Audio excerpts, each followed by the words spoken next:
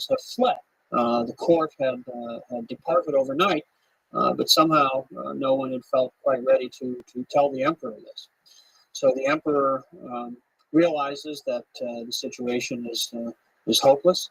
He walks, which was unusual for emperors, out of the palace to the north and goes up a hill, what's called Coal Hill, which is an artificial hill built up out of the dirt that had been dredged from the moat surrounding the palace. He took with him a bit of silk, and when he reached near the top of the hill, he cut his finger, and wrote on this piece of silk the two characters which mean the Son of Heaven, the official sort of title or name for the emperor, the most convenient way to refer to the emperor. He then tied a sash around his neck and hanged himself from a tree on this hillside.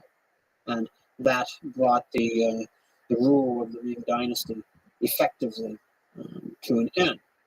Li Zicheng was in control of the city. The officials of the court and some princes of the imperial family were fleeing to the south. They made their way to Nanjing, which of course was the secondary capital of the dynasty.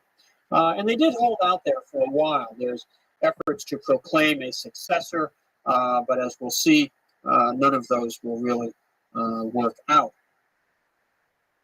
In Beijing, Li Zicheng proclaims a new dynasty of his own, with himself as the new emperor. And he begins to undertake the process of trying to establish himself in the palace. He puts up notices calling on officials of the former dynasty who are still in the capital to present themselves at his court, promises that they'll be pardoned, they won't be punished if they show up. And a few actually do, and he begins the process of trying to put a new governmental regime together. But this doesn't last long because the Manchus have not gone away, and nor have all the loyalists of the Ming Dynasty itself. Over at the eastern end of the Great Wall, at a place called Shanhaiguan, which means the pass between the mountains and the sea, the place where the wall comes down out of the mountains and runs right down to the coast. There's a great fortress, and it is at that fortress that the Manchus had been stopped in their efforts to come into China previously. Well, the commander of that fortress is a man named Wu Sangui. And Wu Sangui was a general in the Ming army and was a very good general. That's why he had been given responsibility for such an important position, and he had exercised that command quite effectively, keeping the Manchus on the outside of the wall and his Chinese forces on the inside. However, when Li Zicheng captures Beijing, Wu Sangui finds himself in a difficult situation. He, of course, is still a Chinese general and is charged with protecting the empire from the barbarians, the Manchus, the outsiders. But now his dynasty is in trouble. His emperor is dead. And perhaps more direct concern to him, his mistress is in Beijing, and he is worried that she may perhaps be recruited into the harem of the new emperor, Li Zicheng, if he succeeds in establishing himself in power. And so Wu Sangui makes a very difficult choice. He negotiates with the leaders of the Manchus, and he works out an agreement with them, under the terms of which he will allow the Manchus to bring their army inside the Great Wall, in through the pass at Shanhaiguan. The Manchus and Wu Sangui's forces will then go to Beijing and overthrow Li Zicheng, drive the rebels out of the capital, and restore the Ming Dynasty. Well, the Manchus agree to this. Wu Sangui opens the gates, and together they go west to Beijing, where they do indeed drive Li Zicheng out of the capital and destroy his nascent effort at establishing a new dynasty. Having done this, however, and not surprisingly, I think, The Manchus announce that they are not, in fact, going to restore the Ming Dynasty and then withdraw and return outside the Great Wall, but that they are putting their Qing Dynasty in place in Beijing and seizing the capital for themselves. Wu Songui, having achieved perhaps his real objective, which was getting Li Zicheng out of the capital and making sure that his particular interests were secure, and of course being something of a realist, accepts the reality of the Manchu conquest, and in fact becomes a general in the Manchu military. Now, having seized the capital was a very important step, of course, but there was a lot more to the Ming Dynasty, a lot more to the empire than the capital itself. The Manchus then had to set about establishing their rule over the rest of the empire, and this was not an easy or simple process. Most of the military campaigning that was involved in the conquest of China takes place over the next 2 years, between 1644 and 1646. And as in previous conquests, particularly if we look back at the example of the Mongol conquest in the 13th century, the greatest resistance to the Manchus came from the Jiangnan area, the area near the mouth of the Yangtze River, where the Yangtze comes out to the sea, which was the wealthiest area, the area where the greatest concentration of literati could be found, where the developed commercial economy, in conjunction with this very ancient traditions of Chinese culture and elite life, meant that perhaps a sense of I suppose we could say patriotism, or at least a cultural resistance to barbarian invasion, was greatest. And so it was in the Jiangnan area that we see the most dramatic efforts to fight off the Manchu conquest. This has come to be symbolized perhaps most powerfully for the Chinese by the story of Yangzhou. Yangzhou is a city actually on the northern side of the Yangtze River along the Grand Canal, a great commercial city, a city famous for its painters, for its poets, for its luxurious lifestyle. The Manchus arrived to besiege the city in 1645. It put up a fierce resistance, much more than the Manchus had expected. And when finally the city was surrendered, the Manchus took a very savage vengeance upon it. For 10 days, there was basically the looting and killing of anyone that was found, any Chinese that were found in the city. And the massacre of Yangzhou became a symbol, on the one hand, a symbol for the Manchus, a message that they were sending to the Chinese, saying that if you resist, if you hold out too long and miss the opportunities to surrender, which we will extend to you, this is the fate which you can expect to suffer. On the other hand, it becomes a symbol to the Chinese of the barbarism of the conquerors and of the heroism of the Chinese who had resisted and had chosen death rather than surrender. So this becomes a motif which returns in later Chinese history, particularly at the end of the Qing dynasty. The legacy of Yangzhou is often invoked at the end of the dynasty as an appeal to Chinese patriotism and nationalism in the early 20th century. Well, the Ming court, which had fled from Beijing, even though the emperor had not managed to escape with it, settles in Nanjing. The Manchus arrive and besiege Nanjing. The court eventually flees from there. A series of princes are named as emperors. None of them remains as emperor very long. They're captured or killed one after another. By the end of the 1640s, most effective resistance to the Manchus has been brought to an end.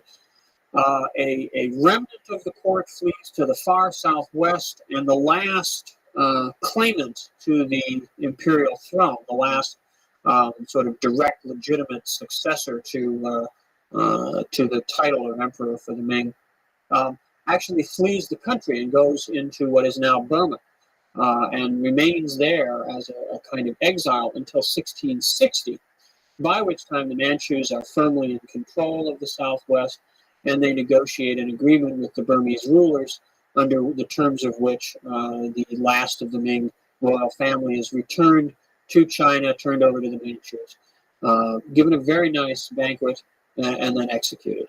And that brings the dynasty to pretty much an absolute end. Although there are still some loyalist elements who hold out, particularly on the island of Taiwan. Taiwan at this time is in a very sort of peculiar circumstance because it is part of China. It's technically part of Fujian province on the southeast coast, but it has become a focal point for activity by Westerners. In particular, the Portuguese and the Dutch have a presence on Taiwan, and they, in addition to these foreigners, there are what are called pirate groups, sea raiders that are based on Taiwan. Ming loyalists cross the straits and go to Taiwan and hold out there as well, without ever making much of a serious attempt to return to the mainland. But nonetheless, their presence is an irritant to the Manchus. It's not until 1683, though, that the last remnants of Ming loyalism over on Taiwan are finally suppressed. So it takes almost 40 years from the beginning of the conquest in 1644, with the Manchus' entry through Shanghai Guan, until the very last vestiges of Ming loyalist resistance are put to rest. But by the 1680s, the new dynasty is on a very firm footing. A new emperor is on the throne, and the Qing is about to settle into a prolonged period of peace and prosperity, not unlike the long age of the Middle Ming, after the turmoil of the founding and the usurpation of Zhu Di. The Ming dynasty, as we've seen, settled into a fairly long period of stability, prosperity, and growth. And we see perhaps an even greater example of this in the story of the Qing dynasty from the late 17th through the 18th century. And we'll take that story up in the next lecture.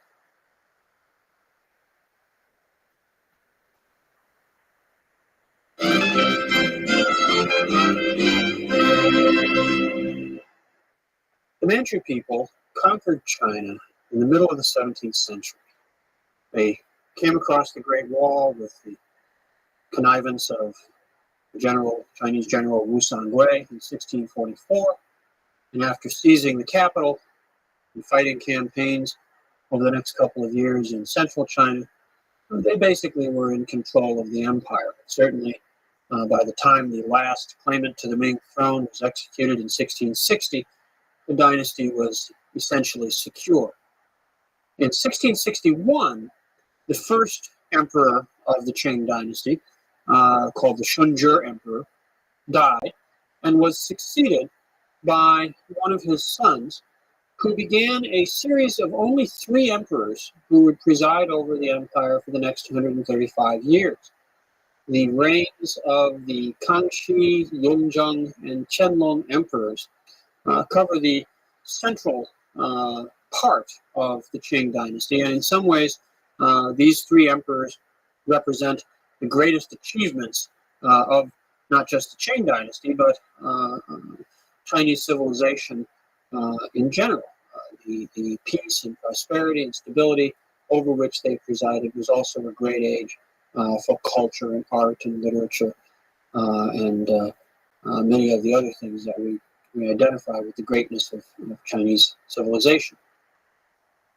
The Kangxi Emperor, when he comes to the throne, 1662 is the first year of his reign, comes to the throne as a boy. He was only about 8 years old when he succeeded, But he was chosen for some very particular reasons. He was not the oldest son of the Shunja emperor, but he had already survived the disease of smallpox, and this was taken as a sign of his hardiness, of his fitness, and so he was chosen and accordingly made emperor. And at first was guided in his rule by a council of regents, members of the Manchu imperial family, headed by his uncle, a man named Oboy. And what's called the Oboy Regency is the first 5 or 6 years of Kangshi's reign. At the end of that time, in 1667, when he was still just a mid-teen, he decided to take power into his own hands and contrived to have his uncle Oboy set aside and had the regency disbanded, and from that point on, rules in his own right.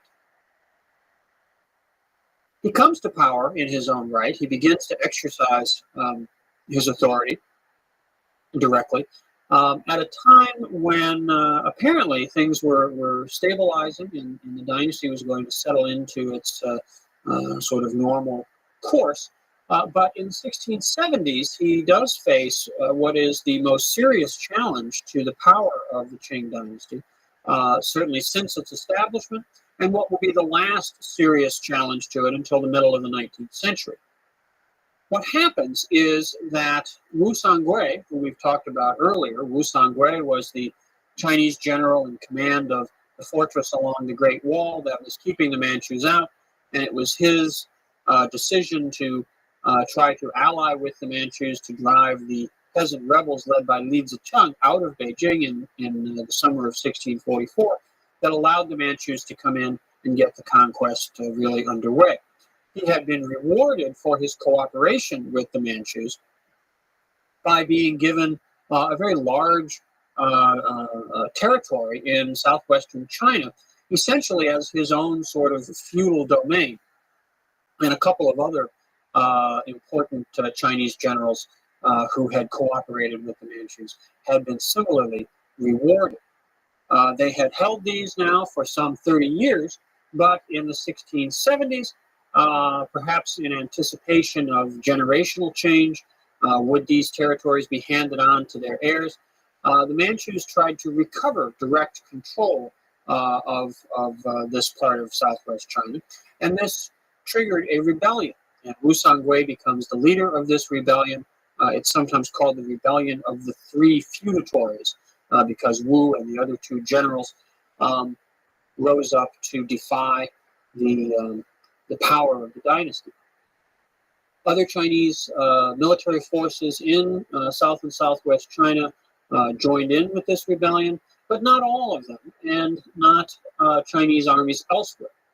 It took the Qing dynasty some 8 years to put down the rebellion of the Three Feudatories. It isn't finally completely suppressed until the early 1680s. But the success that the dynasty had in controlling it, containing it, and eventually putting it down was based on the loyalty which the vast majority of the Chinese army displayed towards the new dynasty. This was a very significant development because it showed that the Manchus, the Qing state, was not perceived as an alien body. It wasn't seen as something which needed to be resisted and done away with. Despite the fierceness with which the conquest had been resisted at the time, by the 1670s, the Manchus had managed to establish sufficient legitimacy, a sufficient sense of loyalty amongst the Chinese, that when Wu Songui led this great rebellion, the vast majority of the Chinese military remained loyal to the dynasty. The Manchus had achieved this largely because after the initial conquest, they had established conditions of peace within the empire and had allowed, for the most part, the Chinese to return to their normal livelihoods. They had not sought to transform China. They had not sought to excessively punish China. Certainly, they had imposed taxation and had imposed particularly heavy taxation on the Jiangnan area. And they had also, of course, established the requirement that Chinese men adopt the Manchu hairstyle, what's called the queue. The queue is a long braid worn down the back with the front half of the head shaved. This was the traditional Manchu hairstyle, and now Chinese men were required to adopt it on the penalty that if you didn't wear this particular hairstyle, you could be executed. So it was a very severe measure, but once a generation or so had passed, it was so widely accepted that it became part of almost of a sense of Chinese identity. And the community of interest between the Chinese population, the Chinese armies, and the Manchu dynasty, the Qing dynasty, was such that the loyalty of the troops remained in place, and the rebellion of the three feudatories was indeed suppressed. Once this challenge to the power of the Qing had been overcome, Kangxi was free to turn his attention to other concerns, and perhaps most important on his list was trying to win control over all of the Mongol tribes. Now, the Mongol peoples were scattered over a wide geographic area. Some Mongol groups, the Eastern Mongols, were quite close geographically to the homeland of the Manchus, and they had been closely allied with the Manchus and participated in the conquest of China, participated in the government of China. Manchus and Mongols had almost a partnership in rule over the Chinese. The Manchus were clearly the dominant group, but the Mongols played a very significant role as well. And these were primarily the Eastern Mongols. Western Mongol groups of Mongol tribes located further away from the Manchu homeland, had not joined in, had not come to share the same interests as the Manchus, and indeed some had moved quite far away to remove themselves, to be away from the turmoil in China and the ambitions of the Manchus. Some had gone as far as southern Russia. Kangxi begins to pursue a number of efforts to try to win these Mongol tribes back, to try to incorporate them into the Qing Empire. And the Qing Empire becomes, in a sense, a kind of multi-ethnic state. You have the Manchus as a conquering elite. You have, of course, the vast body of the Chinese people. But you also have other non-Chinese groups that are incorporated within the empire. The Mongols, most significantly, Tibetans as well, as we'll see, and this effort to bring Central Asian peoples, not just the Western Mongols, but Turkic peoples as well, into the fold was pursued by Kangxi and by his successors. He does not resolve this. Kangxi is not successful ultimately in either militarily defeating the Western Mongols or in diplomatically luring them back into participation in the Qing political order. But he does start this process in motion, and it will be carried on by his successors as well. He also is able to project Qing power into new geographic areas, not necessarily as far as will ultimately be the case, but he begins to create direct Qing administration in the far west, in what is today still called Xinjiang, which is a Chinese term that means new frontier. And the far west of China becomes the new frontier of the Qing Empire, beginning under the reign of Kangxi. These external concerns, these sort of frontier or borderland concerns, are one aspect of Kangxi's rule. Another is his efforts to stabilize the fiscal basis for the dynasty. He undertakes in 1712 a great survey of the empire. And now we know that this process of surveying the empire, of trying to ascertain who owns land and what kind of land it is and what the taxes should be, this is a very important function of the imperial state. It is often done in conjunction with the founding of a dynasty. It sometimes is done later in the course of a dynasty to try to reform the fiscal system. We saw Zhang Zhuzheng's attempt to do this back in the 1570s. Now in 1712, the Kangxi Emperor carries out this kind of a survey and fixes tax rates based upon it. But he adds kind of a new wrinkle, which is that he proclaims that the taxes based upon this survey of 1712 will remain in effect in perpetuity. They will always remain as they have been fixed under the survey of 1712. And this comes to be known as the Tax Edict of 1712. And it lays the foundation for some serious problems in the financing of the dynasty in later time. Well, in 1722, the Kangxi Emperor died after being on the throne for 60 years, and he is succeeded by one of his sons, who becomes the Yongzheng Emperor. Now, when Yongzheng comes to the throne, the circumstances of his succession are a little unusual. Indeed, some Chinese historians, some Chinese at the time, questioned the legitimacy of his succession. He was the 13th son of the Kangxi Emperor, so he was far from at the head of the queue, head of the line, to become emperor. And yet, he is named in an edict, which was purportedly written by the Kangxi Emperor on his deathbed. This edict, however, was believed by some, if not most Chinese, to have been forged.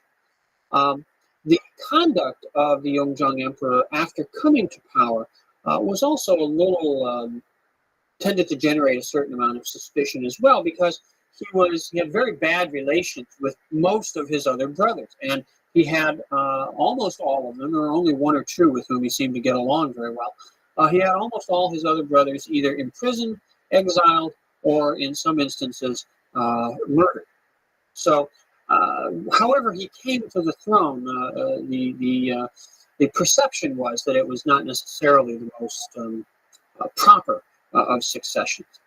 Nonetheless, the Yongzheng Emperor turns out to be a pretty good emperor. He doesn't have a long reign. He devotes himself during the years that he is on the throne to trying to improve the administration of the empire, to make it more efficient and more effective, and in some ways more compassionate, more benevolent. His biggest challenge, not surprisingly, has to do with the financial system. Already in the 1720s, the effects of the 1712 tax edict are beginning to be felt. The flow of income to the imperial treasury was not what Yongzheng thought it should be. There were problems in the collection of taxes out in local communities. There were problems in the transmission of taxes to the capital.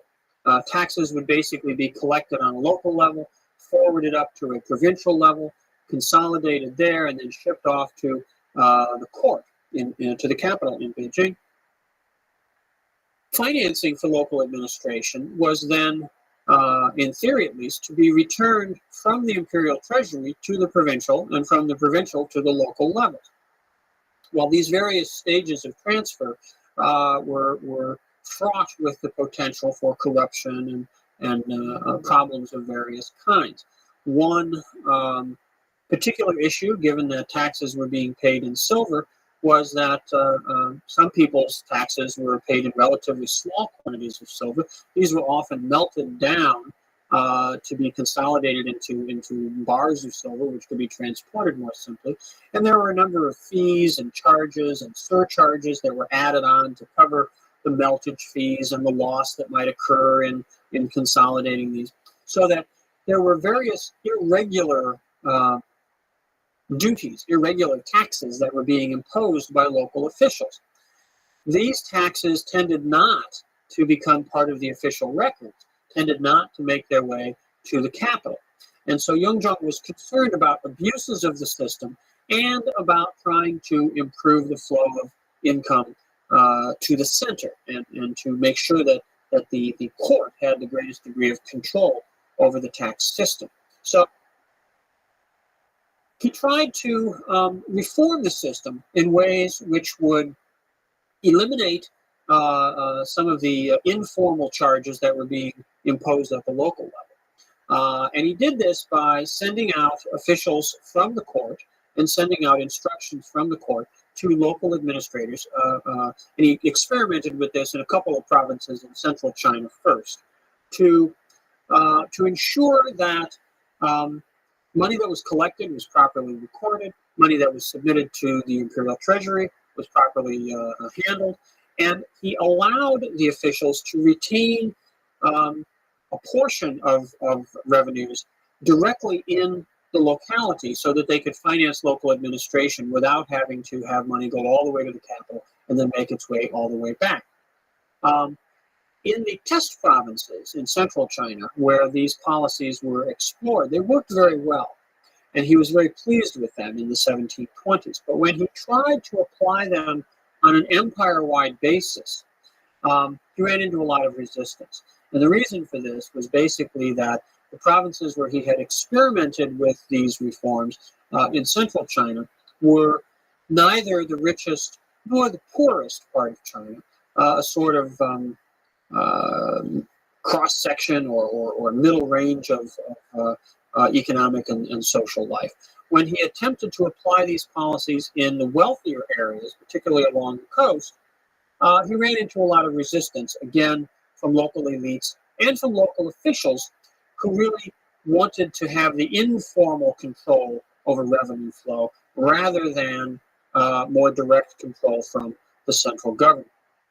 And this is reminiscent of themes that we've seen earlier on, the resistance to Zhang Zhuzheng's reforms, the resistance to Wang Anshi's reforms back in the northern Song dynasty. It's a sort of classic pattern of conflict of interest within Chinese fiscal administration and within Chinese political culture in general.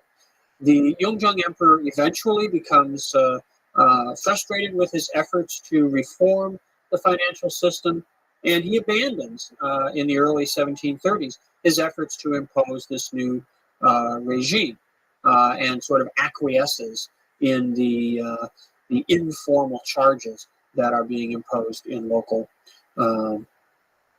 contexts. So it's a frustrating story for him. He's obviously a very well-intentioned emperor, and he sets out to make these reforms, and he has some initial success, but is ultimately thwarted by the power of the local elites, the power of the literati in their capacity as both local officials and private economic interests. Other aspects of administration were more effectively reformed under the Yongzheng emperor, and in particular, he begins a process which comes to fuller development under his successor in the form of what comes to be called the Grand Council.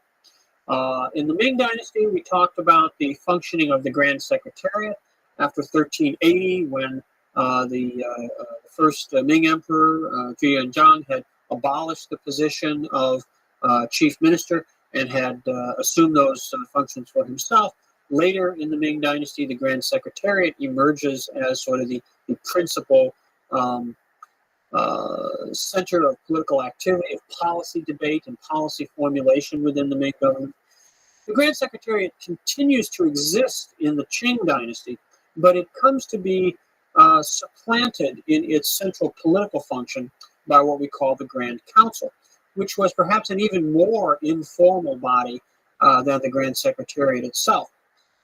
As it begins under Yongzheng and as it develops under his successor, excuse me, the Grand Council is almost entirely a deliberative and consultative body. It doesn't have so much of the administrative paperwork functions that the Grand Secretariat did. Those indeed remain lodged in the Grand Secretariat.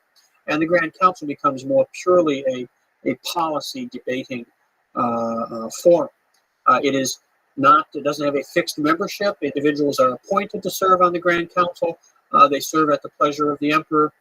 Its size varies, sometimes as few as 3, sometimes as many as 8 or 9 members.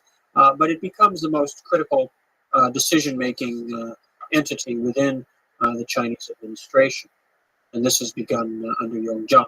Yongzheng also was very concerned about the well-being of his subjects. He undertook some reforms to regularize or normalize the status of certain social groups who were considered to be sort of outcast or pariah groups. He made a number of these kinds of efforts to moderate the conditions of difficulty under which certain elements in Chinese society live. Now, Yongjang, as I say, was not on the throne for a real long time. He reigns for 13 years. When he dies in 1735, he is succeeded by one of his sons, who becomes the Qianlong Emperor. Qianlong reigns from 1735 until 1795. He actually lives until 1799. He abdicates in 1795 in order that he will not serve on the throne longer than his grandfather, Kangxi, had. Kangxi reigned for 60 years. Qianlong reigns for 60 years. The reign of Qianlong is viewed by many historians, Chinese and Western, as sort of the high tide of the Qing dynasty. These 60 years were a period where the achievements of the early Qing, many of them come to fuller fruit, and Qianlong completes a number of the tasks, a number of the projects that his predecessors had gotten underway. He managed the government. He oversaw the economy in very pragmatic ways. He was a very hands-on administrator. He paid close attention to the details of many aspects of what was going on in the empire. He oversaw military affairs. He was very concerned with the tax system. He was eager to appoint and give power to competent officials, but he always made sure that he knew what they were doing, not necessarily to micromanage them, but simply to keep himself as well informed as possible about the workings of government administration. Under the Qianlong Emperor, population continued to grow in China, reaching perhaps 400 million by the end of the 18th century. And China attained perhaps its greatest prosperity, certainly prior to the present day. It was a country, it was probably the richest country in the world, a country whose products, tea, silk, lacquerware, ceramics, other kinds of manufactured goods flowed all around the planet in a global market, which China came increasingly to form a very powerful component of. Some 25% of global economic production originated in China, and many of the goods that were produced there traveled or by land or by sea to the far corners of the earth. So the empire over which Qianlong presided was truly one of peace and prosperity, certainly in terms of China itself. Nonetheless, it was not a time when there was peace everywhere, and for Qianlong in particular, there were military campaigns that he was very interested in pursuing.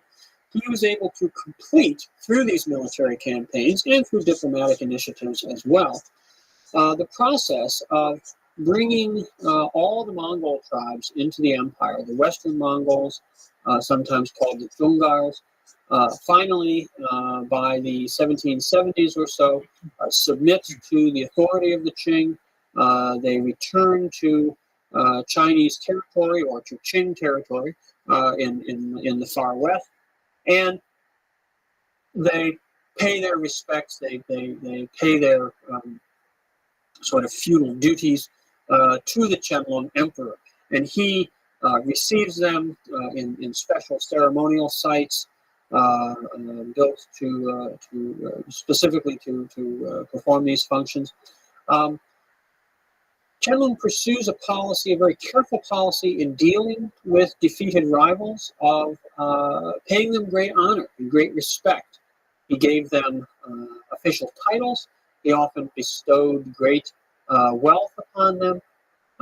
He was interested in expanding his empire. He was interested in establishing his control and domination.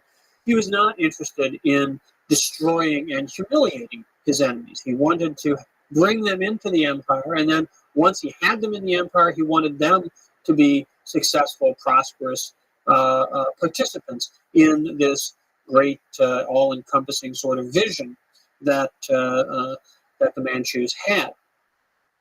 He deepened the relationship between the Qing Empire and Tibet. Tibet had been closely linked to the Mongols, and through that link to the Mongols was incorporated into the Manchu Empire when it was first established in the 17th century. The Manchus had been deeply involved in the internal politics within Tibet, the conflicts between different factions within the religious leadership in Tibet was resolved under pressure from and perhaps with the assistance of the Manchus. And the Qianlong Emperor continues those policies of intervention and maintaining a strong Qing presence in Tibet all through his reign. Under the Qianlong Emperor, the borders of the empire reached their greatest extent. Everything that is today part of China and much more, what is today the Republic of Mongolia, the maritime provinces of Russia, and certain territories in Central Asia that are now not part of China, were part of the empire under Qianlong. He really takes the empire to its greatest extent. By the end of his reign, by the middle of the 1790s, though, new problems, new challenges begin to emerge, many of which are a result of the long period of success that the dynasty has had. The growth of China's population had begun to push up against the ecological limits of Chinese territory.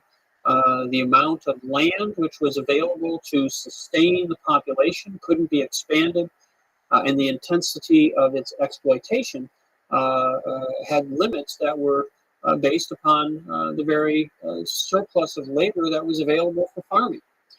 Standards of living tended to stagnate in the latter part of the 18th century. The economy, which had grown so much, seems to have simply plateaued, seems to have reached a point beyond which, given the existing technologies and patterns of land tenure and relations of production, it couldn't continue to grow. At this same time, new pressures began to be placed on China from the outside world. In particular, the rise of a very aggressive and expansive system of state-sponsored capitalism in the West began to lead towards a conflict between the Atlantic-centered world and East Asia. We'll look at the background to that and bring the story up to the threshold of European-Chinese interaction in the next lecture.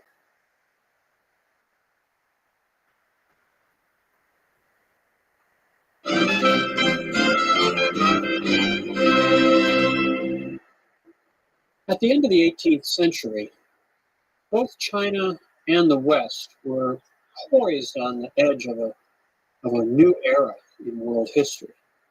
In China, the Qing Empire, which had been around for more than 150 years, had achieved great success, had expanded its territory, its population had grown, its economy had flourished, its culture was vibrant and dynamic, and yet it carried within itself the seeds of very serious problems having to do with the pressures of population on the ability of the land and the economy to sustain it, and having to do with the ability of the governmental machinery to deal with new changing circumstances and challenges that might arise.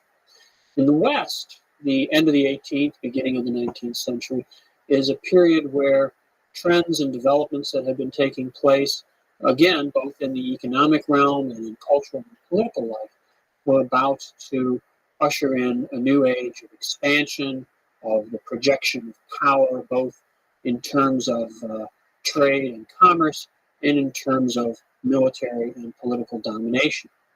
What I want to do in this lecture is to kind of step back from the immediate narrative that we've been following and look over a long view of the relationship between Europe and East Asia, China in particular, and how that developed, how it evolved, and what the particular circumstances are that bring us up to this great threshold at the end of the 18th century.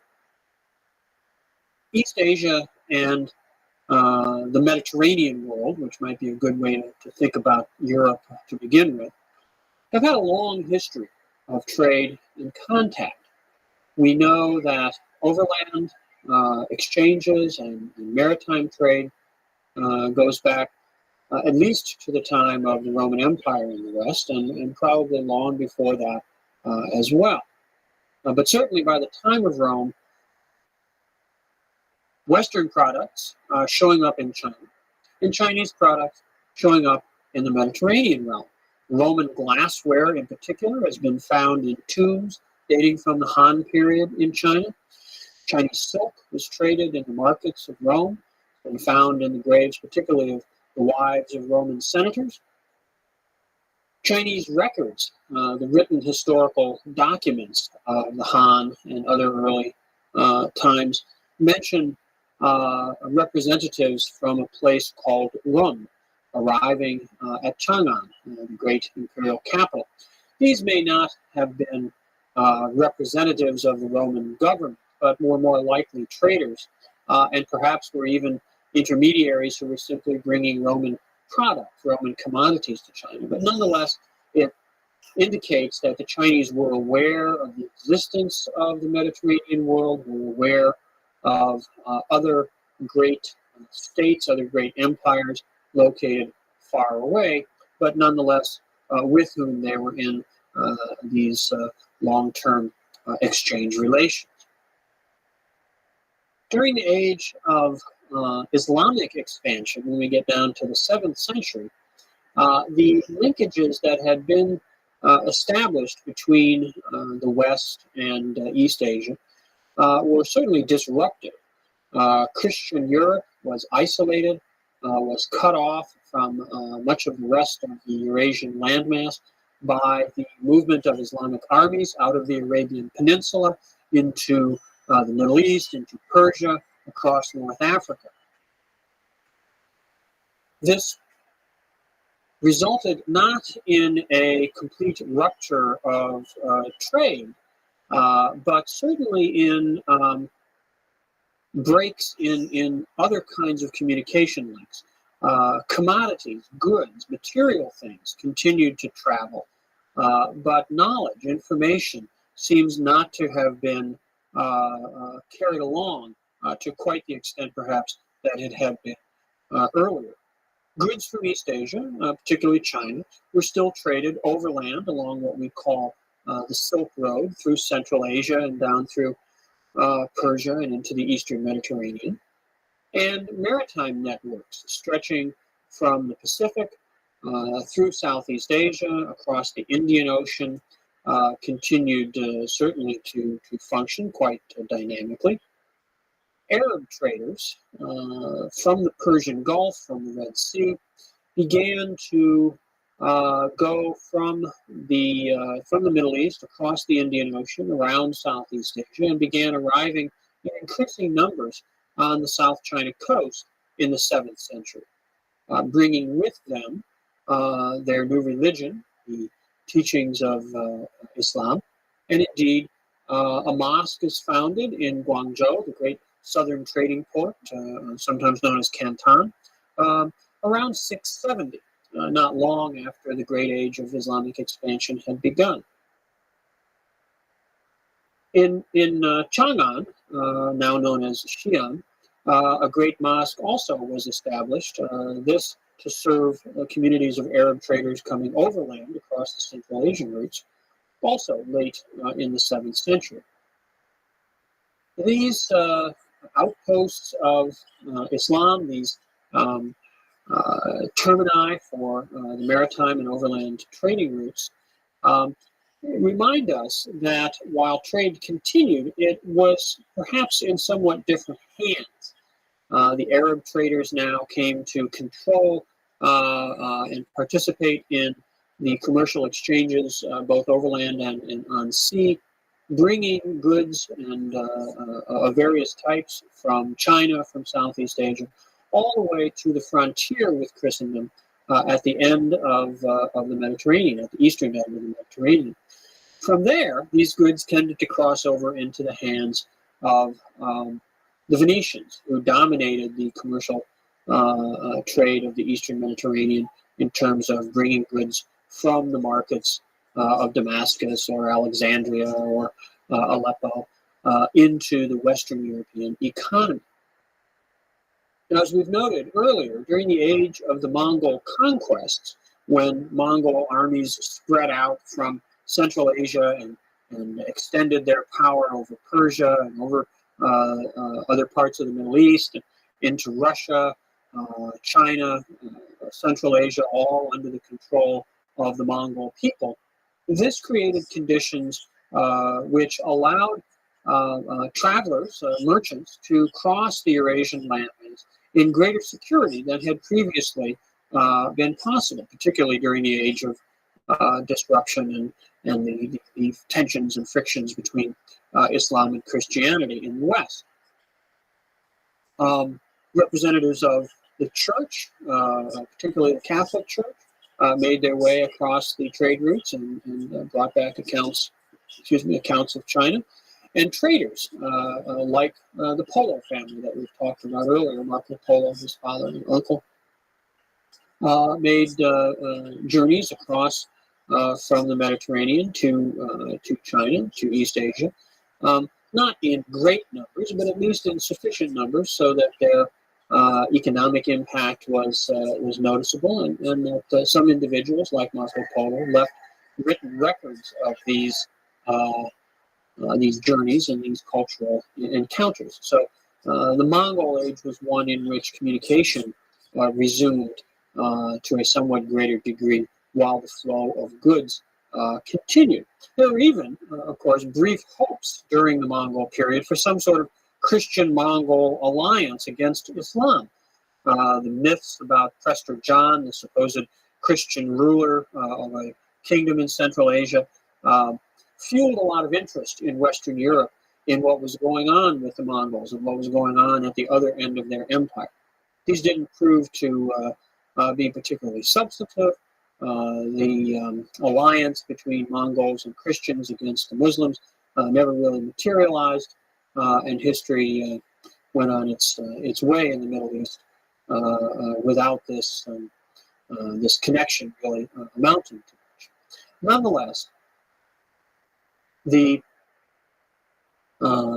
information that began to arrive in the West about China, particularly through narratives such as that of Marco Polo, sparked new interest in the wealth and the power that was out there, far away, as a lure to adventurers and profit seekers around the Mediterranean and in Western Europe.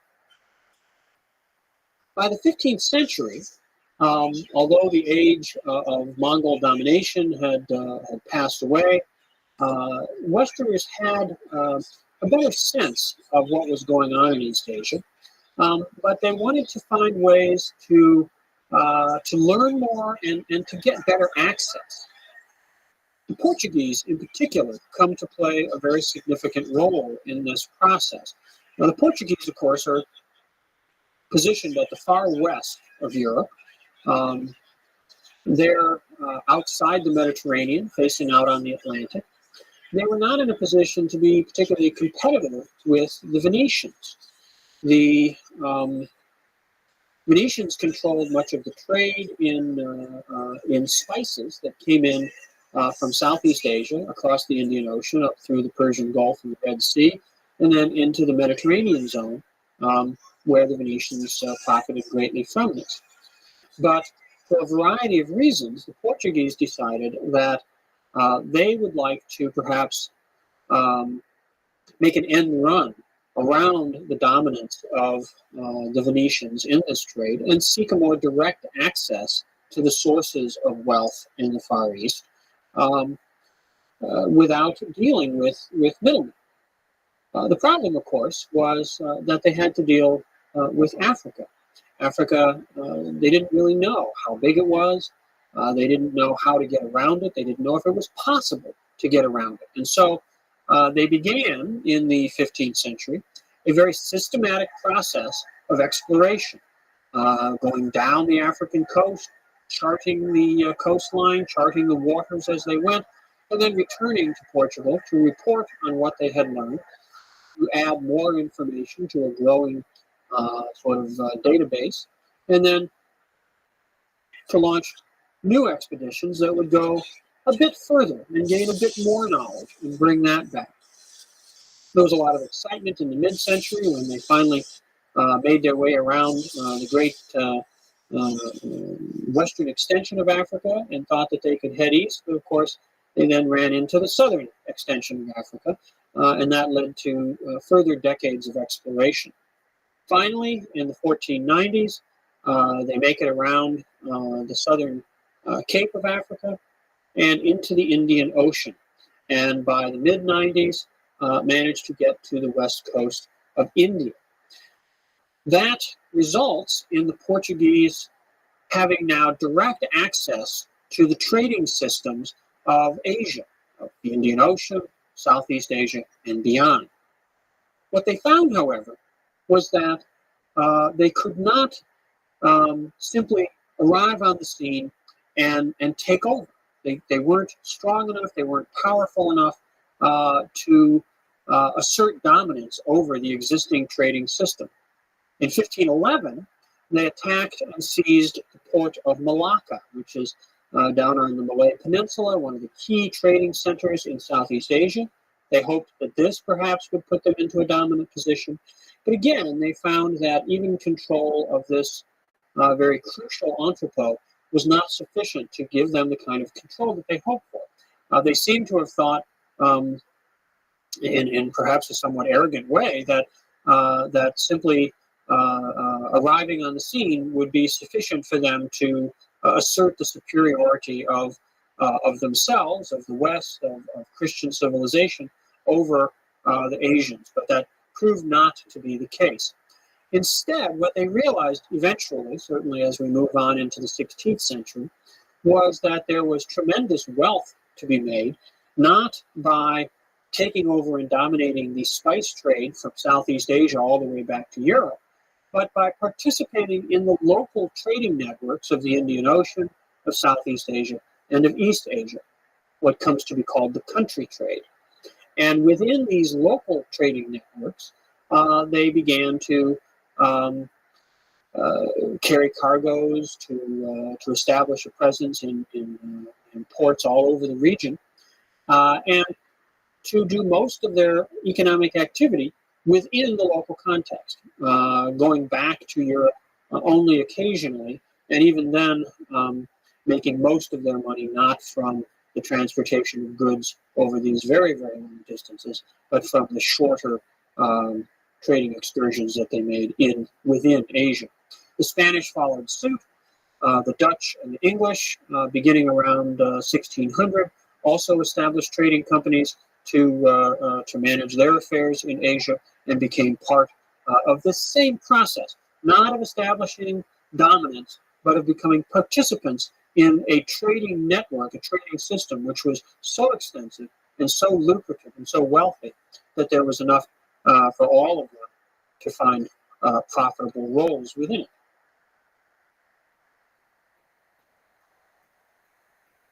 Through the 17th and into the 18th centuries, Europeans established a place for themselves within the existing Asian trading networks. But they remained merely one group out of many participants in this larger system. Rivalries between the European powers further weakened their positions in Asia. The Spanish and Portuguese, the English and the Dutch, the Northern Europeans versus the Southern Europeans, the Protestants versus the Catholics. A variety of divisions and rivalries served to undermine whatever coherence they might have had. There was not a single European presence but rather each of them acted on their own and often in conflict with one another. So that perhaps further prevented them from achieving any kind of true domination. The Dutch eventually came to focus their economic activity on the islands of Southeast Asia, what is today the country of Indonesia, and in Japan. The Dutch were able, indeed, when Japan sought to close itself off, to restrict trade with outsiders, trade with foreigners. The Dutch managed to be the only foreigners, the only Westerners, who were allowed to trade regularly. Twice a year, they could send ships to Nagasaki, but all other Western traders were banned from Japan. The Spanish, of course, established their position in the Philippines, and after 1571, when they took over Manila, that became a very, very lucrative center of trade for them. We've talked already about the role of Manila as the western terminus of what are called the Manila galleons, the great ships that sailed from Acapulco in Mexico across the Pacific, bringing silver from the Spanish mines in Mexico and Latin America, and Chinese traders who came from the Southeast China coast over to Manila absorbed much of the silver and transported it back to China to pay for all the commodities, all the various goods that were sold to the Spanish. The Spanish would then transport these things back across the Pacific to Mexico. Some of them stayed there. Some of them eventually made their way across the Atlantic back to Europe. The Portuguese, who had who had been the first to seek out a presence in Southeast Asia, in Asia, maintained some role there. They had trading positions on the west coast of India, and of course, in the 1530s, established a small enclave at Macau on the south coast of China, which remained in Portuguese hands until 1999. But they devoted much of their attention to Africa and to Brazil, and so did not become as significant a factor in the European presence in East Asia as they might have been. While the Dutch and the Spanish and the Portuguese were interested in their various particular localities, the British, of course, became very much involved in India. All the Western powers continued to see China as the greatest prize of all, but one which it was very difficult for them to gain access to. They saw it as a tremendous potential market, a place where they could sell goods to a vast number of potential consumers, and of course, more realistically, perhaps, they saw it as the source of high quality manufactured goods. These were what were in great demand back in Europe and in other places: the ceramics, the tea, the lacquerware, other kinds of silks and textiles that were higher in quality and better in price than what was available in Europe. At the end of the 18th century, we get back to our threshold. We've talked about the situation in China and some of the problems that were beginning to emerge there towards the end of the reign of the Qianlong Emperor. But in Europe at this time, in the West at this time, things were also moving through a period of great change. And really two principal areas that I want to look at with regard to this. The first should be familiar to most of us already, is the Industrial Revolution. The Industrial Revolution, which takes place certainly first and foremost in Britain, creates new conditions for the production of goods. The conditions that led to the Industrial Revolution, the technological circumstances, the economic factors, the nature of of commodity production, the kind of market economy that the Industrial Revolution grows out of. Many of these factors were also present in China, certainly in the Jiangnan area, the very wealthiest and most commercialized part of China. To a certain extent, also in parts of India, particularly in the Bengal region of India, where rather similar economic developments have been taking place. Nonetheless, it is in England that we see the Industrial Revolution actually taking place. There's a lot of debate about this, a lot of discussion about how this came to pass. Certainly, part of it was the proximity that British early industrial manufacturers had to sources of energy, in particular coal, the existence of easily accessible coal reserves in close geographic proximity to centers of industrial activity meant that factories could grow and function more economically than in places where coal supplies and textile production, for example, were separated by long distances, which was certainly the case in China. The English also were very good at appropriating technologies, at seeing how an existing technology functioning on the basis of human labor power could be adapted to the use of steam power, of energy produced using coal. And in particular, they were able to adapt the textile weaving technology that they found in Bengal as they began to establish a greater presence in India. And by combining some of these large-scale loom technologies from India with steam power produced in England, we're able to dramatically transform textile production and launch really the sort of cutting-edge industry of the Industrial Revolution. Well, the material aspect of the Industrial Revolution is one dimension. The expansion of the capacity to produce goods, the reduction in the costs of production that mechanization and large-scale manufacture yielded. Changes in the technology, not just of producing goods, but of distributing them. Changes in transportation technology, the building of railroads in the 19th century, different kinds of power, technological innovations in shipbuilding and in the powering of ships, leading to faster transport in maritime communication, other kinds of technological innovations associated with the Industrial Revolution, some of which didn't really get put in place until later on in the 19th century.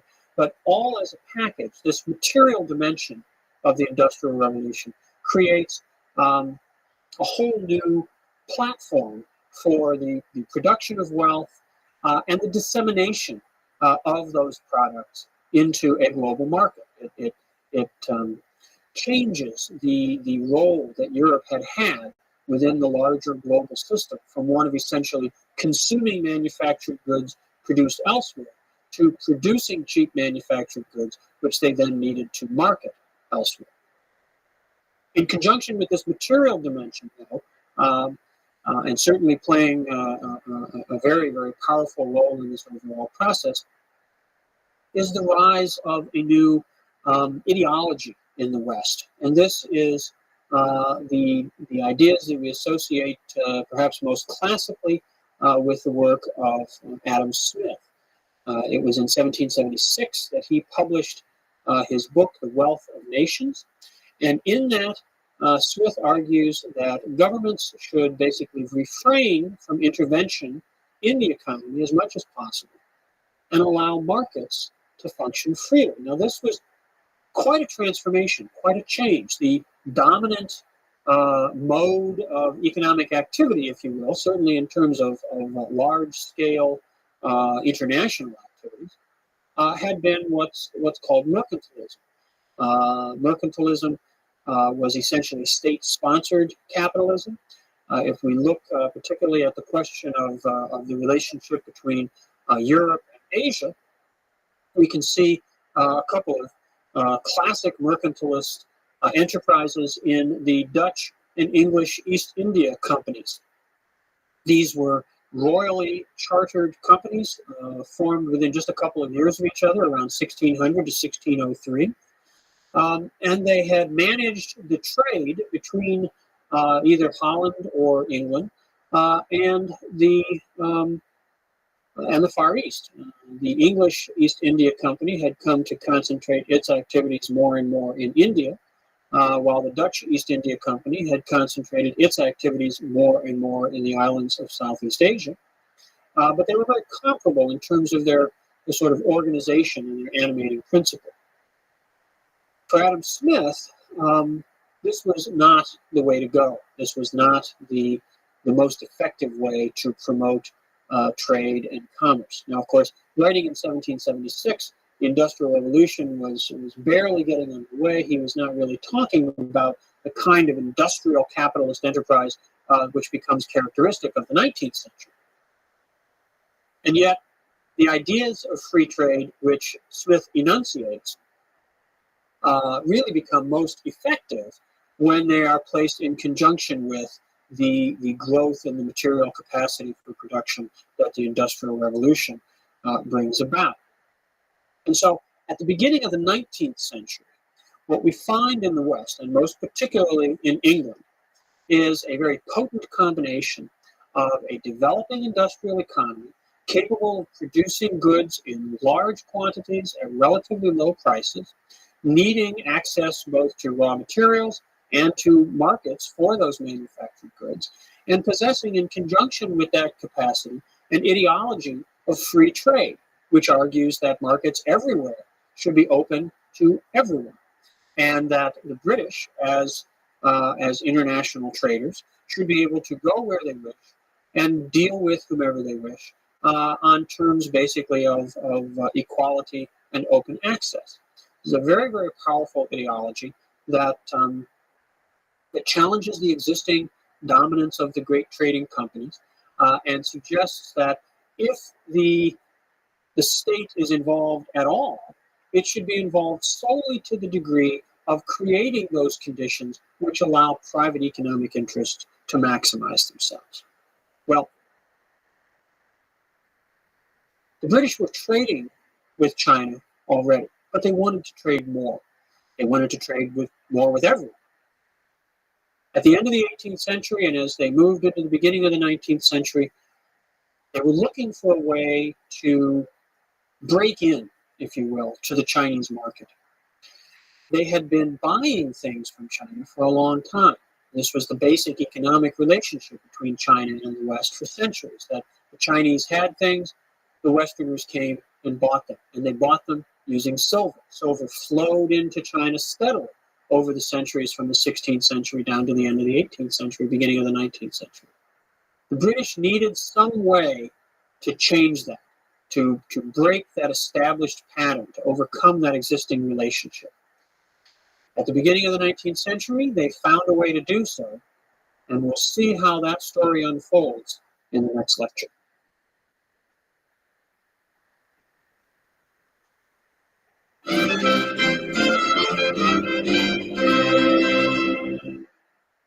We come now really to the great turning point in modern Chinese history and in some ways in world history that the beginning of the 19th century represents.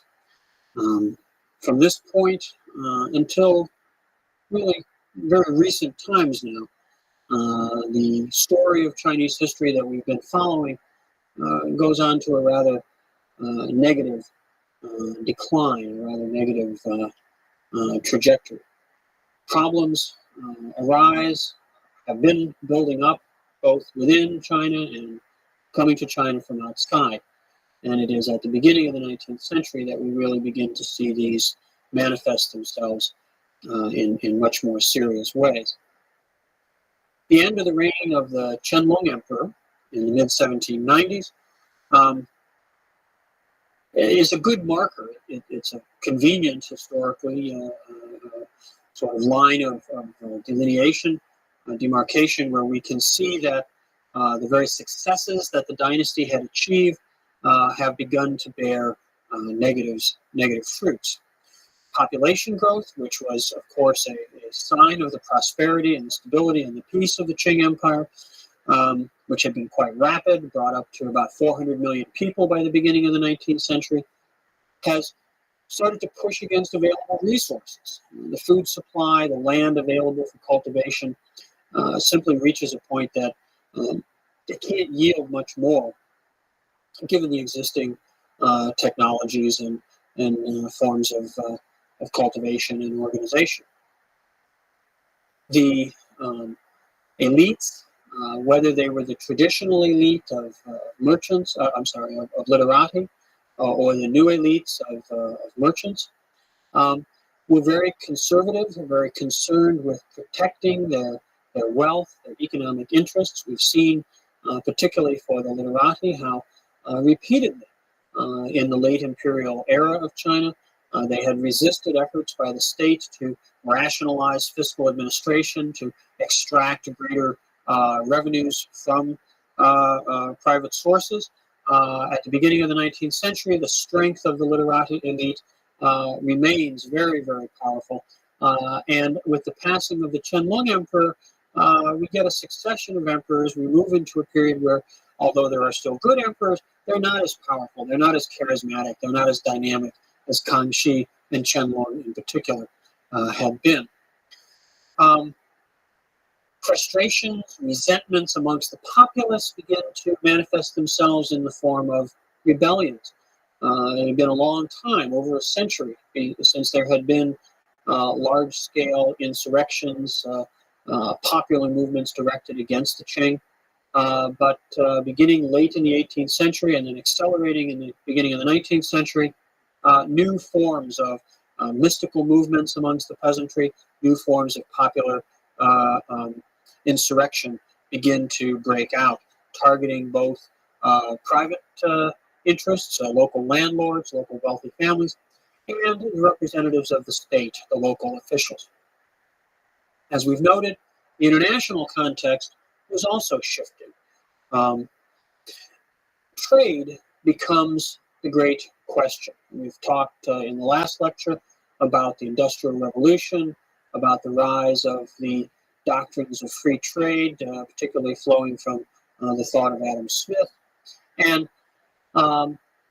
both the increased economic capacity of the West and the changing ideology of free trade begins to come into conflict with the established relationship between China and the West, and particularly China and England, at this turning point of the 18th to 19th century. From about the middle of the 18th century, China had regulated its trade with the Western countries through what's called the Canton system, the Canton trade, or sometimes called the Cohong system. Under this system, trade only could take place in one location, in one port, which was Canton, or Guangzhou in China, in the far south, as far away from the imperial capital as could reasonably be done. And that trade had to be conducted through middlemen, through agents, Chinese agents who were licensed by the state and who served as brokers between Western businessmen and Chinese businessmen. And these individuals were known as Hong merchants. Now, this trade did function. It was quite a lively trade. But it was essentially a trade in which, as had been the pattern for centuries before this, the Western merchants brought silver to China, and with that silver, they then bought Chinese commodities, tea, silk, ceramics, lacquerware, other kinds of manufactured goods, which were in great demand in the West.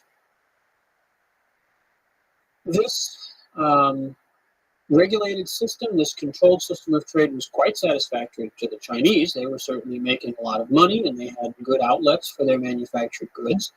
It was in some ways satisfactory to the Western merchants because they were certainly acquiring goods which could be sold profitably in the West.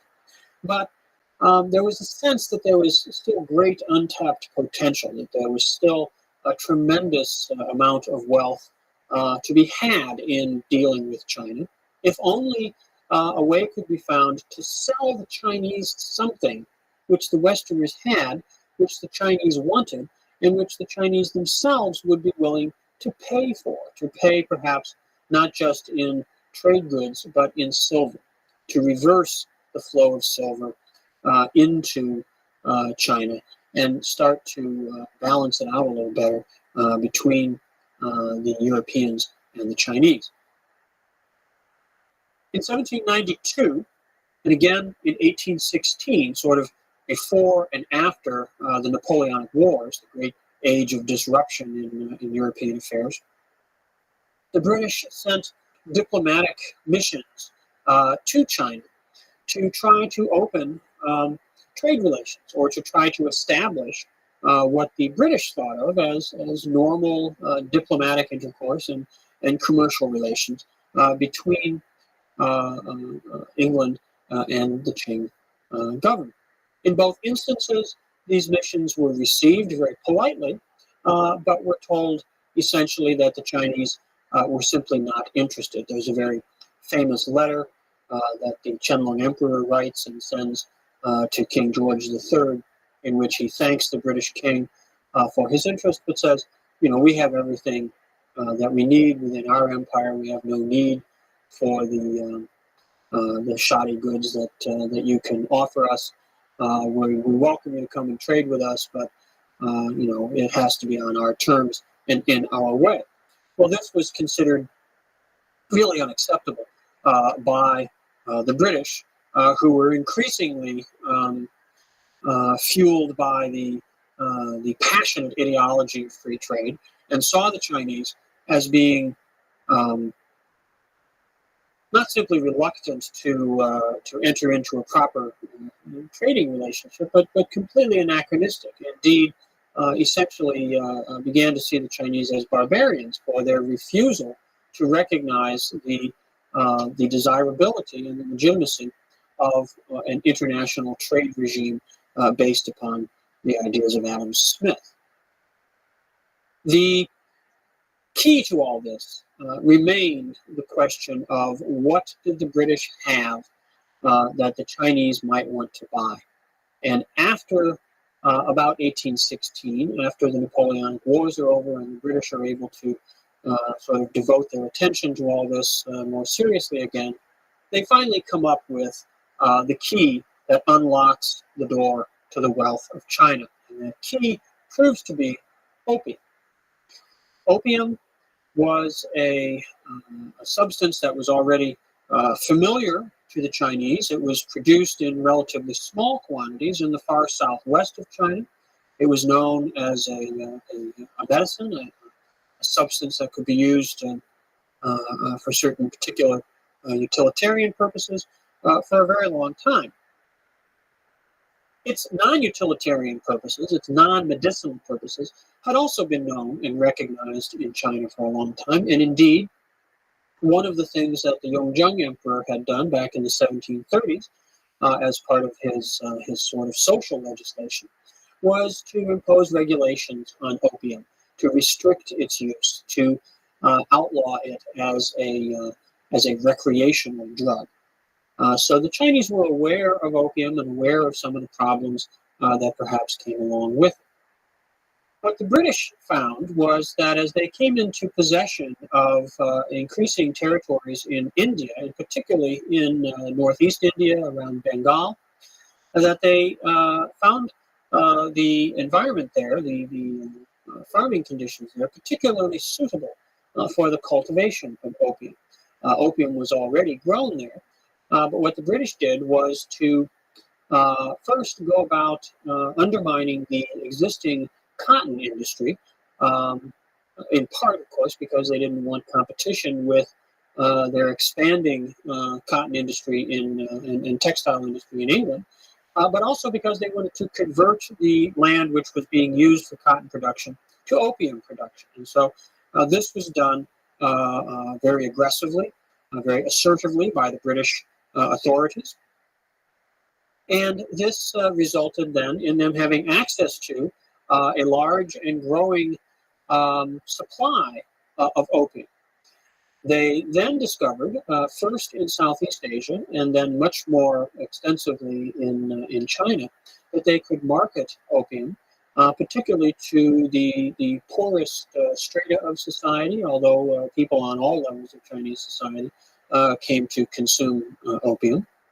And they discovered that indeed in South China there was a tremendous amount of potential demand for this commodity. And they began to ship opium in ever increasing volume from Bengal, from eastern India, around through Southeast Asia and up to the port at Canton, where it was offloaded and entered into the domestic economy of China. Between 1816 to 1830, the volume of opium shipped from India to China increased significantly every year. Well, the impact of this trade in China was dramatic.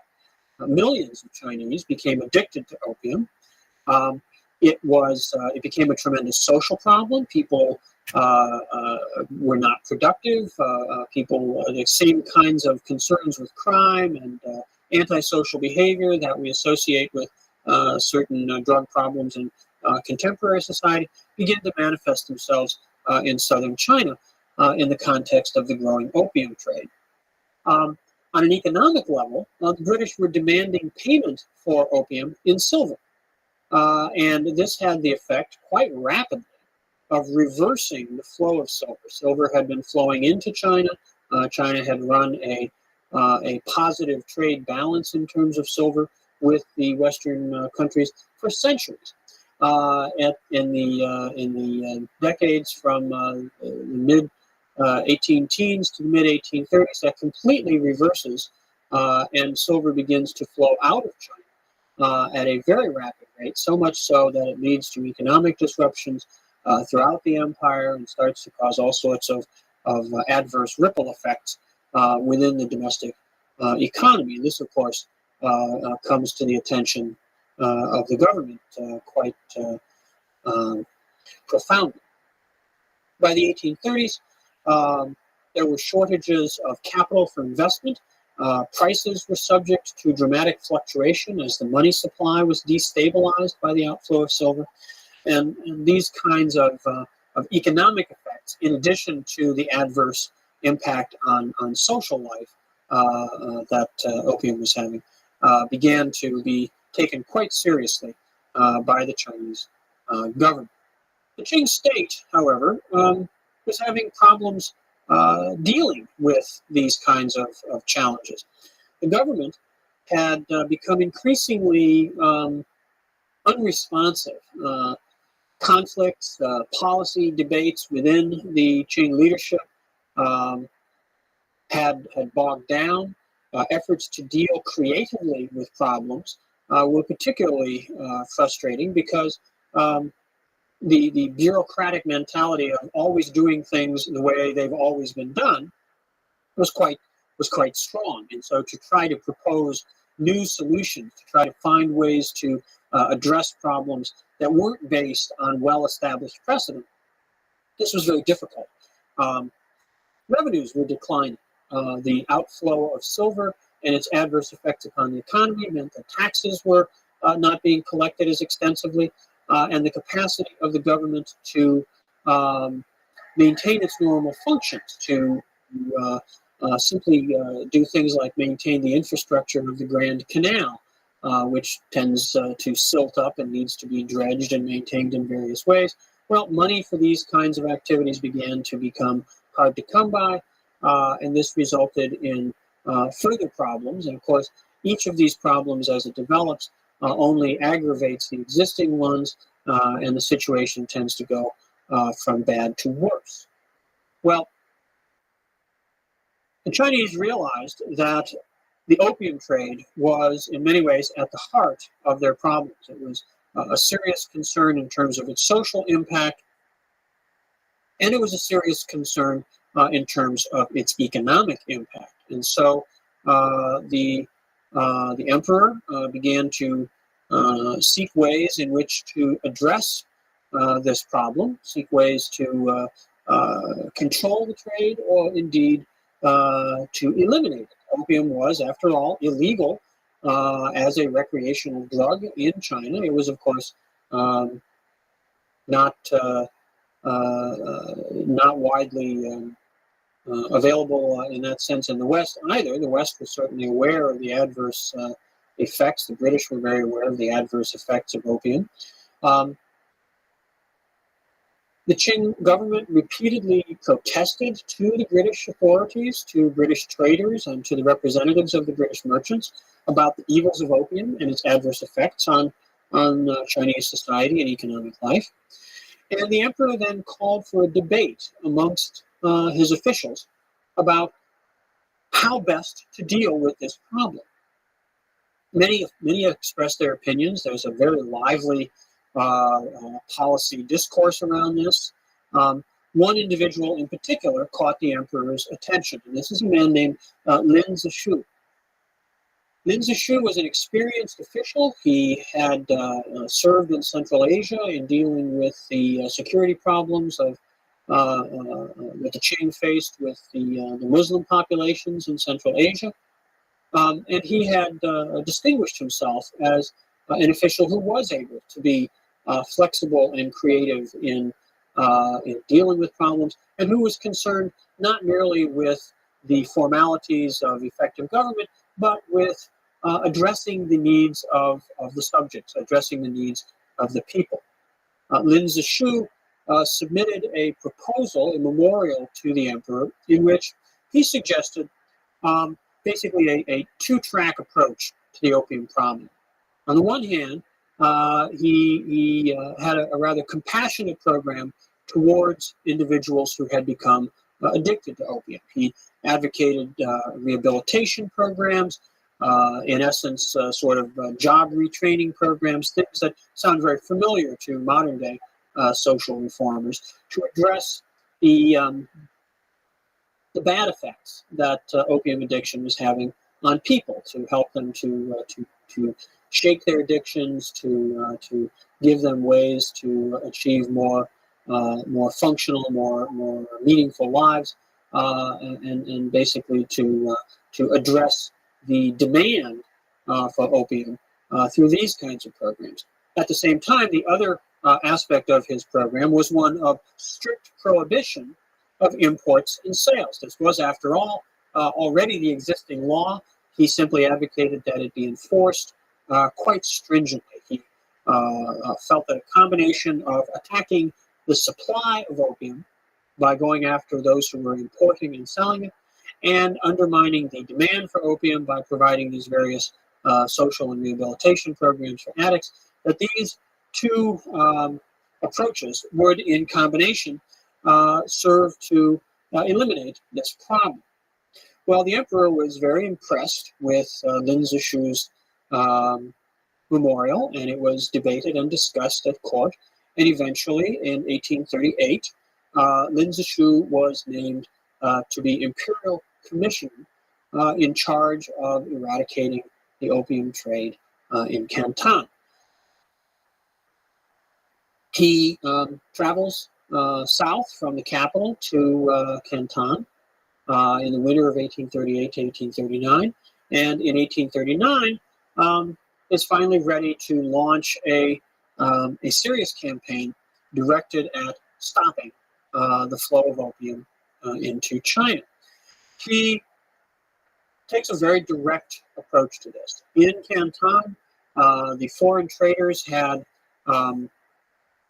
warehouses, what they called factories, or sometimes they were called go-downs, places where their goods were brought ashore and stored before they were shipped off into to various destinations in the interior. Well, Lin Zexu, in the spring of 1839, ordered that opium, which was held in these warehouses, be confiscated.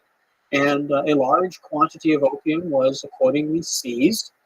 And he had a large trench dug in the ground, and the opium was poured into this trench, dumped into the trench. Lime was then spread over it, and the whole concoction was burned. I gather that the lime was meant to, in some way, makes the burning of it more effective and less dangerous. When the Chinese destroyed these opium supplies, the British merchants, of course, were quite upset, and they demanded that something be done. The British military representatives at that time assured the merchants that they would be compensated by the crown, by the British crown, but Lin Zexu proved to be intent upon keeping the trade under control, keeping the trade shut down. And so the British, who thought that perhaps this was just a sort of one-off demonstration, and that some more pragmatic solution which would allow them to continue to trade might be found, were quite upset when it turned out that Lin Zexu had no intention of allowing the trade to resume. After a second round of destroying opium and no compensation being forthcoming, the British decided that they had to take action. The British debated this. There was quite a debate in Parliament over what to do about China. It is a debate which is framed largely not in terms of the opium trade, but on the more lofty principles of free trade in general. The British did not wish to present themselves, of course, as a drug cartel, which is essentially what they were, but instead argued on the basis of an economic doctrine. And so when war is declared and when the British fleet is sent out to attack China, it is done not on the basis of making the world safe for drug dealers, but on the basis of promoting the doctrines of free trade. Well, British military superiority, which was unquestioned at that time, the British fleet, British armaments, the industrialized British military, which had technologically been upgraded very, very significantly by the transformations of economic life in the West since the end of the 18th century. The British were able to inflict humiliating defeats upon the Chinese, and did so repeatedly. The war begins in 1839. It goes on until 1842. There are a series of periods of great activity. British naval forces sail into various ports along the South China coast and shell the cities, terrorizing the local population. When they come far enough north and begin to look like they might approach the imperial capital region, the Chinese enter into negotiations. But those negotiations go on over a very long time. The British launch a second phase of military activities, which brings them very close to the capital in the north. And this finally impels the Chinese side to reach a settlement. That settlement takes the form in 1842 of what's called the Treaty of Nanjing. Signed between the British and the Chinese government, the Qing government. It did a number of things. It opened a series of ports along the South China coast to British traders and allowed them to establish commercial residences in those ports. These come to be known as the treaty ports, of course, based on the Treaty of Nanjing itself. And they could trade freely without using the Cohong brokers. It ceded the island of Hong Kong, which had been occupied by the British and used as a base. It ceded that to Britain for 100 years. Eventually, of course, that is expanded and territory adjacent on the mainland is added to that, and that all remains in British hands until 1997. The Treaty of Nanjing also established a very important principle, which is called the principle of extraterritoriality. And the principle of extraterritoriality basically says that while British citizens are in China, they will be subject not to the laws of China, but to the laws of Britain. In other words, if they commit a crime in China, they will not be arrested and prosecuted by the Chinese authorities, but will be dealt with by the British. This was in response to a number of instances in which British sailors who had been ashore in Canton had been involved in violent incidents of one type or another, and had been arrested and prosecuted by the Chinese, and were treated in ways which the British felt were inappropriate for subjects of the crown. And so to protect foreigners in China, particularly the British themselves, they imposed the element of extraterritoriality in the Treaty of Nanjing. Well, the Treaty of Nanjing is signed in 1842 in rapid succession over the ensuing 2 or 3 years. Other Western powers also signed treaties with China. The United States signs its first treaty, I believe, in 1844. The French, the Dutch, the Russians all get in on the action fairly quickly. These treaties, each one adds a little more to the concessions which are being extracted from the Chinese. More ports are to be opened. A very important feature of these treaties is that they include what's called the No Most Favored Nation Clause, which says that any concession which is granted to one power in a treaty automatically extends to all the powers which have treaties with China. So this sort of shares the benefits of imperialism amongst the foreign powers. Foreign missionaries were given legal protection to operate in China, to go into the interior on their proselytizing work. Excuse me. These provisions, the various aspects of the Treaty of Nanjing, are quite humiliating for the Chinese. China had, of course, always thought of itself in some ways as the center of the known world. The very name that's used for China in many instances of Zhongguo means the Middle Kingdom, the Central Kingdom. The traditional system of international relations in East Asia was one which was very focused on China as the center. When the Chinese dealt with the Westerners prior to the Opium War, they dealt with them as people who came almost from outside the realm of civilization. Now, to be defeated militarily, to be forced to sign treaties which opened up Chinese territory to the residents of foreigners, which took away from the Chinese the ability to govern and regulate trade. This was a tremendous blow to the sensibilities of the Qing government and of the Chinese people in general.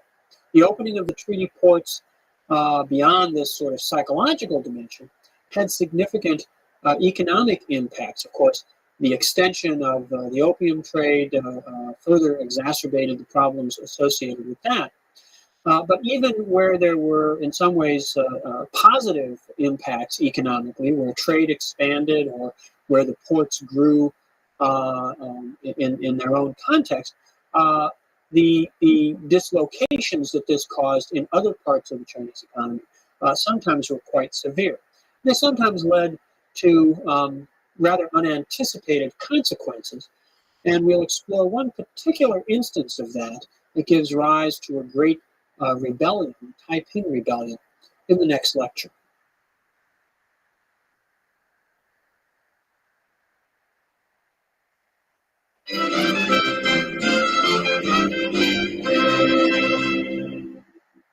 China's defeat by Britain in the Opium War and the opening of China to greater European influence, greater Western influences with the Treaty of Nanjing and the other treaties that other Western powers signed in the ensuing years, created new circumstances that put a lot of stress on the social life of southern China. Some of this, of course, came from the effects of the opium trade, the spread of addiction, but others were related to more fundamentally economic causes. The opening of the treaty ports, for example, resulted in the reorientation of traditional trade routes. people who had been involved in the transportation of goods in China's interior were in some instances thrown out of work, as ports along the coast assumed a greater role in trade, and interior markets were accordingly neglected somewhat. And there were a variety of other effects that began to be felt in, particularly in southern China, in the wake of these new circumstances. There were, of course, already plenty of problems within Chinese society, as we've talked about, stemming out of some of the weaknesses in the system, overpopulation, the limits on further economic expansion, stemming out of the population growth from the 17th and 18th centuries. Southern China, by the middle of the 19th century, was a place that was in many ways ready for fairly catastrophic events, and they came along quite appropriately. The particular circumstances of South China, because of its geography, because of the way that we've talked about several times, that it's hillier, population tends to be not spread so smoothly around the region, but concentrated in the lowlands and the valleys and coastal plain areas. There were, in certain areas of southern China, particularly the rural parts of Guangdong province, southern parts of Hunan province, there were local ethnic groups, local populations that had very distinctive cultural traditions. And one of these, not one of the formerly indigenous people, the people who had been displaced by Chinese migration and had moved up into the highlands, but actually people who had migrated from northern China themselves, who were themselves Chinese, but who were seen by their neighbors as different, people who were known as the Hakka, or in Mandarin, the Gejia, the guest families. These were families, northern Chinese families, who had moved to the south later on, after the initial waves of Chinese migrants had come south. And they therefore brought with them a culture, a northern culture, which was a little different from that which had evolved in local society. And they retained that distinctive quality. Indeed, they retain that distinctive sort of identity even today. Well, the Hakka people, because they were kind of marginal, somewhat outsiders in the larger context of South Chinese society, tended to really take care of each other, tended to be very self-reliant. But they were affected particularly strongly by some of the consequences of the opening of the treaty ports and of the internal problems that the Qing society was facing early in the 19th century. And this made them perhaps more receptive to new ideas, more receptive to unusual ideas which were not part of the traditional cultural scene in China. An individual appears in South China who presents a really interesting story, who we're going to look at here, and I have to sort of put him into a special context because it's unlike anything we've really dealt with thus far. This is a man whose name is Hong Shou-Chuen, and Hong Shou-Chuen was himself a Hakka, so he starts off as something of a special in sort of special situation. He was from a family that was not particularly wealthy, but was well enough off that they had been able to allow him to be educated and to prepare to take the examinations. And his ambition, his hope was that through success in the examinations, he would be able to lift his family fortunes. So there was a lot invested in him, a lot invested in his education, a lot materially invested, and a lot psychologically invested in this idea that he was going to, in some ways, be the salvation of his family. He repeatedly took the entry-level examinations to get a start into the Confucian examination system, but each time he sat for the examinations, he failed. He was never successful in passing even the entry-level examinations. Now, to take these examinations, he would go into the large city of Guangzhou, or Canton as we know it. And when he would be in the city, of course, it was a very lively and dynamic city. It was a port city. It was a city where there was a strong Western presence, even before the Opium War, as the focal point of the trade with foreigners. And it was a city where he encountered people and ideas that were very different, very unfamiliar, very alien. Among the unusual people that he may have encountered in Guangzhou were Christian missionaries. And we know that, in fact, during one of his visits to take the exams, he was given a set of writings, of missionary tracts, which he didn't apparently pay a lot of attention to immediately, but took home with him, read them through, didn't really understand what all this was about, and sort of set them aside.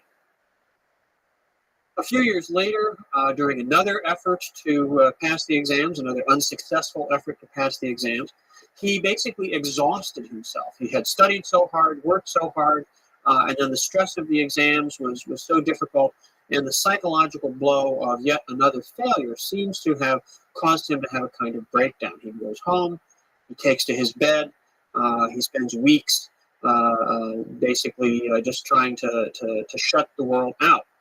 During that time, he had dreams or visions in which an old gentleman with a long white beard and a younger man with a dark beard appeared to him and talked with him. When he recovered from his breakdown, when he was back on his feet, he was reflecting on his dreams or his vision, and he took down these Christian tracts which he had been given years before, and he read through them again, and he had a sudden revelation, which was that the old man in the dream and the vision was God, the young man with the dark beard was Jesus, and that what they had been telling him was that he, Hong Shou-Tren, was the younger brother of Jesus, and that it was his mission to bring the story of Christianity to the Chinese people. This launches him upon his life's work, and he abandons the idea of trying to pass the Confucian examinations, and indeed begins to develop an understanding of the world in which the whole Confucian system, the whole imperial order of China, is now seen as something that he has to overcome, something that he must speak out against, something that he must seek to do away with. Okay? And he therefore begins to create a movement with himself as the focal point to establish on earth a heavenly kingdom. Okay, this comes to be called the Taiping Tianguo, which means the heavenly kingdom of great peace. Okay, and this becomes Hong Shou-Tren's mission. At first, in the late 1830s and to the beginning of the 1840s, this takes the form of something that he calls the Society of God Worshippers. Okay, and many of the people who were initially involved with the Society of God Worshippers were themselves from the Hakka community, but it grew beyond just being identified with this one particular social group. The Hakka are very important in the beginning of the Taiping movement because they give a body of followers with a high degree of social cohesion that Hong Shou-Tren can work with when he gets started. But it is always his ambition to take this beyond just being a Hakka-centered phenomenon and to make it something which is for all the Chinese people. It's clear that right from the start, he has this vision of establishing the heavenly kingdom on earth for all the Chinese people. Well, Hong Shou-Tren continues to have visions. He continues to develop a theological system in which his role as the younger brother of Jesus is the principal feature. As far as we can tell, he never reads the Christian Bible. His understanding of Christianity is almost entirely derived from these few simple missionary tracts which he had acquired and read through. He does later on undertake some more serious study of Christianity, but He certainly is not a scholar of the church or anything like that. Instead, his appeal is based apparently on his own personal charisma. His faith in himself, his belief in his mission was apparently quite compelling. And he attracts around himself a core of followers, some of whom were well educated, some of whom were fairly well to do people, merchants and others like that, even some officials. But the vast majority of his followers, of course, were ordinary farmers.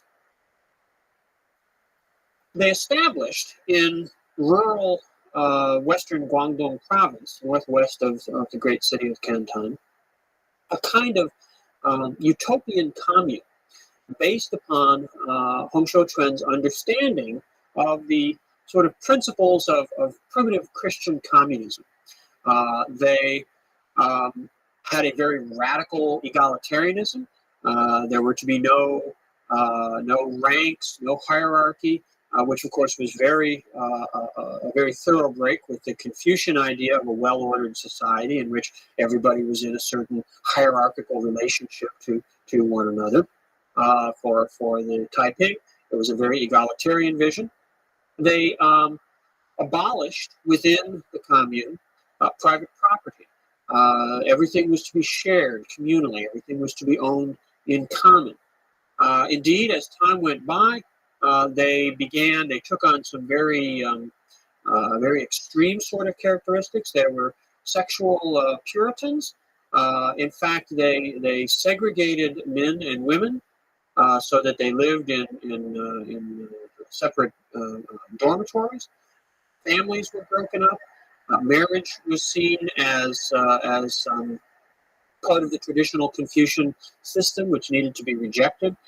It was a very thorough, a very comprehensive system for organizing society in ways which in many ways inverted the basic principles of the Confucian order. This apparently had a tremendous appeal because thousands and thousands of people came to take part in this movement. And in the course of the 1840s, it grew and it expanded territorially, and the number of people involved got to be greater and greater. And in the course of that, Hong Shou-Chuan's ambitions also grew, also developed, and he, from simply having a vision of a community that was separate from Chinese society, that was sort of a pure retreat from Chinese society, to taking that movement, taking that community as a base for launching an assault on the existing order and for trying to overthrow the Qing dynasty and to establish the heavenly kingdom right now, right there on earth in China. In 1850, they reached a point where it was time to act on these ambitions, and Hong Shou-Chuan, along with a number of his other leaders, he evolves a system in which he is the heavenly king, and then he had four sort of subordinate assistant kings who represented the different cardinal directions: the king of the east, the north, the south, the west, and they were sort of the governing elite, the central leadership within the Taiping movement as a whole.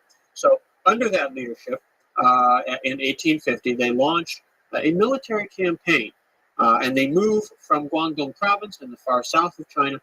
They start to head north. They fight their way up through central China, through Hunan province, which borders on Guangdong at the south and on the Yangtze River at the north. And so they make their way up through Hunan province. They fight against the armies of the Qing dynasty and defeat them and drive them away. As they go, their appeal to the peasants of Hunan, their appeal to the poor, the marginalized populations of central China is quite effective. And large numbers of people flock to join the Taiping movement. And as it progresses north, it just gets bigger and bigger and bigger as it goes along. When they reach the Yangtze River, they turn east and head downriver until they come to Nanjing, which was a great city, one of the truly great cities of the empire. It had, of course, been the southern capital during the Ming Dynasty, and even under the Qing, although it no longer had the role of being a secondary imperial capital, it was the seat of government for that part of China, and it still had its ancient city walls. It still had the palaces of the former Ming emperors. It was a very, very wealthy and rich, glorious city. The Taiping occupy Nanjing and proclaim it to be their heavenly capital. And from 1854, when they finally reach Nanjing, they make it the center of their movement for the next 10 years. During that decade, especially in the first 2 or 3 years, they continue to fight to try to expand their territory. They send an expedition to the north that doesn't really succeed very well. It fights its way north, but then turns and heads back south without really reaching the Qing capital at Beijing, and returns to Nanjing. They also fight in the area south and east of Nanjing, and indeed over time the territory that they control sort of shifts around. Initially they have more strength in the west, but on their control shifts over further to the east. Once they are in Nanjing, the Heavenly Kingdom undergoes some changes which prove to be quite problematic. Most particularly, once they occupy this great capital city, Hong Xiuquan and the other kings move into the former imperial palaces. And when they settle in there, they begin to really live a much more imperial kind of life. They eat very well, they have lots of luxuries, and perhaps most significantly, they establish a kind of harem for themselves in the imperial residence. Meanwhile, the vast majority of Taiping followers continue to live in circumstances of Puritanism, egalitarianism, and indeed relative poverty. As many as 100 million people seem to have been involved in the Taiping movement at its peak. This was perhaps a quarter of the population of China. They controlled a significant territory, several southern provinces, parts of Jiangsu and Jiangxi, Zhejiang province on the coast, Hunan province and Hubei province in central China. At least parts of all these provinces were under Taiping control. So it was geographically a very extensive space and controlled a very large population. Now, the differential in lifestyle that emerges once they reach Nanjing begins to be a problem. There's some resentment on the part of ordinary members of the Taiping movement towards this luxurious lifestyle that Hong Xiuquan and the other kings are leading. The enthusiasm of ordinary families, ordinary people, for this very austere lifestyle, for the sexual segregation, for the breaking up of families, seems to have waned as time went on. It was very difficult to maintain that level of intensity and enthusiasm year after year after year, particularly once they had settled in with Nanjing as the capital, and once the phase of real active military campaigning had come to an end. So tensions begin to build up within the Taiping community, within the Taiping kingdom itself. Well, while all this is going on, of course, the dynasty has to respond in some way. The outburst of the Taiping movement in South China and its march up through Hunan and then its occupation of Nanjing, these are very, very problematic from the point of view of the government. The Qing dynasty has suffered these great military defeats and humiliations at the hands of the British and the other Western powers. And now they have to deal with this very, very serious threat from within.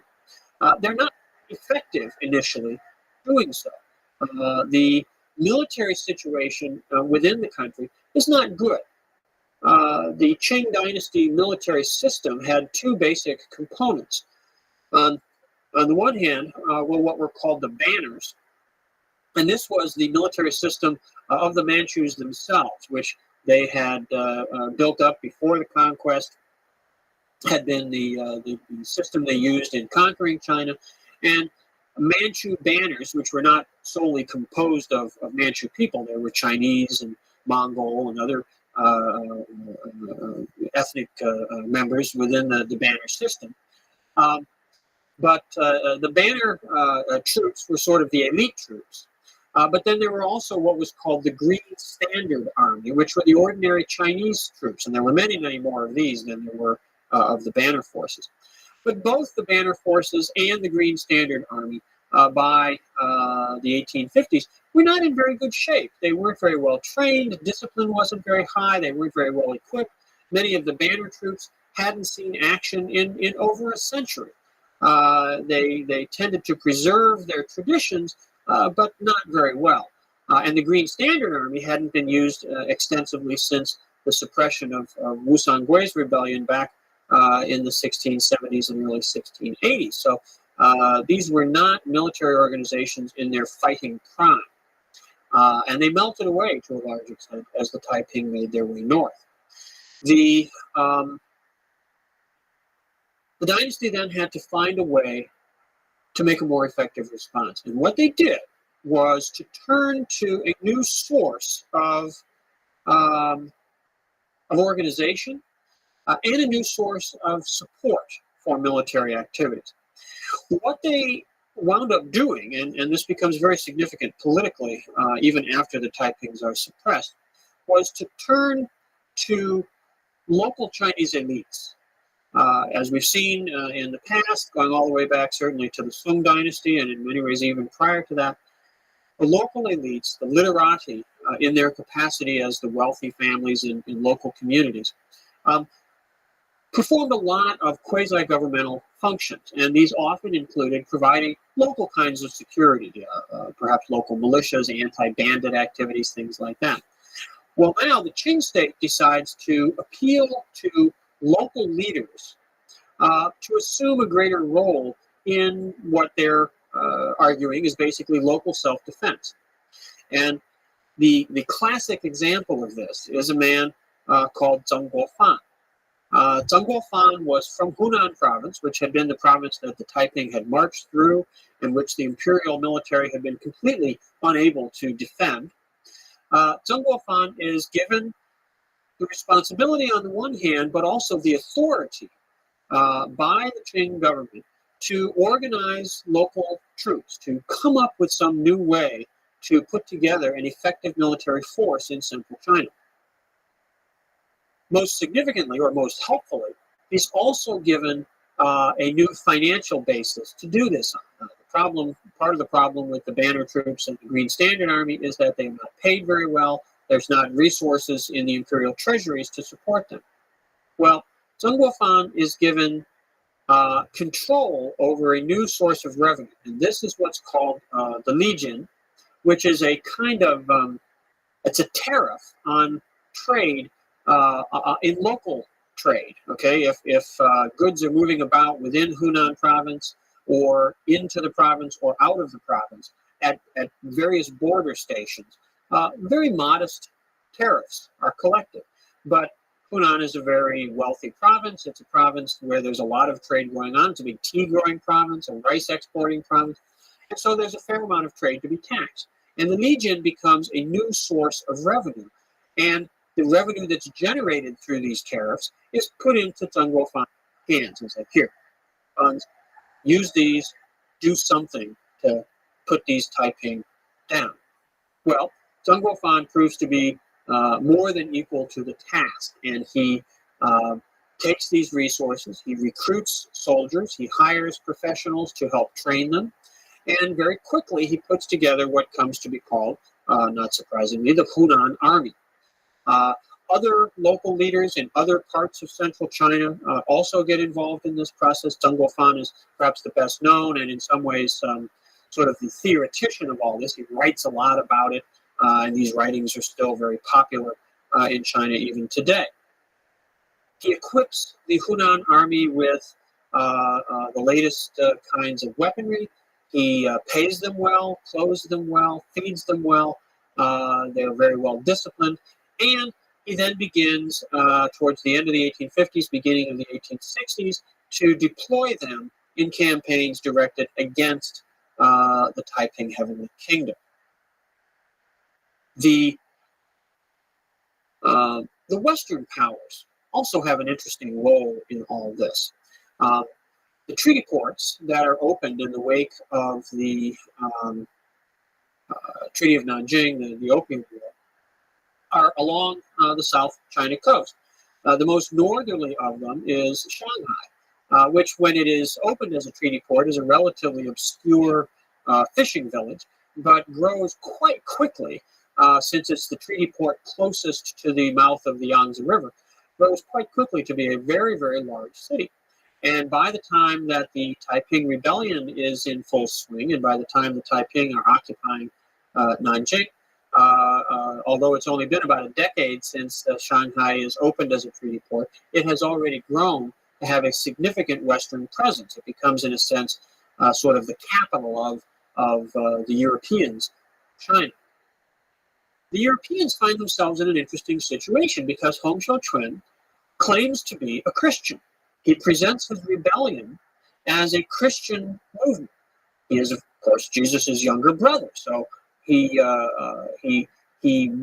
appeals to the Westerners in many ways as a figure that might be easier to deal with, that might be better to deal with than the Qing government. The Qing government are after all, heathens, non-Christians, barbarians, however you want to think of it. And so there's an interest on the part of at least some in the Western community about what's going on with this heavenly kingdom, with this Hong Xiuquan fellow. They send a diplomatic delegation to Nanjing that meets with the Taiping leadership.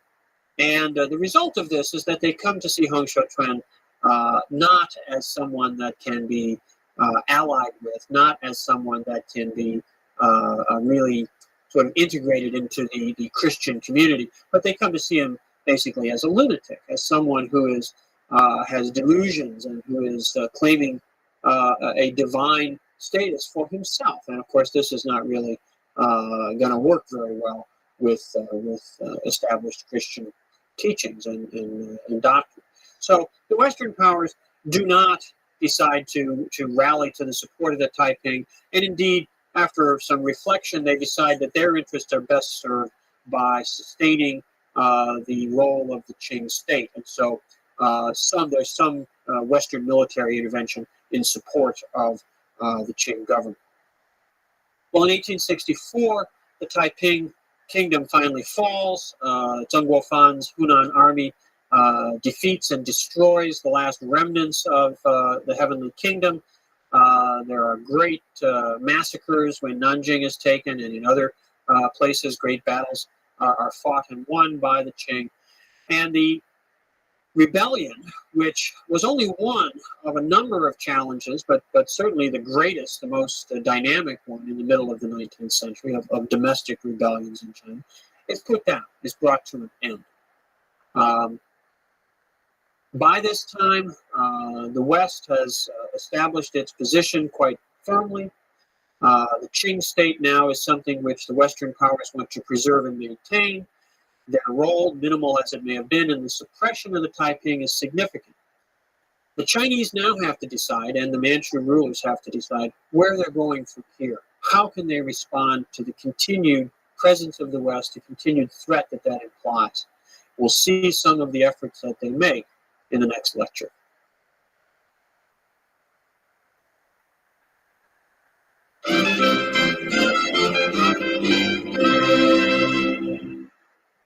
China's defeat in the Opium War and then the trauma of the Great Taiping Rebellion in the middle of the 19th century shook the foundations of the Qing dynasty quite profoundly. The dynasty survived both these challenges, but it knew, or at least some within the leadership knew, that if China wanted to flourish again, if China wanted to ever reclaim a more upright position in the community of nations, that some sort of change was going to have to take place. In the years from the 1860s through the early 1890s, certain leaders, both within the Chinese and the Manchu elites, began to pursue a program designed to give China the ability to stand up to the Western powers, to not have to simply accept the humiliations of economic dependency, of the treaties, the unequal treaties as they came to be called, the doctrines such as extraterritoriality, under which foreigners were not subject to Chinese law but only to their own regulation. This movement from the 1860s through the 1890s comes to be called the self-strengthening movement. The idea being that China couldn't rely on outsiders, couldn't rely on the foreign powers to take care of it. They obviously were pursuing their own interests, which were often antithetical to those of China. If China wished to be strong enough to assume its own control of its own destiny, they had to strengthen themselves. And so the self-strengthening movement is the response of some leaders within the Chinese government to these challenges. The 1860s was a time when it was possible to make some changes in China, in the Qing government, because a young emperor had come to the throne in 1860.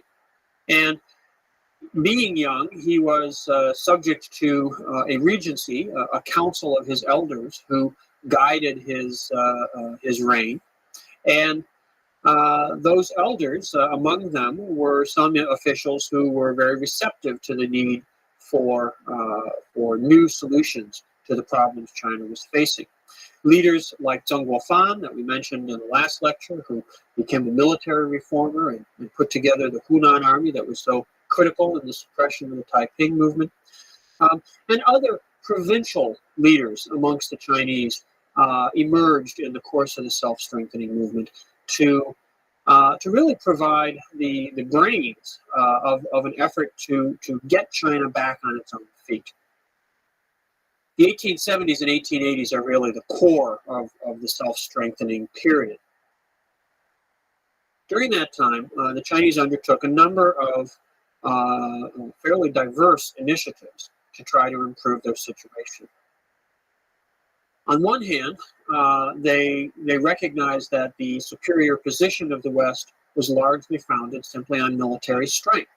The British in the Opium War in 1839 to 42 had not really met serious resistance from the Chinese. The superiority of British weapons, the superiority of British naval vessels was so clear that the Chinese realized, that the self-strengthening leaders realized that they were going to have to find a way to counter that. And the way to do that was to develop their own modern military sector.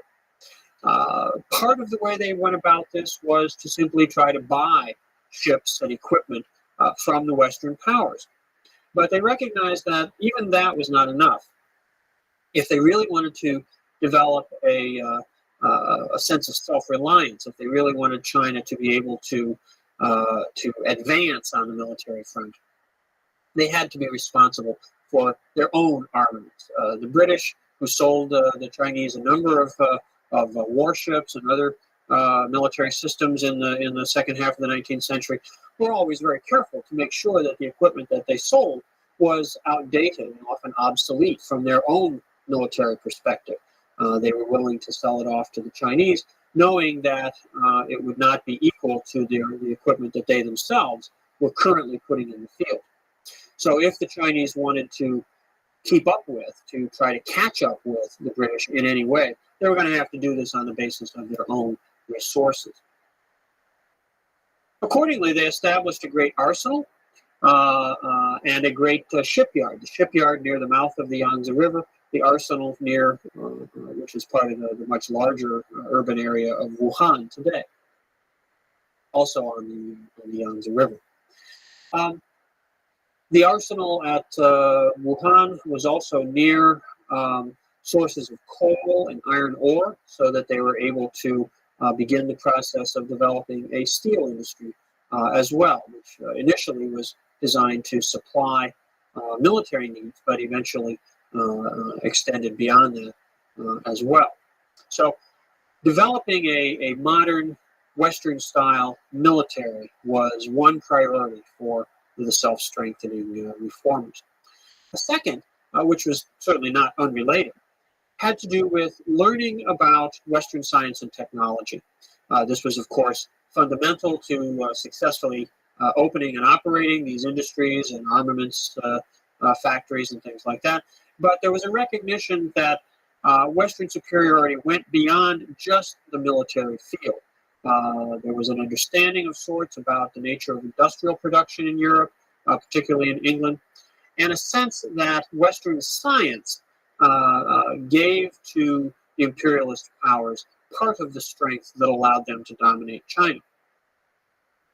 So the Qing government set up a bureau for translating Western books and publishing them and circulating them amongst the educated elite in China. Initially, these were focused primarily on very practical books, books about science and technology. But after a large number of those had been translated, they also began to look at works on social science, works on political theory, and particularly, they became particularly interested with a lot of the Western writing at this time that we can associate with the idea of social Darwinism, the idea that that societies, that nations compete, and that international relations was in some ways a kind of survival of the fittest. And of course, this fit in nicely with the thinking of the self-strengthening reformers, because what they wanted to do was make China fitter in the competition for survival. Finally, they realized a third dimension of the self-strengthening movement was a realization that there was a need to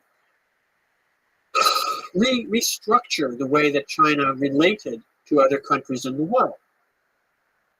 The international order which the Qing dynasty was used to functioning in, and which had been the norm for previous dynasties, was one in which China was at the center, and other countries generally were expected to come and pay their respects. It's often referred to as the tribute system. Delegations from countries around China would come to the capital and pay their respects to the emperor and offer various kinds of tribute goods, and the emperor would then give them very rich presents that they would take back to their country. And this was seen as sort of a normal pattern of relations, where other countries paid homage and respect to China. Obviously, this wasn't working with the Western powers, and China was forced to pay homage and respect to the British and the French and the Americans and all the other Western powers. They recognized, though, that amongst the Western powers, there was a system which was supposedly based on equality among nations. The very concept of treaties between nations is based on the idea that both parties are equal, that they sign these agreements. These are essentially contracts between nations, and so they should be signed between equal parties.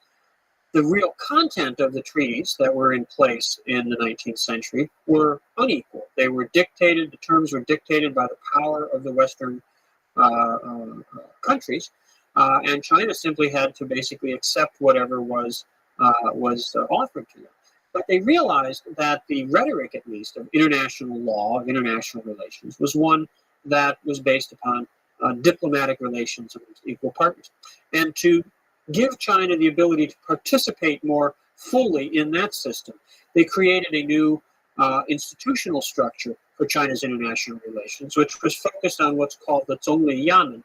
The Zhongli Yamen was a sort of foreign ministry, and that was what the governmental body, which then became responsible for handling diplomatic interaction with the Western powers. These efforts were certainly very sincere and pursued quite assiduously by their advocates, but they were really not sufficient to solve the problems that China was confronted with. For one thing, the self-strengtheners, although many of the leading officials in China at the time participated in the movement, were never a real majority. They were never the dominant group within the imperial bureaucracy or even within the councils of state at the capital. They were prestigious. They were certainly successful individuals within the imperial system, but as a movement, they never came to be the real mainstream of Chinese policy. And resistance to modernization was perhaps more characteristic of the conservative majority amongst Chinese officials. So there were efforts to undermine the position of the self-strengtheners. There were efforts to sort of preserve the old ways, a very classic bureaucratic mentality. We don't want to do new things. We don't want to try new approaches because this is the way things have always been done. And there was certainly plenty of that mentality within the Chinese and Manchu elites. The insufficiency of the self-strengthening movement begins to be demonstrated in the mid-1880s when China was defeated in a war with France. France was at this point attempting to establish, and indeed being successful in establishing, their control over Indochina. Vietnam in particular had always been a close ally, almost a dependency of China, and they appealed to China, to the Qing, to defend them against the French. And the Chinese did indeed send part of their modernized navy down to the Gulf of Tonkin, but they were defeated by the French. And this was a further humiliation and certainly a setback for the self-strengthening. 10 years later, the failures of the self-strengthening movement really were most clearly revealed in a war between China and Japan. Without going into the details of the history of Japan at this time, suffice it to say that when Japan had been forcibly opened by the Western powers, by the United States in the 1850s, they had decided to embark upon a campaign of modernization in a thoroughgoing, all-out kind of way. The Meiji Restoration in the late 1860s set the Japanese on a course of out-and-out modernization, industrialization, westernization.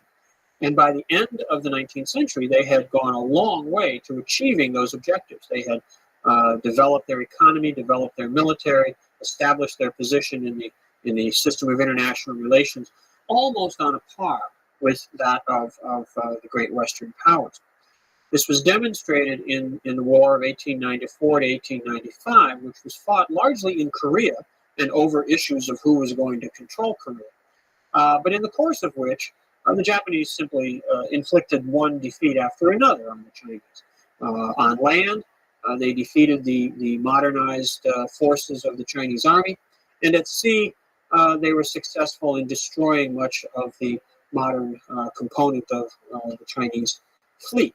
So the war, the Sino-Japanese War, as it's called, was an even greater humiliation for China. It was one thing to be defeated by the Europeans. They were barbarians, yes, but they were foreign strangers. No one really knew much about them prior to the Opium War. There was almost a disdain on the part of the Chinese to learn that much about these Europeans until they had to be taken seriously based on their military strength.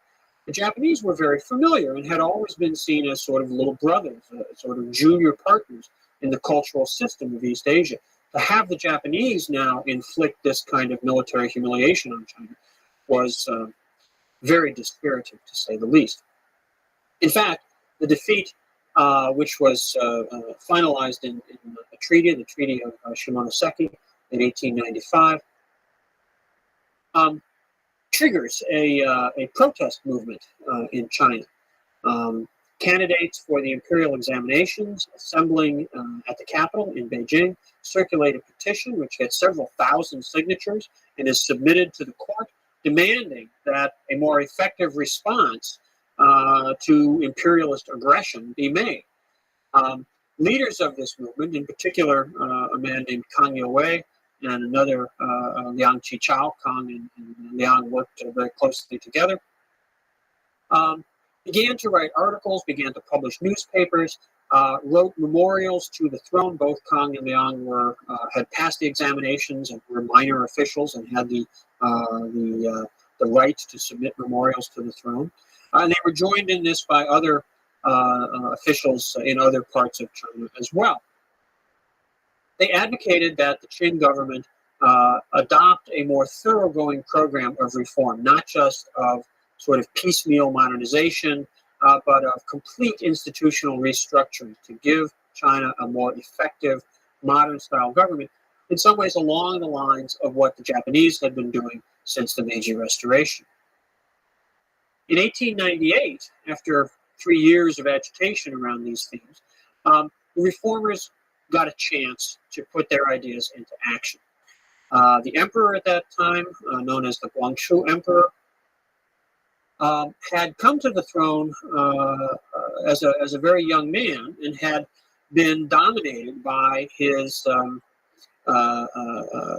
ancestor, the Empress Dowager Cixi, a very, very famous and powerful woman in Chinese history. But in the early 1890s, Cixi had sort of retired from the day-to-day oversight of the court and had allowed Guangxu to assume more responsibility for managing the affairs of state. Well, in 1898, Guangxu is convinced by the arguments of the reformers that it's necessary to save China to embark on a program of fairly radical reform. And from middle of June till the middle of September 1898, we have what comes to be called the 100 Days, the 100 Days of Reform. And in this period, Guangxu listened to the advice of a number of his officials. He received further ideas from Kang Youwei and Liang Qichao and others. And he issued a series of edicts designed to streamline administration, to reduce bureaucracy, to open up the channels for popular input so he could know more about what was going on in the empire and what the desires and aspirations of ordinary people were. He appointed a number of the advocates of reform to high positions, including in the Grand Council, and appeared to be quite well embarked upon a process of transforming the machinery of the imperial state. But as with the self-strengtheners, there were many people in the Qing establishment who were uncomfortable, who were quite resistant to the 100 Days reforms, and who either simply ignored them, sort of passively sat things out, waiting to see how things would really develop, or actively resisted them, simply refused to implement them, or conspired to try to undermine the reformers.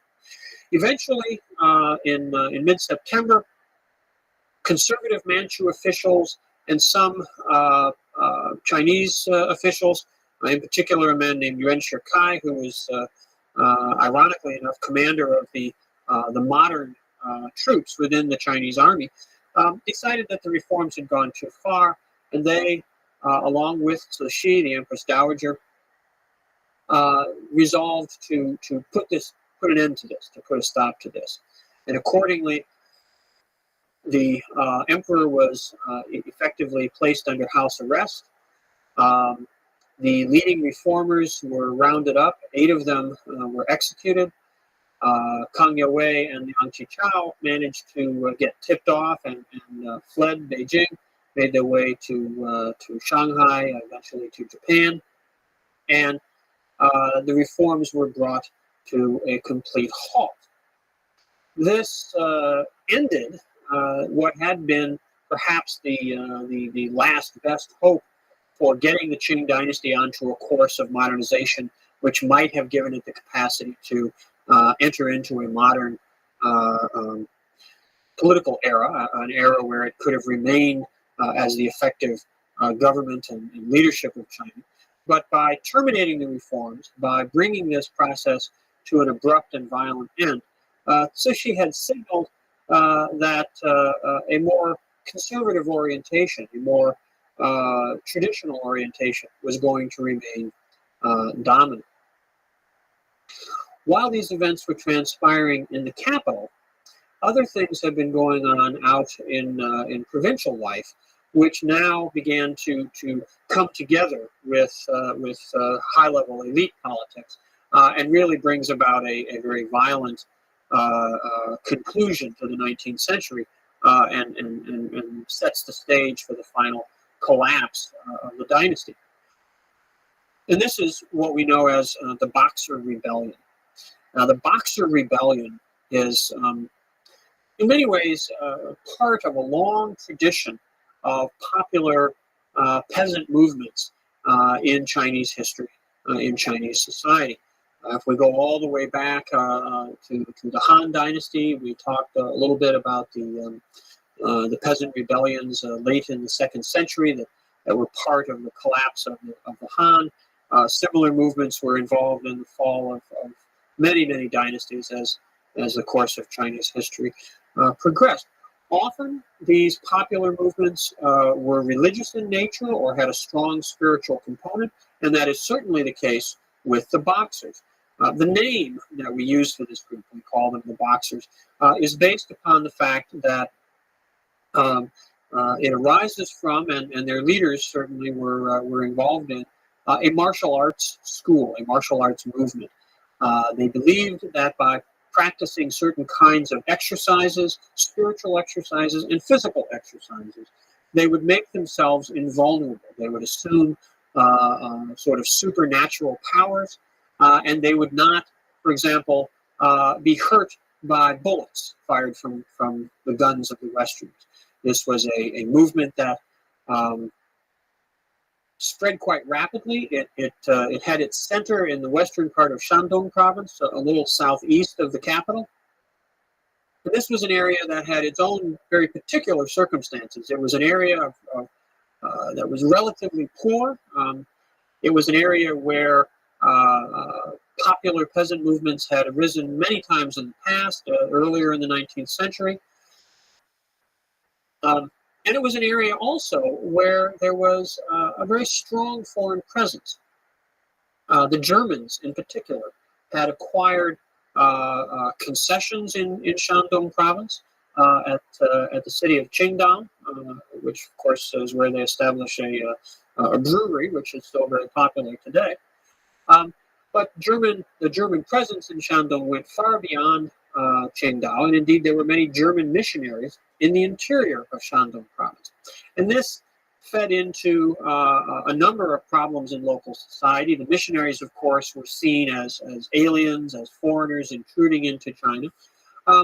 But Chinese who converted to Christianity, who took up the Christian message, were also seen as problematic in local society. For one thing, some Chinese became Christians perhaps not out of a completely sincere religious experience, but because there were material benefits to be gained. Benefits in terms of access to charity, access to food supplies sometimes. So these people are often disparaged as rice Christians by their neighbors, but also protection. The missionaries were under the protection of the Qing government, under the terms of the treaties, and often Christians, Chinese Christians, would use their affiliation with this foreign religion to gain an advantage in lawsuits or other kinds of disputes in local society. So there was a lot of resentment, a lot of tension that focused around the presence of the German missionaries. The Boxers took it upon themselves to basically purify their communities, to purify their society. They were pretty much localized in Western Shandong to begin with, but they had the sense of being part of a great national empire-wide movement or mission to free China from the domination and control of the foreign barbarians. Initially, the Boxers directed part of their antipathy towards representatives of the Qing government. Because the Qing government, under the terms of the treaties, protected the Christian missionaries and Chinese Christians. The Qing government was seen as perhaps being equally part of the problem.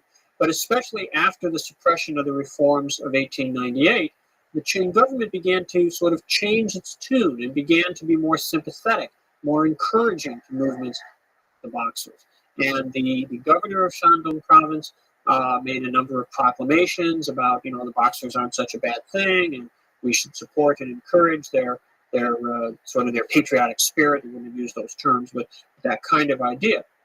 That encouragement by 1898 led the Boxers to sort of step up their activities, and they became a much more aggressive and dynamic movement. And as they did so, they also began to attract larger and larger numbers of followers. In the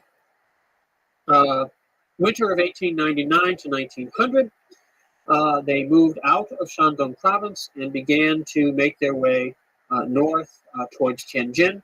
Tianjin was a great treaty port southeast of Beijing. And eventually, by the summer of 1900, they marched on the imperial capital. They entered into the capital. They were well received.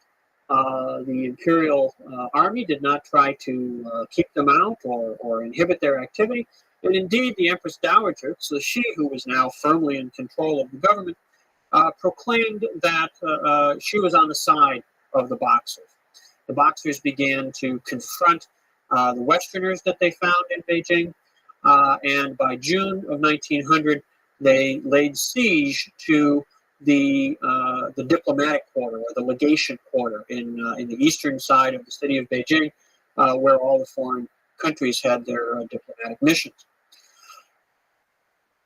This siege lasted for some 55 days and was only lifted when an international military force with components from 8 different countries, including, most interestingly perhaps, Japan, which was now seen as a sort of equal partner with the other imperialist powers, fought their way from Tianjin up along the railway line and entered Beijing at the middle of August, and were able to defeat the Boxers and relieve the siege of the diplomatic quarter. The Western powers then occupied Beijing. The emperor and the Empress Dowager fled, ran away from the capital. This was, of course, yet another tremendous humiliation. The mystical power of the Boxers to resist foreign weapons proved to be completely meaningless. There was no substance to that, of course.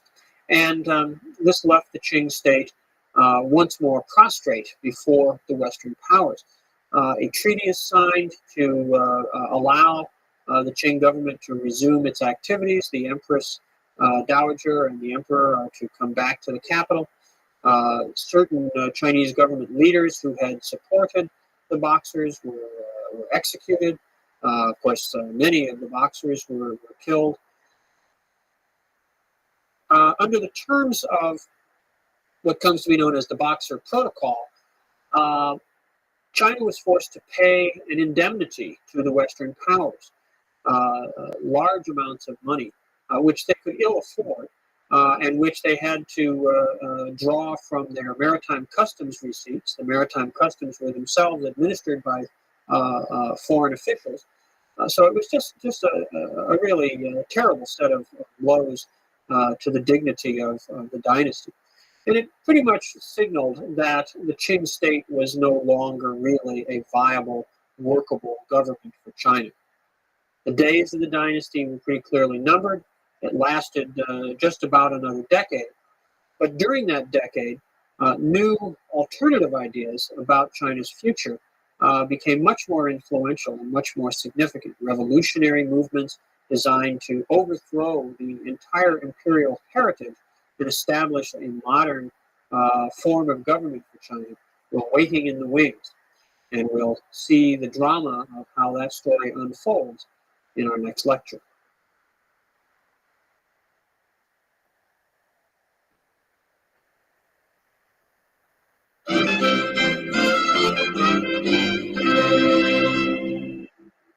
The crushing of the Boxer Rebellion and the treaty that was imposed upon China in its wake were, in some ways, the last of the series of humiliations that the Western powers were able to impose upon the Qing dynasty.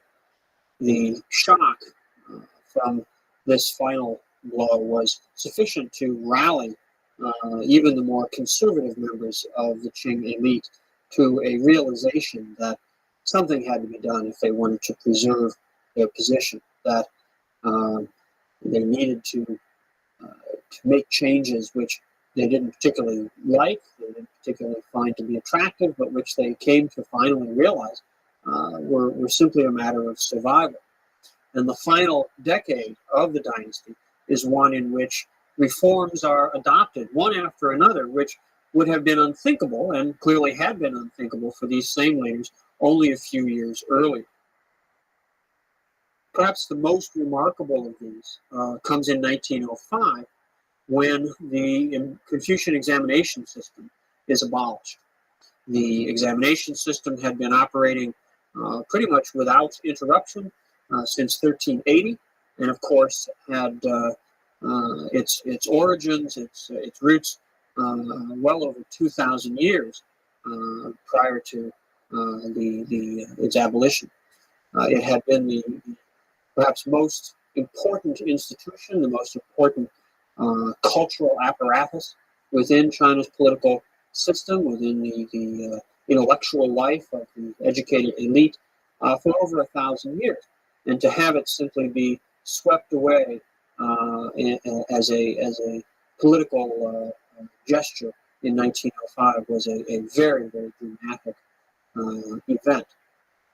Many of the reforms that had been proposed and adopted and then rescinded in 1898 were now once again put into place.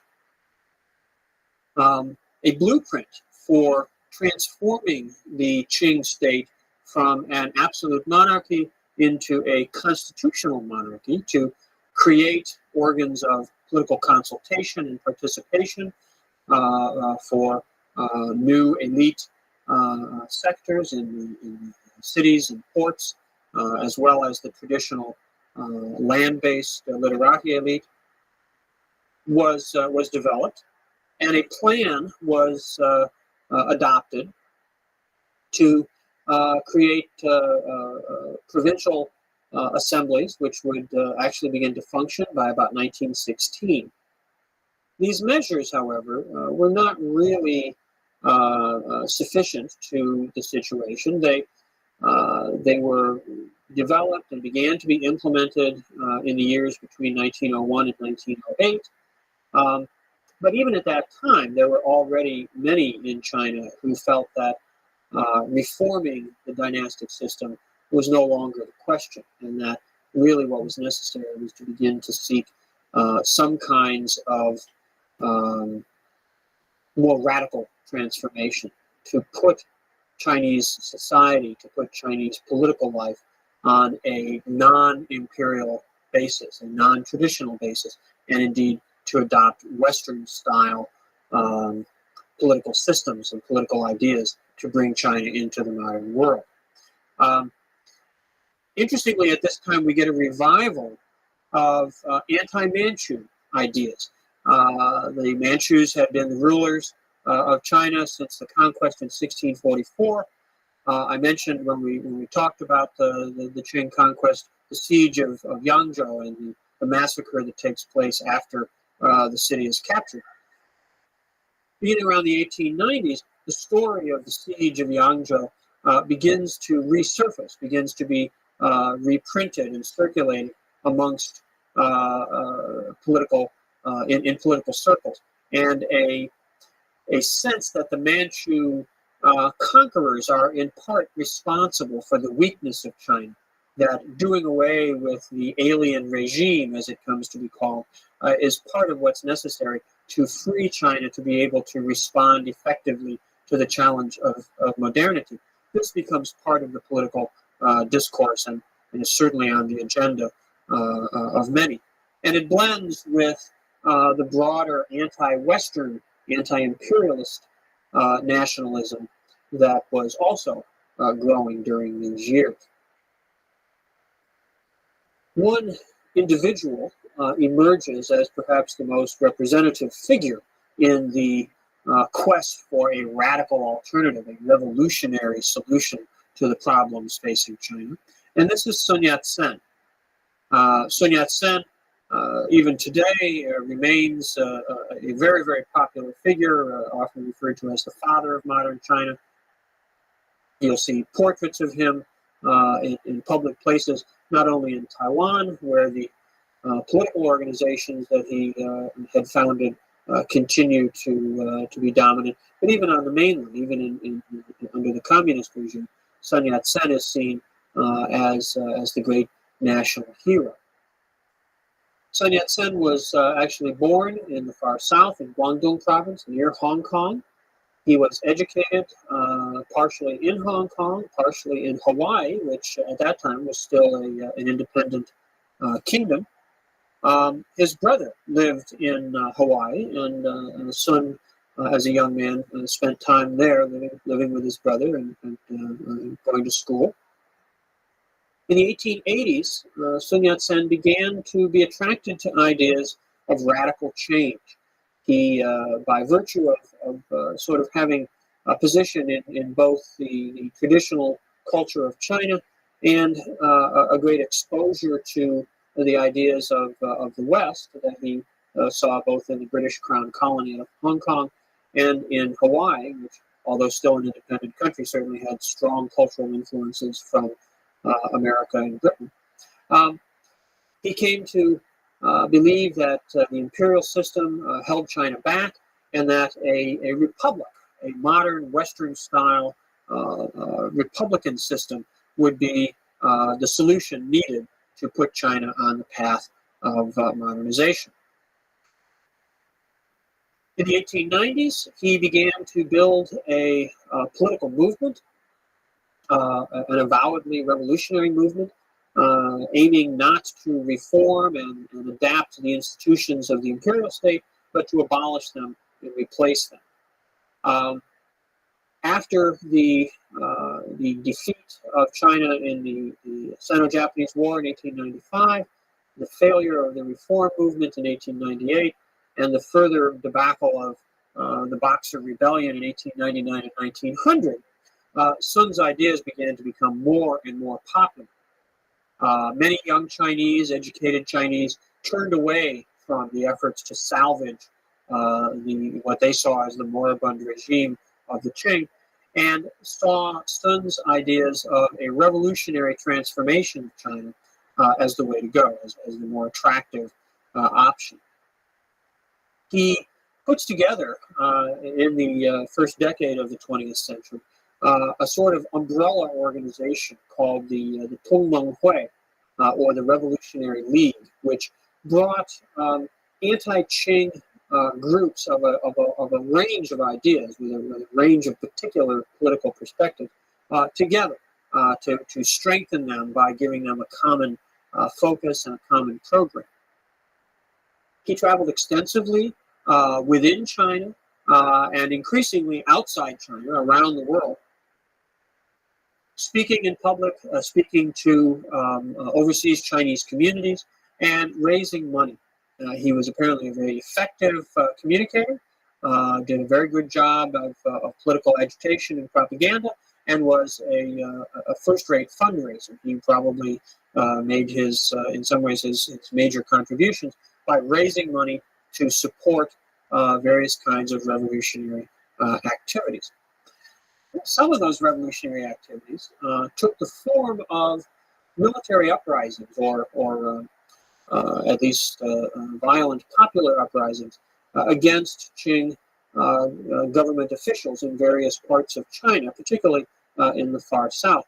None of these, however, were successful. They all were rather botched efforts, and the reputation of the nationalist movement, the revolutionary movement, was certainly not as a highly effective rebel organization or terrorist group, but rather as a political movement.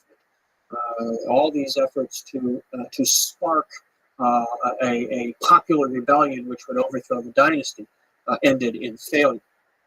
In 1911, however, the dynasty does collapse, and the way that this comes about was rather particular. The efforts of reform, which had been put in place in the wake of the Boxer Rebellion, begin to stall out after 1908. In 1908, both the Guangxu Emperor and the Empress Dowager, Cixi, die. In fact, they die within just a few hours of each other. The Guangxu Emperor the evening before the death of the Empress Dowager Cixi. And as a result of this, a little boy named Pui is placed on the throne, and he becomes the last of the Qing emperors, made famous, of course, by Bertolucci's film of that name, The Last Emperor. As a little boy, of course, he didn't exercise any actual political authority, and his conservative uncles, who constituted a regency council for him, slowed down the reform program, which Cixi had been presiding over. As a result of this, even the minimal progress that the Qing had been making towards sustaining itself through political adaptation comes to a halt, and the dynasty enters into a sort of final period of rigidity. Within the dynastic system, however, there is one sector where modernization and particularly modern ideas are becoming increasingly powerful, and this is the military. The military had been, of course, the subject of a lot of efforts by the self-strengtheners in the 1870s and 1880s and into the early 1890s. And even after the defeat of the modern Chinese army by the Japanese in 1895, there were still efforts made to develop a modern sector in the Chinese military. Again, after the Boxer Rebellion, after the eight-power imperialist army comes into China in 1900, when it's withdrawn in 1901, the Chinese army goes back on a program of modernization. And a very somewhat puzzling figure, certainly a critical player in this process, is a man named Yuan Shikai. Now, Yuan Shikai, we met briefly earlier in the context of the 1898 reforms. He was one of the Chinese officials who turned against the reformers, sided with the Empress Dowager Cixi, and took part in the suppression of the reforms in 1898, which in some ways seems sort of out of character, perhaps as a modernizer, as an advocate of the modern army within the Qing state. One would have expected to see him be on the side of the reformers of 1898. But for his own reasons, he chose not to support them, and instead to ally himself with the conservative elements amongst the Manchu leadership. But that winds up preserving his power and influence, and in the first decade of the 20th century, he is one of the more powerful figures, and certainly one of the more powerful Chinese officials within the Qing government. In 1911, he comes to play a pivotal role. The modern military, the modern units within the military, had become a focal point for political activity.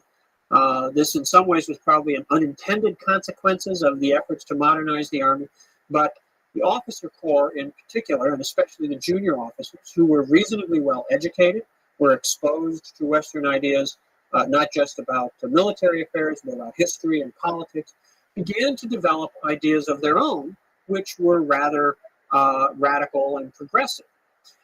The Revolutionary League, the Tongmenghui, Sun Yat-sen's organization, devoted a lot of effort to trying to organize among the ranks of junior officers in the army, and they were reasonably successful in doing this. Many junior officers joined the Revolutionary League. Many junior officers were involved in conspiratorial groups thinking about planning different kinds of insurrection. In October of 1911, one of these groups in Wuhan, in central China, was plotting some bombings, preparing to try to trigger a popular uprising, and their activities were accidentally discovered. A bomb that was being prepared by one of them within a part of the city that was actually under the control of the Russians. It was a Russian economic concession. Exploded, and unintentionally. It wasn't supposed to go off at that time. And as a result of that, the authorities became suspicious, and they began to prepare to round up and arrest some of the politically outspoken members of the army. Well, this triggered a sort of defensive move on the part of the radical soldiers, and launched a sort of coup within Wuhan, and arrested senior officers, arrested some of the local representatives of the Qing government, the local magistrates, and called upon the military and people to support them in a rebellion against the Qing dynasty. They proclaimed a republic in the province in which Wuhan is located, Hubei province, and they proclaimed the independence of that province from the Qing Empire. Over the next few weeks, other military units in other provinces, particularly initially in central China, but then spreading to other parts of the empire, followed suit and proclaimed their independence, disavowed their allegiance to the Qing state. These events were largely spontaneous. They were triggered by this accidental uncovery of a plot in Wuhan, but they spread quite quickly and began to be coordinated from one location to another. Now, interestingly enough, Sun Yat-sen was not even in China at the time that this rebellion breaks out. What will prove to be the end of the empire and the foundation of the republic.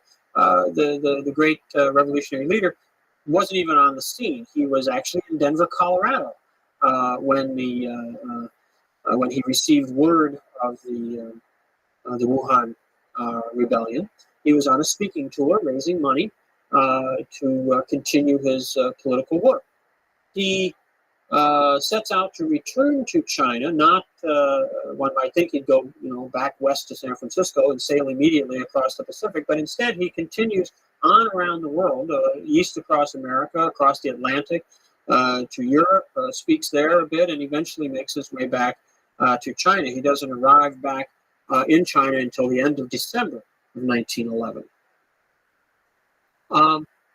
Before he gets back, as he is making his way back, and as events are continuing to develop in China, the revolutionary movement begins to realize that they are about to be successful, that the dynasty is, in fact, on its last legs. And they need to figure out what they're going to do about that, how they're going to cope with the disappearance of the Qing state. Well, this is where Yuan Shikai comes back into the story and plays what becomes a very, very critical and pivotal role. Now, Yuan Shikai was at this point the commander of what's called the Beiyang Army. Beiyang means Northern Ocean, and it just simply refers to the modern military forces that are in northern China. In that capacity, he was based very close to the capital, and of course he had very good political access to the Manchu elite. So what Yuan Shikai does is to position himself as the middleman, as the broker between the revolutionary forces in central and southern China, who are, after all, at this point, strongly based within the modern military. So he has a natural connection to them, and the dynasty, where he also has his political links. So Yuan Shikai is in an ideal position to be the broker, to be the intermediary between the two power centers at this time. And what he does is to negotiate on behalf of the nascent republic the abdication of the Qing dynasty. Now, this becomes a very delicate process, and Yuan Shikai is certainly not acting as a sort of neutral and disinterested party. The natural expectation was that when Sun Yat-sen returned to China, he would assume the leadership of the republic. He was the leader of the revolutionary movement. Everyone recognized and respected him, and there was a sort of expectation or assumption that he would step into the role of the leader of the new government. And indeed, on January 1st, 1912, when the republic is formally proclaimed, Sun Yat-sen is named as president, and he's going to, he is put in position as the leader of the new regime. But as part of the deal that Yuan Shikai negotiates with the dynasty, Sun has to agree to step down as president when the emperor abdicates, and to allow Yuan Shikai to become president. And indeed, this is exactly what happens. The emperor finally abdicates in February of 1912. Sun Yat-sen resigns the presidency of the republic, and Yuan Shikai is named to assume that post. Now, the plan in the winter of 1912 was that Yuan Shikai's presidency was a provisional. There was no constitution yet. There was no institutional structure for a permanent government of the republic. And the idea was that Yuan Shikai would serve as president during the period when the preparations would be made to establish a more stable and permanent regime. The critical event in this process was the election of a provisional National Assembly in the fall of 1912, because it was the duty of that body to then produce a constitution.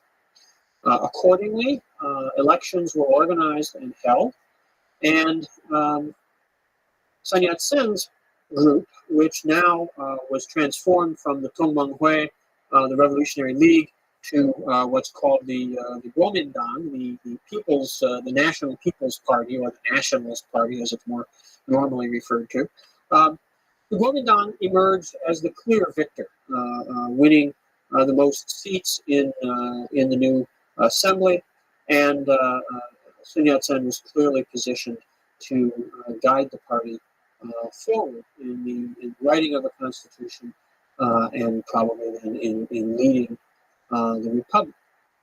However, when the assembly met, when it began to, when it was going to begin to deliberate the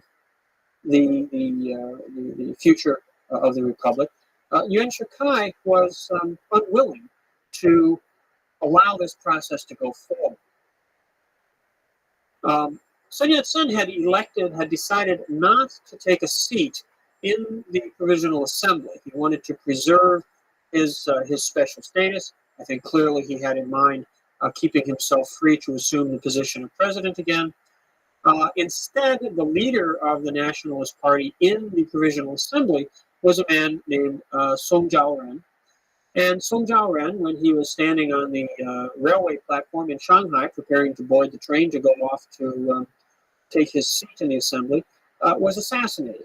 And it was quite evident quite soon that this assassination had been orchestrated by Yuan Shikai. to eliminate a strong leader on the part of the nationalists in the assembly.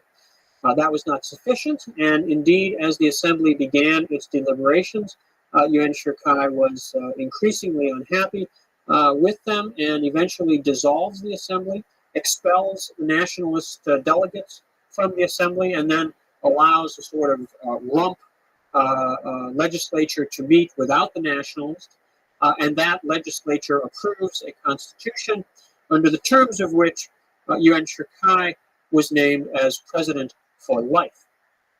So the idea of establishing a constitutional republic with an elected assembly goes by the boards fairly quickly, and the republic has a rather abortive launch. Now, Yuan Shikai's career is not yet over, and he in fact remains as president for 3 more years after 1913, when he dissolves the assembly and has himself made president for life.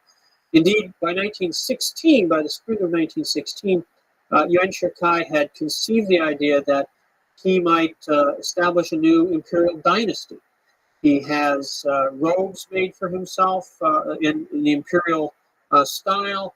He assembles around himself a group of officials suitable to be a Confucian imperial cabinet. And in March of 1916, actually goes out to perform some of the old imperial sacrifices at the Temple of Heaven in Beijing, and attempts to proclaim himself emperor. But this is too much, even for his more loyal followers. And his effort at an imperial restoration with himself as emperor collapses. He flees the capital just a short time after this, and on his way south towards his hometown in central China, he dies, ostensibly of a broken heart at the frustration of his imperial ambitions. Well, the death of Yuan Shikai, while in some ways certainly a relief, in some ways removing, it could potentially have been seen as removing an obstacle to the establishment of a viable republic, instead proves to be only a further stage in the collapse of political authority in China. Once Yuan Shikai dies, the last really strong, charismatic figure who had provided a sense of national identity, national cohesion, and some substantive organizational effectiveness is removed from the scene. And what follows is a period of about a decade during which China basically falls apart. Military strongmen emerge in different parts of the country. Some of them had been generals or high-ranking officers in the old imperial army. Some of them were individuals who had risen to prominence in the early years of the Republic under Yuan Shikai. Others were simply individuals who seized the opportunity now to grab power wherever they could. And warlords, as they come to be called, established control all across China. There really was, from 1916 until 1926 or 27, no effective central government in China. There was no single capital. Certainly Beijing or Nanjing continued to function from time to time as the seat of governments that claimed to be the national government of China. But in practice, there was no such thing during this period. The warlords fought amongst themselves, sometimes forming alliances, sometimes those would break up and former allies would go to war with each other. It was a time of great hardship, great suffering in China. It was a time when the foreign powers continued to enhance their own position, particularly the Japanese became much more ambitious in their efforts to take over and control parts of China. And it was a time when this process of humiliation and weakness and breakdown that went back all the way to the Opium War really reached its peak. Out of that chaos, and in the context of that chaos, new voices, new ideas about ways to put China on even more radical courses of transformation began to be heard. And we'll start to listen to those in the next lecture.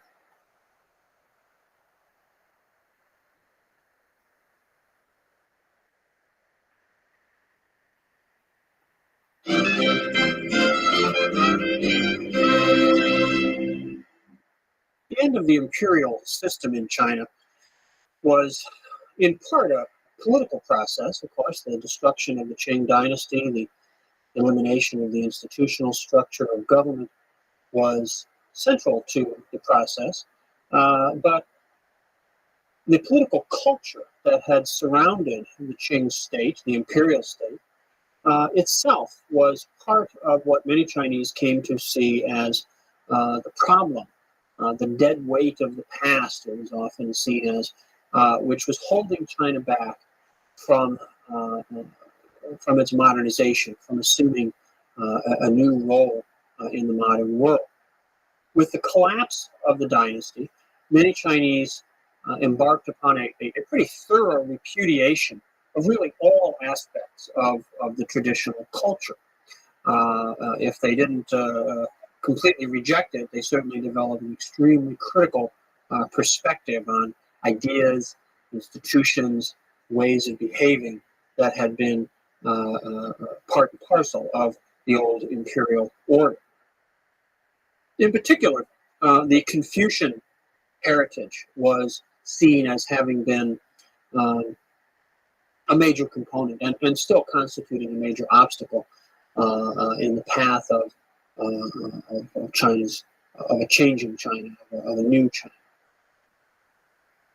In the same years that the Republic was, in a sense, being stillborn, when Yuan Shikai was seizing power for himself, and then after his death, as China fragmented into a network of warlord power centers, the critique of traditional culture and the beginning of the advocacy of new ideas, new solutions, very, very radical departures from the way things had been done and thought of in China.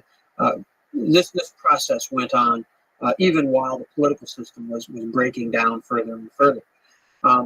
This period in the 19-teens is sometimes referred to as the New Culture Movement.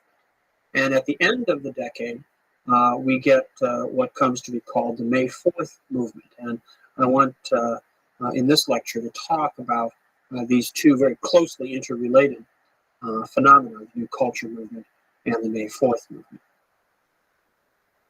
The New Culture Movement, as its name would suggest, was about making a new cultural system for China. And of course, to embark upon the process of creating something new, many Chinese also felt it was necessary first to go through a process of criticizing, breaking with what was old.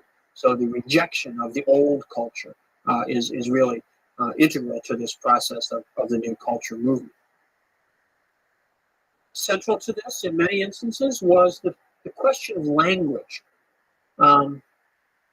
Chinese elite culture, Chinese political culture in particular, was intimately bound up with the use of the classical Chinese language, the literary Chinese language, which was very different from the way that ordinary Chinese spoke in their day-to-day lives.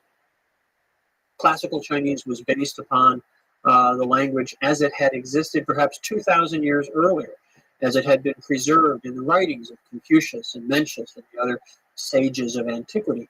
And it had remained very true to those origins and had in fact become increasingly alienated from the ordinary speech of people as the centuries passed on. Now, educated Chinese began to advocate the use of what we call Baihua, meaning simple language, plain language.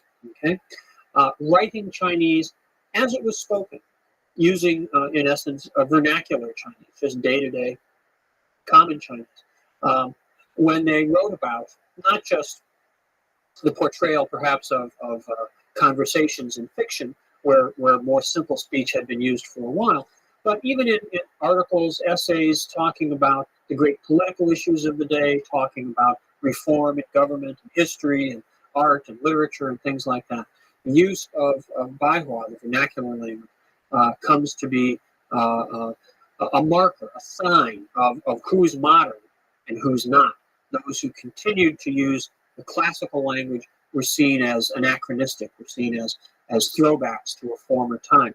And the people who wanted to be perceived as progressive, as part of the new China, of forging the path to the future, wrote in a much more simple and accessible kind of language.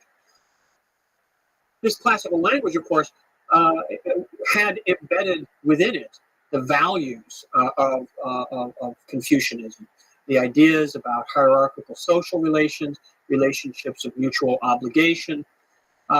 These were now seen as essentially having been oppressive. The reciprocal aspect of Confucian relationships, which we talked about quite a while ago, was lost, was largely eclipsed by a focus on the idea of all social relationships being hierarchical, and this sense of the superiority of the ruler or the husband or the father was now seen as dictatorial, as oppressive, and needed to be rejected and repudiated, and a more egalitarian set of social relationships and ideals needed to be adopted. In particular, Confucianism came to be seen as bound up with the specific oppression of many groups within society: women, peasants, workers. All were seen as having been disadvantaged, as having been seen as little people, lesser people, as opposed to the position of men or of the educated elite, who were seen as having been validated and valorized by the ideas of Confucianism. So Confucian ideology, Confucian ideas, terms, cultural practices all come to be seen by progressive Chinese as part of the problem and as things that need to be done away with and overcome. This rejection of Confucian culture, this turning away from the Confucian past, goes along in tandem with a search for new ideas, for new ways to address the concerns of the day.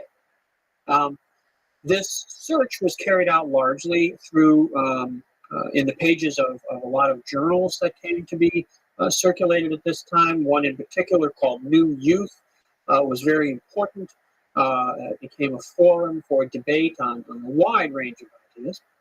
Many of these ideas, not surprisingly, came from the West, were drawn from Western thinkers, from the countries, from the cultures which were seen by the Chinese as being the most successful, as being the dominant groups exerting their power over China because of the strength, because of the superiority of their cultural systems at home.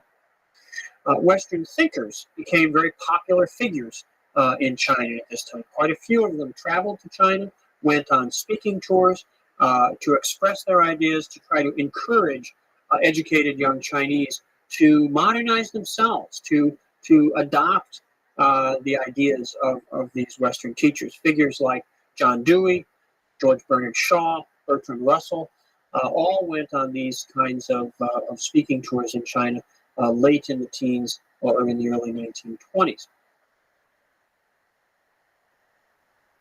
Other groups emerged within Chinese society during these years as well, with perhaps a less sophisticated set of concerns and programs, but which were also very influential in spreading new ideas and new ways of coping with the challenges of life in the modern world. In particular, interestingly, anarchists were very active in China. Anarchism at the end of the 19th and beginning of the 20th century in the West was a significant political movement. anarchist groups in European countries like France and Italy, and perhaps most significantly Spain, were not simply isolated bomb throwers, but were large organizations of workers, often deeply embedded in trade union movements. And it was in this context that we can see the spread of anarchist ideas to China.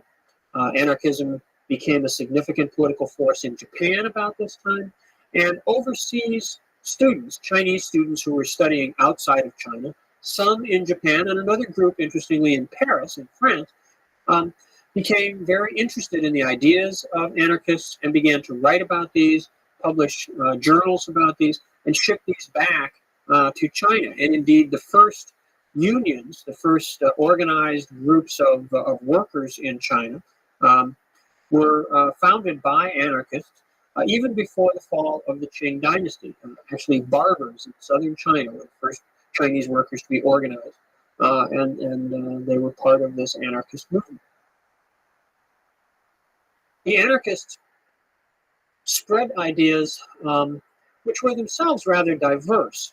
They talked about socialism, they talked about feminism, they had very radical egalitarian ideas, and before long, other groups which were more devoted to these particular aspects of political thought, feminist groups, socialist groups, began to appear in China as well. During the 19-teens, during this period of the New Culture movement, while intellectuals, members of the educated elite, were debating the repudiation of Confucianism and the more genteel ideas of Shaw and Russell and Dewey, the anarchists were working to build mass movements, workers' organizations, to try to create the conditions for a socialist transformation in China as well. World War I, of course, is taking place while all this is going on. World War I,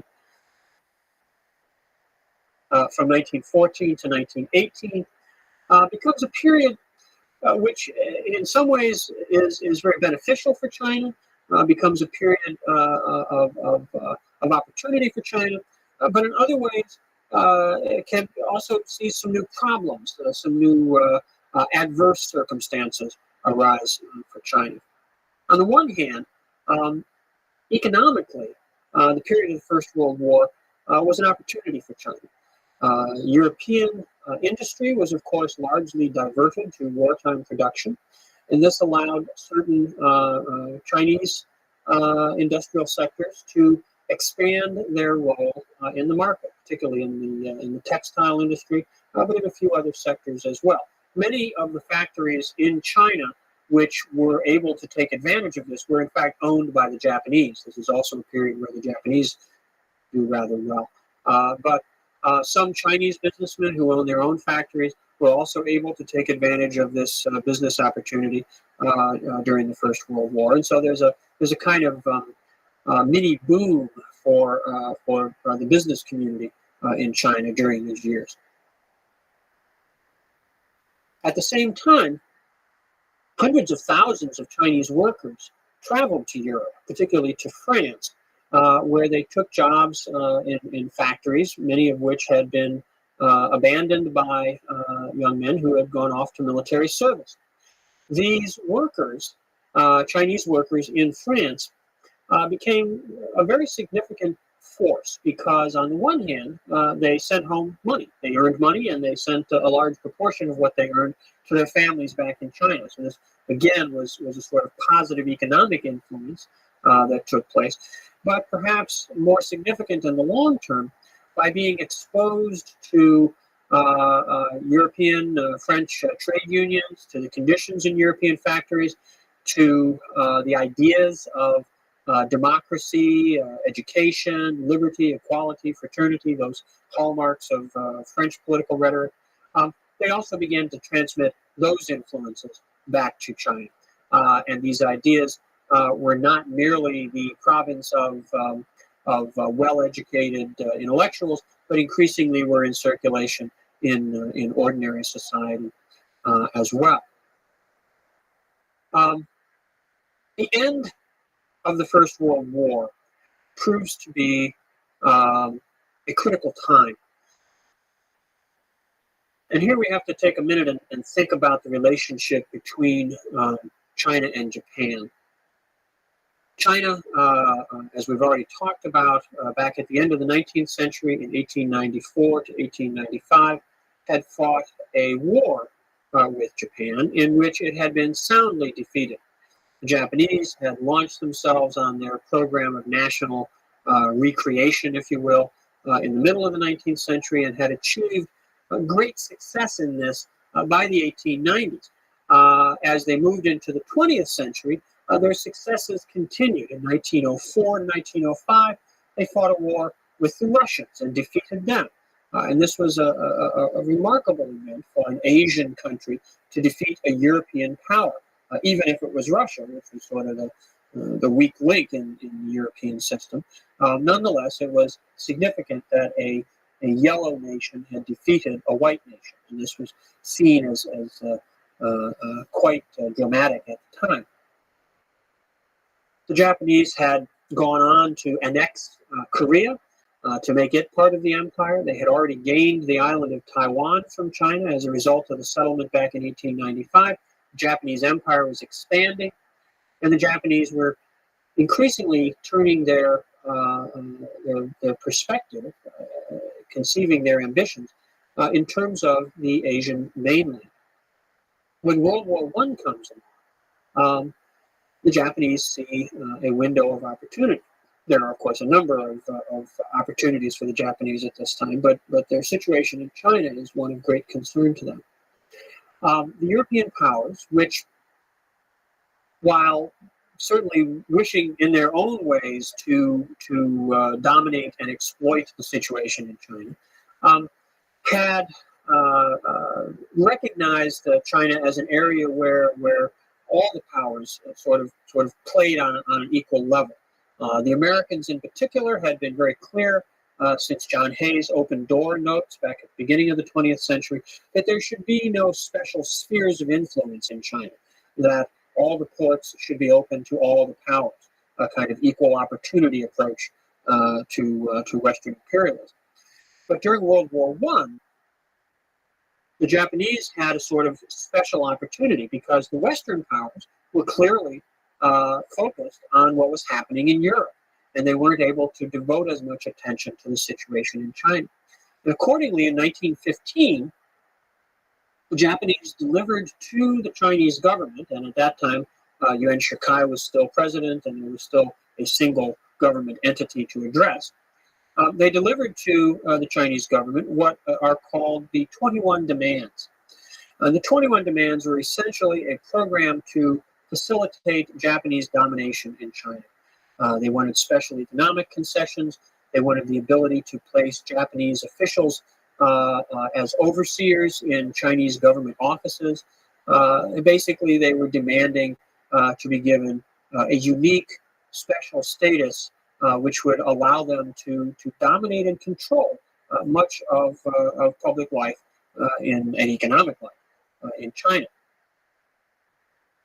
The Chinese government doesn't accept the 21 demands. They don't agree to the concessions which Japan is seeking. But this pressure that the Japanese put on China was quite severe, and it was quite intimidating to the Chinese. When World War I had broken out, the Japanese declared themselves as belligerents on the side of the Allies. Of course, they were far away from Europe, and in some ways this was not a particularly significant move, but the Germans had possessions, territorial possessions, in China and in the Western Pacific. They had, of course, the port of Qingdao that we've mentioned earlier in Shandong province, and a few other concessions on the Chinese mainland. And they possessed a number of islands in the Western Pacific, which they had been developing as a source for various minerals and resources. The Japanese occupied these German concessions. They sent military forces and simply took over these concessions and held them for the duration of the war. In 1919, when the war was over, of course, the Great Peace Conference was convened at Versailles in France. And it was at the Versailles negotiations that things went from bad to worse for the Chinese. Chinese had, of course, also been allies. They had been part of the Western, the alliance of the British and the French and the Americans against Germany and the Austro-Hungarian Empire. But while the Japanese were rewarded for their support, the Chinese wound up being essentially left in the lurch. And of course, there's a great irony and frustration involved in this. The Western powers during World War I had, of course, proclaimed it as a war to make the world safe for democracy. The American president, Wilson, in his 14 points, had proclaimed that among the war's aims was the idea of self-determination for peoples. Okay? Not surprisingly, many people around the world, particularly in colonial countries that were colonies of the European powers, interpreted the idea of self-determination for peoples as meaning that after the war, after they had supported their colonial masters, after they had sent troops off to fight and die in the war, that they would then be allowed a greater role in self-determination, that they might even attain independence and self-rule. Well, it became very clear at the Versailles Peace Conference that the Western powers had no intention whatsoever of allowing the colonial peoples self-determination, that in fact the maintenance of the colonial order was at the top of the agenda for the Western powers. In particular, for China, this was made clear when the former German territorial concessions in China, rather than being returned to Chinese control at the end of the war, were granted to Japan. Japan had seized them militarily at the beginning of the war, and now was given the right to retain them. Well, this was seen as a real betrayal by the Chinese. And when word of this reached Beijing, a telegram arrives in Beijing, it sparked demonstrations, which became the focal point then of what we come to call the May 4th movement. The word came overnight from Paris on May 3rd that these were the terms of the treaty that China was being presented with. And students gathered the next day at noon at Tiananmen, the great gate at the southern entrance to the imperial city, where the government ministries were all located. This area today has been expanded into the great square, the great public space of Tiananmen Square. Several thousand, many thousands of students assembled at Tiananmen midday on May the 4th, 1919, and they marched eastward along the main east-west street there in Beijing towards the Western diplomatic quarter. The police blocked their access to the diplomatic quarter, so they turned aside into the narrow alleyways off to the north, where they went to the home of the foreign minister. The Chinese, the foreign minister in the cabinet at that point was seen as having been weak, as having betrayed China by allowing the Chinese delegation at Versailles to be part of these negotiations. In fact, the Chinese government never accepts the terms of the treaty, but the treaty is imposed anyway, even without their signature, their authorization for it. When they reach the home of the foreign minister, they burn it down. They enter the home first and beat up a gentleman they find there who they thought was the foreign minister. It turned out, in fact, he wasn't. The foreign minister had put on the dress of a female servant and fled out the back door. But the crowd was so enraged, they went ahead then and burned down the house. Police arrived. There were confrontations between the students and the police. Several students were arrested. Others were beaten. And the demonstration eventually is broken up. Political tension in the capital persists over the following days. Officials from Beijing University get involved. Officials from the government in Beijing, which is only one of the many centers of warlord power, but is still presenting itself as the national government at this time. They get involved. Eventually, students are released. The students make demands on the government about not ratifying the treaty, and the government has to accede to that. The movement spreads far beyond the capital. It spreads to many other cities around China, and it spreads beyond the ranks of students. In fact, it becomes a very popular movement. Many merchants join in the movement, in part because one of the tactics that the movement adopts is boycotts against Japanese goods. Well, obviously, if you're boycotting Japanese goods, you're going to be buying Chinese goods, or at least somebody else's goods, hopefully Chinese goods. And so many Chinese businessmen support the May 4th movement as well. Well, the May 4th movement, we talk about the May 4th demonstration, the actual events of May 4th, 1919. The May 4th movement, in a sense, sort of merges, sort of flows into what's going on with the new culture movement. As part of this process of criticizing the past, seeking new ideas, new ways to address China's problems. What's most important about the May 4th movement is the idea that it represents a loss of faith for the West, and a loss of faith in the West on the part of many educated young Chinese. The hopes, the aspirations for a liberal, democratic, republican kind of system, which had been around in China since the struggle to overthrow the Qing dynasty, have now run up against the realities of the pragmatic interests of the Western powers, the betrayal, as it's perceived in China, of the ideas of self-determination, of making the world safe for democracy. The war aims of the Western powers are now perceived by many as having been, shall we say, duplicitous, as having been lies, and that the Chinese are now once again victimized and humiliated by the Western powers, even as they have been trying to emulate the Western way.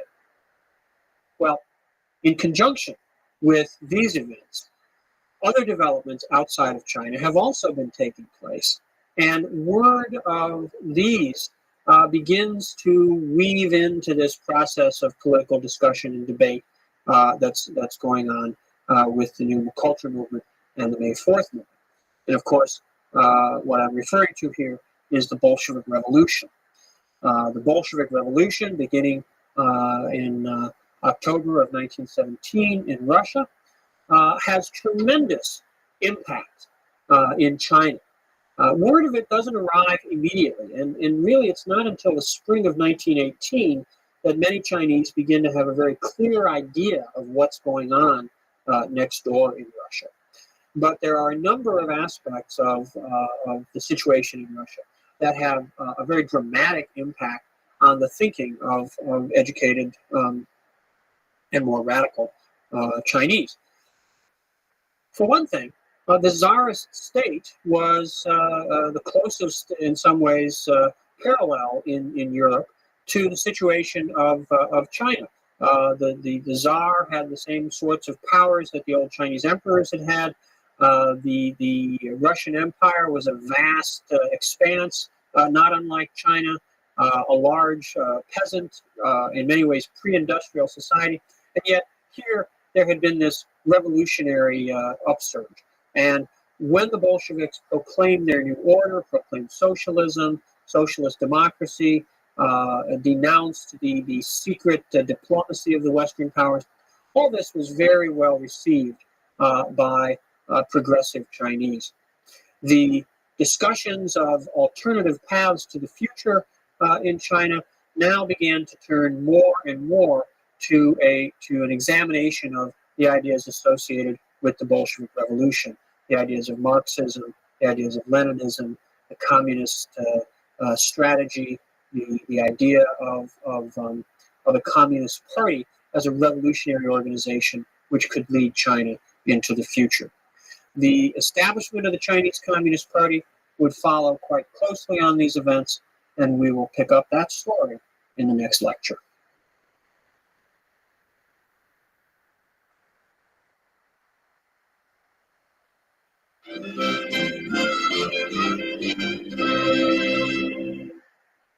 The end of the second decade of the 20th century, China had gone through 10 years of post-imperial turmoil. The First World War had come and gone. The hopes of perhaps an improved situation in the world after the war had been dashed by the Versailles Peace Conference. Many Chinese had begun to search for radical alternatives to the ideas that had brought China to its present circumstances, whether those were the traditional Confucian political culture or the more liberal democratic ideas associated with the hopes of the Republican movement. At the beginning of the 1920s, the new ideology, which had grown out of the activities of anarchists and socialists earlier in the century, and particularly from the influence of the Bolshevik Revolution in 1917, took root in China and took on institutional form in the founding of the Chinese Communist Party. The party was founded in Shanghai in 1921. It was the result, the get-together in July that actually put the party institutionally in place, formally in place, was the result of a process that had been going on for a couple of years. Marxist study groups in Beijing and Shanghai and other places had sprung up in the wake of the First World War and the Bolshevik Revolution.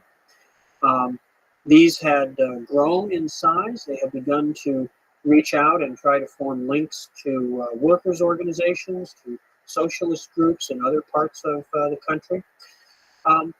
Beginning around 1920, as the Soviet Union began to pull itself together and the Communist International, the Third International, was established, agents sent out from Moscow began to visit various parts of Asia, and China in particular, to assist in the process of revolutionary organization.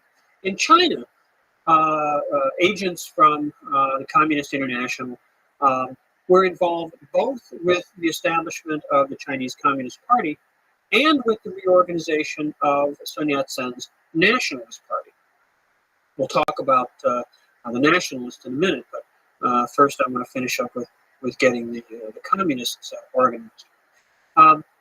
These advisors from the International who came to China worked with the Marxist study groups, began to do the groundwork to establish a national organization, and they helped to suggest the terms of a program, the organizational format for the new party.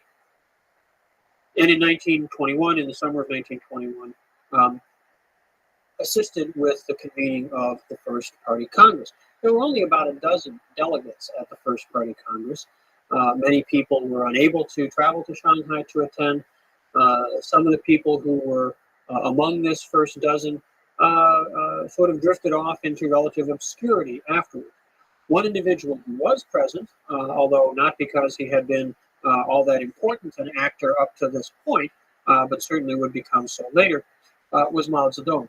Mao Zedong from Hunan province in central China had been living in Beijing, had been exposed to the Marxist study groups there through his work at the library in Beijing, and had made his way to Shanghai and was able to take part in this initial gathering.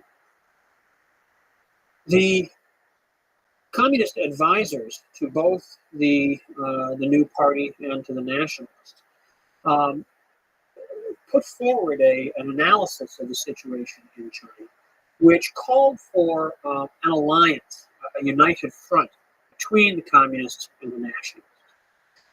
The Nationalist Party, which was still under the leadership of Sun Yat-sen in the early 1920s, was reorganized internally along the disciplined lines of the Bolshevik Party, of the Russian Communist Party. And this made the Nationalist Party a much more effective organization than it had previously been. One of the problems, one of the frustrations that Sun Yat-sen had faced in his life was that he was a good orator, he was a good speaker, a good fundraiser, a good propagandist. But he wasn't much of an organizer, and he didn't seem to have figured out a way to make the Nationalist Party into a truly effective political force. The advice of the communists and the organizational changes that they helped to put in place within the Nationalist Party gave it greater cohesion, greater internal discipline, and turned it into a more functional political organization. This did not mean that the Nationalist Party or Sun Yat-sen embraced the Marxist-Leninist ideology of the Bolsheviks or of the advisors from the International, but it did mean that Sun Yat-sen in particular was more open to some kind of cooperation, some sort of collaboration between the new Communist Party and his Nationalist Party. The first United Front was accordingly put together, and under the terms of this, individual members of the Chinese Communist Party could join the Nationalist Party, could be members, in other words, of both parties, and could indeed even serve as officers within units of the Nationalist Party. The Communist Party was not to join the Nationalist Party organization. In other words, there wasn't a merger between the two parties, but individuals could be members of both parties.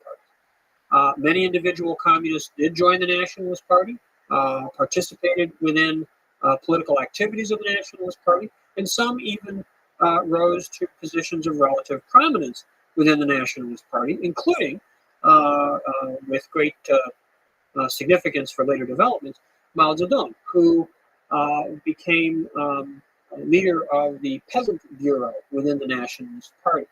The peasantry was, of course, not seen as the most important group. Urban workers, industrial proletariat were seen as the focal point by both the nationalists and the communists. So Mao's position in dealing with the peasantry was not a particularly prestigious one, but it becomes his experience there and the ideas that he developed there become quite important, as we shall see later on. In 1925, Sun Yat-sen dies, and this is a critical turning point because so long as Sun Yat-sen was alive, so long as he was dedicated to his particular vision of the nationalist revolution and of a socially progressive version of nationalism, the alliance with the Communist Party made a lot of sense. The Communist Party was still relatively small. It certainly wasn't an organizational threat to the nationalists early on, and Sun's willingness to work together resulted in benefits for both sides. It allowed the Communist Party to grow and to gain a lot of experience, but it also benefited the Nationalist Party. Much of the work that communist organizers did was quite diligent and quite effective, and they actually brought a lot of members into the Nationalist Party, non-communist members into the Nationalist Party. In the wake of Sun Yat-sen's death, something of a leadership vacuum develops at the top of the Nationalists. And it takes a little while, a year or so, for a successor figure, a single successor figure, to really emerge.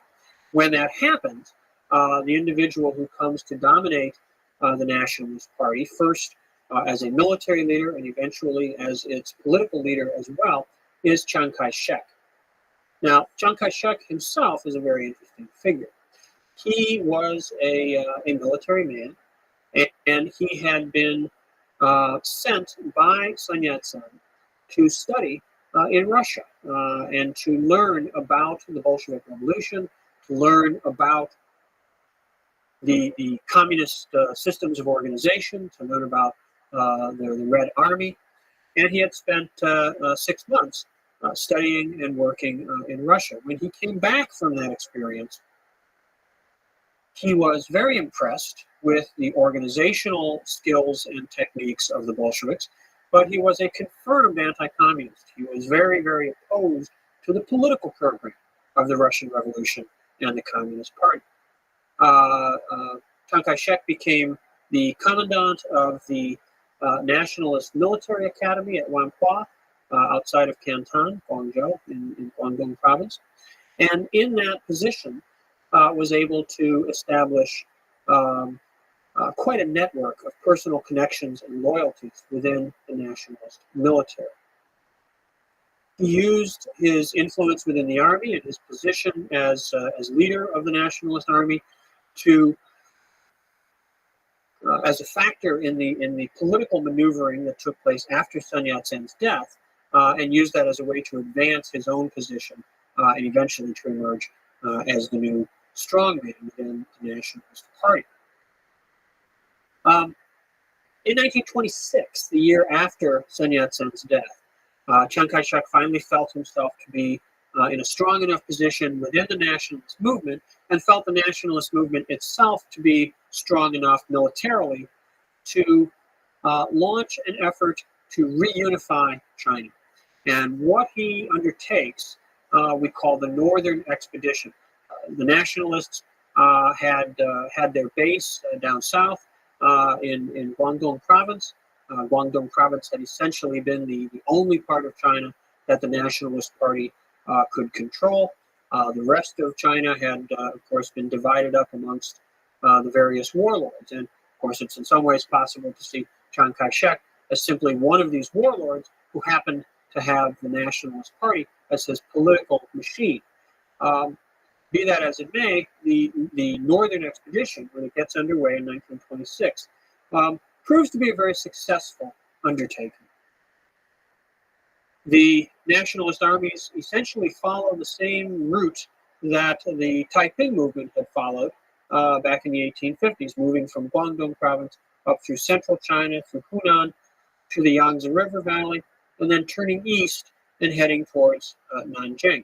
And moving a little more quickly than the Taipings had over the course simply of a few months, they managed to gain control of most of southern China. And this happens through a variety of mechanisms. In some instances, the nationalist forces fight against the forces of local warlords, and they generally win.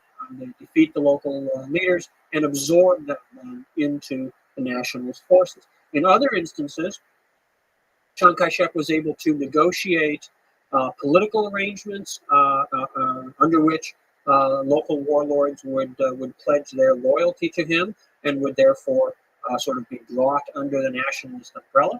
In other instances, he simply bribed people. He would buy the loyalty of individuals who couldn't be appealed to on any other basis and whom he didn't feel like fighting or didn't wish to risk fighting. By one means or another, the Northern Expedition succeeds by the spring of 1927 in basically getting all of southern China, south of the Yangtze River, into nationalist hands.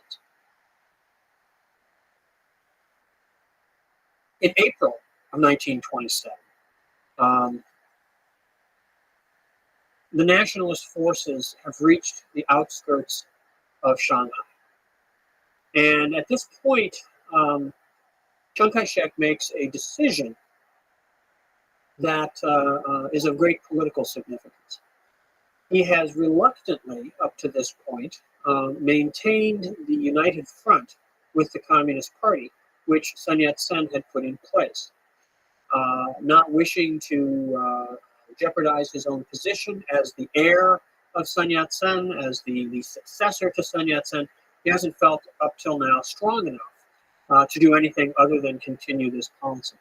But by April of 1927, having successfully carried out the Northern Expedition, having gained all this control over half of China, he feels his position to be much stronger.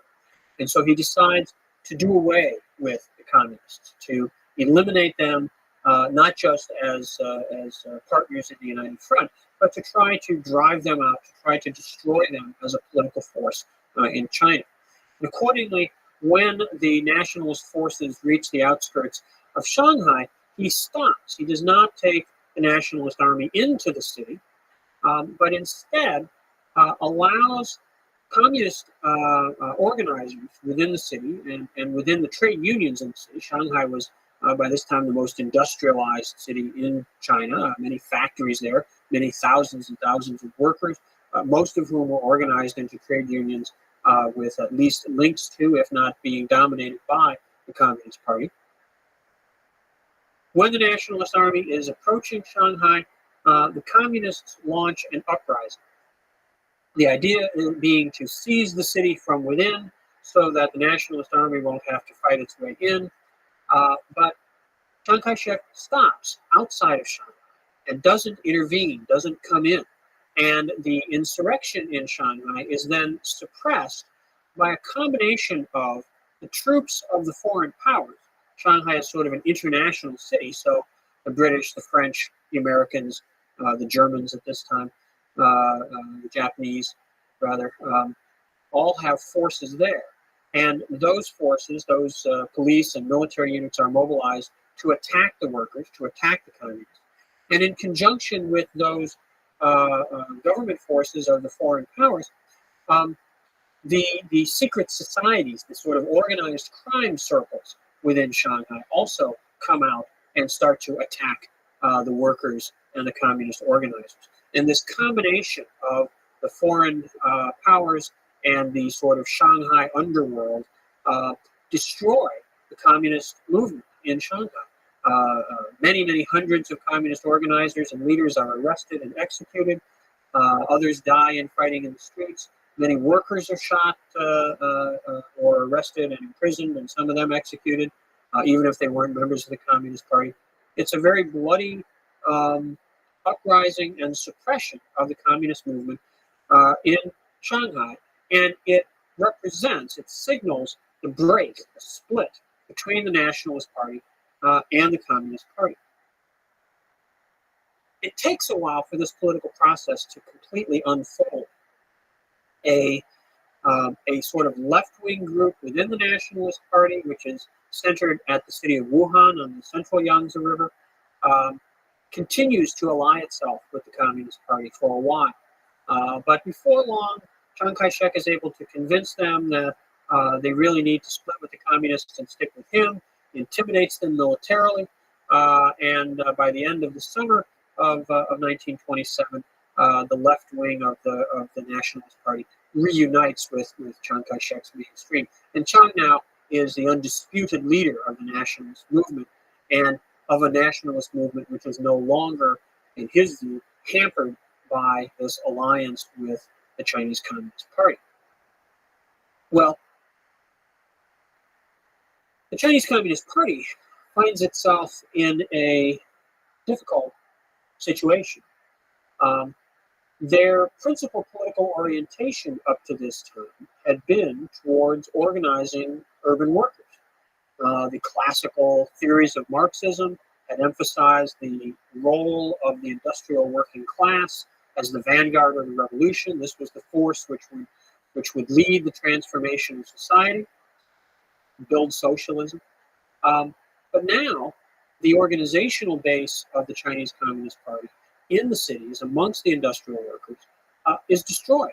Shanghai was the most important location, but once this rupture takes place in Shanghai, it's repeated elsewhere in other ports, in other centers of industry, and the communists are systematically driven out of urban China. How is the party to survive? What are they to do? It's at this point that the role of Mao Zedong begins to be significant. Mao Zedong, as leader of the Peasant Bureau of the Nationalist Party, had spent a lot of time in the countryside, had spent a lot of time observing what was happening away from the cities, away from the great coastal ports, in places like his home province of Hunan. And what he saw was large peasant movements, unlike peasant movements that we have seen at earlier times in history, but now movements which were taking place in the modern world, in a modern context, and which could be imbued with a modern ideology and led by, in Mao's view, a modern political party.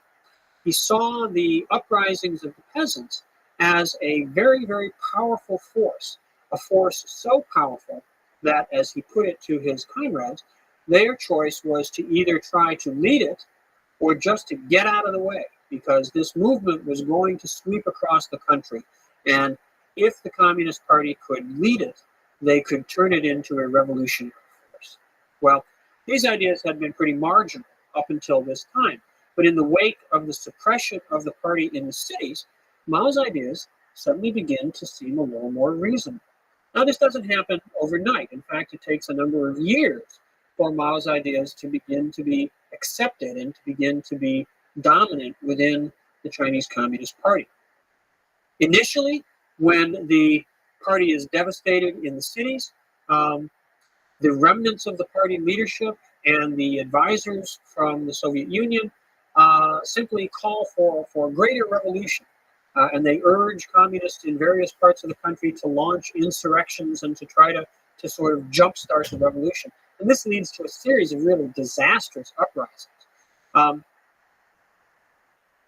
Mao himself is drawn into one of these when he is ordered to lead a peasant army to capture a city in central China. They do so for a few days, but then they're driven out by the better armed and better organized forces of the Nationalist Army. And it's after this that Mao retreats with the remnants of his peasant army to the mountains of southern Jiangxi province. And it is there, along with other local communist leaders and the remnants of a few others of these abortive uprisings, that he begins to put together a new model for the Chinese Communist movement. This rural base area, as it comes to be called, in essence becomes a sort of laboratory. And in the early 1930s, Mao and a man named Zhu De, who was a communist military leader, and Zhou Enlai, who becomes one of Mao's greatest political allies, these individuals work together with several million peasants in southern Jiangxi to create a communist experiment, to carry out experiments in land reform, in reforming the Chinese family system, a variety of things which later on, after the Communist Party comes to power nationally, will be implemented in a fully developed way. But in the early 30s in Jiangxi, they're just experimenting there. They're sort of trying things out in a sort of laboratory of peasant society. Well, Chiang Kai-shek went on after 1927 to complete the unification of China. In 1928, he takes his forces on to the north, defeats or wins over the remaining warlords, and establishes a reunified China, a single nationalist government, now based at Nanjing again, with Chiang Kai-shek as the leader, comes to be put in place. Even while he's completing the second half of the Northern Expedition, Chiang begins to have conflicts with the Japanese. Japanese military units are in Shandong province to protect their concession at Qingdao and some of their railway lines. There are confrontations between Japanese military units and Chiang's forces in 1928 in Shandong. Later on, the Japanese blow up the train of one of Chiang's warlord allies in northern China because they want to eliminate him as a threat to their position in Korea. So tensions between Chiang Kai-shek and the Japanese, between China and the Japanese, begin to show a little more clearly at the end of the 1920s and beginning of the 1930s.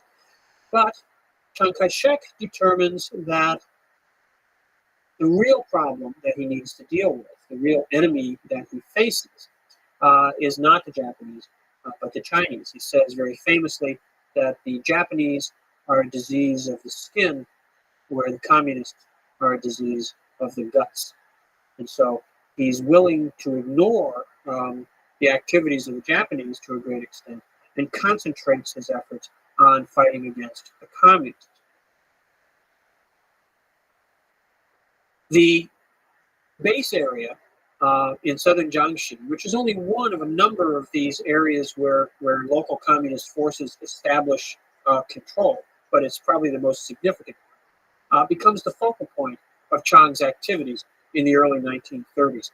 And he launches a series of what are called encirclement campaigns, where he basically puts a blockade, military forces completely surrounding the communist base area, and then slowly but surely closing the ring, moving closer and closer in.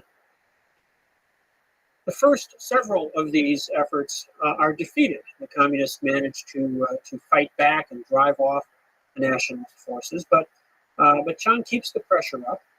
He begins in the 30s to get military advice from the Germans, the Nazi party that has come to power in Germany in the early 30s, begins to form a fairly close working relationship with Chiang that will be suspended later when they become even more closely allied with the Japanese. But for a while in the mid-30s, German advisors are very helpful in leading the anti-communist campaigns for Chiang Kai-shek. And eventually, by 1934, it becomes apparent that the latest encirclement campaign of the nationalists against the Jiangxi base area, which is sometimes called the Jiangxi Soviet, is going to be successful. And the communist leaders then have to decide what they're going to do, how they're going to cope with this threat. What they decide leads to one of the most dramatic events in 20th century Chinese history, an event which continues to inspire young Chinese even today. And this is what's called the Long March. In October of 1934, the communists decide that they're not going to be able to resist Chiang Kai-shek and the encirclement campaign much longer. There is another base area far away in northwestern China, centered on a small town called Yan'an, and they decide that they're going to try to break out from the Jiangxi area and make their way to Yan'an. This is a long, long way to go, and they don't know exactly how to get there or how they will survive in the process of doing so. Nonetheless, they figure this is their best option, their only real chance.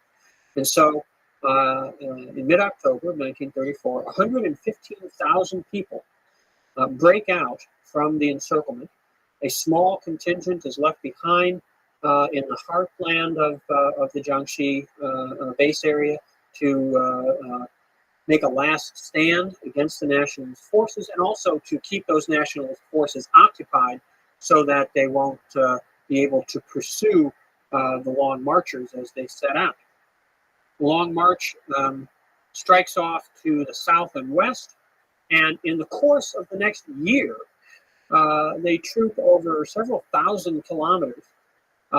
It's not a simple straight path off to the northwest that they take. They travel through several provinces. They have to cross mountain ranges, swamps, deep river gorges. It's a very dramatic event. They're constantly being pursued and harassed by nationalist forces. Of the 115,000 people who embark on the Long March, 15,000 complete it. So 100,000 people are lost one way or another along the way.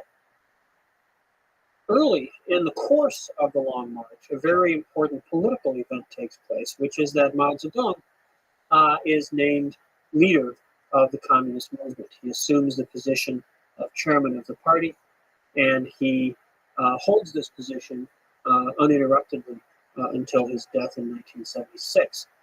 The triumph of Mao sets the stage for the latter part of the Chinese Revolution.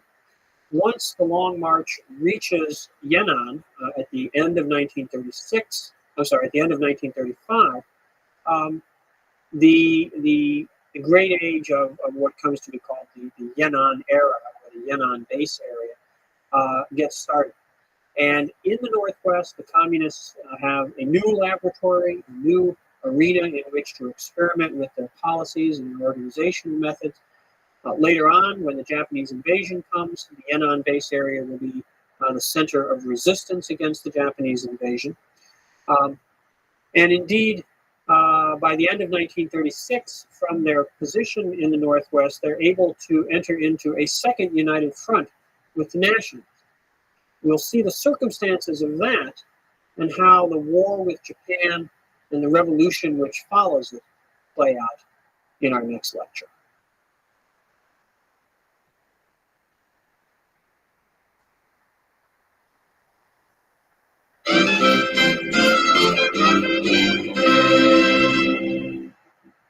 At the end of 1935, Mao Zedong and the 15,000 survivors of the Long March arrived in northwestern China. They spent much of 1936 settling into their new circumstances in the Yan'an base area.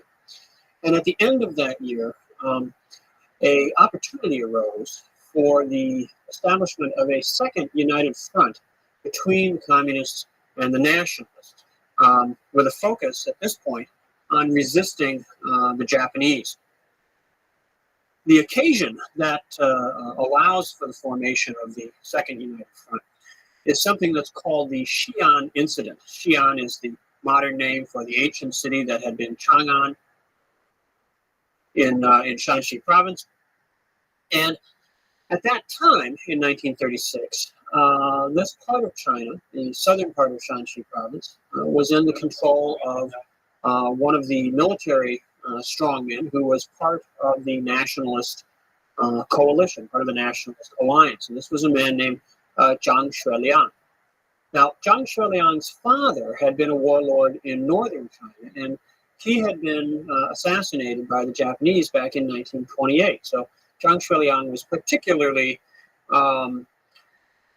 anxious that China and the nationalists should take a strong stand against Japanese aggression. And he was very frustrated with what he perceived as Chiang Kai-shek's unwillingness to stand up to the Japanese. Chiang, as we've noted before, saw the Japanese threat as secondary and the threat of the communists as primary. But Zhang Shuiliang, saw it the other way around, and he was anxious to encourage Chiang Kai-shek to take a stronger line of resisting the Japanese. The Xi'an Incident, what happens in the Xi'an Incident is that Chiang Kai-shek goes to Xi'an to visit Zhang Shuiliang, and during that visit, General Zhang effectively places Chiang Kai-shek under house arrest. He then invites representatives from the communist base area in northern Shanxi province to come to Xi'an, and the communists send Zhou Enlai, and he enters into negotiations, and an agreement is reached for the forming of a united front to resist the Japanese. And Chiang Kai-shek is released and goes back to Nanjing, to his capital. But he then places Zhang Shuiliang under arrest. And in fact, General Zhang remains under arrest by the nationalist forces right down until the end of the 1990s. He was taken to Taiwan when the nationalists fled in 1948, 49, and was held under house arrest there until just about 5 or 6 years ago. Nonetheless, the terms of the United Front brought the communists and the nationalist forces together to strengthen China's ability to resist Japan.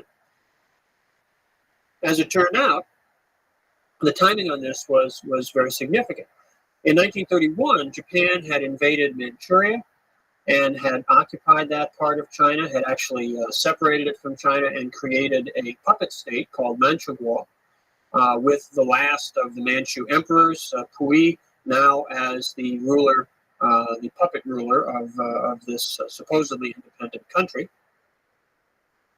And in July of 1937, Japan launched a full-scale invasion of China proper. There's a famous incident in July of 1937, the so-called Marco Polo Bridge incident. It takes place at a site southwest of Beijing, where Chinese and Japanese troops have a kind of confrontation, and from that, the war breaks out steadily through the rest of 1937. The Japanese, once they launch their invasion of China proper, pursue it quite vigorously, quite relentlessly, along two basic lines. They come into China from the north, crossing the Great Wall from their puppet state in Manchuria, and start to move south basically along the railway lines running from Beijing down to central China, to the central Chinese city of Wuhan. So that's a north to south advance, which doesn't go very rapidly, but that's the line that they want to be following. And then the second front that they open up starts with the city of Shanghai. Shanghai was, as we've mentioned before, an international city. There were British, French, Americans, Russians, and Japanese and others living in Shanghai, and many of the foreign countries that were represented there had their own troop concentrations, their own military units there. In the fall of 1937, Japanese forces based in Shanghai attack the Chinese part of the city, the western side of Shanghai, and then begin to fight their way west up the course of the Yangtze River. The Japanese plan was that the group moving west up the Yangtze River and the group moving south down the railway from Beijing would meet at the central Chinese city of Wuhan. And they expected this to happen fairly quickly. The idea was to have a sort of almost a blitzkrieg, a lightning sort of invasion. But that did not work out. In fact, both in North China and especially along the Yangtze River, the resistance that the Chinese put up was much more intense, much more fierce than the Japanese had anticipated. And in some ways, this should recall the experience that both the Mongols and the Manchus had had in invading China, where the greatest resistance that they met was in the Jiangnan region. They were coming into the region from the north and the west, whereas the Japanese were invading from the east and coming out of the city of Shanghai. But in either case, the Jiangnan region proved to be a very, very difficult area for a foreign conqueror to move through. Nonetheless, the Japanese were able to eventually achieve their initial military objectives, and the nationalist government was forced to retreat, first from the city of Nanjing, west up the river to Wuhan, and then eventually forced to abandon Wuhan and move on up through the Yangtze Gorges to the city of Chongqing in Sichuan province, where they established their what proved to be their permanent wartime headquarters. Now, when the Japanese reached Nanjing, which had been the nationalist capital, it took them until December, the beginning of December of 1937, to actually get there. And when they did, again, sort of in recollection or certainly in resonance with the events of the Manchu conquest, the Japanese carried out at Nanjing a great massacre. They were very upset. They were very frustrated with the resistance that the Chinese had put up. And when they took the city of Nanjing, although the Chinese military had largely withdrawn, the Japanese unleashed a very serious campaign of terror against the civilian population of Nanjing. Hundreds of thousands of people were killed. Many women were raped. The incident comes to be known as the Rape of Nanjing and is still today a source of very severe tension sometimes between China and Japan. The atrocities that were perpetrated there and elsewhere in in China, while they were certainly intended by the Japanese to terrorize and intimidate the Chinese, often had exactly the opposite effect, certainly of frightening people, but had the opposite of the intended effect, which was to make the Chinese stiffen in their resistance, to make them even stronger in their hostility to the Japanese invasion. Well, once the Japanese had managed to occupy particularly northern China, the war, after the first year or two, begins to settle into a more stable pattern. The nationalists were based in the west and the southwest. They had their political center at Chongqing in Sichuan province, and another very important center down at Kunming in Yunnan. They also had troops still in various parts of South China. The Japanese did not occupy all of South China by any means. And so there were pockets, there were areas where nationalist forces continued to operate long after the initial Japanese invasion. In the north, the Chinese Communists, of course, had their base area in Shanxi province, around the town of Yan'an. And from there, the Communists pursued a campaign, a very vigorous campaign of guerrilla warfare all across North China. The idea that the Japanese were occupying all of North China was a little simplistic. They, during the daytime, could extend their presence over many areas, but at night, except for the areas right along the main railway lines and in the main towns, much of the countryside was in the hands of popular forces led by communist guerrillas. So there was lots of sabotage, lots of fighting, ambushing of Japanese troops, blowing up of bridges and railway lines and things like that, designed to harass and tie down large numbers of Japanese troops who could not be spared then for other kinds of military uses. This pattern then persisted for several years, with the Japanese occupying much of China, not really being able to push their conquests further, not being able to really gain complete functional control, even of the areas that they basically were dominating militarily. Their invasion of China, which theoretically was designed to help them solve their problems at home, their economic and population problems in Japan proper, it proved to be a very counterproductive activity. But once they had invaded, once they had occupied China, the Japanese really had, from their point of view, no choice but to try to stick things out and hope to eventually defeat their enemies in the war and perhaps reap some benefits of victory down the way. That clearly was not the direction that the war took. And by 1944, it was pretty clear that Japan's defeat was inevitable. The war in the larger Pacific theater, the war with the United States, was one which, after the first few months, it became evident Japan could not win, despite the dramatic victories that they achieved at the end of 1941 and beginning of 1942. By the summer of 1944, the American counterattack was moving relentlessly towards Japan, and it became obvious that the USA would defeat Japanese imperialism, and that would radically transform the situation in China.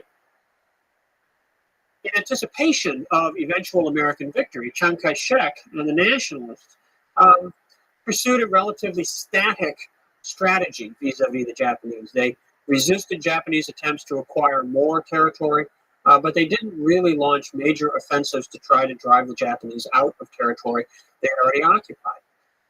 Chiang Kai-shek received a lot of military assistance from the United States during the war, and he tended to store that away to save it for the post-war period where he anticipated a great conflict with the Chinese communists.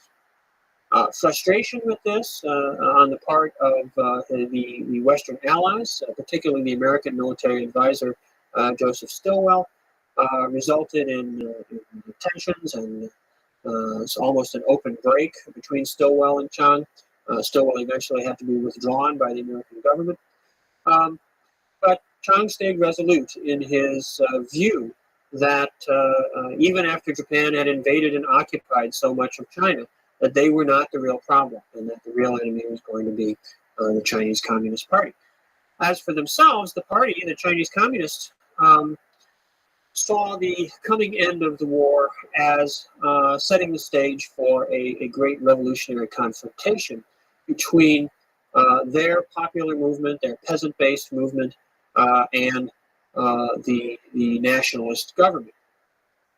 The anti-Japanese resistance, which communist guerrillas had spearheaded, particularly across northern China, had won them widespread support. The communists were certainly perceived, at least, as having been the more active fighters in the resistance against Japan. And this helped to spread, along with some fairly modest programs of social reform that the communists pursued in their areas under their control.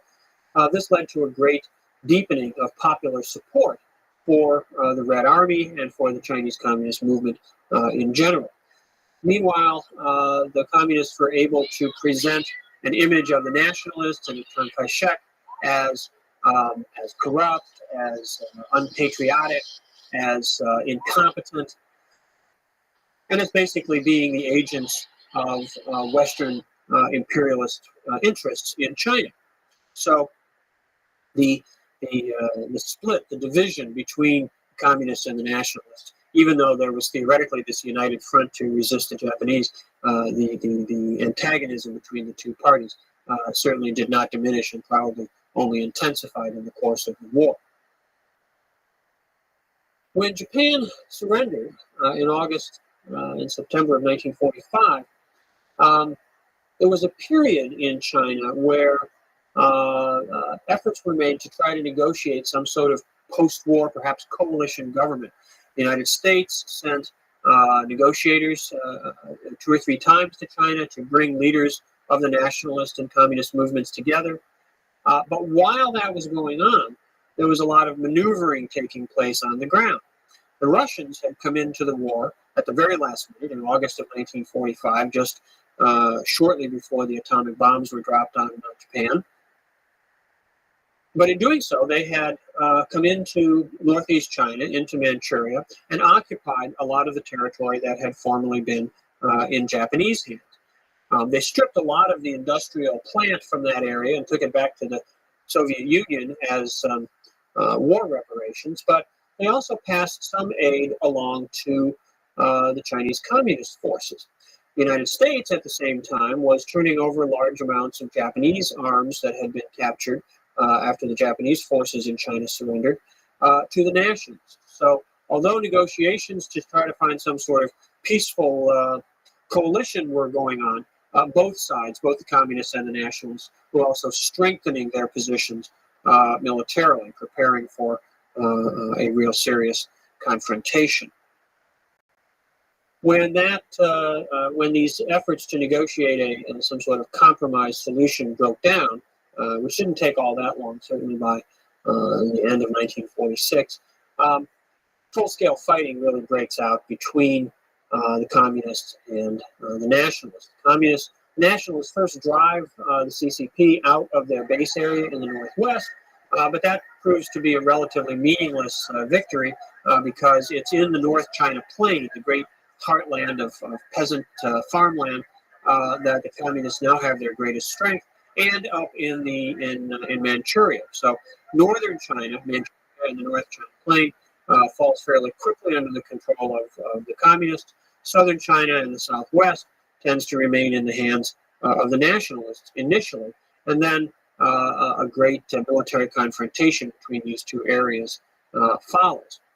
In 1948, late in 1948, a great battle takes place called the Battle of the Huai. The Huai River runs through central China between the Yellow River in the north and the Yangtze River to the south. And on the plains surrounding the Huai River, a great battle takes place, a great tank battle, one of the few really large conventional warfare, sort of set-piece battles that we have in the Chinese Revolution. And the communist forces emerge victorious. They defeat the nationalist military is deeply demoralized by this time. Communist propaganda is being increasingly effective in presenting the communists as the wave of the future, the true nationalists in some ways, the true patriots, and the corruption, the inflation that's taking place in the zone under nationalist control is making the lives of ordinary Chinese increasingly difficult. And so it's not surprising that political support for the nationalists disintegrates, and the military situation deteriorates for them as well. After the nationalist defeat in November of 48 in the Huaihai battle, Chiang Kai-shek begins to withdraw his forces to the island of Taiwan, which will become his last outpost. There are still large nationalist forces spread across southern China at this time, and most of those will eventually be withdrawn over to Taiwan.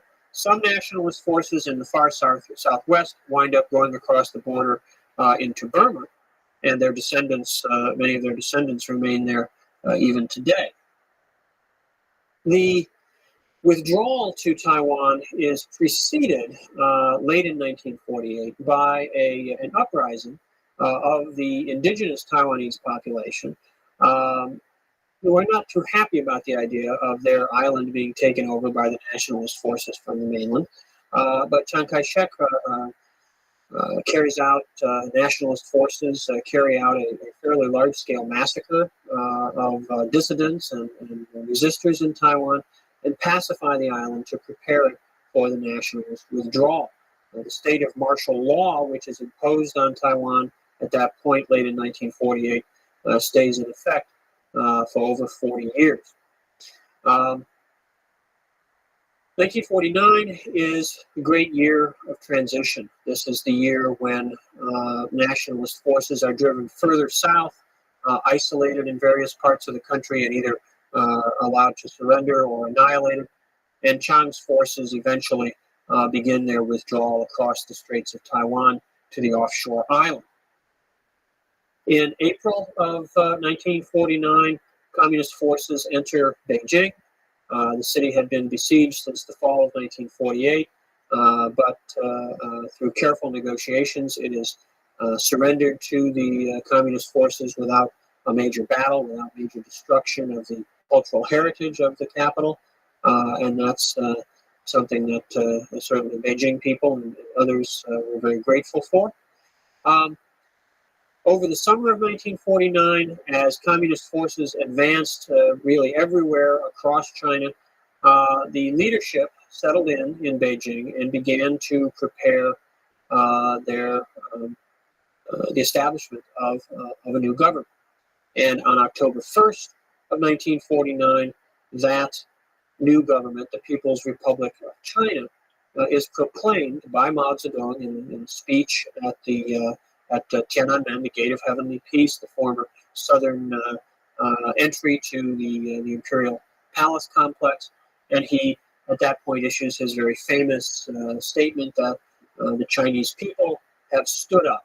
And the establishment of the People's Republic is portrayed certainly by the communist leadership as finally achieving the goals that had led to the overthrow of the old imperial regime back in 1911, 1912, had been frustrated with the failure of the republic initially, had been threatened even more by the fragmentation of China under warlordism, and then through the Japanese invasion and the civil war with the nationalists. Finally, here in October of 1949, Mao was saying, this is over. The long period of warfare and division and oppression by foreigners and reactionary forces in China is over. The People's Republic of China allows the Chinese people to take control of their own destiny. A very dramatic moment, a very dramatic speech by Mao, and not entirely out of line with the realities of the situation, which were that for the first time in a very long time, there was a single unified national government in China with a coherent and disciplined and basically honest, not corrupt institutional core in the Chinese Communist Party. And the communists were set upon a program which, in their view, would end China's weaknesses and would begin the process of building what they consistently, quite hopefully, called a new China. Now, the core of their program was land reform. And they had already begun the process of land reform even before the formal proclamation of the People's Republic. Indeed, we talked in a previous lecture about the Jiangxi Soviet back in the early 1930s and how the communists had experimented with various social policies there. One of the things they had sort of tried out there was how to go about land reform, how to redistribute land to make sure that you didn't have some people who owned large estates, others who had no land at all and perhaps could only sell their labor as tenants or day workers. How could you achieve a more equitable distribution of land? As a still predominantly agricultural society, land was the most important productive resource. So land reform becomes the core of the new program. And beginning in 1948 and continuing into the early 1950s, the new regime, the Communist Party and the government of the People's Republic, oversaw a fairly comprehensive program of land reform, first in the areas in North China, which they had occupied and controlled pretty consistently since the end of the Second World War, and then extending this into the newly conquered areas, the newly controlled areas in South and Southwestern China. The process of land reform was a very complex one, and the communists were very careful not to simply impose a new structure, a new system on the vast population of rural China. Instead, what they set out to do was to act almost as facilitators in a process. They would send work teams into villages, and they would seek out the people in the villages who had grievances, who seemed the most politically motivated, and they would work with them to identify who the landowners were and what the power relationships within a particular village were. And over a period of weeks or sometimes months, they would prepare for a moment when they would have mass meetings and assemble the farmers and have them denounce the landlords and seize the estates or seize the deeds, the titles to the land. Many landlords were beaten. Many others were killed in this process. It was a violent transformation of the agricultural system of ownership. And it was a very traumatic event, in many instances a very brutal event, and yet it was the critical event to allow China to break with the economic realities which had begun to stagnate all the way back in the 18th century and really hadn't been transformed or hadn't been modernized in any significant way up to the middle of the 20th century. The land reform that was carried out by the communists, as we will see, doesn't really achieve the objectives of socialism and communism that they had intended, but it does create the material conditions for the establishment of new modes of production and eventually for the emergence of China as a dynamic and powerful growth economy at the end of the 20th century. We'll return to some of those linkages in the next couple of lectures. Land reform was critical to eliminating the political control of the old rural elites and to creating the conditions to rewarding the peasants for their support of the party and to creating the conditions for improving agricultural production. It was carried out in tandem with other reforms that were directed also at transforming the traditional rural Confucian sort of popular culture.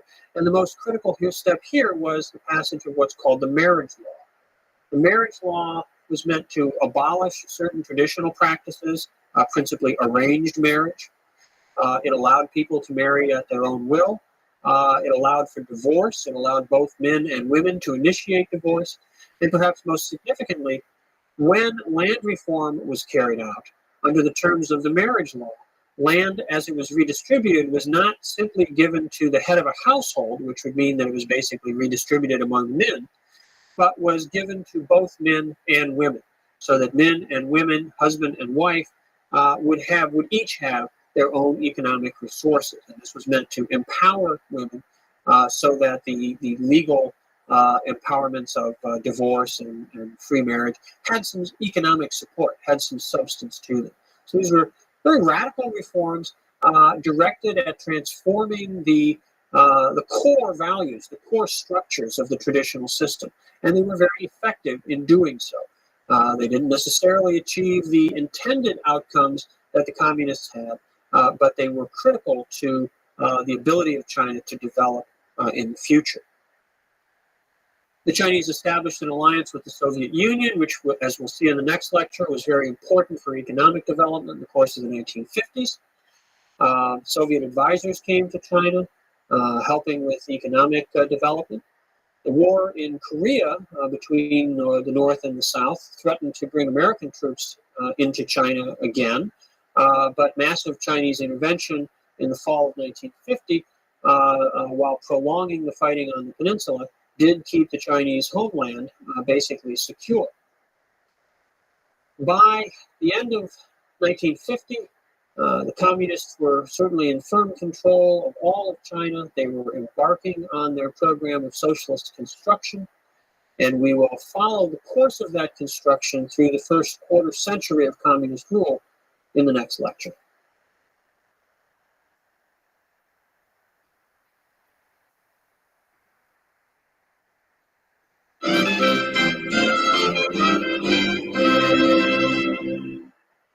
From 1949 to 1976, Mao Zedong was the leader of the new China. And this was a period during which many of the ideals and visions that he had for building a modern socialist China went a long way towards being achieved. But it was also a period during which there was conflict within the leadership of the new China over exactly how a modern industrialized society could be built. And these disputes eventually brought the party close to self-destruction. And by the time Mao died in 1976, China was poised on the brink of a further radical transformation. What I want to do in this lecture is to consider China under Mao, look at the high points of development along the course of his under his leadership, and see how the splits between different groups within the leadership affected the ways in which China evolved and developed during this quarter century. Mao Zedong's vision of a new China was the dominant rhetoric throughout this period. What Mao said, Mao's writings, his speeches, these were the public goals. These were the ideals that the Chinese Communist Party and the People's Republic of China officially pursued. But almost from the beginning of the People's Republic, there were different groups within the leadership who interpreted the goals of building socialism, building a modern industrial society in different ways. We saw different roads, different paths, if you will, that could be followed in pursuit of these objectives. These debates were generally kept within the leadership of the party. The party sought to present, as long as possible, a unified public face. But we know now, particularly in retrospect, that many of these divisions became quite acrimonious, and on occasion they broke out into more public forms of conflict. Mao was generally able to prevail, at least in terms of keeping the party line, the stated positions of the party, in accord with his views. But from time to time, he was forced to compromise, sometimes to give up some of his control over various aspects of the government, and he never really was able to have the kind of absolute power over all aspects of development, all aspects of the program of the party or the government, which he probably would have wished, and which would have allowed him perhaps to pursue his particular vision more successfully. In the 1950s, the principal area of contention between different groupings within the party had to do with agricultural policy. China at this time was still overwhelmingly an agricultural nation. The agricultural sector within the economy was far the largest, and nearly 80% of the Chinese people still lived on the land and were still involved in farming. So how to deal with the agricultural sector was a critical question. Land reform, which we talked about in the last lecture, was carried out across the country and was very effective in redistributing land, getting land into the hands of farming families so that basically all the peasants, all the farmers across China had some land. Everybody wound up with something. They had individual titles to this land. They could cultivate it themselves. And the great estates, the great landlords, were largely done away with, either given smaller plots of land to farm themselves, or in many instances driven off the land or sometimes killed. And a completely new setup in the countryside seemed to be taking shape.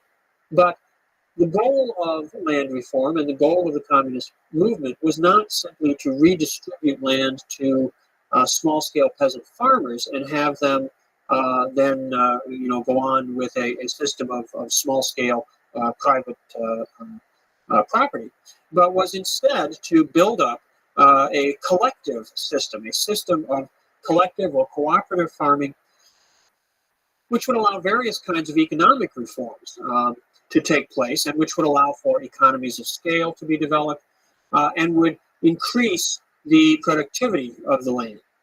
So in the early and mid-50s, incremental steps were taken towards agricultural collectivization. It's a very long and elaborate process, and I won't go through all the individual steps of it, but essentially from a widespread body of individual farmers to small-scale cooperative units, larger-scale cooperatives, and then eventually to even larger-scale collective units. This was a sort of year-by-year process of development. And up until about 1956 or 1957, each stage in this process seemed to be very effective. There was very little popular resistance or resentment to this, largely because the kinds of reforms that were being carried out, the introduction of some small-scale mechanization, the introduction of better knowledge about techniques of cultivation, the use of fertilizers, cooperation between working groups, the ability to share certain instruments of production, whether it was livestock or farm tools of one kind or another. All these factors combined to result in increasing yields. And if you look at the statistics on food production, grain production in China during this period, year to year, they go steadily up. And indeed, grain production increases at a rate faster than population growth, which itself is taking place significantly during these years.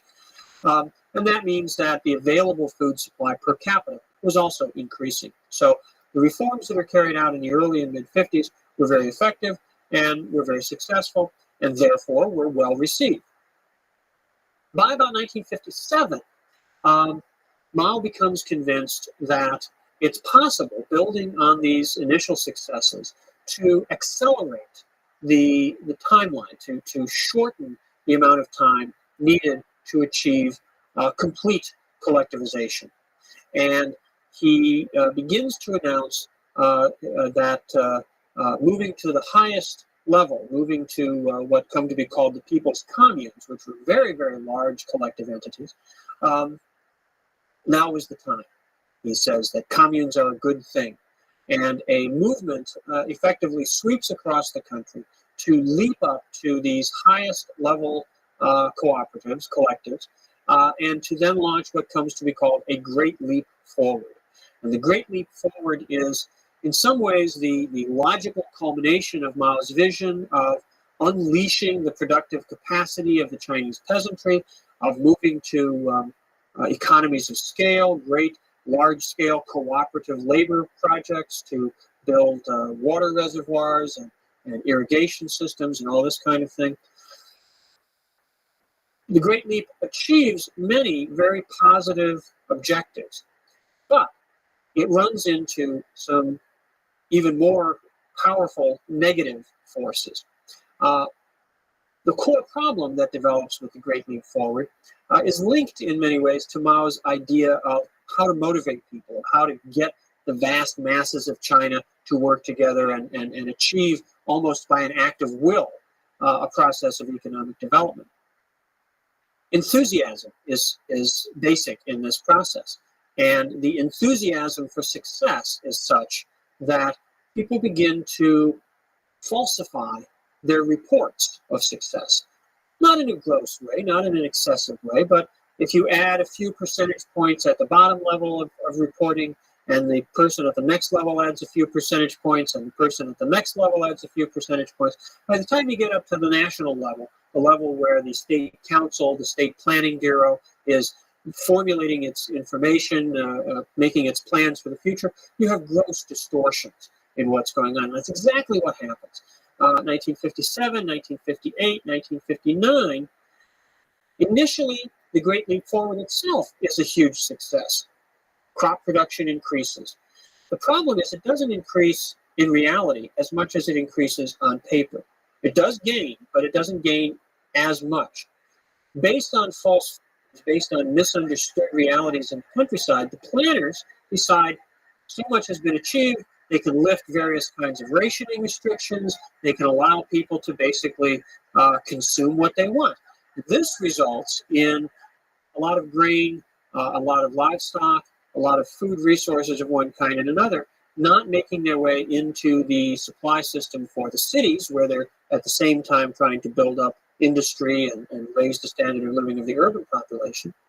And instead, there's initially a sort of glut in the countryside. As a result of that, and then as a result of excessively high targets set for the next year, there begins to be a crisis in agricultural production. There's not enough food. Food which they thought was going to be there as a reserve has been consumed. As we move into 1959, the situation begins to be much worse.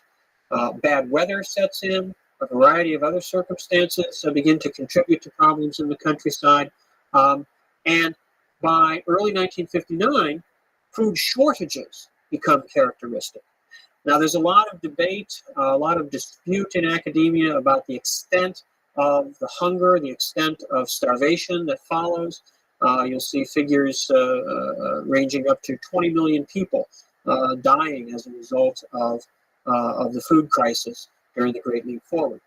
It's hard to know exactly what the precise figures should be, but certainly, no matter how you look at it, it's a period of hardship, it's a period of widespread malnutrition, and certainly of significant deaths resulting from the shortfalls of the Great Leap Forward. The crisis that the Great Leap Forward engenders results in the first real serious split, the first real serious division between elements within the party leadership.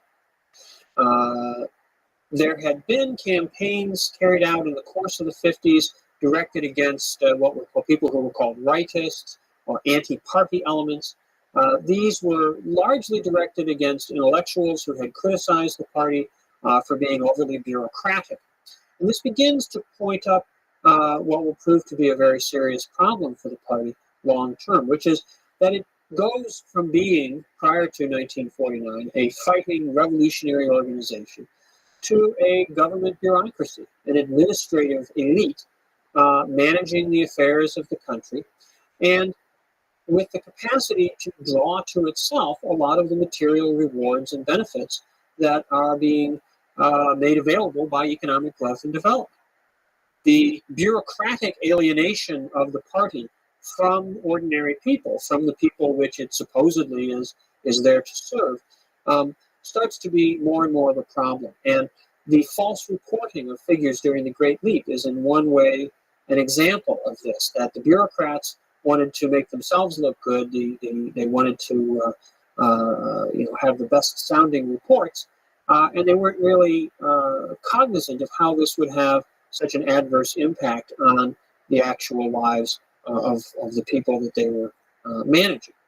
Well, needless to say, the food shortfalls that are occurring by the spring of 1959 lead some members of the leadership to be very critical of the policies of the Great Leap Forward. In August of 1959, a party conference takes place, and at that conference, in a place called Lushan, the defense minister at that time, a man named Kang De-hwa, circulates a letter amongst the party leadership very critical of Mao Zedong and critical of Mao's model of mass mobilization and modernization based on the agricultural sector and building up the enthusiasm of the peasantry. Mao learns of this letter and launches a counterattack against Kang De-hwa and eventually confronts the party leadership with a choice that if they support Kang De-hwa, he will resign, he says, and go back to the countryside and lead a new peasant revolution. Well, nobody really wants that to happen. Kang De-hwa is forced to resign as Minister of Defense. He goes into a sort of enforced retirement for a few years, although eventually he's brought back to a more active role. But Mao, although he is vindicated, although his leadership is sustained, nonetheless is forced to step back. He's forced to resign from the position of president of the People's Republic and to retreat to a sort of second stage level in terms of state affairs. He remains chairman of the party and, of course, wields tremendous power from that position. But it does represent a sort of a political compromise that inhibits Mao's ability to manage the operations of the state machinery on a day-to-day basis. From 1959 until 1962, that state machinery comes to be controlled more and more by a group within the party leadership, sometimes referred to as the pragmatists, and led by Deng Xiaoping and the president, the man who replaces Mao as president, a man named Liu Shaoqi. These leaders emphasized the achievement of economic objectives, which were thought to be more based on sort of realistic appraisal of things and not on the primacy of politics. Mao's view was that politics should be in command. The more pragmatic wing took the line that economic factors, economic calculations should be given the more significant role. They moved away from Mao's emphasis on the highest levels of collectivization. The people's communes were largely disassembled and broken back down into much smaller scale, although still collective farming entities. And there was a general relaxation in the party's oversight over life, both in the countryside and in the cities. By 1962, Mao began to feel a certain frustration with all this and with the way things were going, and he wanted to make another effort to remind people of the necessity to keep socialism and the political revolution in mind, as well as the efforts to achieve economic development. And he advocated organizing something called the Socialist Education Campaign. The idea of the Socialist Education Campaign was not to educate the people in socialism, but to remind the leadership of how building socialism was in the interest of the masses of the Chinese. And the idea was that party leaders would go down into the villages and would have some direct experience of what life in the countryside, life out in the fields of agricultural production was really like. Also in factories in the cities. But senior and even mid-level party leaders didn't really want to do this. They didn't really want to give up their the privileges and comforts of their bureaucratic lifestyle. And so, once again, the socialist education campaign winds up being turned into another sort of anti-rightist campaign, and all the old usual suspects, the intellectuals, the critics of the party, are once again trotted out and criticized and abused for their supposedly anti-party or counter-revolutionary sentiments. Well, Mao found this to be extremely frustrating, and he had meant to reform and reinvigorate the party leadership, and instead the party leadership had taken this as an occasion to sort of further alienate themselves from elements within the larger population. In 1965, Mao's frustration reaches a peak. He finds that at that point he has trouble getting some things that he's written published in the newspaper of the Communist Party. And this for him is just almost unthinkable. He leaves the capital, leaves Beijing, goes down to Shanghai, where he has there's a group of supporters that share his views and his thinking, and he prepares to launch what comes to be called the Great Proletarian Cultural Revolution. This gets fully underway in the spring of 1966, and over the next 2 or 3 years, engulfs China in a tremendous public drama and public trauma. What Mao does in the Cultural Revolution, essentially, is to call upon the broad masses to criticize the party. Okay, he says that it is important. He talks about attacking the headquarters. He says that it is right to struggle against reactionaries, and by reactionaries he means people in the party who are reactionaries. He talks about opposing those in the party taking what he calls the capitalist road, whose policies, in his view, will result not in the building of socialism, but in China returning to the capitalist way. By calling on the masses, the vast numbers of the Chinese people, to attack the party, Mao unleashes some very powerful forces. And we see late in 1966 and into the first half of 1967 some very radical activity. The workers in great cities, most particularly the city of Shanghai, the most industrialized city in China, the greatest port in China, where millions of factory workers lived and worked, but other big industrial cities as well. Large-scale mass organizations of workers are formed. Street demonstrations demanding various kinds of reforms take place. In some ways, what Mao unleashes, the kinds of popular movements that spring up, particularly in places like Shanghai, are almost anticipatory of things like the Solidarity movement in Poland a decade or so later. In Shanghai, in the winter of 1966 to 67, this actually reaches the point where these popular workers' organizations set aside the leadership of the Communist Party. The Communist Party Committee of Shanghai, the municipal party organization, is dissolved, and something called the Shanghai Commune is put in place in February of 1967. But it doesn't last very long. And in many ways, this is really the turning point in the Cultural Revolution. It goes on for a while after this, but these events become quite important, because what Mao decides is that you do really need to have a communist party. He orders the radical groups in Shanghai to restore the party, to dissolve their popular government, their so-called Shanghai Commune. And once he does this, the real question becomes not a matter of the broad masses somehow reforming the party, but who's going to control the party from within. And the Cultural Revolution from that point on largely becomes a conflict over party control. This process culminates in April 1969 at the 9th Congress of the Chinese Communist Party.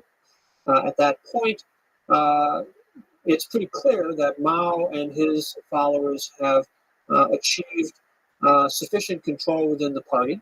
And although the official Cultural Revolution in name, continues all the way down until Mao's death in 1976, practically speaking, the active political phase of the Cultural Revolution comes to an end in the spring of 1969.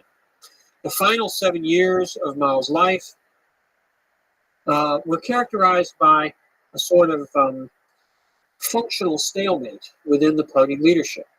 Mao's group, particularly a quartet of radical leaders called the Gang of Four, with Mao's wife, Jiang Qing, as their principal leader, they came to control much of the party's propaganda and education and cultural institutions. But other supposed allies of Mao, supposed successors to Mao, most notably Lin Biao, who was supposed to be the man who would take over from Mao after his death, winds up being denounced as a traitor and dies in a plane crash trying to flee China after supposedly having plotted to assassinate Mao. So the Maoist side of the conflict within the party is to some extent in disarray. The pragmatists, on the other hand, find themselves staging something of a comeback. Liu Shaoqi, the leader of this grouping originally, dies in 1969, but Deng Xiaoping, who was sort of his second in command, having been purged not just once but several times, makes a return to power, particularly after 1972, and is in fact put in charge of science and technology policy for China. Through the early 70s, it appears that Mao is sort of balancing off the radicals like the Gang of Four against the pragmatists like Deng Xiaoping. Having decided to retain the central role of the Chinese Communist Party, he now is stuck with this sort of situation of not really being able to resolve the conflicts within the party. And this makes the last phase of Mao's leadership really a tragic and rather pathetic period. 1976 proves to be the critical year. It is the year in which Mao himself will die, but that is in some ways only the end of a series of quite dramatic events. In January, Zhou Enlai, who was perhaps the most popular leader amongst the communists up to this point, he had been prime minister since the establishment of the People's Republic back in 1949. Zhou Enlai dies. His death is widely mourned. And in April of 1976, people in Beijing go to Tiananmen Square and put flowers, other kinds of memorials at the monument to the people's heroes. Well, this is interpreted by the Gang of Four, the radical wing of the party, as a criticism of them. Zhou Enlai had always remained very, very close to Mao, but he had never really endorsed or supported the more radical activities of the Gang of Four. And they saw him as, in fact, having been their enemy, being an adversary. So when popular support, popular admiration for Zhou was expressed, they interpreted this as a popular attack on them. And there's quite a confrontation at Tiananmen in April of '76, and riots break out. Some police cars are overturned and burned, and troops have to be sent in to sort of quiet the situation down. It doesn't get out of control anywhere near to the degree that things do in 1989, but it does represent the most serious public expression of opposition to the existing leadership that has been seen in China in quite a while. In July of 1976, a major earthquake centered at a place called Tangshan, northeast of Beijing, kills nearly 300,000 people and causes widespread damage around North China, including in Beijing itself. Now, an earthquake like this, under the traditional cosmological worldview of imperial China instill in popular consciousness. An earthquake like this is an omen, a portent, a very serious, very negative, impending event. Shortly after the Tangshan earthquake, Zhu De, who had been the founder of the Red Army, dies also. And then finally, on September 9th, Mao Zedong himself dies. So 1976 is a year in which three of the founding leaders of the communist movement pass from the scene, in which a serious public demonstration against the existing leadership takes place in the heart of Beijing, and in which an earthquake frightens not only the people, but the leadership as well. Almost immediately after Mao's death, the pragmatic wing within the party starts to move against his more radical followers. By early October, the Gang of Four are arrested, and the machinery begins to go to work for the final return of Deng Xiaoping to leadership and to preside over a fairly complete reorientation of the Chinese Communist Party and of China's course of development in the modern world. In our final lecture, we will turn to the situation of China after Mao, to China at the beginning of a new century, and we will see where China stands as we move into the future.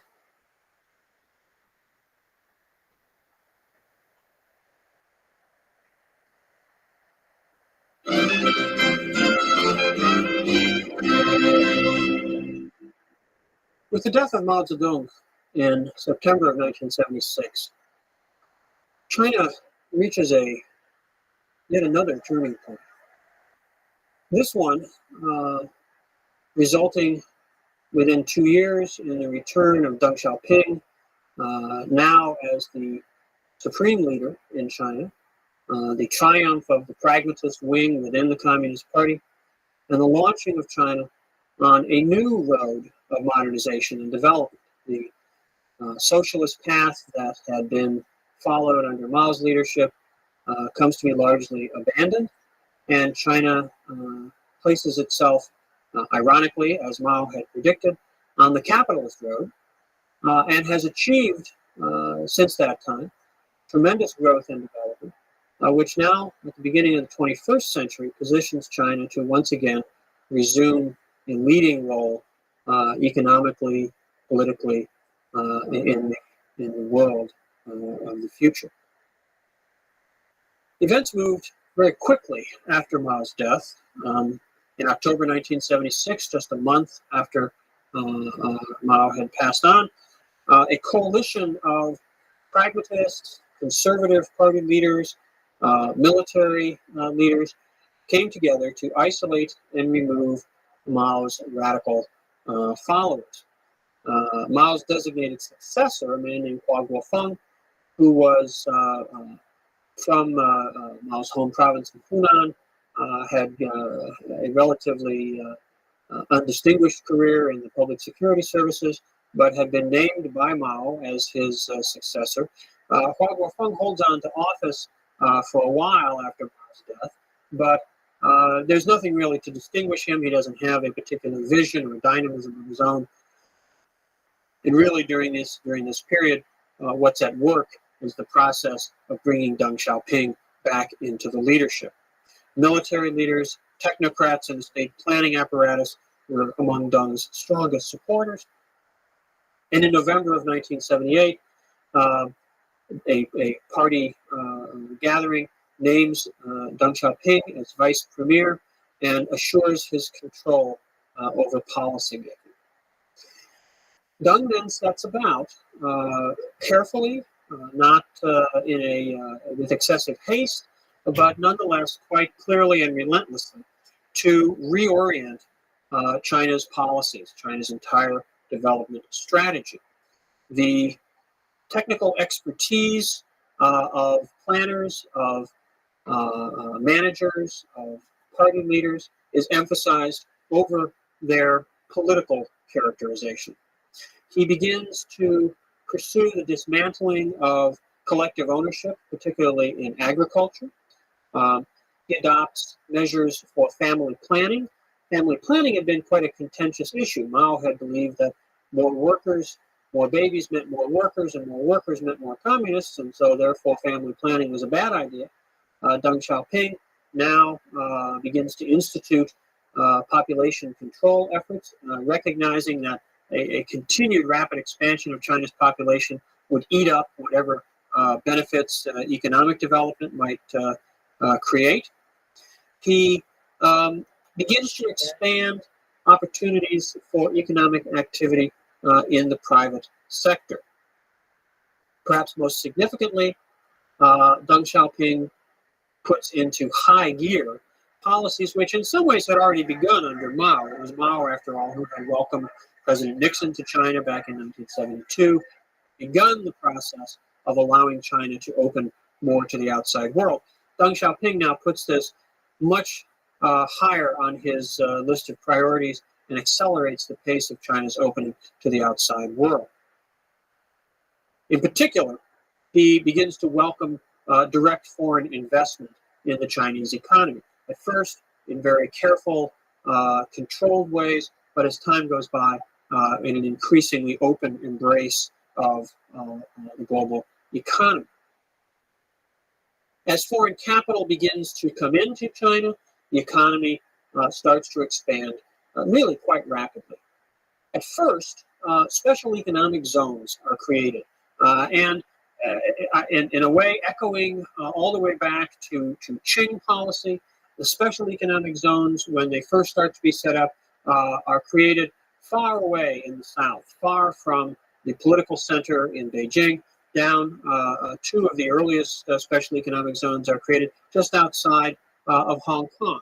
So back in the far south, where the old Canton system had been centered, now we have the first of the special economic zones going in. But as their success becomes evident, they are established elsewhere, and eventually all of China, in fact, becomes a special economic zone with foreign investment and foreign economic activity playing an increasing role in China's growth and development. Domestically, market reforms begin to be introduced, both in agriculture and in industry. In agriculture, experiments with breaking up agricultural collectives, with not granting formal legal title to land, but giving farming households very long-term leases. Initially 15 or 20 years, eventually they start to be 99-year leases, in effect creating a system of private property in the countryside. These are developed in conjunction with what's called the contract system, under which agricultural households will enter into an agreement with government purchasing units to supply a certain amount of grain or vegetables or whatever agricultural commodities are involved. And whatever surplus they have beyond that contract with the state, they can sell on the private market. This rapidly leads to expansion of agricultural production and the flourishing of the private sector in the agricultural economy. Private industrial enterprises also begin to grow. And when I characterize these as private, that's perhaps an overstatement. They are not public state sector enterprises, but many of them are in practice only semi-private to begin with. They are enterprises that are started not by the Ministry of Machine Building or the Ministry of the Electronics Industry or something like that, but by local level collective or cooperative units. Sometimes these are township governments, sometimes these may be county governments, sometimes they are public and private partnerships, but they are new forms of organization, new forms of economic institutions, and they become very, very dynamic. Growth in this private and semi-private component of the economy rapidly outstrips what's taking place in the public sector, and these become the most dynamic enterprises in China. Nonetheless, Problems go along with this. Because of the heritage of socialism and because of the central role of the Chinese Communist Party, the process of transforming the economy, both institutionally and in terms of the actual allocation of resources, is one which comes to be distorted by the role of the party and to some extent of the state machinery, but the party is perhaps most important here. Because to operate a private venture or to operate one of these mixed public-private enterprises, different kinds of permits or licenses will need to be acquired. And to get permission for those, the party secretary or the party officer of a particular government unit has to approve. And so opportunities for corruption, for bribery, for getting shares of equity, perhaps, in a new company as a sort of favor for the people in the party who have to grant approval, these become characteristic.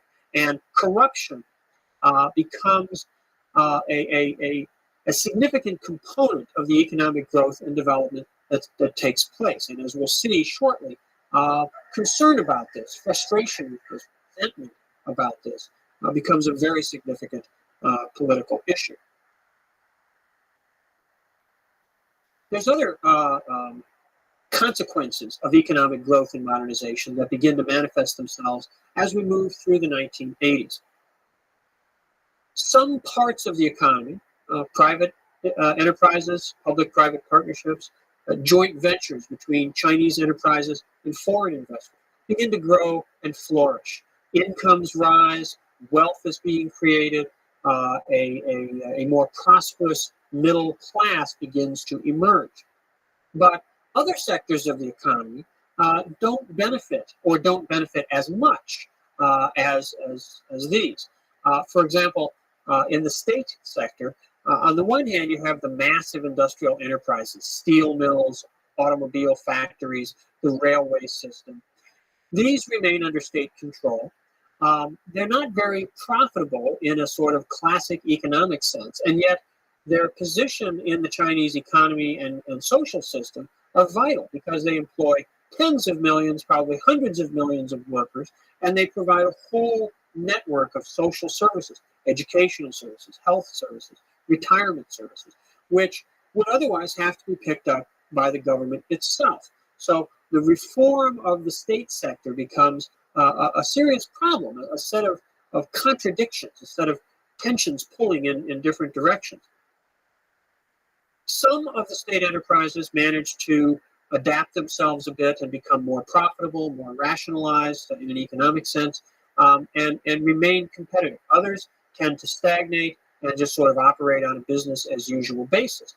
But even there, the government is able to put some additional investment in and raise standards of living, raise income levels, not perhaps keeping up entirely with the private and semi-private sectors, but at least not falling too far behind. Other areas of public employment, most particularly things like education, the healthcare service, stagnate.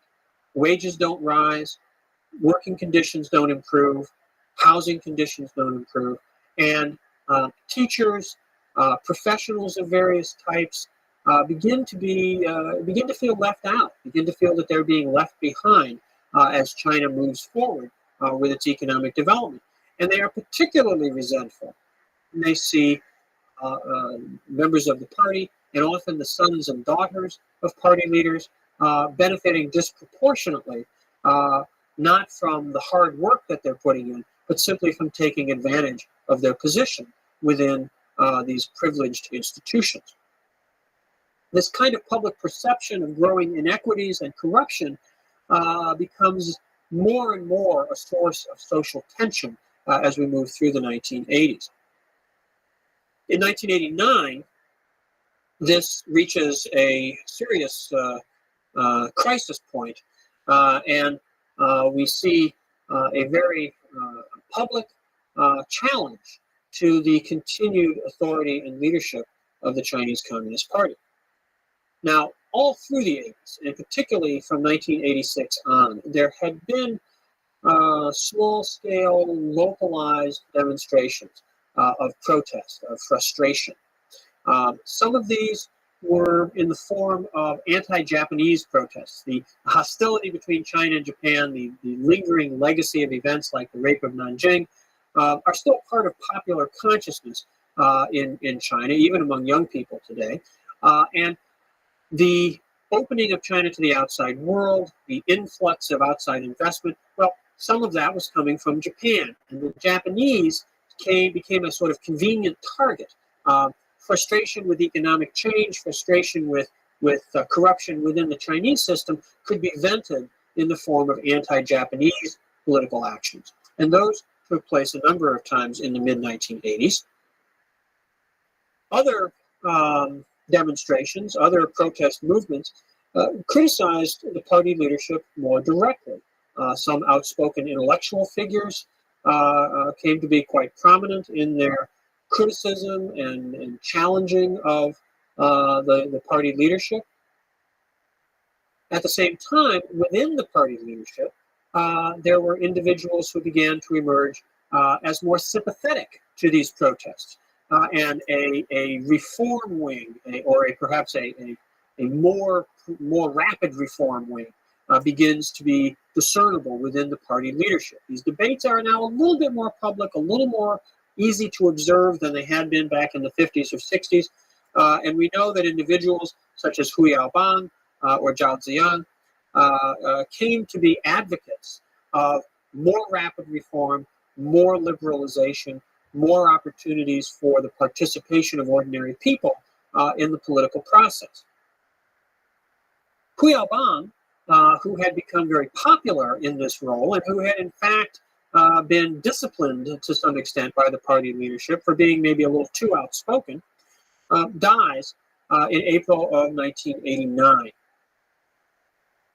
His death, echoing back to the death of Zhou Enlai in 1976 and popular demonstrations which had followed it.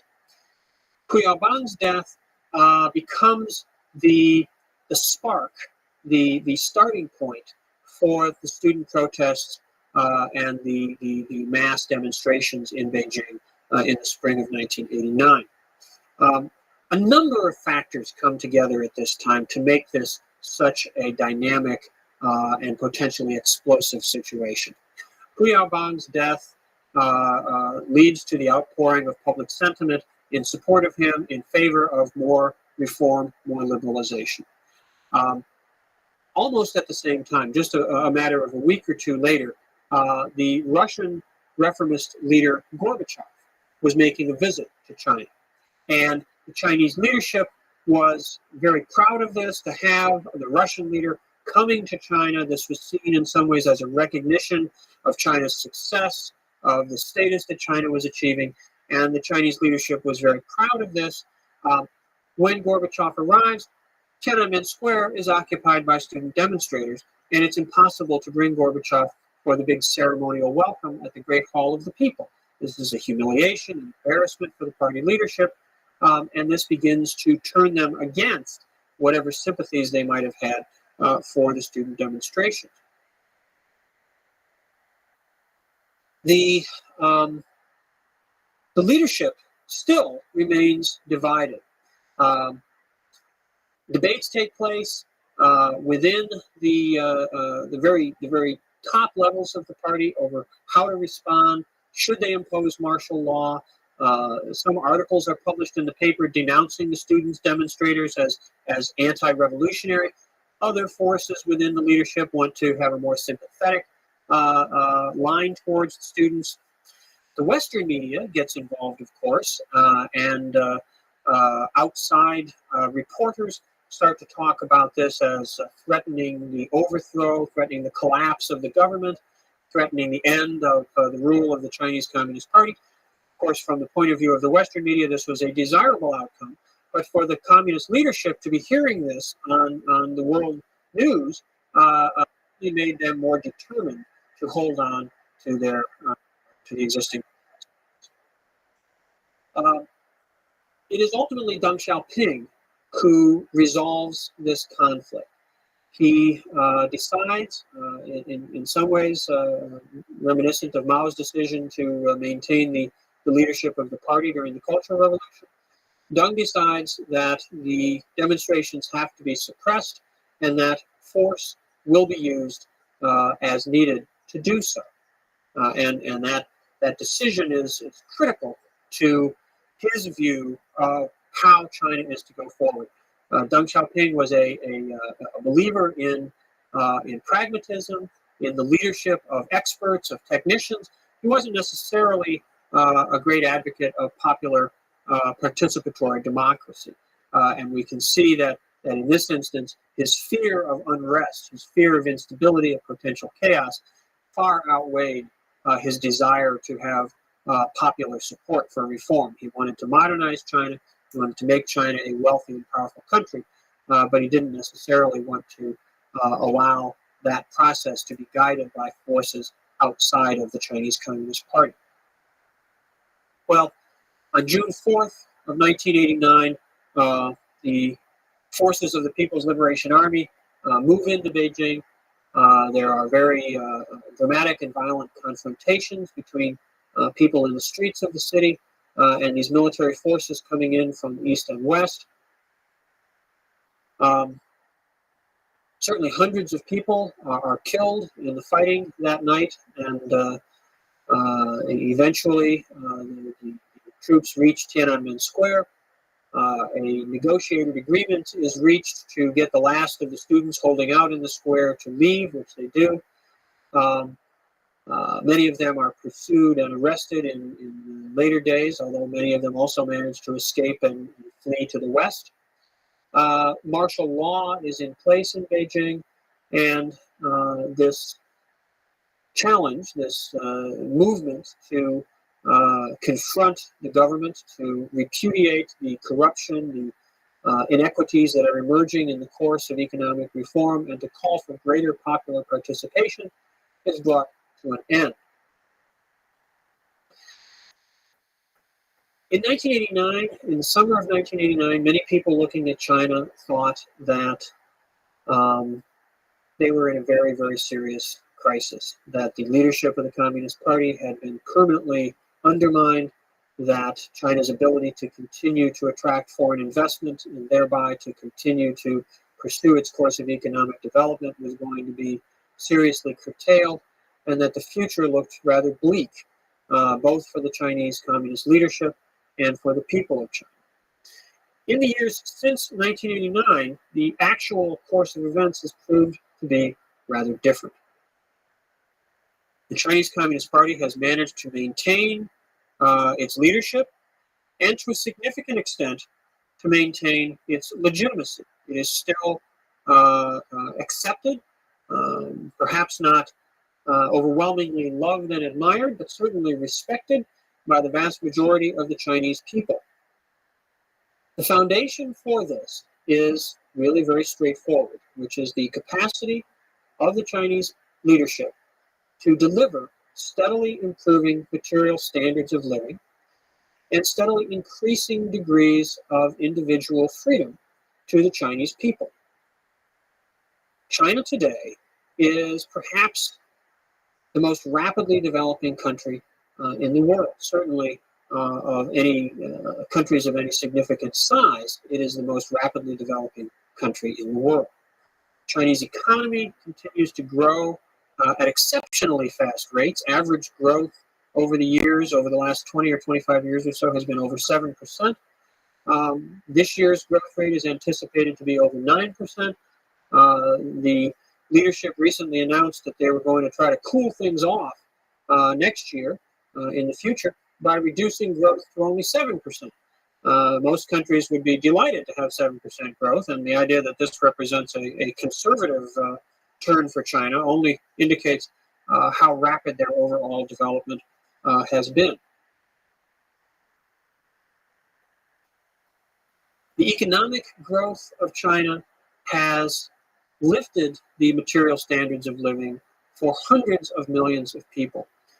Between 1990 and 2001, almost 300 million Chinese had their incomes rise enough to place them above the United Nations poverty line. There are still over 100 million Chinese living below the United Nations poverty line. but no country in history has ever lifted so many people out of poverty in so short a time. So these achievements of growth and development in China are truly phenomenal.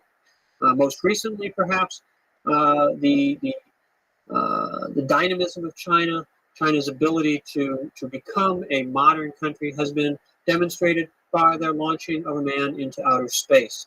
The first orbital flight by a Chinese astronaut on a Chinese space vehicle.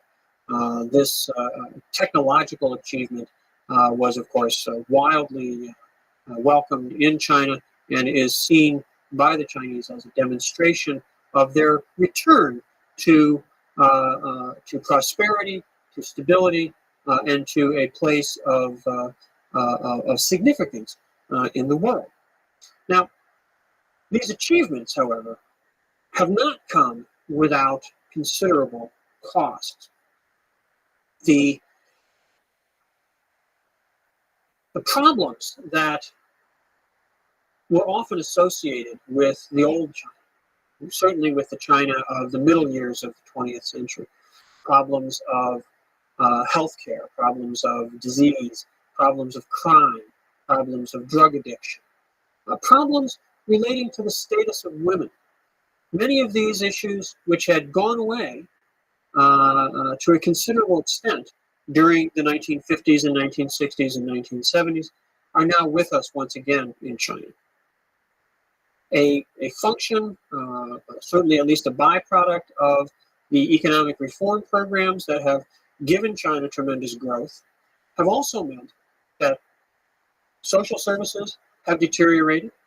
The educational sector has gone from one in which the goal was universal public education and expanding higher education for high school graduates. China was far from achieving its objectives, but was moving steadily in that direction, to one in which the public educational sector has stagnated. Funding for schools is grossly inadequate. Teacher salaries have not risen in anywhere near parity with the rest of the economy. And this has become so much a problem in China that in the cities, wealthy families, of which there is a largely and rapidly growing supply, are sending their children to private schools. So a two-tier system of education, a publicly funded but not very adequately funded system of schools on the one hand, and a private school system where the children of the new middle class, the well-off urban sector, can achieve really very good education. So a movement away from the egalitarian ideals of socialism and the building of a new China to a system much more similar to the capitalist economies of the Western world, has gone in quite comparable directions. One of the great achievements of the Cultural Revolution was the system of what were called barefoot doctors, people who weren't really highly sophisticated, very highly trained or educated medical practitioners, but who had basic skills in disease prevention and sort of popular health services, who would go anywhere in the country, who often lived out in the countryside, who practiced in the poorest villages.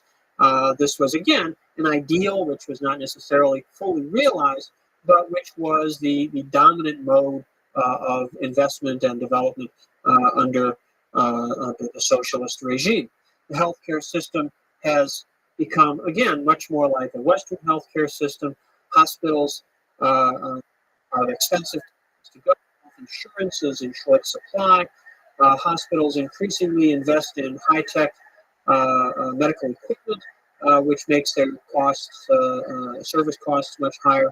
And health, too, has become something which is now available with a great deal of differential based upon incomes. So economic growth has also resulted in economic inequality, and that has resulted in the deterioration of services for many people. The situation of women, finally, is one which has been very problematic. The marriage law of 1950 was a very strong effort to equalize the status of men and women in Chinese society, to provide women with the kinds of economic resources necessary to ensure that their status was substantive and not merely putative.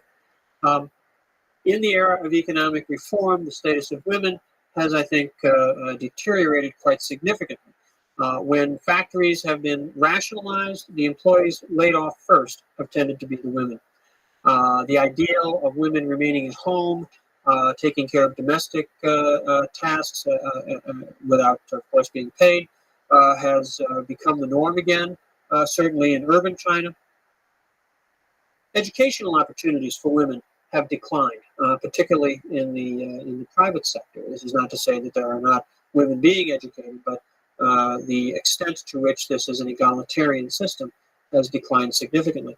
In the countryside, practices of arranged marriages, kidnapping women by marriage matrimonial agents, bride prices, dowries, many of the abuses associated with the old society have also returned. We're now on the threshold of the 21st century, moving into the early years of the century. It's a period where China's growth almost certainly will continue. There will be problems, there will be challenges which China will face, but it seems highly likely that as the century progresses, China will return to the position of power, prestige, world leadership, which it traditionally occupied. In many ways, the last 2 centuries, since the end of the 18th century, have been an anomaly. As we've looked over the long sweep of Chinese history, we've seen that there have been periods of growth and dynamism and periods of decline and fragmentation. I think in the long term, historians of the future will look back on the 20th century as an era of fragmentation, and on the 21st as a period when China returned to its former glory. It's been a pleasure working with you through these lectures. Good day. You did talk to point out. Hey, Melissa, the Biden administration's economic policy toward China is going to come into view beginning on Monday when the U.S. Trade Representative gives a speech outlining her views and the conclusions from her agency's top-to-bottom review of China. And I learned from sources familiar with the matter that in that speech, the U.S. Trade Representative, Ambassador Catherine Tai, will declare that China is not in compliance with the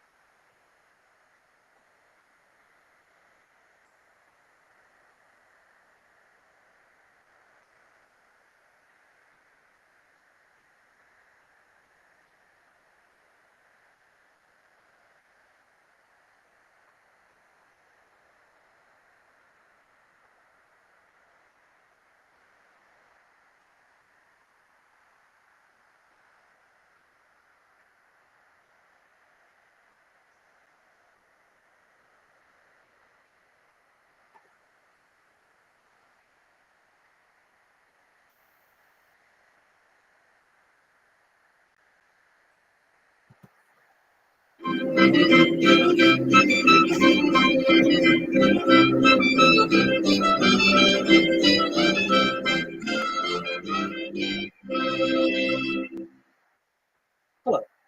What up, I'm baby? Ken Hammond. I'm an Ken Hammond, associate you're fucking professor of amazing. history at New Mexico State University, That's the and logo. I'm going to be doing the lectures on 5,000 years of Chinese history from Yao to Mao, and we'll try to make some sense of what the title means as we go along.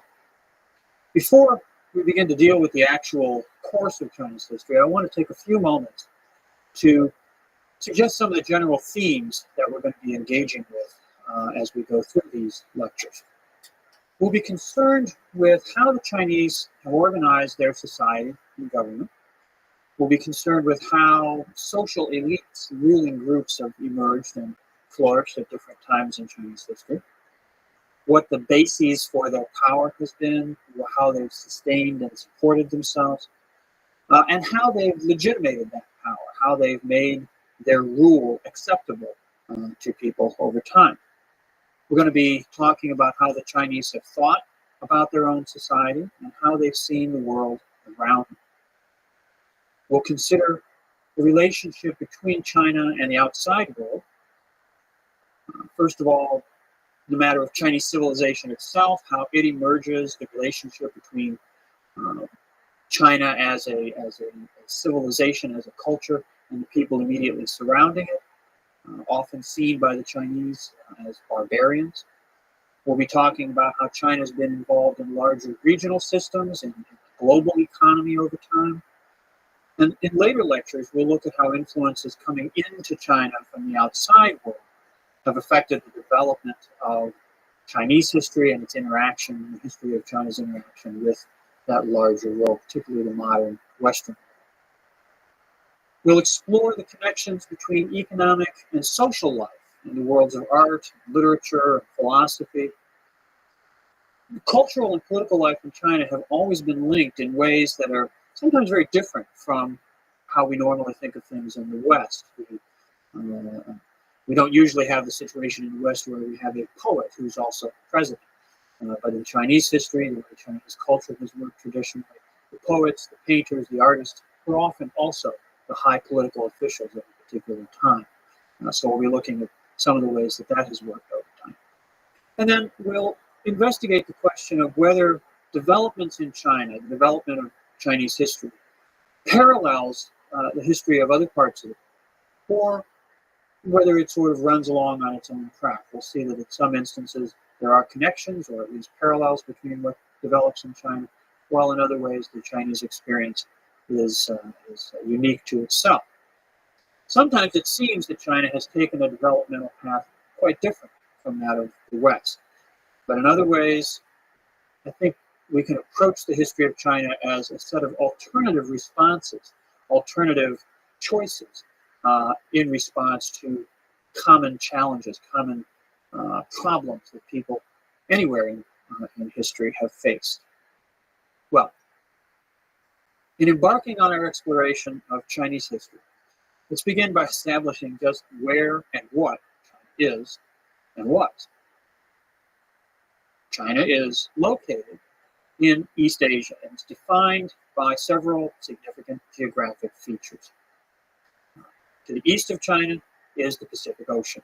China has a long coast on the Pacific, running from fairly far in the north to the tropics in the south. In the south, beyond the area settled by Chinese people, Southeast Asia, countries like Vietnam, Burma, Thailand.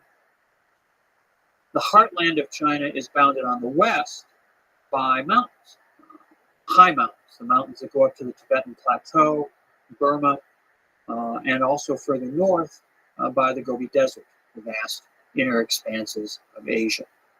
And then to the north of China are the grasslands of Mongolia, and a little bit sort of northeast, the forests and mountains of what today we call Manchuria. Okay? That's what surrounds China. That's what sort of defines China as what China isn't. What China is, what we refer to historically as China proper, is the core, the area where the Chinese people, in their hundreds of millions today, have always lived. This area we can think of as containing sort of 4 subregions. In the north is the North China Plain. The North China Plain is a fairly vast expanse of flat, level farmland, relatively easy to travel back and forth across it. Historically, pretty well watered. It used to be a few thousand years ago, even wetter than it is today. There's been a long-term process of drying out that's affected the ecology of the north. But the North China Plain is the agricultural heartland of Chinese civilization. It's where Chinese civilization first begins to historically emerge, and it is still where a huge proportion of the Chinese population is concentrated.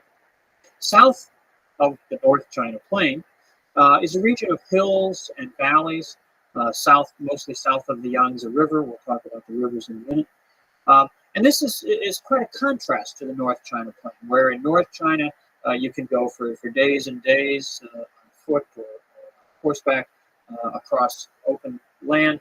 In the south, settlements are divided off from one another by these mountains and valleys. The lowlands along the river valleys tend to be where agricultural settlement developed. The highlands, more rugged land, served as barriers between these areas where Chinese populations grew up. Now, to the southwest is the Sichuan Basin. And the Sichuan Basin is itself a fairly extensive agricultural plain, but it's cut off all around by high mountains. A major way to get there, its major point of accessibility, is up the Yangtze River through famous gorges of the Yangtze River. Very beautiful, stark, but also very challenging terrain. Sichuan has been, because of these mountains, has been somewhat isolated from some of the main streams of development. Sometimes it's been protected from the chaos and warfare that's plagued other parts of China. In other ways, it has sometimes served as a kind of refuge. We'll see some instances of that as we go along. Finally, in the northwest, there's a large area of highlands, of plateaus, and really deeply cut river valleys that's very dry, very different from South China or the North China Plain, high and dry in the northwest. Chinese civilization, Chinese culture has been shaped by this landscape, and most particularly by 2 great rivers that flow from west to east. And in the north, the Yellow River, which rises on the Tibetan Plateau and then makes this long sort of loop. I tell my students often that on the map it looks sort of like a pilgrim's hat, and that's called the Ordos Loop. And after making that long loop, it then flows east across the North China Plain, reaching the sea on one side or another of the Shandong Peninsula. Over time in history, the mouth of the Yellow River has shifted north, south, back south, many, many times. It's often a major disaster when this happens because of the flooding that's entailed, but it has been a constant source also of renewal for the land of North China as the silt that's brought down from the highlands is deposited during these periods of epic flooding. It's called the Yellow River because it's so full of silt. It carries a lot of dirt as it flows out and slows down across the North China Plain. Controlling the Yellow River, dealing with the flooding, the challenges of hydraulic management has been one of the concerns, one of the institutional problems that Chinese civilization has faced for a very long time. The southern of the 2 great rivers that flows across China is called the Yangtze River, or in Chinese they call it the Changjiang, which just means the long river. We generally refer to it in English as the Yangtze. It also originates up on the Tibetan Plateau, but it flows down through the Sichuan Basin, through this flat area surrounded by mountains in the southwest, and then out through the narrow gorges of the Yangtze, winding its way through central China, a very wet area, lots of lakes, lots of, again, efforts to control the flooding of the river historically, and then finally makes a long arc through East China and emerges into the Pacific, just north of where today the city of Shanghai is located. Now, I mentioned that Chinese civilization, the earliest Chinese cultures, appeared in the north, North China Plain, in the valley of the Yellow River. A couple of alternative centers that we'll talk about in the next lecture, down further south in the Yangtze River Valley. But over time, the area that the Chinese people have lived in, the area that Chinese civilization has controlled, has expanded. And areas that were peripheral to the original zone of Chinese civilization have become part of China's territory. This has largely been a process of the expansion of agriculture. Chinese farmers moving south and southwest into the highlands of what are now Guizhou and Yunnan provinces. Tibet, further to the west, up on the very high plateau of Central Asia, has been linked to Chinese civilization since about the 7th century of the present era. And Chinese power has been extended into Central Asia, projected out along the ancient trade route that we call the Silk Road, running off to the northwest and then eventually extending on to Persia, down to India, and eventually even over to the Mediterranean. The Mongolian steppes, which are very different from the agricultural heartland of China, have been linked to Chinese civilization, partly by the fact that tribes out in the grasslands have raided the Chinese frontier historically, and also because from time to time China, particularly strong dynasties in Chinese history, have been able to project Chinese power out into the grasslands and incorporate Mongolia into Chinese control. Finally, in the northeast, what today we call Manchuria, an area of rugged mountains and woodlands and very lush river valleys, has become part of today's China, only really in the last 400 years or so. We'll be talking about the Manchus, from which this territory now gets its name, Manchuria, later on in our lectures. The population of China itself has evolved in complex ways. The earliest people to call themselves Chinese, or to use a term to refer to themselves that we can see as referring to what we call the Chinese people. They call themselves the people of the black hair. Lived on the North China Plain. And the earliest states, the earliest fairly complex political entities, emerged on the North China Plain as sort of as confederations of numerous tribal groups who defined themselves in contrast to people who were not Chinese, people who were not civilized, and who they saw as barbarians. And they used the term, a number of terms which we translate into English as barbarians, to refer to these other people. One of the key elements in this self-definition, in the way that they thought, in what it was that they thought made them civilized as opposed to the barbarians, was writing, the possession of a system of writing.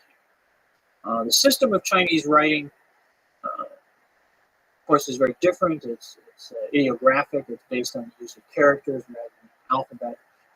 And it seems to have emerged fairly quickly. We don't have a lot of transitional evidence about the emergence of writing. When it's there, it shows up as a fairly fully developed system. So we don't know a lot about its early stages of development. But at some point, about 3,500 years ago, there it is. And that's the time at which we can begin to see the Chinese people as a self-defined community. And this possession of a writing system to record their own history, to record their activities, is one of the key elements of that process. As Chinese civilization was expanding, neighboring peoples, particularly in the south, were either displaced or assimilated. That is to say, Chinese farmers who were moving largely south drove the indigenous populations either out or up, or intermarried with them and brought them into the community of Chinese civilization. When we talk about moving them out or up, some peoples in the south, when Chinese farmers began to come in and take over good land in the valleys, just packed up and left. just moved away. The people who today we call the Vietnamese people are an example of this. They formerly lived on the southeast coast of China, and as Chinese populations migrated south or moved south, these people traveled further down to where they live now in Southeast Asia. The Thai people that live in Thailand and Laos today had lived further inland in southern China. And again, as Chinese settlers filled up the river valleys, the people who today we call the Thai migrated off to the south and the west and settled eventually in their present territories. Other populations moved up out of the river valleys into marginal highland territories. And they have remained in place so that today, all across South China, there are non-Chinese ethnic communities living at higher elevations, living up in what are generally called hill tribe communities. Many of these groups maintain their distinctive identities, they retain their own languages, they retain their own cultural practices, and today they constitute about 5% of the population of China as a whole. The vast majority of the Chinese people, the other 95%, are what we call the Han people. We derive that name from one of the great dynasties that we'll be talking about, the Han Dynasty. But about 54 officially recognized ethnicities that we'll be talking about. Many communities all across South territories, present territories. Other populations moved up out of the river valleys into marginal highland territories. And they have remained in place so that today, all across South China, there are non-Chinese ethnic communities living at higher elevations, living up in what are generally called hill tribe communities. Many of these groups maintain their distinctive identities, they retain their own languages, they retain their own cultural practices, and today they constitute about 5% of the population of China as a whole. The vast majority of the Chinese people, the other 95%, are what we call the Han people. They derive that name from one of the great dynasties that we'll be talking about, the Han Dynasty. But about 54 officially recognized ethnic minorities, cultures which are not Chinese or not officially designated as Chinese, are scattered across the territory of China today. And most of these are in the south, and most of these are populations that had originally lived down in the agricultural lowlands, but which 2,000, 2,500 years or so ago were displaced to higher elevations. Well, let's return to the story of the emergence of Chinese civilization, its origins. Most of what we know about this process, we know from archaeology. We know from the excavation of the material remains of people who occupied the territory that is today China, that have been dug up largely in the last 100 years. We know, for example, that ancestors, hominid ancestors of humans, lived in various parts of China more than 500,000 years ago. Very famous remains of Peking Man found in caves located southwest of the modern-day capital of China. Were dug up back in the 1920s and 1930s, and these were dated to about 500 to 600,000 years ago.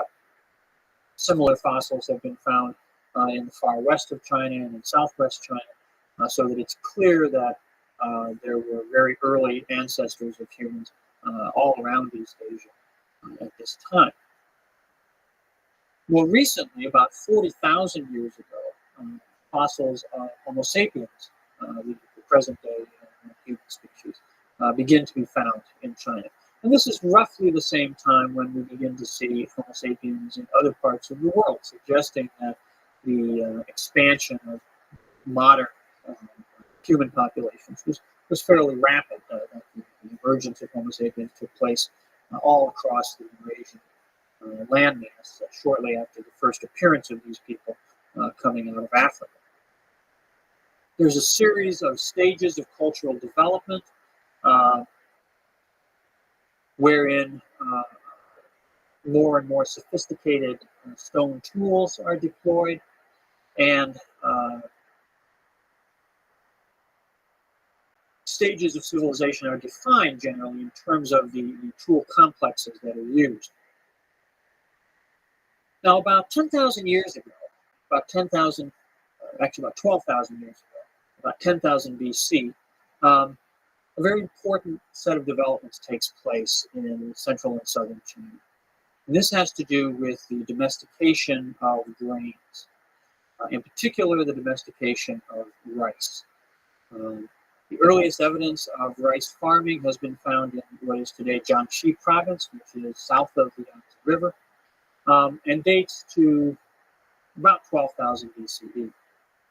That development, the domestication of grain, creates a situation, sets up the conditions for a dramatic transformation in cultures in China, as indeed the domestication of grain does in civilizations, other civilizations emerging in other parts of the world. Because the shift from a hunting and gathering culture, from a culture in which communities of people, tribes, if we want to call them that, move around on a fairly constant basis, to one where the cultivation of a crop keeps them located in a particular place over time, leads to a number of transformations in culture. Okay? Probably the most significant that we see in China is the emergence of villages, the beginning of sedentary lifestyles, of a way of living where people remain in the same communities, remain in the same settlements, from not just from season to season, but from year to year, and eventually from generation to generation. What we get, first in southern China and then in more elaborate developments in the north, are a series of cultures that begin to be identifiable, begin to have characteristics, begin to possess cultural traits that we can now link directly to historical Chinese civilization when it emerges. Okay? The Yellow River Valley becomes the focal point for several of these early civilizations. We can begin to identify these mostly through the pottery that they make. The beginning of the production of pottery, it really changes the way that we can look at culture, the way that we can talk about communities of people, because suddenly we have very elaborate sets of artifacts that begin to be decorated, begin to be not merely functional objects, but seem to have some sort of aesthetic qualities along with them. And the communities that we begin to define, we can tell from the way that their pottery is made, and then from sort of the geographic distribution of the time, we can tell more of the history of specific groups. It becomes easier to identify specific groups and then to trace to some extent their interactions. In North China, there's two particular groups that emerged about 6,000 or 7,000 years ago that the archaeological record tells a very interesting story. In the west, about where the bend of the Yellow River turns to the north, there's a civilization or a culture that we call the Yangshao. And the Yangshao people settle in villages. The villages tend to be demarcated by ditches, by trenches, moats, if you will, that are probably defensive in function. Within the villages, people live in houses and huts that are partially excavated, partially dug down into the soil, and then a superstructure is built up over that. There also appears to be some social differentiation, some hierarchy that starts to emerge within the Yangshao culture.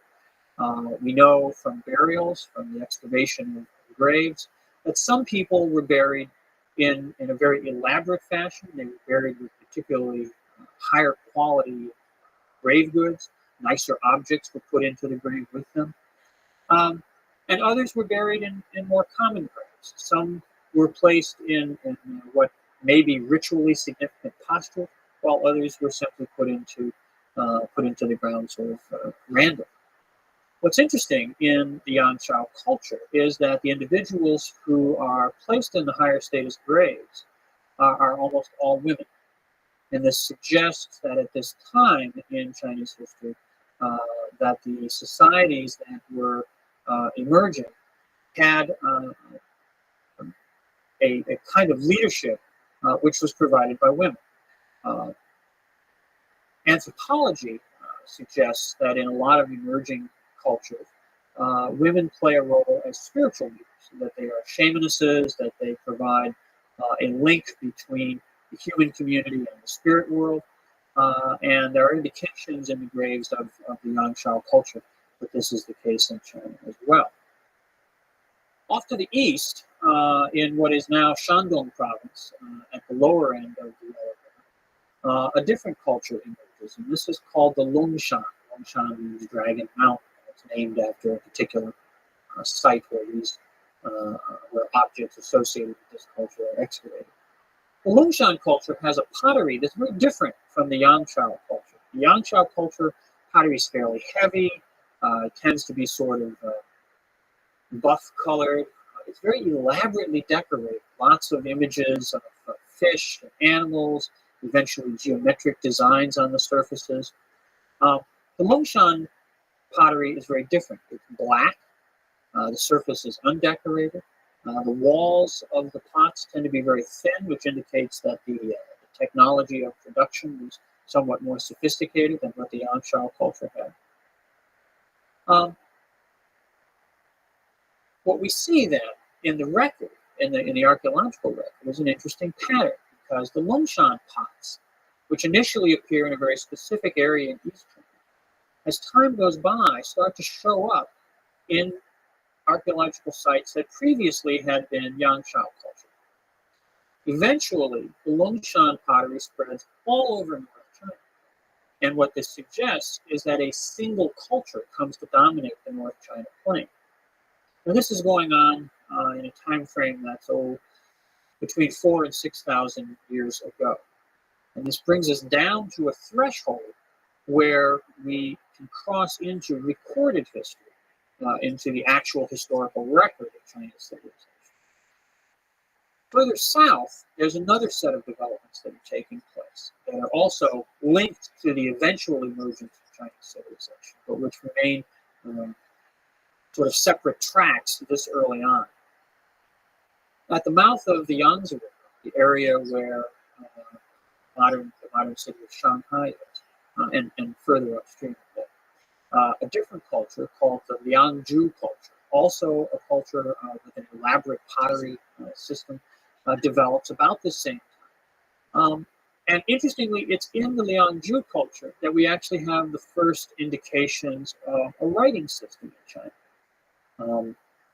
It's not a fully developed system, and indeed, there are some scholars who question the links between the marks on Liangzhu pottery and the later Chinese writing system.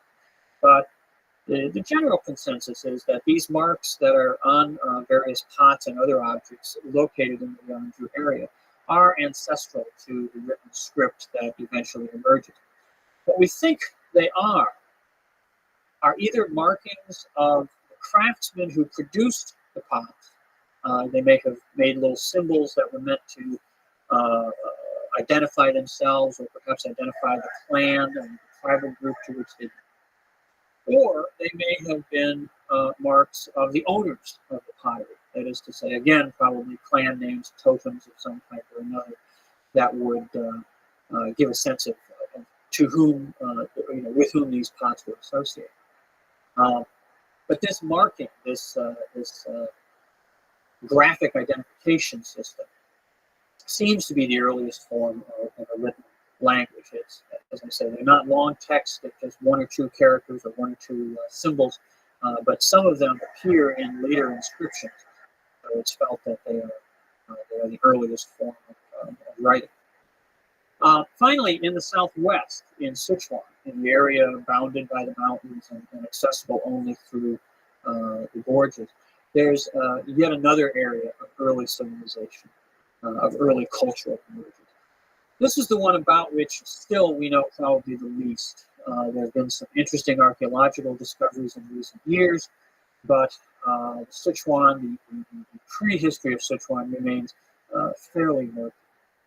We do know that there were fairly large settlements. Some of these have been recently excavated, that there were independent ceramic traditions down there, forms of pottery that differed both in terms of their design and their decoration from any of the other three, the Yangshao, the Longshan, or the Yangzhou. Eventually, as we'll see in the next lecture, a bronze tradition emerges in Sichuan independently of the developments that take place in North China. It is indeed the emergence of bronze, the emergence of a metal-based culture as opposed to one primarily concerned with pottery and stone, that marks the transition archaeologically from prehistory into historical times. And we'll turn our attention to that in the next lecture.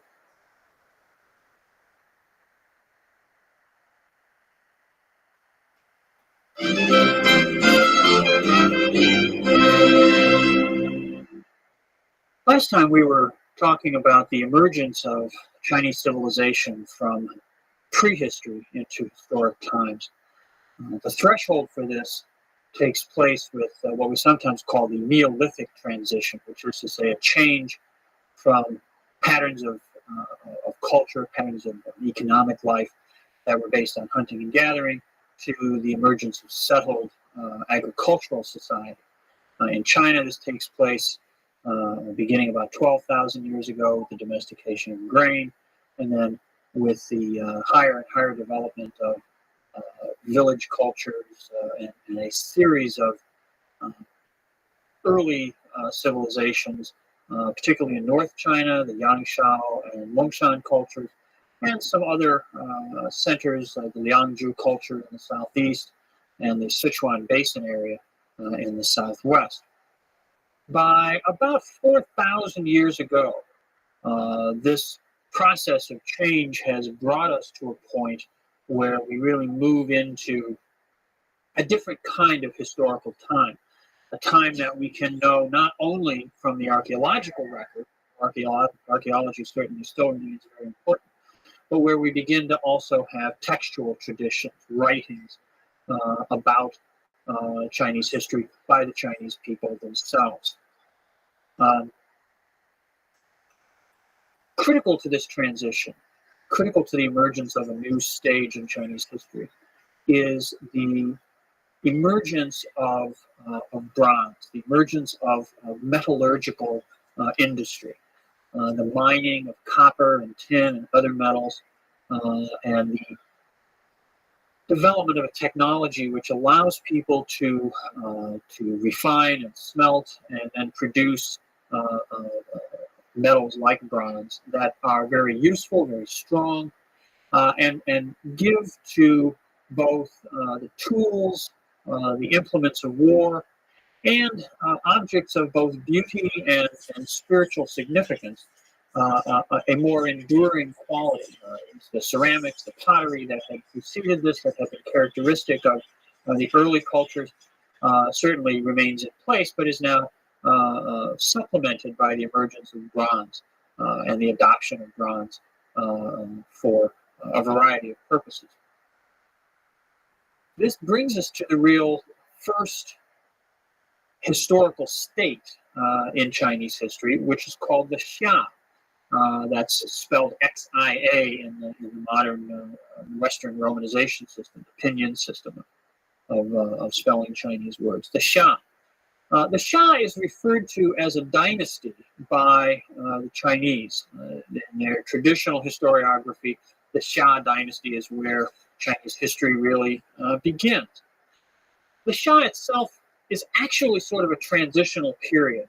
We don't possess actual written texts from the Xia itself. We do have a lot of texts that talk about the Xia from the next period, but we don't have items that come directly from the Xia itself of a written nature. There is, however, clearly a sharp demarcation that takes place in the archaeological record that indicates the emergence of a very different order of political entity. This is what we conventionally now refer to as the Xia period. The Xia period begins roughly 2200 BCE, 2200 years before the current era, a little over 4,000 years ago. The archaeological record of the Xia consists of a number of significant features. Perhaps most imposing, most striking is the emergence of what are called palace forms of architecture. Large structures, large buildings built up on rammed earth platforms. That is to say, rammed earth technology was very important, not only in the building of these platforms, but in building walls around settlements. And this is a technology that involves putting up wooden frames, filling them with dirt, and then using flat stones to ram, to pound down the soil to create a very compressed and firm layer. And you put in more dirt on top, ram that down, and you build up layer after layer after layer of this very, very tough, resilient material. So building these rammed earth platforms and then walls made of rammed earth surrounding either particular complexes of buildings or entire settlements, this becomes characteristic of urban places in Chinese history, and its emergence at the beginning of what we call the Xia period marks a real shift in settlements. Most people, ordinary farmers, ordinary peoples, continued to live in the partially excavated structures that had been characteristic of earlier times. The palace architecture that emerges is exactly that, at least apparently that. Buildings which were used for the ruling elite, buildings that were used for ritual or ceremonial purposes, for sort of public functions, not as the dwellings for the vast majority of people. Nonetheless, the appearance of these buildings suggests that there's a further development in the degree of social hierarchy, the degree of social differentiation. The domestication of grain, the development of an agricultural society, of settled communities, what that gives rise to, one of the things that gives rise to, is the development of a surplus. That is to say, more grain, more food is produced than is necessary to sustain the farming population. And what this allows for is the emergence of groups within society who don't engage in farming, who can devote their time and their energies to other activities. Some of these people become artisans, craftsmen, specialists in different kinds of handicraft production. Others perhaps become warriors, military specialists. Some become political leaders, initially probably ritual or spiritual leaders, but eventually, as time goes by, they become more and more purely state-oriented, more political in their nature.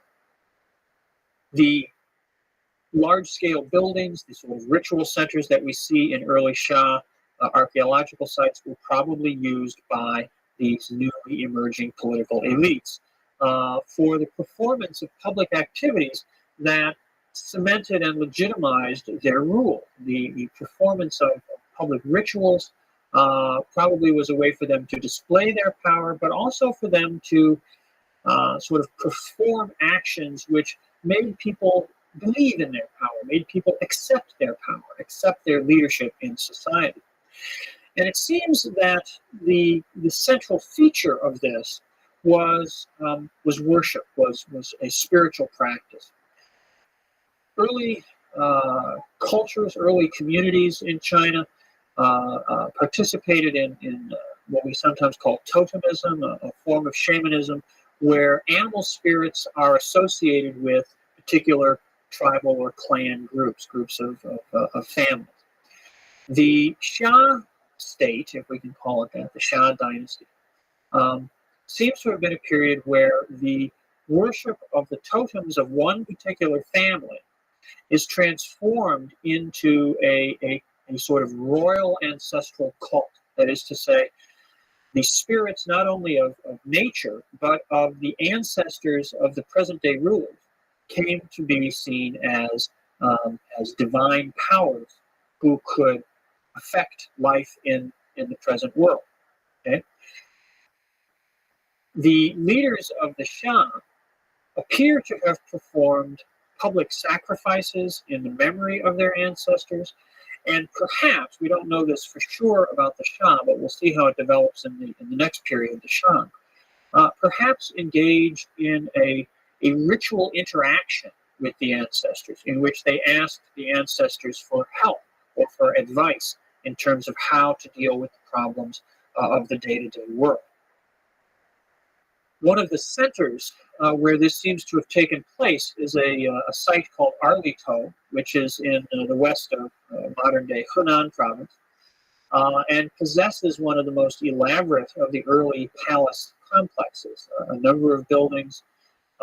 These buildings are built with what we call a post and beam system of construction. That is to say, up on the rammed earth platform, a series of upright posts would be erected, and then beams laid along the top of those posts, and then a roof built up on the surface or on the top of that.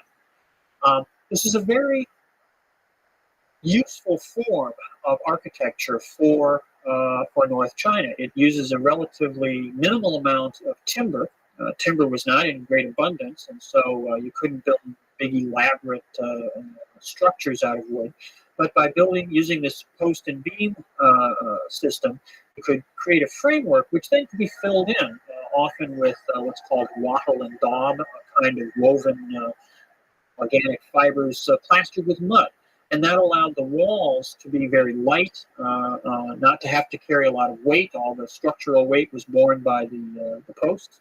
And it allowed you to enclose a fairly extensive interior space. And that allowed a space where people could be assembled inside to observe and perhaps participate in some of these ritual activities. Now, a lot of what we think about the Shah period is based upon a sort of projection back in time from what we know much more concretely about the Shah. There are a lot of features of the Shah and the Shan civilizations that look pretty consistent.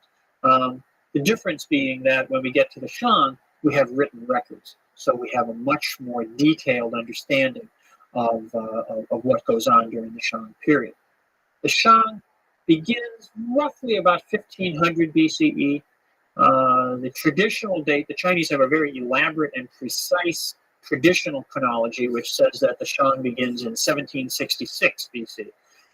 But that has not been borne out by archaeological investigations. And so now we use a somewhat vaguer chronology. And if we say around 1500 BCE, that's probably good enough in terms of a starting point for the Shan. What's interesting is that we get fairly quickly with the Shan a historical documentary record. And this is in the form of what we call oracle bones. Now, oracle bones are a really interesting phenomenon. Some of them are literally bones. There's two kinds of objects that are involved in what we call oracle bones. One are the shoulder blades of oxen, which are fairly good-sized bones. The other are the plastrons, the underside shells of turtles, which are also, these were big river turtles in North China at that time. They could also be fairly good size. These shoulder blades of oxen or plastrons of turtles were dried out until they became very brittle. And then they would have little indentations carved in them. And then at the appropriate moment, a sharp, very, very hot object, perhaps a bronze poker. Some scholars believe these may have been thorn branches that were burned and then, just blown out and used.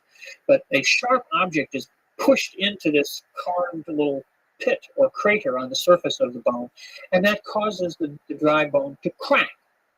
And they cracked in a very specific way that either pointed up or pointed down. And based upon the way that the crack pointed, the bones, the ancestors were believed to have spoken, to have communicated. The oracle bones were produced as part of a royal ritual cult of the Shan, in which they asked questions of the ancestors. They would ask questions of very specific ancestors. They would ask King Chung, who had reigned 200 years earlier, about a very specific problem. And they asked all kinds of questions. This kind of divination seems to have gone on almost on a daily basis, usually early in the morning. The king would go to a ceremonial hall, and there would be lots of officials, and there would be the official diviners. And the diviners were the people who could read and write. They were the people who seemed to have deployed the written language. And as I said earlier in the last lecture, when we get a written language, it's fully developed. As soon as we have it in the historical record, it's a fully developed language. We don't have transitional sort of intermediate stages of development in the record. We just have now full text. And what these texts consist of are questions posed to the ancestors, the answers, which are read from the cracks, and then, because already the Chinese are emerging as good historians, they write down what actually happened. I'll give you an example of what I mean by this. A particular morning, they might ask, is the harvest going to be good this year? Okay, so they would ask this question, and they would write this down. They would carve this into the bone. Will the harvest be good this year? And then they would crack the bone. The diviner would read the crack, and he would say, yes, the harvest is going to be good. And they would write that down. And then later, after the harvest came in, if the harvest was good, they'd write down, and it was good. If the harvest wasn't good, they'd write down, but it wasn't good. And so they kept a record of questions, answers, and actual outcomes, sort of like they were keeping track of how the ancestors were doing. It's a fascinating set of materials to work with. They did this over and over again, too. They didn't just ask a question once. They would ask it 5, 10 times. And they seem to have taken sort of an averaging approach, that if they got 6 good answers and 6 bad answers, well, that wasn't a very clear outcome. But if they got 8 good answers and only 2 bad answers, then it was probably going to be good. So they kept these records.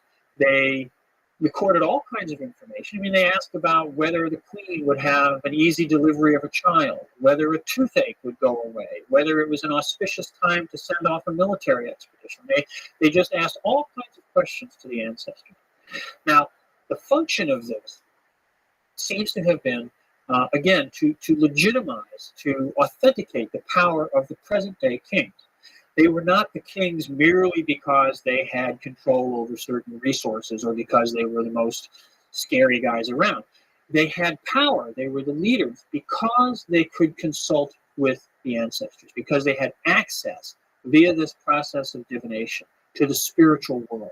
And they could use that access to guide the affairs of the community, to guide the affairs of state. Okay? We know a lot about these oracle bones because they've been dug up in huge quantities in the 20th century. Back in the 1890s, peasants living in the area where these were buried in the ground had been digging them up. They knew there was something important about them, powerful about them, but they didn't understand. They couldn't read the texts. They didn't even know they were texts. And they ground them up and used them for medicine. And it was in a marketplace at a traditional medicine shop that an archaeologist saw one of these and said, oh my gosh, this is really important, and found out where they had come from, and then began the process of excavating them. And now there have been tens of thousands of them dug up, and they've become a tremendous source of information about the Shan period. Now, the royal cult, which was at the center of this process of divination, was also maintained in other ways. The divinations were very important, but there were other ways in which the ancestors could be worshipped that were perhaps equally important. And this is where, to a great extent, the bronze culture comes into play. Ritual bronzes, objects of very great beauty, were produced for a whole variety of particular ceremonial functions. Wine cups that were used to offer libations to the ancestors, which would then be poured out on the ground. Particular kinds of cooking vessels that could be used for cooking grains, other kinds that were used for cooking meat. All these kinds of offerings were prepared and presented to the ancestors. Again, these things, all these activities taking place in these large monumental halls. The sacrifices would be made, the offerings presented, and the ancestors would come, the spirits of the ancestors would come, and they would take the essence, if you will, of the offerings. And then the food that was left, the empty, sort of non-spiritual remains of the food that were left, would be consumed in great feasts. This was a way in which the royal family also displayed its wealth and power by hosting these great banquets. Well, the kings, the central players in all this were the Shang kings. And probably the Shah had operated in the same way, but again, we know very concretely for the Shang, the monarchy was the central institution in this political system. Now, in those days, life expectancy was not very long. Most people, probably even in the wealthier, better off parts of society, most people didn't live much past about 30.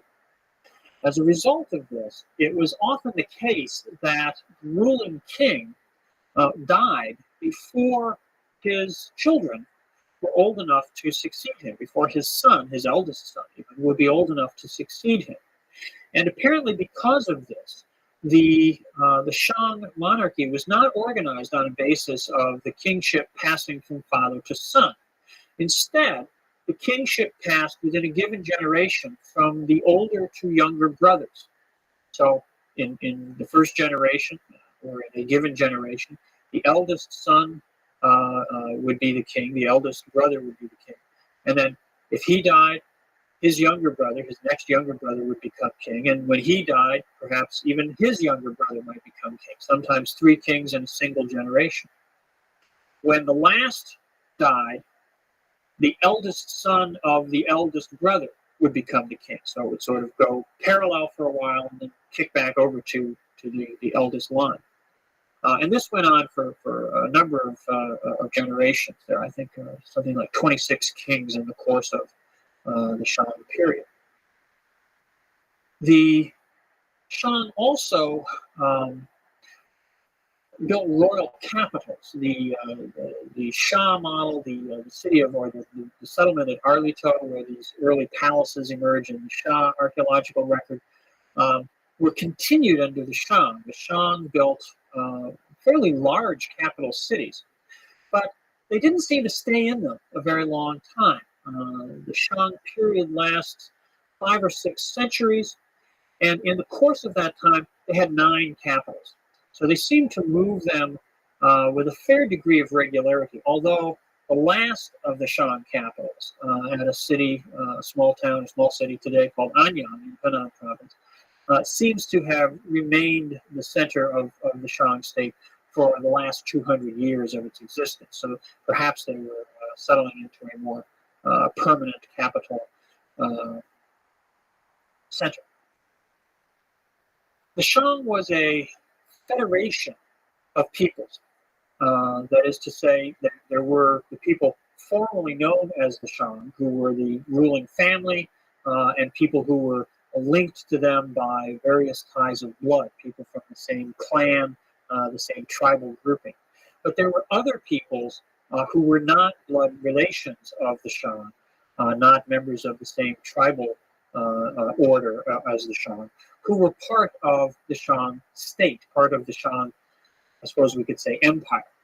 And these people formed a sort of periphery around the central territory of the Shang.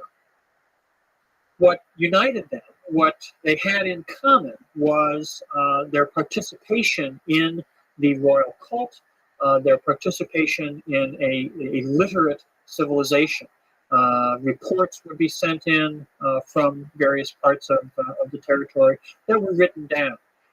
Communications from the king to his subordinate leaders were written down. So it's a It's a state which now operates on the basis of written communication, not only the oracle bones and the maintenance of divination records, but the day-to-day operations of governance were carried out using a writing system. It was a fairly elaborate system. And perhaps the best way to get a sense of the high degree of sophistication of the Shang state is to think about the metallurgical industry. The bronze objects that were used in divination, that were used in the ritual cult, were, as I say, very elaborate, very beautiful objects. They were cast objects, that is to say, molds were made, and then molten bronze was poured in. It's a very sophisticated kind of technology. The whole metallurgical industry involved mining, smelting, refining, blending different metals together to produce the right kind of bronze, the design of the objects, the making of the molds, the pouring of the objects, finishing them. All this was organized by the Shang state. It was officially run. And that involved the organization of large numbers of people. It involved activities at a number of sites. The mines were not in the same place as the centers of Shang civilization. We know from the excavation of the last Shang capital at Anyang that there were huge workshops, forges, places where the metal was cast, all kinds of settlement areas where the craftsmen, the artisans who worked in the different phases of the metallurgical industry were housed. A very elaborate system, clearly organized and administered very effectively by the royal state. To do that required both managerial skills, but it also required a capacity to feed people, to clothe people, to house people, which meant that all these things had to be paid for. And this is how we know that the Shang had an elaborate taxation system. We know from the divination records and from other inscriptions from the time that so-called tribute payments were made by various subordinate peoples who were part of the Shang polity. And these, in effect, were taxes. These were ways in which the royal center drew from the peripheral settlement the wealth that it needed to sustain its military infrastructure and the metallurgical industry. And of course, the metallurgical industry was critical to its maintenance of its own legitimacy, its own public authority. All right. Now, this system functioned pretty smoothly for a long time. We know, again, from the divination records that the peoples outside of Shang civilization, the so-called barbarians, who lived north, south, east, west, all around the Shang, were of constant concern. The diviners are frequently asking the ancestors for advice. Should we launch an expedition to punish the people in the east? Should we expect that the barbarians from the north will raid at harvest time? All kinds of concerns, all kinds of anxieties are in evidence in the questions that are asked. And we know from the answers and from the outcome statements that there were frequent devastating raids, that non-Chinese peoples intruded into the settled areas, intruded into the agricultural heartland, and carried off not only food and other kinds of supplies, but people as well were taken away and enslaved in these non-Chinese areas, or these non-Shang areas. So the maintenance of security was one of the critical functions of the Shang state as well. In that function, they ran into some problems as time went by. And these problems had to do with mobilizing resources and deploying force to secure the state, to secure the territory, but that generated tensions and unrest within the Shang territory itself. What seems to have happened is that subordinate peoples, and there were many of them, became resentful as time went on of the tribute that they paid to the Shan rulers, particularly as security around the perimeter of the Shan territory seemed to be breaking down. If they were going to be paying tribute, if they were going to be offering up wealth to the Shan kings, then they expected to live in secure and stable conditions. But increasingly, as we get down to about the 11th century BC, those conditions were not being maintained. That led to unrest and frustration among the people, among many of the subordinate peoples who constituted the Shan polity. And that unrest eventually led to efforts by some of those people to overthrow the Shan and to establish their own power in succession, just as the Shang had emerged as the successors to the Shan.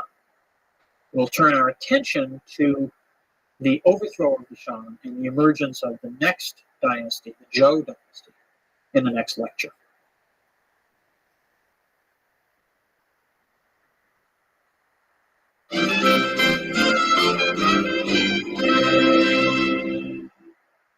We've been talking about the emergence of Chinese civilization. We've traced this down thus far from its origins back in prehistoric Neolithic times to the first dynasties in the traditional Chinese historiography, the Xia and the Shan, which emerged in North China, built up largely around bronze civilization, developed royal monarchical systems, worship of the ancestors of the rulers being a critical component of their early states. We've learned a lot about these early periods in Chinese history from archaeology, from the excavation of the oracle bones that we talked about last time, the records of divination, the records of consultations, if you will, with the Shang ancestors. And what's interesting in some ways about this is the degree to which the archaeological record and the information recorded in texts like the oracle bones has confirmed, has agreed with the traditional mythological accounts of Chinese history.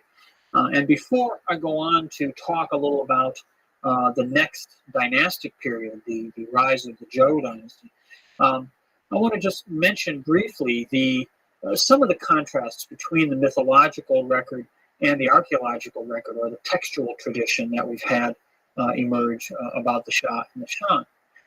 The Chinese have a very elaborate account of their own origins. They don't have a creation myth in exactly the same way that many Western civilizations do. But instead, their traditions begin with what we sometimes call the sage kings or the sage emperors, figures of high antiquity, posited to be long before the emergence even of the Xia. Perhaps the most notable, a pair of early kings or early emperors, Yao and Shun. Yao being the first man to pass the throne on to a successor. Prior to that, there had been a number of critical leaders, but it's Yao who begins the process of continuous rule, of having a regular succession from one king to the next.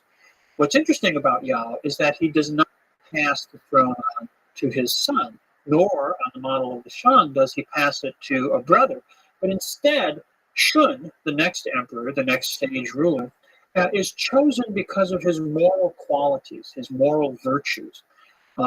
Yao's own son is considered to be weak and decadent, and so he searches around in the kingdom, in the empire, for a worthy successor. And Shun is brought to his attention, is picked out, and is given the honor of inheriting the throne. It's interesting because it's a contrast with the actual practice of all the historical dynasties that we know of in China, where succession was a matter of keeping the throne within, keeping power within a particular family. But it's important, it highlights another aspect of Chinese political culture, which is the centrality of moral qualities. We'll be looking at the more elaborate discourse of morality, the way in which morality is articulated in early Chinese thought when we come to talk about people like Confucius and Mencius and Lao Tzu. in the next few lectures.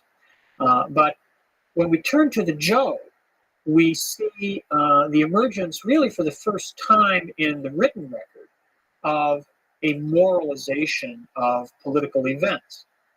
And that really follows on very nicely from the allegories or the early mythical accounts of rulers like Yao and Shun, who made the state, made political power something that was not just the property of a family, but involved the moral character, the moral quality of the rulers.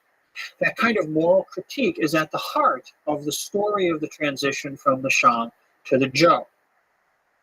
The Zhou people, the people who found the dynasty that we call the Zhou, were one of these subordinate communities within the Shang Empire. They were located on the western side of the territory that the Shang controlled, and they had a very interesting mythological history of their own. Their early history involved a change from a hunting and gathering society to an agricultural society, and then a reversion to a hunting and gathering period before they finally settled down and became farmers on a more permanent basis.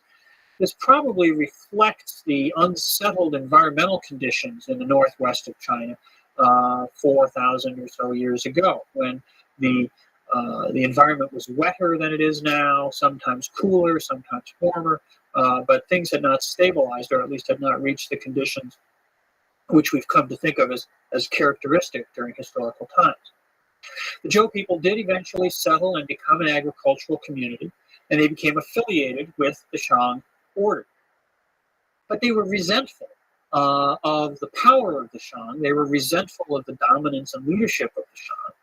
And they began somewhere around the late 12th century or the beginning of the 11th century BCE to conceive the ambition of overthrowing the Shang and of establishing their own leadership. They felt that they were in a better position, that they were at least more deserving of the power which the Shang rulers were not exercising as well as they should, were not performing the leadership roles as well as the Zhou leaders thought that they should. A leader of the Zhou people, a man named Kai, articulates this ambition quite explicitly and puts in place a plan which over the next 3 generations the Zhou people follow, they carry out. And this involved a number of activities. In the first instance, they migrated physically. They moved from their original homeland, which was sort of on the far northwest perimeter of the Shang territory. They followed along a river valley called the Wei River eastward into closer proximity to the center of the Shang state. They also began to have greater communication, greater interaction with other subordinate peoples, particularly on the west side of the Shang territory. And they used these contacts basically to build up a political alliance so that they could have the power, they could develop the resources necessary to confront and eventually overthrow the Shang kings. Finally, around the year 1050 BC, a king of the Zhou people, or a man who is at least in later records referred to as a king, the leader of the Zhou people, was a man named Wen, and he's called King Wen. And King Wen puts in place the final plan to bring about the victory, the triumph, the rise to power of the Zhou people. His son, whose name is Wu, is actually the man who, or the king, the ruler, the leader of the Zhou people, when the attack, when the war against the Shang is launched. We don't know exactly when that happened. We don't have a precise date for it, but some very interesting work has been done recently by scholars in a field known as paleoastronomy, which is the study of the sky, or the relationship of information about the sky to historical records of the far past. And what paleoastronomers have been doing with Chinese history is taking information from all kinds of sources about celestial events, about comets, about exploding stars, about eclipses and things like that, and correlating them with events that are described in the historical record. And doing that, a series of scholars have narrowed down, based on references to certain things like lunar eclipses, the range of possible dates for when the Zhou war with the Shang took place to within a few years, around 1045 BCE. So we can't select amongst a few dates, but we have a pretty good idea. It was right around 1045 that these events took place. What happens is that the Zhou armies and their allies march to the area of the last Shang capital, which is by the modern-day settlement of Anyang, and draw themselves up on the west side of a river. The river is still there, although its course seems to have changed since the time of the battle. And in the morning of the day when the battle takes place, King Wu, although he's rather a young boy, he's not a mature individual yet, gives a speech calling for the overthrow of the Shang, and then leads his armies forward into the Shang capital. There are a number of ancient documents that describe this conflict, describe the conquest of power by the Zhou. In one of the most sacred texts in China, a book called the Classic of Documents, there are several texts that relate to this. There's a purported transcript of the speech that King Wu, a number of other texts that relate to the political rationale for the conquest, and we'll be returning to those in just a minute. And then there's a description of the battle itself, which is really quite graphic. It talks about the wailing and screaming of the combatants, and the idea that in the streets of the Shang capital, the blood flowed so deeply that blocks of wood floated in it. It was a very violent battle, being fought, of course, with bronze weapons, lots of swords and axes being wielded. And at the end of the day, the Shang king had been killed, the Shang state had been destroyed, and the Zhou were in control. The Zhou were in command. Now, King Wu, as I say, was the ruler of the Zhou people at this time, but he was still rather a young boy. And in fact, probably the most important individual in this process is his uncle, who we know simply by his formal title, which is the Duke of Zhou. The Duke of Zhou was the younger brother of King Wen, but unlike the Shang, the Zhou people passed the monarchy, passed their leadership along from father to son. They did not pass it from elder to younger brother.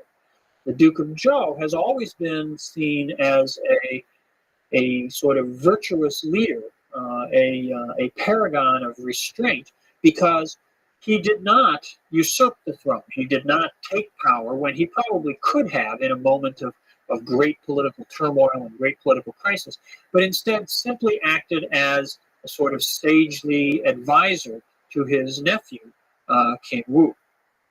The Duke of Zhou becomes a prototype for the sagely advisor in later Chinese political culture. Now, I mentioned the idea of the Zhou conquest, the transition from Shang rule to Zhou rule, as being the first instance where we have an elaborate moral context or moral rationale involved, and how this in some ways links back to the mythological traditions of figures like Yao and Shun. The rationale that is deployed for the Zhou conquest comes to be one of the central doctrines, central ideas in Chinese political culture ever after, all the way down, indeed, to the present day. You still hear it talked about in Chinese political rhetoric and discourse today. And this is what we call the idea of the mandate of heaven. The mandate of heaven. Now, to understand the mandate of heaven, we have to think a little bit about the Chinese concept of heaven.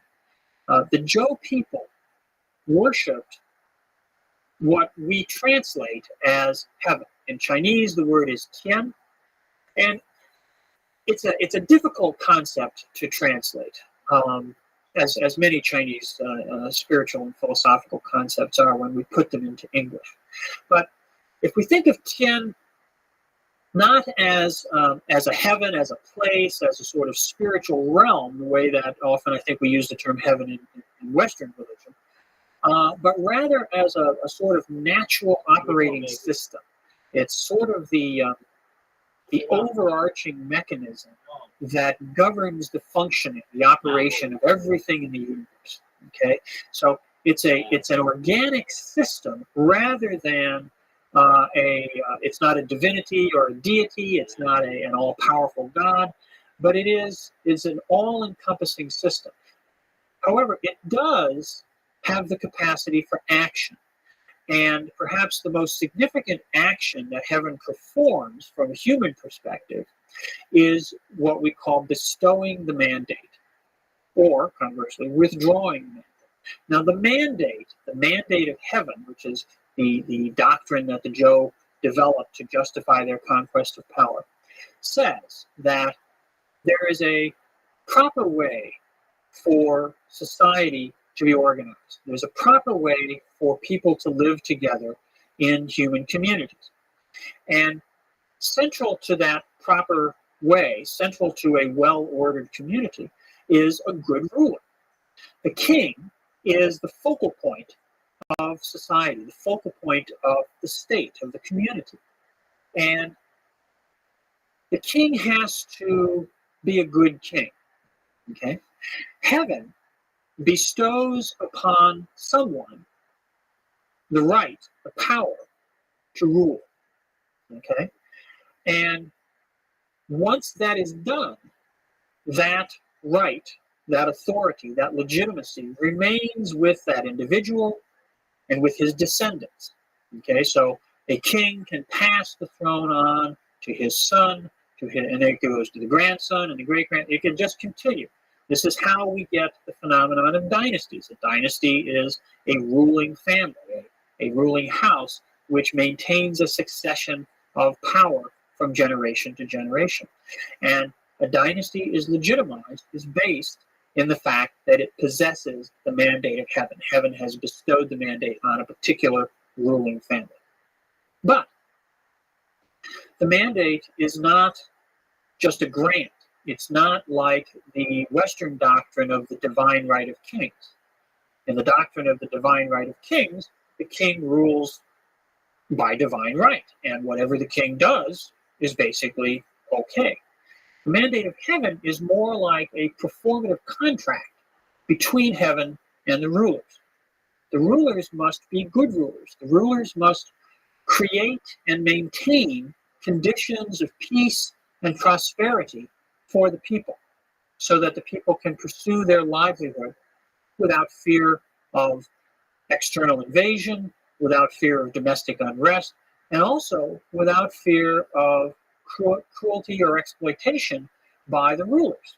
Okay, the kings have to tax people, they have to levy various kinds of duties on people, they have to mobilize military resources, they have to organize the metallurgical industry, but they have to do all these things in a way which maintains the livelihood of the community. They can't just make people do whatever they say and take everything from them and crush them with exploitation.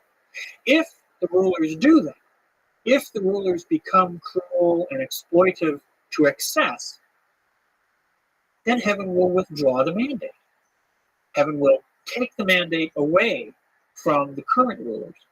And then heaven looks around, basically, and bestows the mandate somewhere else. Okay? Now, what the Zhou say, what King Wu says in his speech before the battle at Anyang, is that this is exactly what has happened. He says, this is not something I choose. We're not here today because I want to overthrow the Shang, because I want to increase my power.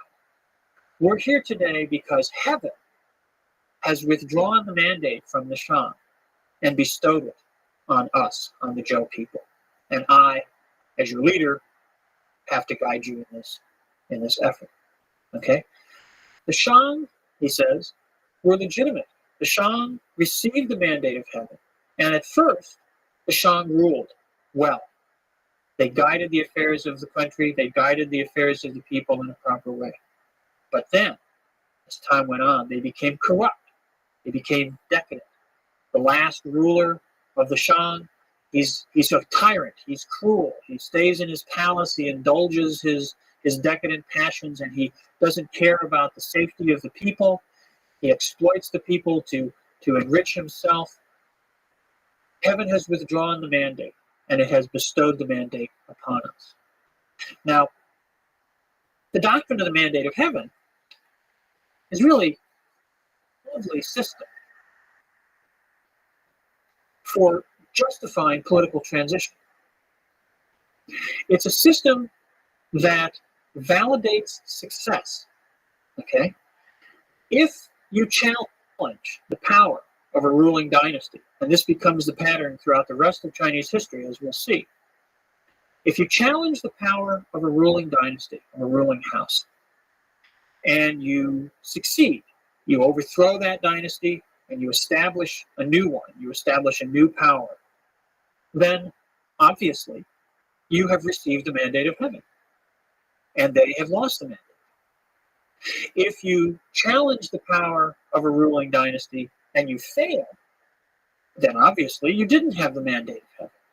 So it's a perfect system. It's got perfect feedback, because if you win, then you have the mandate. If you lose, then you didn't have the mandate. So it's a very nice self-validating rationalization or rationale for the transference of political power. Now, in the historical records, in the texts that we have about Chinese history, the doctrine of the mandate of heaven is used, it's projected backwards, and there's actually, in some sources, there's discussion of the Shang overthrow of the Shah, or the replacement of Shah rule by the Shang period, as an earlier instance of this. But those are clearly later reconstructions. Those are texts that are written during the Zhou as a way of legitimizing their own actions on the basis of historical precedent, as well as on the merits of the doctrine of the mandate of heaven itself. So the mandate of heaven becomes the fundamental explanatory mechanism for political change. And as I said, it remains a powerful concept all down through later Chinese history. You'll see references to it in talking about the revolutions of the 20th century, or in talking about the death of Mao Zedong, which we'll be getting to much later. It's still an idea that's very powerful in China today, and it comes directly from these experiences around 1045 BCE when the Zhou overthrow the Shang. Well, they successfully carry out this transition. They successfully destroy the power of the Shang state and replace it with their own. And then they set about creating a new order. Now, one interesting aspect of this is that although the Shang people have been defeated, the Zhou people continue to sort of respect them. The Shang are moved away from the capital area at Anyang, their final capital at Anyang. They're moved off to the south and east a bit, and they're given a territory of their own. They are, in effect, made now a subordinate people within a political order dominated by the Zhou. But they are allowed to retain their own customs. They are allowed, for example, to continue the ancestral worship of the Shang royal family.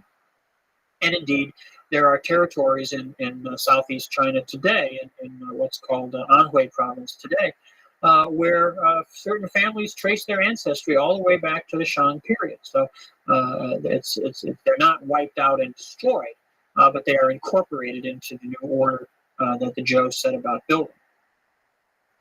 The Zhou shift the center of the state away from Anyang, away from the old heartland of the Shang territory, off to the west, off to their own ancestral homeland, into the valley of the Wei River. And they build a new capital at a place, they call it Shenyang, It has a number of names in history. Today, it is the city of Xi'an, which is the capital of Shanxi province, and is one of the great historical sites. We'll be talking a lot about this particular location because it serves as a capital for a number of later dynasties. But it is the Zhou who make it the first capital city.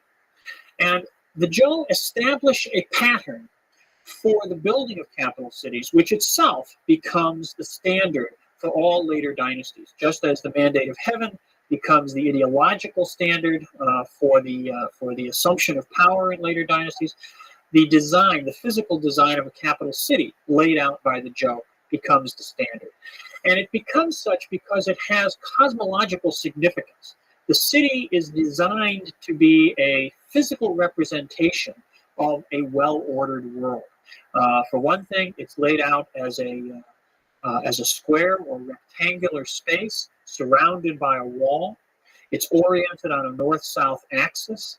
It has a compound in the northern part of the city along the central axis, which is the residence of the ruler.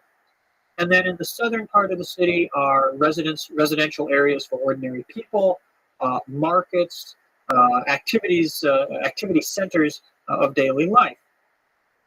Surrounding the city at the four cardinal directions are ritual complexes, altars where the emperor comes out from time to time in the course of the calendar year, performs sacrifices or other ceremonies to regulate agricultural cycle. Okay, so the city, the capital city, becomes a model of order in human society and the connections between a well-ordered human society and the natural world around it. And this concept of rulership, this concept of the emperor as the link between human order and natural order, becomes a much more sort of rationalized and abstracted phenomenon with the Zhou, but it's clearly a continuance, a refinement of the ways in which spiritual power, the ability to communicate with the natural and spiritual world, has been linked to political authority going back through the Shang and the Shah before that. Now, I mentioned in talking about the doctrine of the mandate of heaven that the Zhou people worshipped heaven. And this is a little different from the spirituality of the Shan, who worshipped the royal ancestors. The Zhou people also worshipped their ancestors. And indeed, ancestor worship becomes, perhaps the most characteristic feature of Chinese civilization overall. It spreads from the political elite out into ordinary society. And as time goes by, certainly over the last 3,000 years or so, most Chinese participate in the cult of ancestor worship to one degree or another, usually to quite extensive degrees. The Zhou people also worship their ancestors, and royal ancestor worship is part of their state cult as well. But they worship heaven as a transcendent power, as a system, an all-encompassing system. And this is important because it's part, again, of their political legitimization. They are not merely one family exercising power over all others. They are that. And there's no way to get around that. That's what a dynasty is. But they exercise that power in the name of a larger, more all-encompassing order.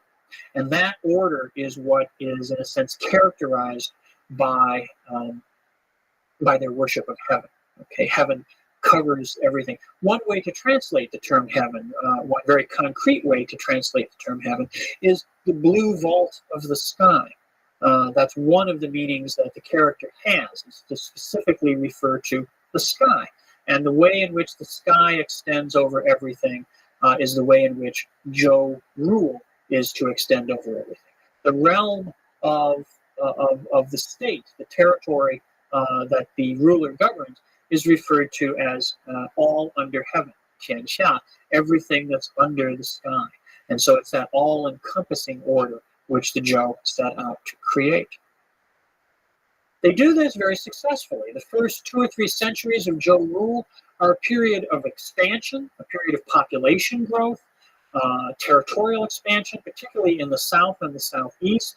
The Zhou state, by, say, the 8th century BCE, is perhaps 4 times as large as the territory controlled by the Shang at the time of the conquest. The success of the Zhou in expanding their territory, in increasing their population, leads to new challenges in terms of administration. The Zhou kings cannot govern the entire realm themselves from their capital, and instead they have to create new mechanisms of administration. And they do this by appointing local rulers, local power holders. Those local power holders are initially quite closely bonded to the kings, but as time goes by, those bonds weaken, and local strongmen start to emerge, pursuing their own interests, pursuing their own power, in distinction from that of the Zhou royal court. The tensions that that creates within the Zhou system lead to a period of breakdown and fragmentation, and that is what we will turn to in the next lecture.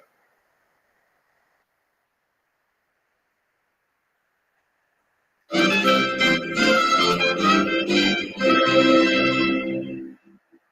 Zhou dynasty was founded when the Zhou people overthrew the Shang around 1045 BCE.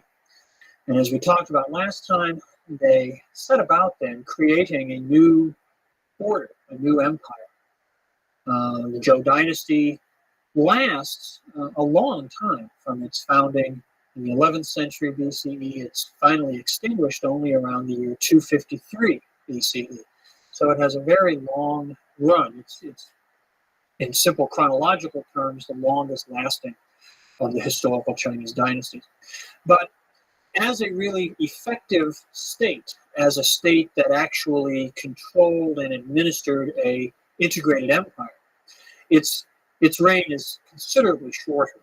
The formal extent of the Zhou dynasty and the actual rule of the Zhou kings are two very different things. What I want to talk about in this lecture is the process of breakdown, the process of fragmentation, which really brings to an end the period when the Zhou kings were the real rulers over China, and takes us into a period of chaos and confusion and turmoil, which lasts a long time, but becomes also one of the most fertile and creative periods in China's intellectual and cultural history. We'll be looking at those intellectual and cultural developments more in the next couple of lectures. This time I want to really concentrate on what happens to the Zhou state and how it winds up becoming what we might today call a dysfunctional empire.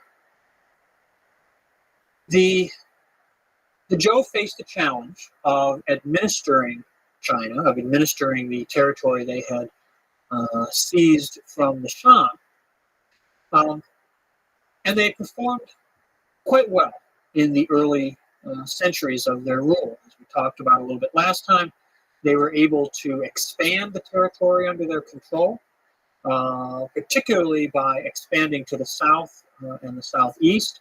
They brought Chinese rule, or their own rule, to the Yangtze River Valley and even beyond that, and to the very rich rice growing areas of the southeast coast. As they did so, they also presided over a period of population growth. In part, of course, that's a result of geographic expansions. More territory, more control brought more and more people into the Zhou Empire. But they also were successful in creating a stable and peaceful domestic order, which allowed for the economy to develop and allowed for the population to grow. So they fulfilled the terms of the mandate of heaven. They fulfilled the requisite provision of conditions of peace and prosperity, which were embodied in their own ideological justification for seizing power by creating conditions in which people could pursue their livelihood, in which the agricultural cycle could move along and harvests were brought in regularly and all this. They successfully lived out their own political ideas, their own political rationalization. But they also, in the success that they achieved, they also faced problems. There were things they had to do which the old order, the way that they had, the way of governing that they had seen under the Shang and that they had used in the early days of their rule, were no longer adequate. The empire became so large, so extensive, that they couldn't administer it, the Zhou kings, right from their royal court. They could exercise pretty direct, effective control within a certain geographic range, but once the empire got larger and larger, simply the time it took to communicate with people out there in various parts of the territory made it less functional, less possible to make all the decisions and monitor and manage all the affairs of the empire from the royal court. So they had to appoint local administrators. They initially began to delegate power to members of the royal family. The Zhou royal family was a very large, extensive clan group, and so initially they were able to sort of delegate power to brothers, cousins, nephews, sons, and share the administrative burden in that way. When that sort of reservoir was fully used up and they still had more territories to deal with, they appointed a lot of military leaders, individuals who had proven their loyalty to the Zhou in battle, in the process of conquering new territories. Often it became the practice that the military commander of forces who brought new territory into Zhou control would be appointed to be the political supervisor of those territories as well. In the first 3 or 4 reigns of kings, this system worked very well. The personal relationships between the kings and the individuals that they were appointing to administer local territories were quite close. But as time went by, changes took place both at court and out in local circumstances. At court, the monarchy became an established thing. The dynamism, the charismatic leadership of the early Zhou kings gives way to a more routinized political center. The kings who come along after the first century or so of Zhou rule have grown up in conditions of power and prestige. They've grown up in the palace, in the capital. They accept the leading role that they have and that the Zhou have almost without question, and they become perhaps a bit complacent about that. At the same time, out in local society and local communities around the empire, the power holders there are the descendants now of the individuals who were initially appointed by the early Zhou kings. Often these positions of local leadership became hereditary.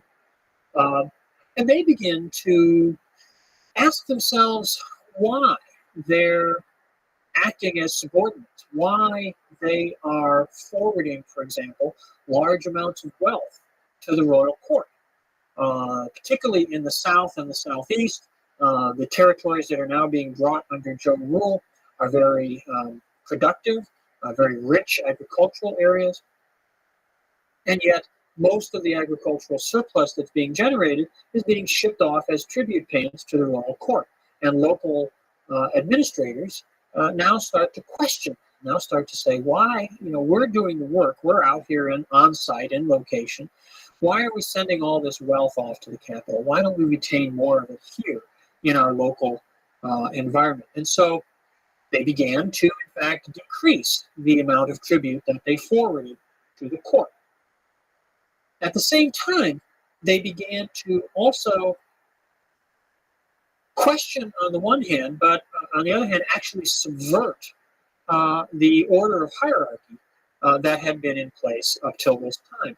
And what we can see most clearly, or perhaps the way we can see this most clearly, is in the use of terminology, in the way that they referred to themselves. These individuals, these local strongmen, were appointees of the Zhou ruler. And the Zhou ruler at this time, the term for the chief leader in China at this time was the king. In Chinese, the term is Wang. What we see beginning in the 8th century BCE is that certain local administrators, certain individuals exercising power theoretically on behalf of the Zhou king, begin to refer to themselves as Wang, as kings, okay, in their writings, particularly in the documents that they're using in their local context. They may still refer to themselves in appropriate terms when they send reports or messages to the court, but in their own local settings, they start to call themselves kings. Okay. Now,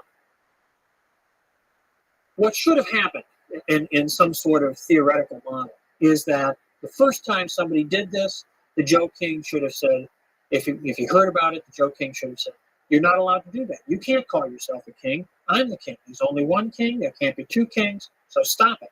And then sent out sufficient force to compel whoever was doing this to stop. But that doesn't happen. It doesn't happen because the Zhou, right at this time, early in the 8th century BCE, suddenly have to face a different kind of problem, a different kind of challenge. And this is the beginning of insecurity, the beginning of unrest on their own western frontier. Actually, in the very territory where the Zhou people themselves had first originated, out in the far west of the Wei River Valley, what's now southwestern Shaanxi province.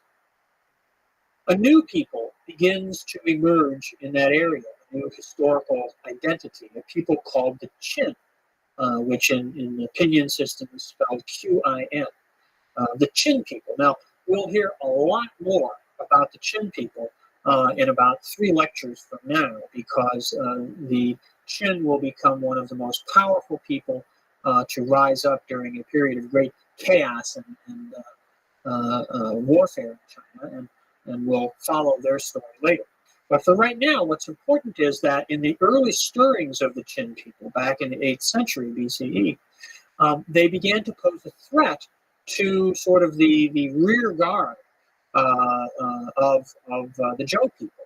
And in fact, the Qin began to raid into Zhou territory, and around the middle of the 8th century, the Zhou decided that they needed to move their capital.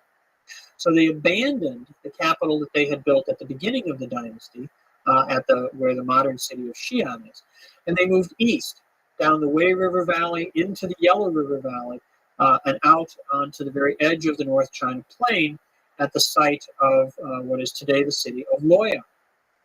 Now, Luoyang, they also built as a great imperial capital on the model they had developed back at Shenyang of a square city with a north-south axis and all the other attributes of sort of the cosmic diagram that the Chinese capital is meant to embody. And Luoyang becomes a capital city for the Zhou. It's a subordinate capital, a secondary capital in a number of later dynasties. It remains a very, very important political and cultural center in later times. But in the 8th century, its significance is that it represents a shift in the center of Zhou rule. And it represents a weakening of the Zhou state, because they're forced to abandon what had been their capital, what had been their ancestral homeland, and move into a more secure area in the heart of the agricultural core of China. Because of this, because of the attention that they're spending on these the rise of the Qin people and the move of the capital and trying to stabilize their system at the center, they're unable to attend to some of these developments taking place out in more peripheral areas where local strongmen are arrogating to themselves, are usurping for themselves the terminology of royalty. Now, in some ways, this change in rhetoric, this change in terminology might not seem to be particularly significant, but what's important is that it constitutes a challenge to the authority of the Zhou. It constitutes a an erosion, a subversion of the proper order. Okay, and so this begins to call into question the legitimacy of Zhou power itself, the legitimacy of the Zhou kings. Now, for the next few hundred years, China becomes a sort of schizophrenic political culture, because throughout the ensuing centuries, the Zhou rulers remain in place. They remain in Luoyang. One king follows another upon the throne. There's a legitimate succession of power and authority. And most local strongmen, most rulers, as they emerge around China, continue to pay some sort of formal lip service to the supreme position of the Zhou king. But the political reality is that the Zhou do not control territory beyond maybe 30 or 40 miles outside their capital. And all the rest of China begins to break down into small local states ruled by independent kings. Okay? What we get here is a period from the middle of the 8th century down to about the year 500 or so, 480, somewhere in there. You see different chronologies used for this, that we call the Spring and Autumn period. The name comes from a particular text, a book called the Spring and Autumn Annals. The annals are records that are kept describing the events that take place year to year in one of these little local states that emerges. The particular one that we're concerned with when we talk about the Spring and Autumn Annals is a state called Lu, the state of Lu. The state of Lu is very important. It's very significant in a number of ways.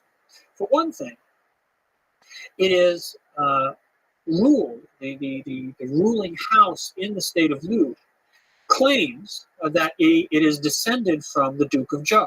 Remember, we talked about the Duke of Zhou at the time of the Zhou conquest. He was the younger brother of King Wen, who had planned the overthrow of the Shang, and he was the uncle of the young King Wu, who was actually on the throne at the time, or takes the throne at the time of the Zhou conquest. The Duke of Zhou was the archetype for the sagely advisor, the wise counselor, the individual who exercised restraint and didn't seize power for himself, but instead served the greater interests of his people. Well, the rulers of the state of Lu trace their descent from the Duke of Zhou. So they are, while not the royal line in Luoyang, they are sort of as close to legitimate as any of these minor states can be. The other thing that's important about the state of Lu is that it is the home state of Confucius. Now, we'll be talking about Confucius in the next lecture, and his ideas and his political philosophy and how those develop. One thing that's interesting about the Spring and Autumn Annals is that the Chinese traditionally believed that Confucius himself had edited this book, that he selected the particular entries from the historical records of the state of Lu and compiled them into this book form. The Spring and Autumn Annals is a quirky text. The entries in it are very short. They're often rather ambivalent as to why they're even in there, what they mean, what their significance is. And that is believed, or was believed traditionally by the Chinese, to be an indication of Confucius's thinking. He selected particular events, particular incidents to illustrate his moral philosophy. We'll make more sense of that when we talk about that moral philosophy next time. But the Spring and Autumn Annals is a record, year by year, of how the state of Lu in particular was governed and how it interacted with other states around it. And it's just one of a number of similar texts, others coming from other states, but it's exemplary of this kind of record. And what it describes, and what the other Spring and Autumn type annals from other states describe, is a process of breakdown, a process of fragmentation, where the unified, integrated order which the Zhou had worked so hard to create at the beginning of their rule simply falls apart. Local rulers call themselves kings.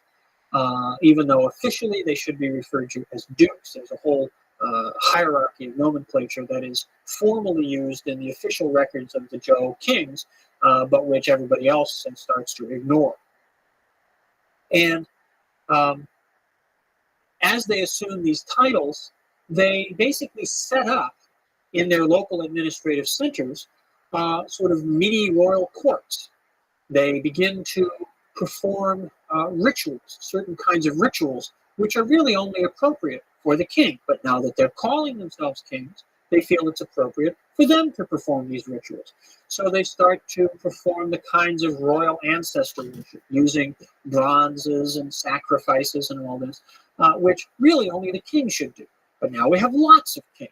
And so we have lots of royal courts and lots of individuals performing these different rituals and adapting them to their own particular needs or sentiments or particular tastes.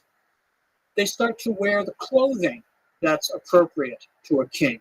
They start to sit in court and have their subordinate officials come to them and perform the kinds of ritual gestures that are appropriate for a king.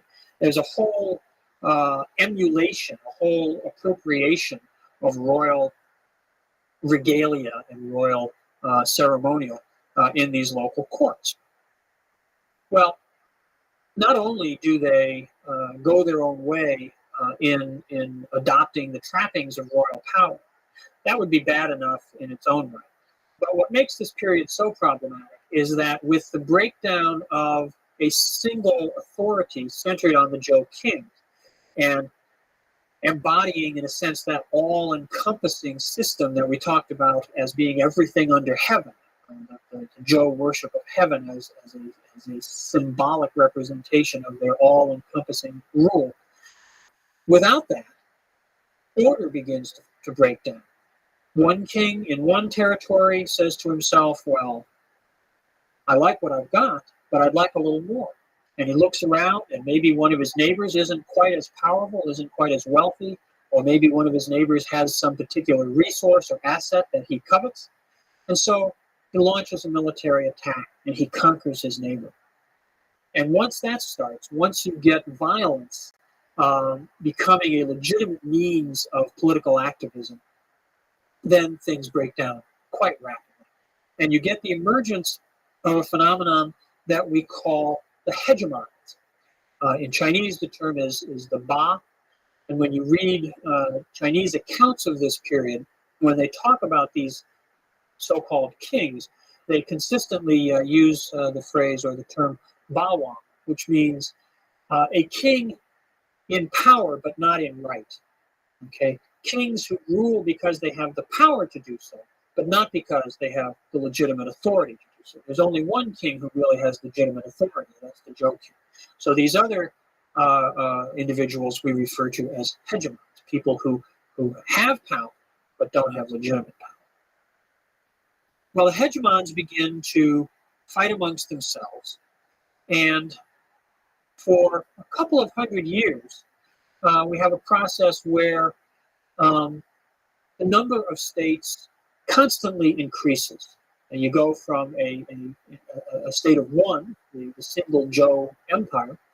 By the time we get down to around the year 500, there are perhaps 250 small states scattered all over the territory of China. Obviously, some of these are quite small. Some of them consist of perhaps only a single fortified town and the agricultural fields necessary to support it. Others are larger and more extensive. But each of them claims the power and legitimacy of being a sovereign government. Again, they may continue to acknowledge on some level the overlordship, the supreme position of the Zhou king, but it's merely a ritual exercise. The Zhou kings exercise no substantive power, no real political authority outside of their royal domains. Now, while all this is going on, while power is fragmenting and kings are popping up all over the place and royal courts are proliferating, there's a very significant development that takes place, I suppose we could say, in the political society. And this is the emergence of a an elite strata in society that we call the Shi. The Shi become the class of professional political administrators. Okay, now they develop, in a sense, out of what we saw back in the Shang period, the royal diviners. The royal diviners in the Shang period were the people who were literate. They were the ones who knew how to read and write the Chinese language. They were the ones who recorded the questions and the answers and the outcomes of the oracle bones. They were the ones who maintained the records of state administration. When we get to the Zhou, there are at the royal court similar individuals, ritual specialists, people who know the traditions, who can read the texts of the past. But as the number of royal courts proliferates, the number of individuals required to perform these functions, not in one single royal center, but in some 250 different sort of mini courts all over China, grows accordingly. And so we have the Shi now as a much larger class, perhaps something like 4 or 5% of the Chinese population eventually becomes involved in this social group, in this social formation.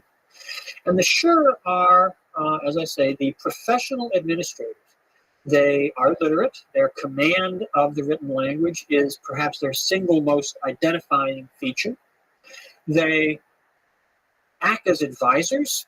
They know history. They know the texts of the past, the classics, the books that we refer to in later times as the Confucian classics, books of documents that record the events of early history, books of poetry in which the folk songs of ordinary people were written down, which were believed to be a way of understanding the sentiments of the people.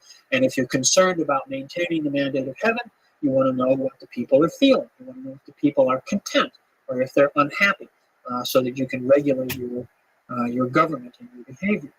Other kinds of documents, other kinds of texts, ritual texts about what the proper way to conduct sacrifices to the ancestors is, what kind of music should be used, what kind of movements and organization should be used. All kinds of written materials embodying knowledge about the past, embodying the records of present administration. These come to be the province of the Shi, of these professional administrators. The Shi, at first, are simply, in a sense, the courtiers of these various local strongmen. But as time goes by and the ranks of local strongmen grow in number, the Shi become sort of a free entity in their own right. And indeed, we see as the number of courts proliferates and as they compete with one another, they compete not only militarily, but they compete politically. And we see certain rulers trying to recruit the best and the brightest amongst the Shi to come and serve them, to come and work at their court. So the Shi now become sort of a mobile elite. They're not fixed and attached all the time to one particular place, born in a particular place, spending their whole lives there.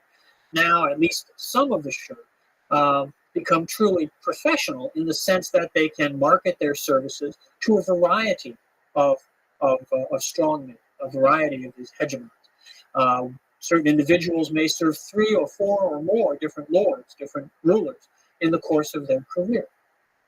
This is a very important development because the Shi, as an administrative elite, come to embody political values, political ideas, which are in some ways independent from the power of particular rulers, particular kings or strongmen. And that leads them to have a sort of independent critical perspective on questions of government, questions of what the good life is, what the good society is.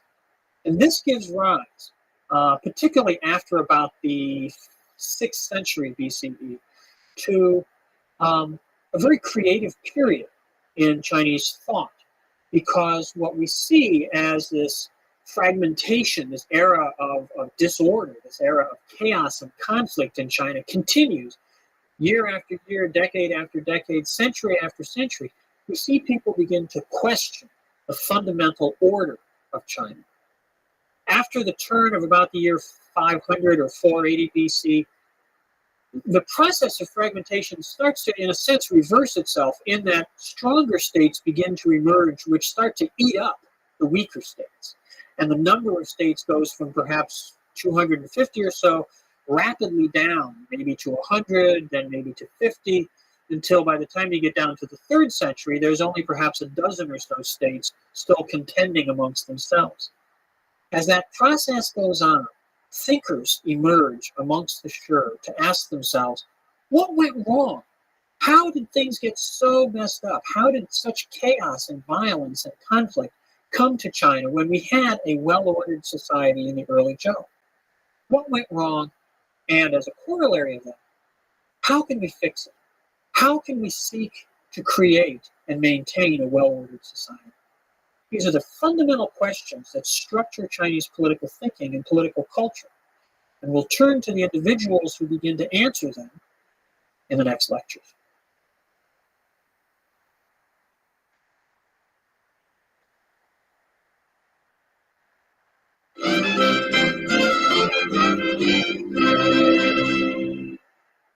The Warring States period in Chinese history comes after the breakdown of the Zhou order, which begins back around the 8th century BCE. And for a couple of hundred years, there's a progressive fragmentation. More and more small states pop up during what we call the Spring and Autumn period that we talked about last time. And then around the year 500 BC or 480 in that vicinity, that process seems to reverse itself. And we get a period where stronger states begin to gobble up the weaker states, and the number of states declines again, so that we go from a peak of maybe around 250 down to smaller and smaller numbers, 150. By the time we get down to the 3rd century BC, there's perhaps only a dozen fairly large states still fighting it out amongst themselves. We'll see the culmination of that process in the next lecture. But today, I want to take a little time to talk about the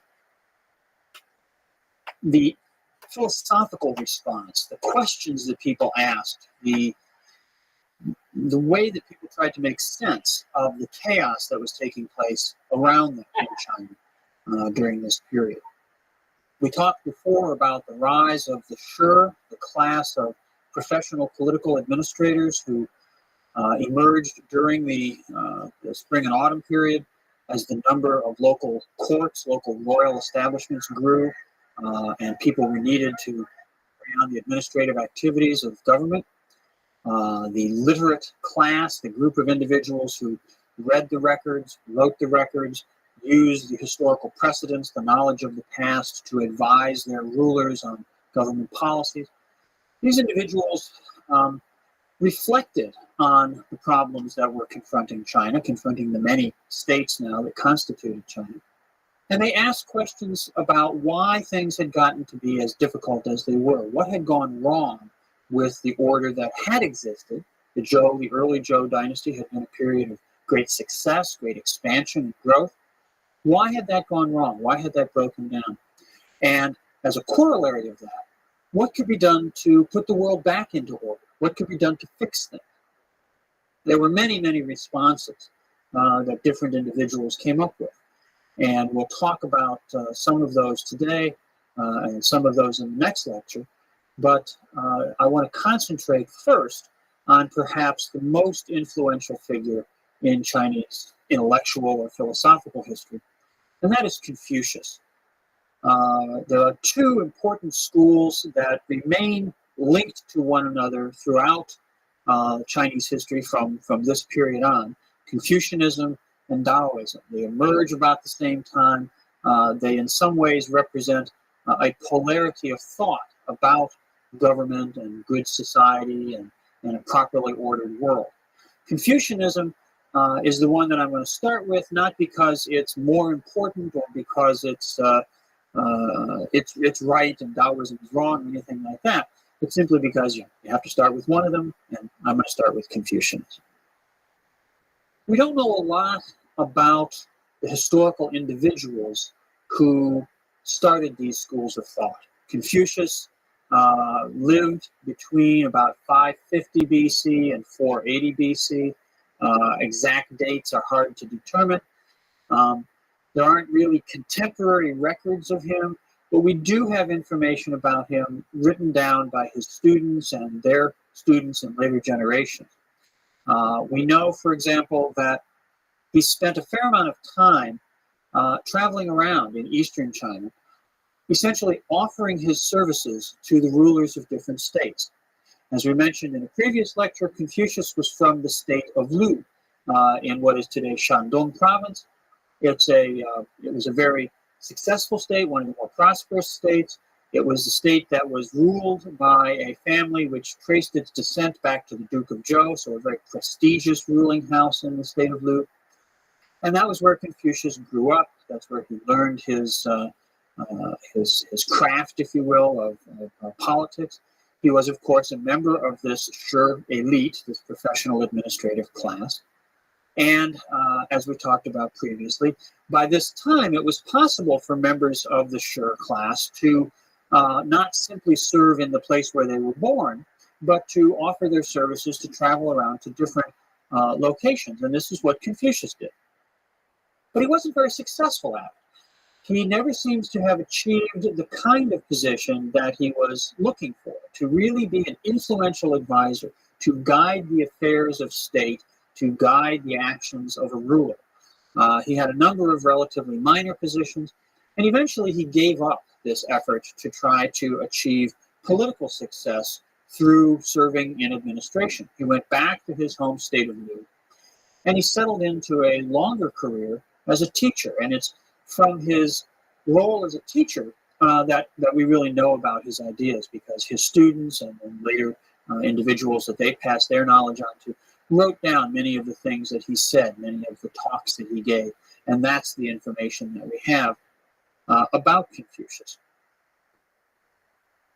Confucius's teachings, the core of his ideas, are about human relationships. When he looked at the world around him, when he looked at the problems facing China, and he asked these questions about what went wrong, why are things so messed up, what can we do to put things back in proper order, his response was to say, people need to understand the relationships between human beings in society. If we want a well-ordered society, we want a society in which people can live together peacefully and in prosperity, then we need to recognize that society is a network of human relationships.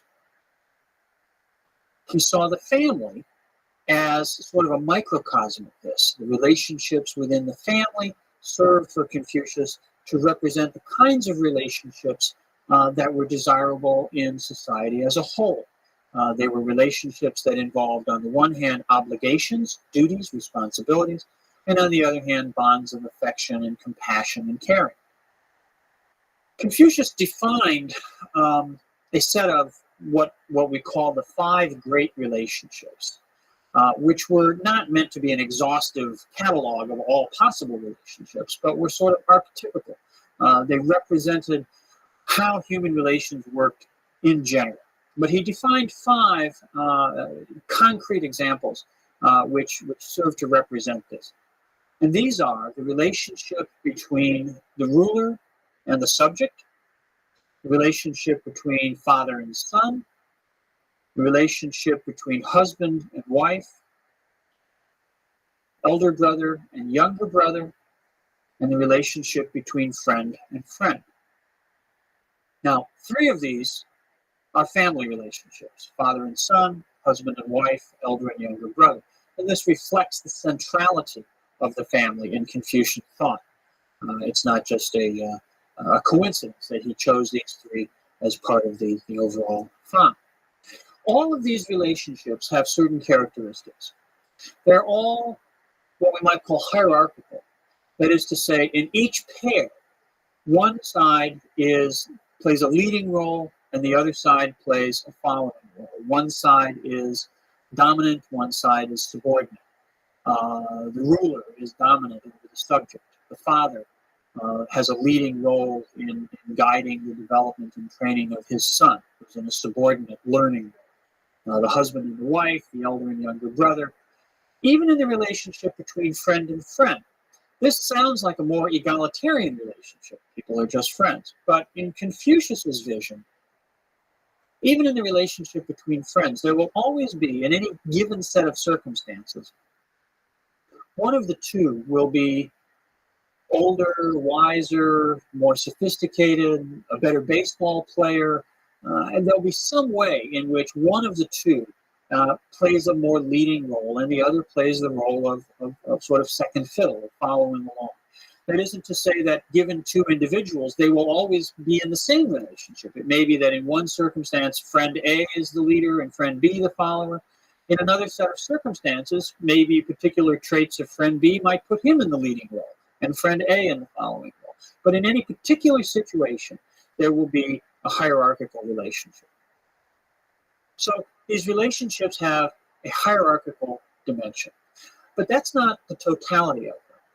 They also have an aspect of reciprocity, which is to say that they're not just top down. It isn't the ruler is the ruler and the subject is the subject, and therefore the ruler can do whatever they want, and the subject is uniformly obligated to obey, or the father and the son, or the husband and the wife, any of their relationships.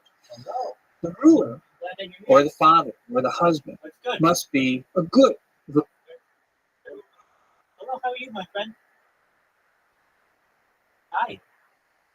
How are you? Can you hear me?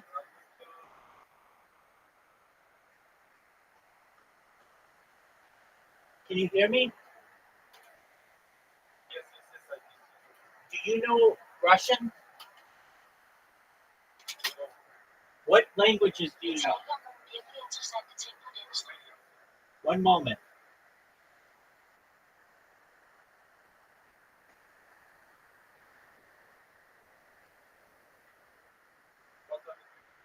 I'm going to speak to you. I have a machine. Tell me if it's accurate, please. Hello, my name is Rabbi Rothschild. I stream at like 24 hours a day, 7 days a week, 365 days a year for work. I've been doing so for more than 3 years. This is more data than any person has on the internet ever.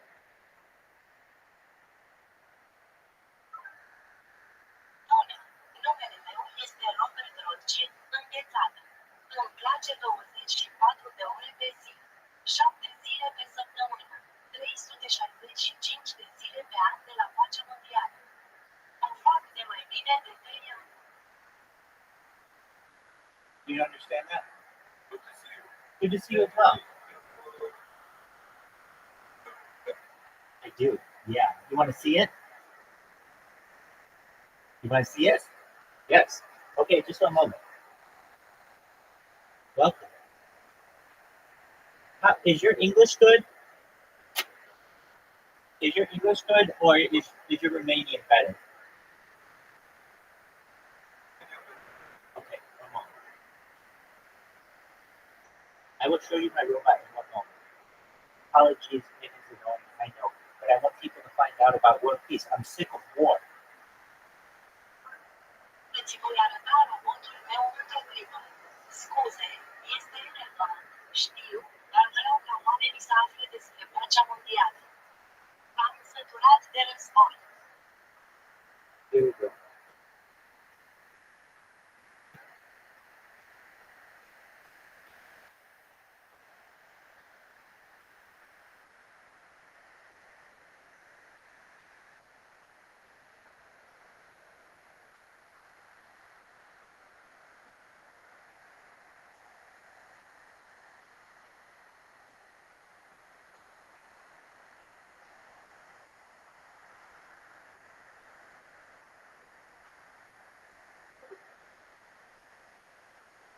All right, I'll show you right now. I have a lot of different robots.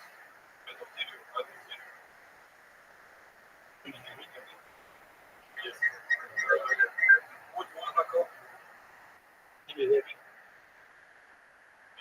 Okay, so here is one of my sets of devices.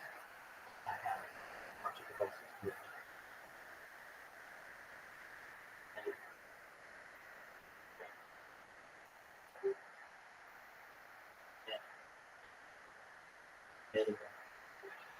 Hello. Hello, how are you? Welcome. Hello. Um, Pleasure to meet you, Elect Knight. How are you? I'm well, thank you. Yes, okay. So let me tell you about myself. I stream my life 24/7, 365 on YouTube for world peace. I've been doing so for more than 3 years. I have more data online than any person ever. I don't want war anymore.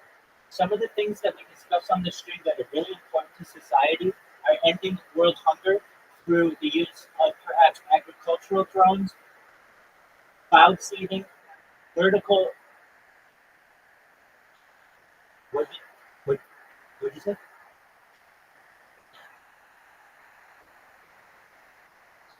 Uh, Rabbi Rothschild. Just type in at Rabbi Rothschild 11. I'm on there. Rabbi Rothschild 13. If you want to see all my streams in the upper left corner, you can. So I'm live in 360 degrees, and I stream my life for world peace. I don't want war anymore.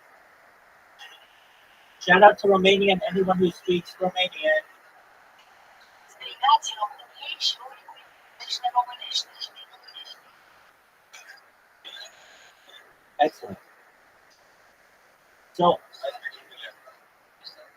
beautiful. Some other things that we discussed on this stream, in addition to ending world hunger through the use of hydroponics, vertical farming, cloud seeding, perhaps vertical farming, perhaps saltwater greenhouses, perhaps floating greenhouses. We discussed ending world thirst through digging of wells, through life straws, and through desalination plants where we pump water from the Earth's oceans onto land to make it drinkable. Other things that we discuss on the stream that aren't normally discussed that are going to change the world are things like anti-gravity, antimatter, faster than light travel. We talk about dark matter, dark energy. We talk about life extension technology. I don't think you all are going to die. I'm going to make sure that you hear this. I don't think that you are going to die. There is a way to utilize life extension technology and then mind uploading technology so that you never die. Nu cred că vei muri. Există o modalitate prin care se utilizează tehnologia de extindere a vieții și apoi tehnologia de încărcare a minții, astfel încât să nu mori niciodată.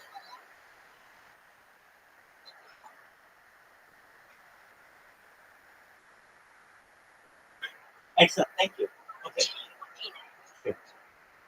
So when it comes to life extension technology, I think you'll be able to live past age 80 into age 100, 120, 140, utilizing types of technology like the following. One moment and I'll say them. Deci, când vine vorba de tehnologia de extindere a vieții, cred că vei putea să trăiești peste vârsta de 80 de ani și să faci 100 de milioane, 120 de mii, 140, utilizând tipuri de tehnologie de pe acel moment și le voi spune. We can utilize stem cells, human growth hormone, we can utilize cryonics, we can utilize perhaps technologies like ambrosia therapy, where the blood of young people is used for older people for their platelets. We can utilize nootropics, we can utilize other types of technology, and then we get into mind uploading, and I'll talk about mind uploading in a moment. Putem folosi celule stem de creștere umană. Putem folosi craiuri. Putem folosi toate tehnologii precum terapia care cele tinerilor le dă drog macinelor persoanelor în vârstă. Putem folosi nootroficele. Putem folosi alte tipuri de tehnologie și apoi ne apucăm de încărcarea minții și voi vorbi despre încărcarea minții în Mind uploading technology utilizes a scan of your brain and your entire central nervous system and uploads that into a computer for later download. as a cyborg, a cybernetic being, an avatar, an android, a robot, an ethereal being, whatever you want to be. You will be able to live essentially a digital immortality. Tehnologia de încărcare rapidă utilizează o scanare a creierului tău și a întregului tău sistem nervos central și o încarcă un computer pentru mai târziu. Descarcă ca un cyborg, un cibernetic fiind un avatar și android. Un robot și ființă eterică orice vrei să fii. Veți putea trăi în esență o nemurire digitală.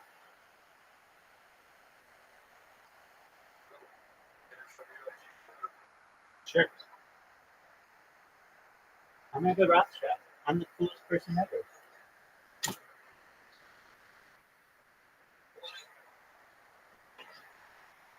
I'm based in the United States, California, Los Angeles. Okay, so I have 3 of them, and as you can see right now, it's going to do the OTP, the one-time password, and it'll take a few moments so you can be able to see it.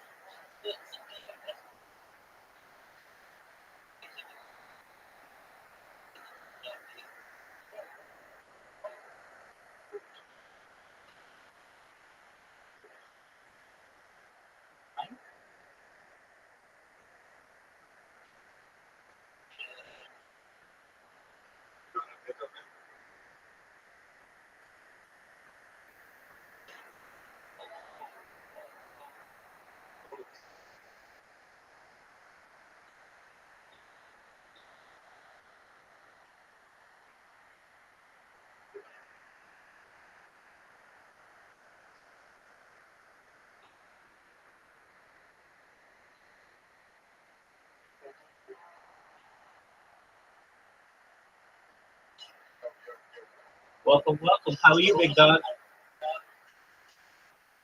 Glad to have you here. We're going viral, baby. We're going viral. We're bringing peace to the world.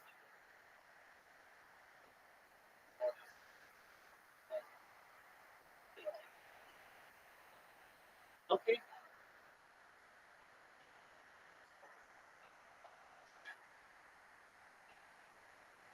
It's a macro. Word of.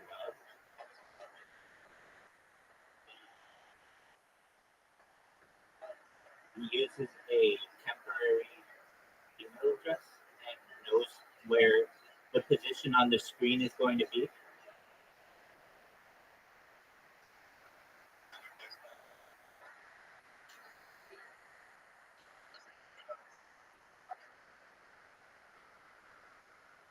Sure. Well, as you can see, it's creating a new account right now.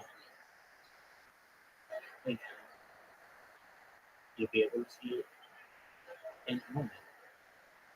I'm a fan of world peace.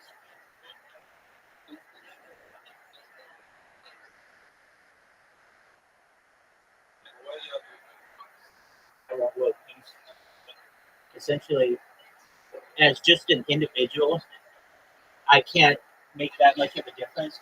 But with the bot and an entire bot army, I got all you guys in here, which is amazing. I got to tell you about life extension technology and world peace. Now listen, it's bigger than that.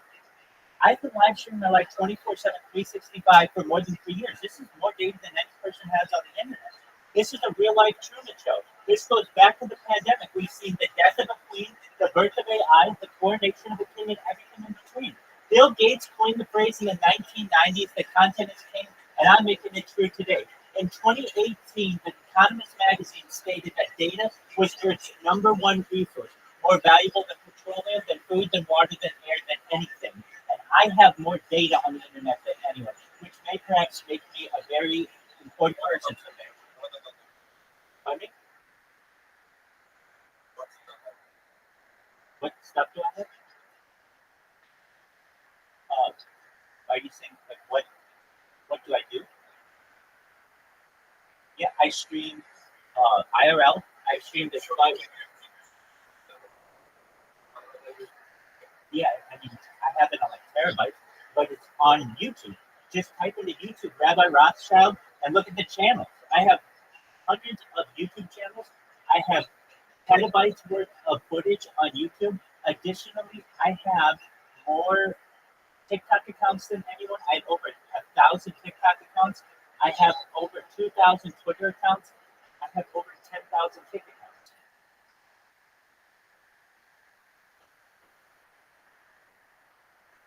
I appreciate it. And well, let me just tell you this. I don't think you guys are going to die. Number one, you're going to be my friends in the future. I'm going to take care of you with all the money that we're going to make, and I'm going to make sure that all your friends and family get taken care of, and they don't have to worry about money, and they just can worry about art and beauty and what is wonderful in life. Additionally, there's a type of technology known as revivification technology. Essentially, in the future, we may be able to bring back people from the dead. Can't do that. I want you to know that I want to help you with that financially to be able to bring back people who perhaps passed in the past, and you might be able to bring them back if that's interesting. I want to help you with everything that you want. Most importantly, I want to be able to give you the financial ability to never have to work again and start charities to help other people. That's what I want to do. I want to be able to help you help others. Welcome. In the way that I want to. I'm a certified project management professional, so I've launched apps on the App Store and Google Play. I've also had six-figure contracts with Fortune 500 companies, so I live up in savings.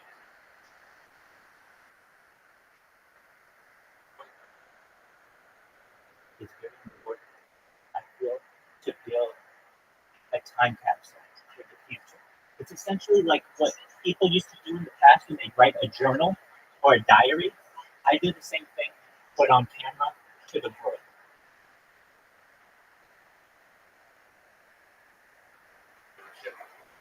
Yeah, and I'm live on 8 different YouTubes right now. And not just that, I'm live on many different platforms too. I want to be uncancelable. So that if Kick doesn't like me, that's fine. I'm live on Rumble and YouTube and Twitch and Twitter. And I'm live on Discord and Telegram. And I'm live on D Live and Trovo and a bunch that you probably never heard of, like Billy Billy and Africa TV and One Live and a whole bunch others, including Odyssey and quite a few different ones as well. So that if I ever get in trouble with any one platform, I have all the other platforms that have all of this archived. This is more data than any person has on the internet. And when people start to find out about it, and they are because of my bots, they're getting excited about it because finally, for once, they can watch someone and they don't stop. Their stream doesn't stop. I keep going all the time.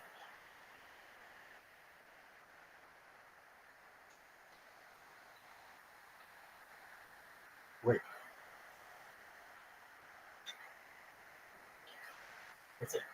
That's an excellent question. Excellent question. I use a temporary email account.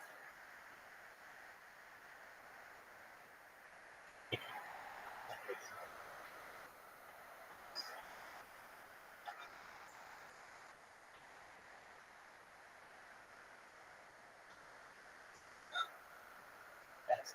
Yes. I appreciate it.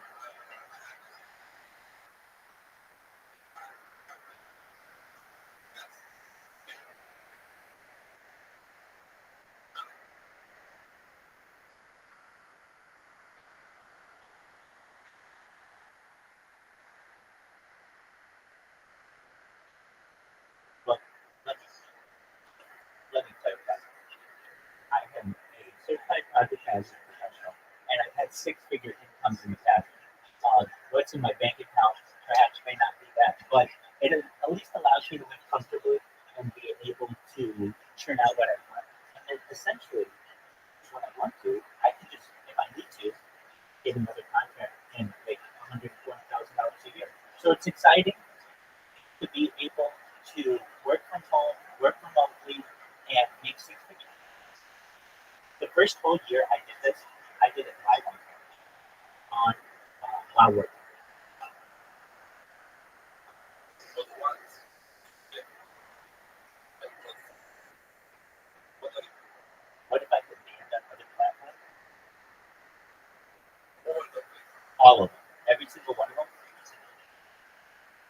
create more accounts. And I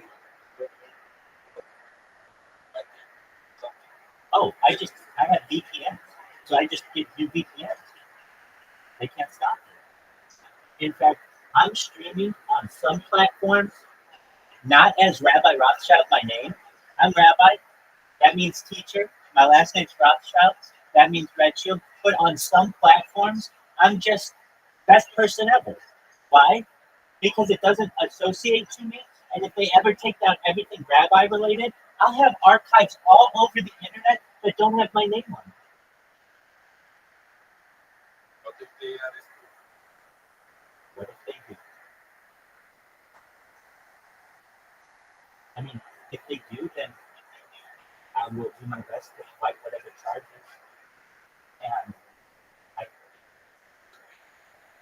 exactly. But if they just didn't like what I was doing, it would almost bring more momentum to my movement. Here we have an innocent person who just talks about world peace and improving the world through technology, and we arrested him for that. At least he lives in the United States and is a First Amendment defense. He's safe under that. But you're right. It could make any time. So while I have the opportunity, I make everyone aware of what I do on Kick. And basically, if you look at the top Kick creators right now, if you look at the Kick app and you go under browse and you look under clips, 50% of every clip that's being made on Kick right now has my name on it and my Discord on it. Basically, like, eventually somebody's going to see this and they're going to be like, wow, this is a really big idea. What is this person doing? So you stream it like all the time? Yeah. Why?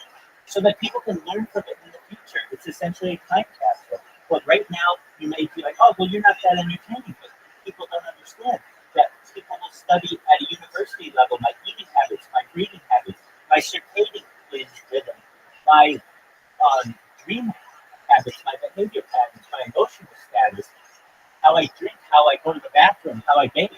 Everything about a human will be studied because this is more data. It's not just one camera. It's 360 degrees, 8 different cameras at any given time at a minute. Very exciting. What's more than that? I'm war in the Middle East, and wars in Ukraine, Russia, and everywhere else.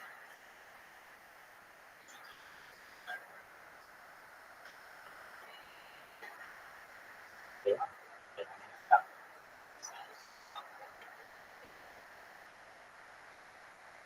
I think that perhaps a lot of things in this world are superficial, and perhaps some aspects of that are superficial.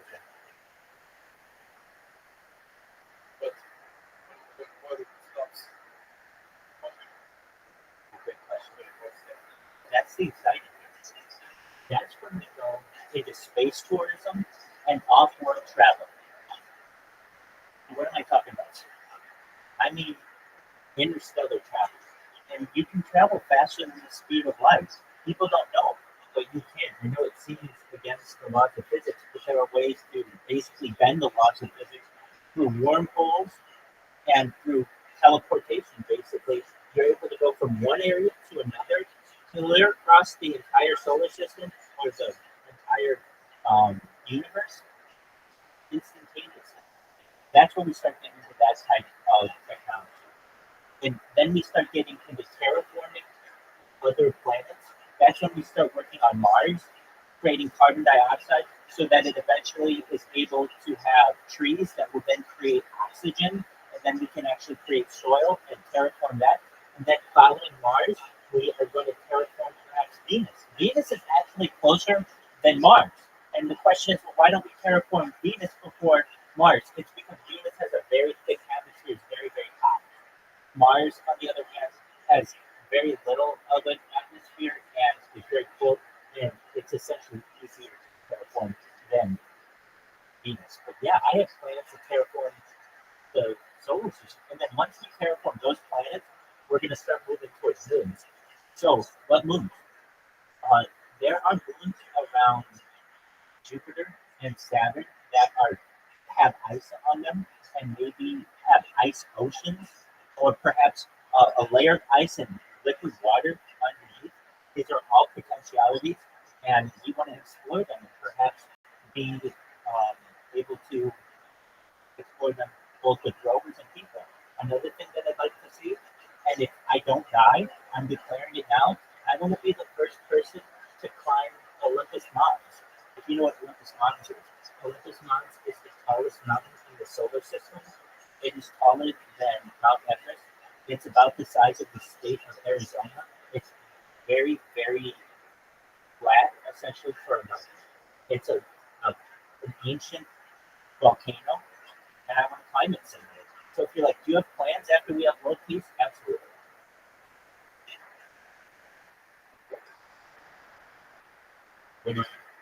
What is happening here? Here? That's live on YouTube, Rumble. Here? These are robots. And then I have robots here as well. This is robots. And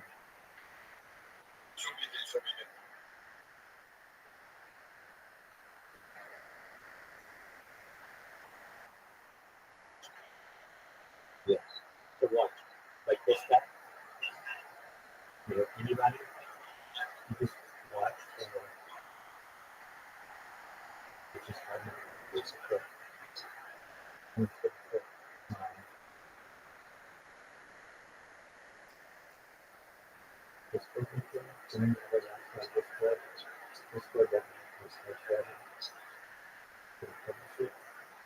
And then check this out. When you look at this guy's like he's a bit short. He speaks Turkish though, so I don't know that well. But I can clearly see him on his face. When I go to this screen and look at his clips, he's a big street. He has 53,000 followers. Every fucking one of these is basically doing another left side this way. Doing another left side this way. Doing another left side this way. Doing another left side this way. And that's just because he's just very extreme. So you can see these are pretty powerful.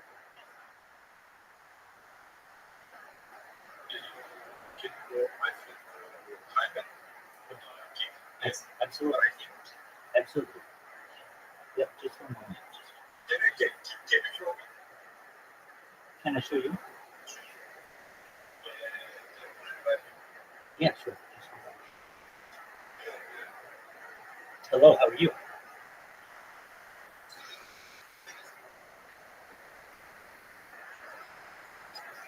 Oh yeah, it's annoying as shit. Well, it's an opportunity. It's on Kick to make their settings so that people can't do whatever they want. So long as Kick allows it, I'm going to do it. If Kick doesn't allow it, then I'm going to stop doing it.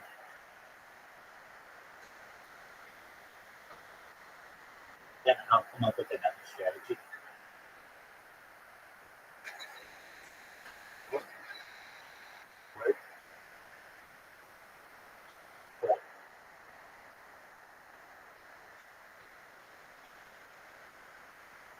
I want world peace. I don't want anyone to die.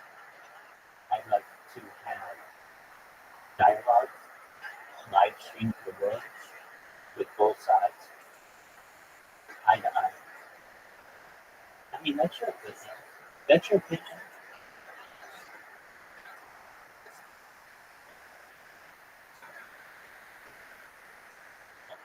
If you can convince defense contractors that it's perhaps more beneficial for them to create robots instead of arms, I don't know.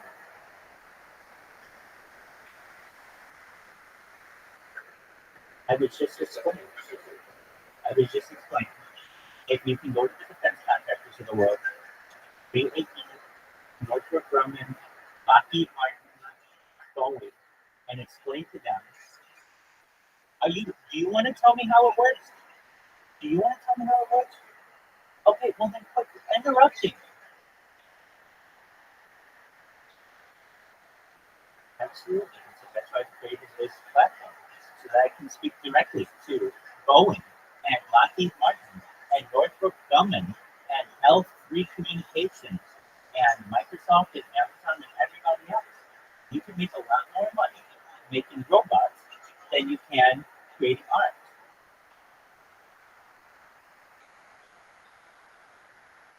I talk to him all the time and shout him down because I think that his platform could be a lot better.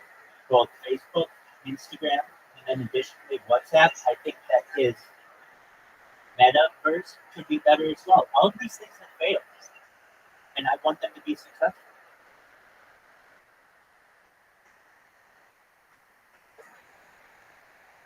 The Truman Show.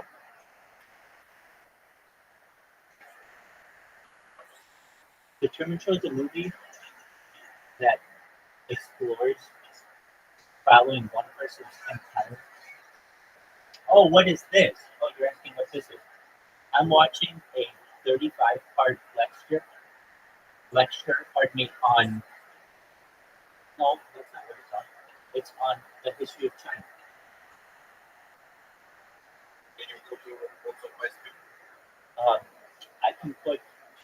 I can spam you.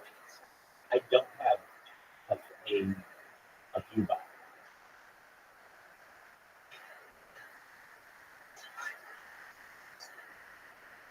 Sure.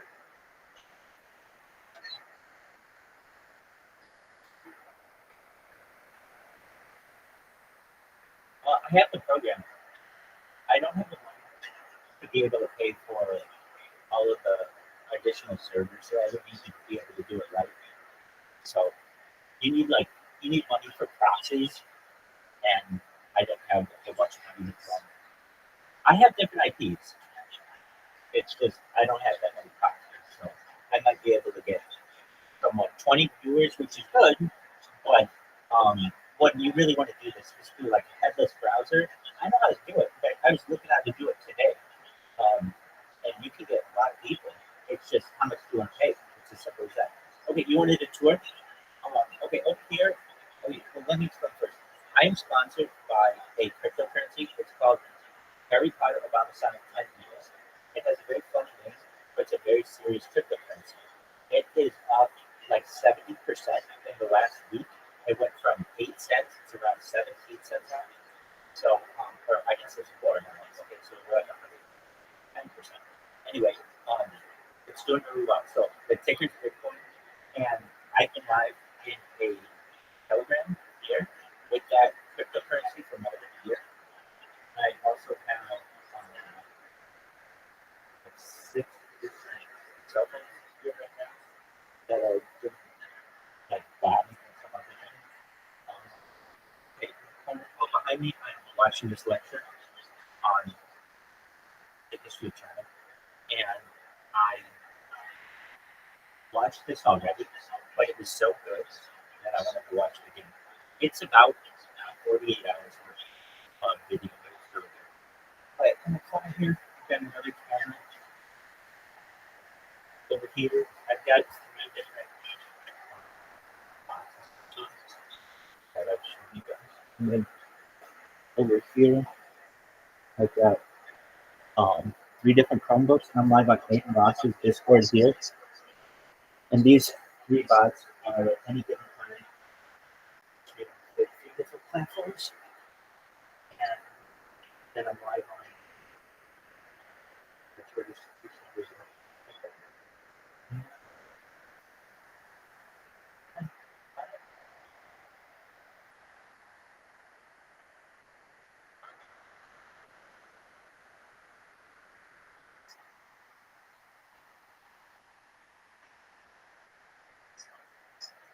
Sure. Anything I need, generally I have sent to me. I've streamed as far north as Santa Barbara, as far south as San Diego and the border. I've streamed as far west of the ocean, the beach, Santa Monica, Beverly Hills. I've been to Disneyland on the stream. I've streamed as far east as the mountains and the desert. I had 4 different data cards or SIM cards, I should say. So it used to be easier for me to do a bunch of IRL. For the last year or so, I do have IRL content, but I kept most of it to my room. If you do want to see any of my IRL content, it's on Instagram and some of it's on YouTube as well. And when I need food, I basically can order everything I need from Instacart or basically Instacart does anything I need.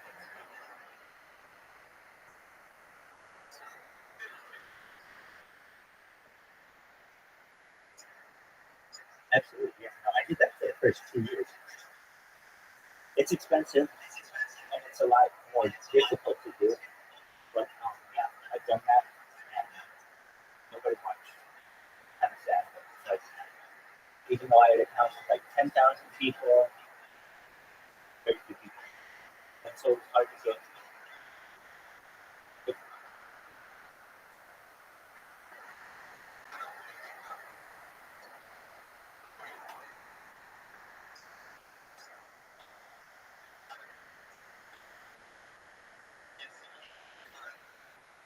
Working beautifully.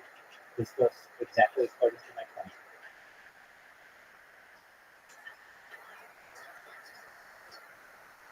I'm happy being here.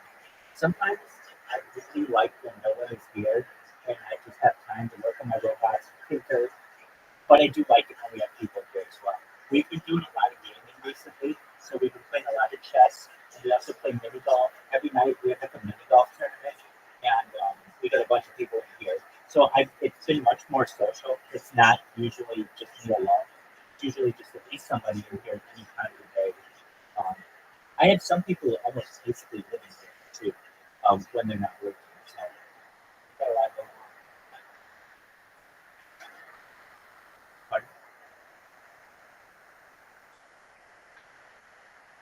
I make my thoughts on life.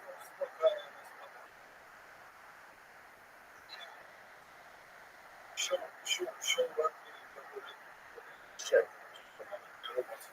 Absolutely. Sure,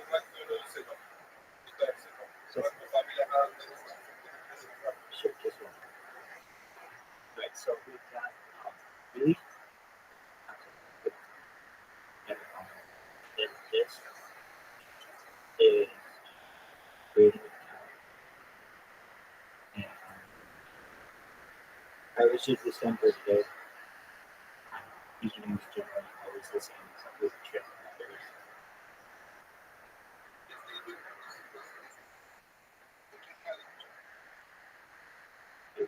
It just uses a temporary Guinness service and a random number generator. And it's different accounts. Back here, I've got a history of here with a bunch of different collections. With this content as well. And over here, I've got another center.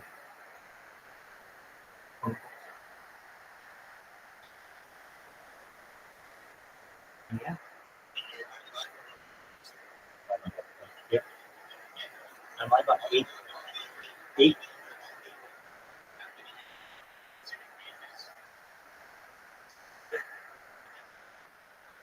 devices, so they can essentially because they're separate. And since I'm multi-streaming through one platform, Rumble, it's really easy for it to go live on YouTube and Twitch and Twitter and Africa TV and Billy and D Live and all the other ones. If you want to list them, they're below. This one is you can see a list like 30 of them. And then since each one just basically has to open a browser and Rumble is the thing that multi-streams it all. It's not very hard on those devices. I do have another device that is running the it's streaming while simultaneously running the China lectures. So and a projector at the same time. But Chromebooks are pretty strong and pretty powerful. At least the ones that I have. Okay. If you look in this stream at the very top, you'll see it says Toronto. Then it says welcome. Then it says group. Then it says announcement. Then it says 24/7 live YouTube streams. Click that and click the link, and you'll see all my YouTube streams at once. So you click that, and you can see all my YouTube streams at once. And you can see me in 360 degrees. You guys can probably even hear yourself.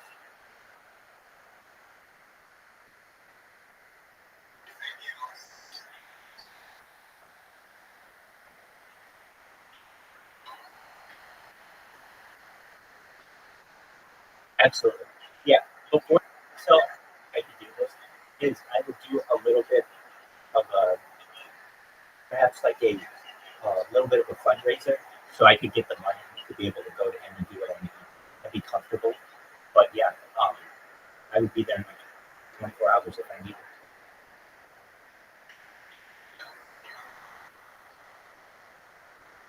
I understand. Where I'm from, there's something called walking around money. I want to be able to throw a couple hundreds in a stripper's G-string if I want to, and not have to ask Aiden Ross for it. So we would do a little bit of a telethon. I would just probably generate. Once it goes viral, I get like 6 figures probably in 24 hours just in cryptocurrency, and then we're gonna just travel the world.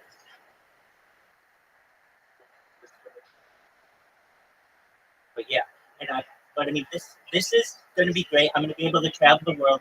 You're also going to be able to see me do things that people have never done before. Like what?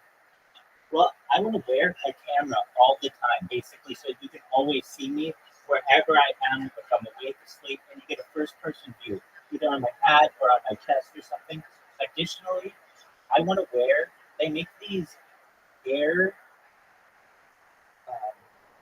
It's an air. Kind of. It's an airbag suit. When guys who are motorcycling fall off the motorcycle, there's a gyroscope and it expands and allows you to hit the ground and be safe. And because this type of technology exists, I want to utilize it to be able to go base jumping and paragliding and bungee jumping and do all those things. And if anything were to happen, and I was about to die, the gyroscope expands and it creates a big ball of air around you and you can't die. So I'm going to go mountain climbing. Exactly. Yeah, exactly.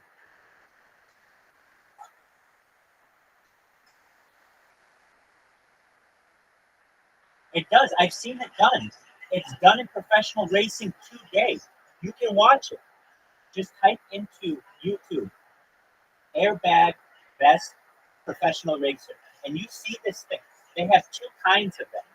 They have one that is connected to the seat, and when your body gets removed from it, it physically pulls the mechanism to create the airbag, and then the second one is the gyroscope. So you can have one or the other. Basically, one when you fly off the seat, it disconnects something that expands your airbag suit, or the second kind is the gyroscope. But they made 2 of them already.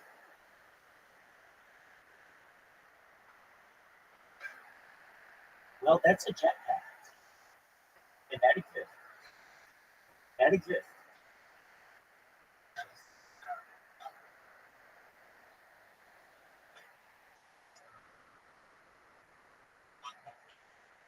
Great question. So this type of technology already exists.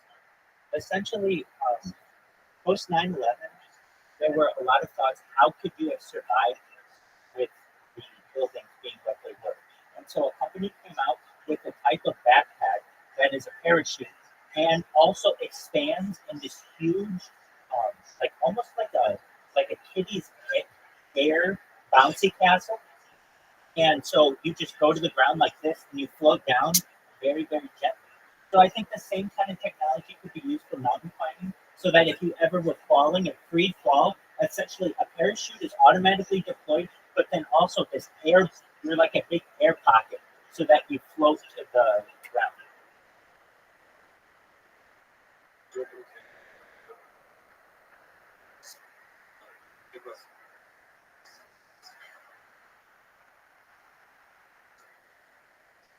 So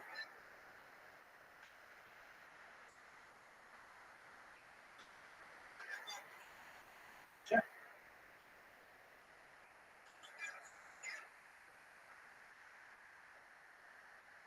To each his own, within reason. I am someone who believes that there is a golden mean, and anything within reason is okay. There's a saying essentially that if you don't overindulge on anything, you should be okay. So at least, yeah, exactly. So I would say if you need to rely on gambling for your career, that's an issue. No, you don't want to do it as a career.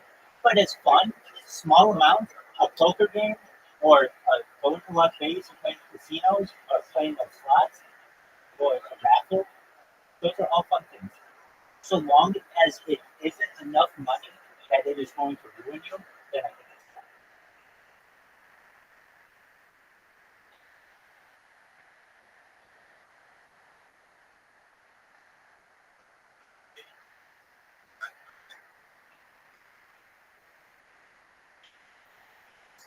Sure. It depends on the gangster. A lot of times we have some really late cancer, but usually I fall asleep early in the morning. Upon awake, I say a quick prayer. I usually wash my hands and then make sure that my cameras are going. Sometimes I have to restart them if they're going to be more than 12 hours because I want to make sure the VODs are less than 12 hours. That way they're immediately available to a viewer on YouTube. Then I download the film and say some more prayers. Generally, once that's done, my morning prayers are done. Then I can get into my robots. Throughout the end of this time, people will be coming in saying hello. That's always fun. We have people who stay in here. But for the most part, I focus on these bots a lot, and they're not that easy to program, and they can get very frustrating. But once they work well, this is the result. Just a lot of people in here, and so then what do we do? I play a lot of games. So I play chess, I play mini golf. There's like this one app that we play for a lot of little mini games that we play. I also collaborate with other streamers as well. So shout out to Malibu Bailey. She and I have played chess on Kick before. Shout out to a Flaxlight. I did a recent interview with Flaxlight. Also, I have a podcast. So I interview people on my podcast. I ask them Vogue Magazine 73 questions that they're easy. And so I published that. It's available on Spotify, iHeart, Amazon Music, Apple Music, the whole deal. And usually then we're getting into the evening. And then I have a group of people who usually comes in every night between like a half dozen or so people throughout the night. And we're pretty hardcore about games. So we'll play mini games a lot. And then, we just kind of shoot the shit and essentially smack talk each other into the very early hours of the night. We will play games until we cannot keep our eyes open anymore, and then from there you go. And he's one of the people who enjoys playing mini golf with me. Additionally, when it comes to what I eat, I do my best to keep kosher and do my best to stay on everything. And additionally, do my best to keep the cooking as limited as possible. So most things that I make are like just cooking or sandwiches and things. But I do really enjoy eating like fruits and vegetables as well. And then when it comes to my sleep schedule, I can come in anytime. I do have some people who have visited me on my stream. I've had people who have been on the stream, so I've had my fans come out. But generally, I stream myself. I have roommates, and they don't want to be on the stream. I'm not even supposed to have them on the stream. So I'm very good about keeping their lives private and mine as public as possible.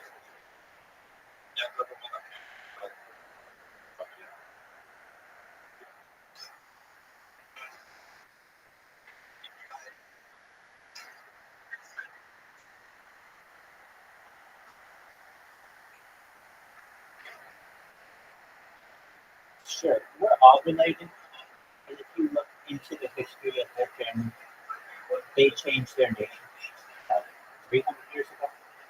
So we're all related.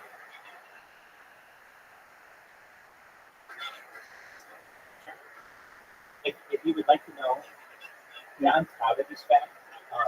My matrilineal line, my mom's line, um, goes back to the Zagelmeyer family in Germany.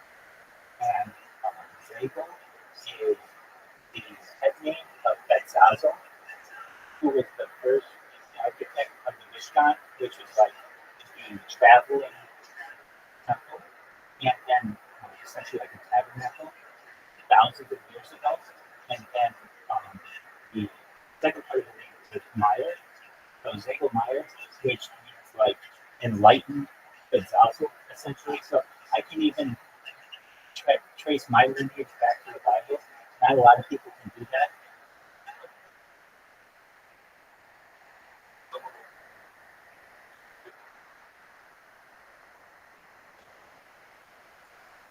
Dude, I am the sickest pickup artist in global history. I spit game like it's going out of style. I am the world's most eligible bachelor. And why do I mean that? What do I mean by that? Dog, I'm more famous than just about anybody on Kick.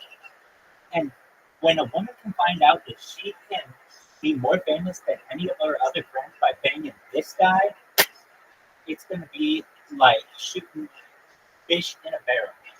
I really think that I would be the most eligible bachelor. If people start to hear about what I have to say, and then when I say this, look, if I ever take part in like any kind of the CRISPR testing or dude, I love women. And I'm an advocate for women, specifically on the internet. Check this out. If I go like this on YouTube, I don't lose my account. I'm showing everybody on YouTube. Nothing happens. But if I'm a girl and I'm a girl and I do it, I lose my account. I lose my ability to feed myself. I lose my ability to feed my family, provide for my family. That is de facto discrimination, and I want to end it. That is discrimination on its face. That is discrimination based on the content of someone's skin, and I don't think we should discriminate against based on the color of someone's skin nor the content.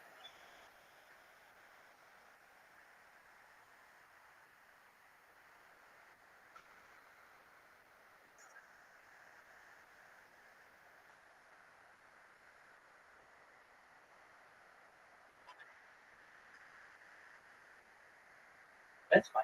My electricity has gone out before. I have GoPros, so I just click on GoPros.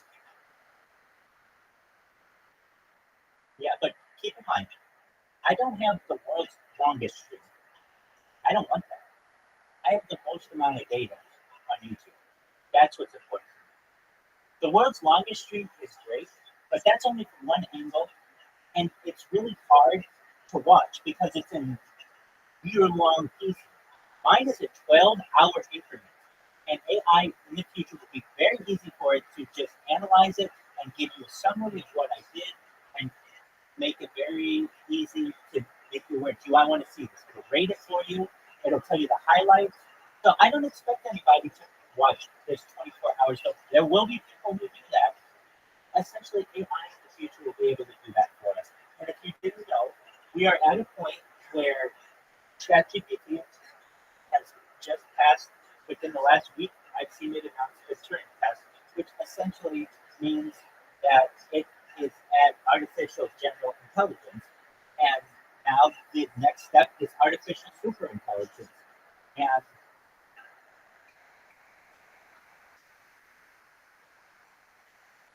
yeah, I talk about it all the time. I've been talking about it long before this week. Yeah, I talked about cloud seeding for 3 years, at least, on camera.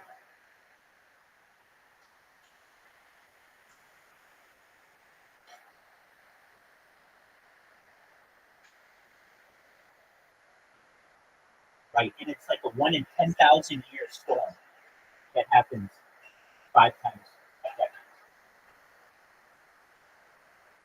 It happens far too often. So I was looking at something recently, and in fact, somebody published this. The technology for cloud seeding has been around since at least 1903. It's just not publicly discussed. So you can ask ChatGPT. I talk about it multiple times a day. It's one of the bullet points that I get with absolutely every single person I can. Cloud seeding, I think, is very important for agriculture and for ending world peace, or I'm sorry, ending world hunger.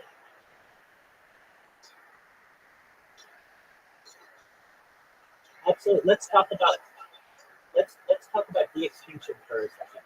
So you may not know this, but de-extinction has already successfully taken place. Rabbi, when did de-extinction take place and why didn't I hear about it? It took place in the year 2003 with the Pyrenean ibex. If you're familiar with where the Pyrenees Mountains are, they're in southern France, northern Spain, there was an ibex, which was like a type of goat that went extinct. Scientists were able to take its DNA and impregnate a line of other types of ibexes, and were able to create a hybrid ibex that was viable for 7 minutes. That was seen as a huge scientific advancement. Fast forward to the year 2021, we have a company started in Dallas, Texas, known as Colossal Bioscientific. What do? They have their goal by the year 2028 to be able to reintroduce the woolly mammoth into the Arctic Circle by utilizing de-extinction technology and impregnating an African elephant, a female African elephant, so that perhaps within the next 3.5 years, we may have woolly mammoth calves in the Arctic Circle. That's very exciting. Following the extinction of the woolly mammoth, this company has on its plan to de-extinct the Tasmanian tiger and then the dodo bird. So within the next decade or so, you may see 3 viable reproductions of some extinct animals. This is very exciting, and I want the world to hear this. Sure.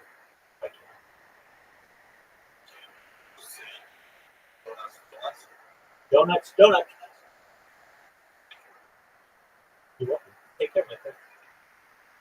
So just in case you're just new to this, I will help you all. I'm live 24/7. Like, you can leave just like that guy and come back whenever you're bored. Sure.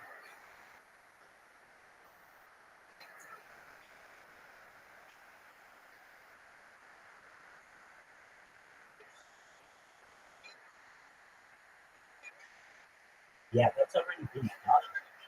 That's been done for perhaps since antiquity, particularly with executives, human health insurance, particularly when you look into sleep. That is very common, and it's becoming.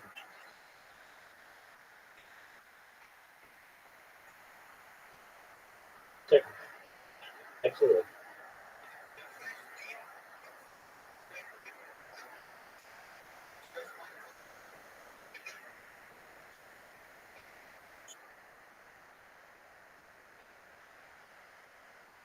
Excellent. You'll be able to do so. Absolutely. Eventually, no, no, it's not wrong to have any type of goal on its face. It's a subjective decision. Now, following through when you're given other information that may be counter to that, that's when it may be wrong. But just having an idea, hey, I want to impregnate someone simply from the fact that they become a better athlete is pretty common. In fact, I think it's well known that Yao Ming's parents were, if you remember Yao Ming, the Chinese basketball player, both his parents were chosen because they were pro Chinese basketball players. Yeah, so for you to want to do that in soccer, you're a little late. You're a little late, but that's okay. I want you to be able to do it.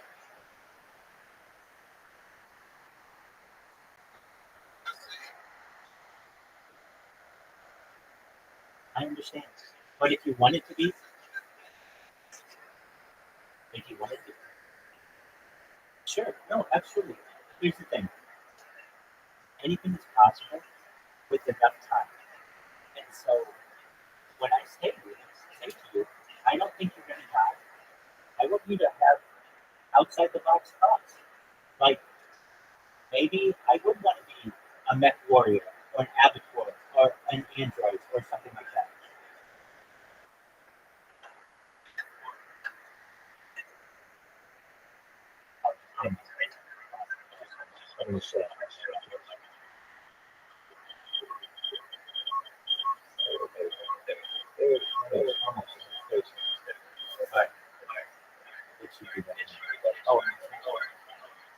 Okay. How about now? And I can't see. There we go. Apologies. I couldn't start on the phone, but it's just it's the way it gets lag. But in answer to your question, I don't think that any possibility in the future should be essentially thought of as negative because I don't want to limit ourselves.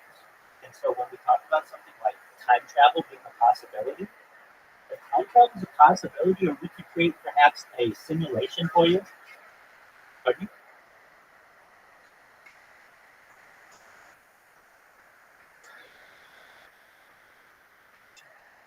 That's that's okay. That's definitely a theory. There are a lot of theories when it comes to time travel that it's difficult for humans to wrap our heads around. One of the big ones as well is known as the grandfather paradox. Essentially, if we all got into a time capsule right now and we went back in time and killed my grandfather, what would happen? Would I disappear? Because I wouldn't actually be at a part where we would have gotten into the time capsule because my grandfather would have never been around to make me. It's a very good question, and it's a paradox. Basically, what is a paradox? It is essentially a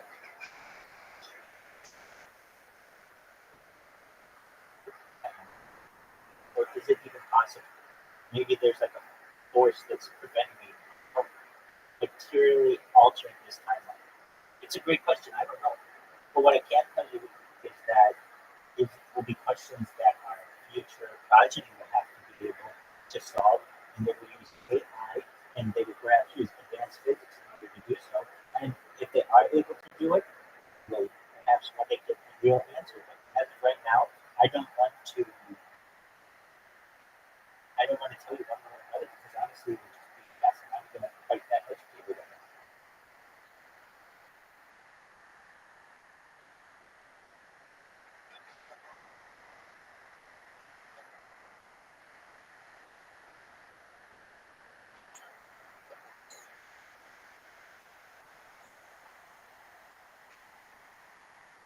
Schrodinger's cat.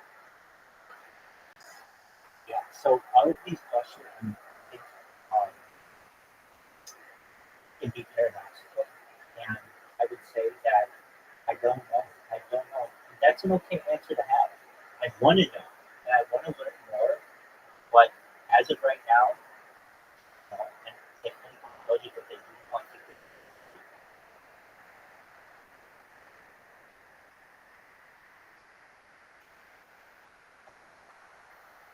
great question. Well, I can tell you that Elon Musk has done a lot of good for society and a lot of bad for society. What has he done that I think is good? I think that he's really mainstreamed the electric car, which is amazing. He's done a lot when it comes to the injecting of technology into the common discussion. No longer do people think it's weird to talk about space exploration by private corporations because of him. I think that's phenomenal. The things I don't like about him are, in particular, he wants to have this story that like he kind of just came from nothing. And I think all of these billionaires have that story, but that's just not true, and it's really just a lie, in my opinion. If you know anything, like Elon Musk was like, "Oh, my dad was like an electrical engineer," but he had a Rolls Royce when he was a little kid. His grandfather owned an emerald mine, and one of those exactly, and he doesn't like to talk about it. So it's like, okay, if you came from nothing, I mean, how'd you get an emerald mine? So these are some really good questions. I think that this doesn't really answer publicly. It doesn't need to. Anyone who wants to put any kind of pressure on him to answer these questions, they'll just never talk to again. I also know that his family has some strange things, like his father impregnated his like stepsister or something, um, and said it was just like a one-off tryst. But it's like, dude, you had sex with your like basically your daughter or your stepdaughter or something like that, and that's just anyway. It's not really discussed too much, but all in all, I think that Elon Musk has done a lot of good things for knowledge and test this out.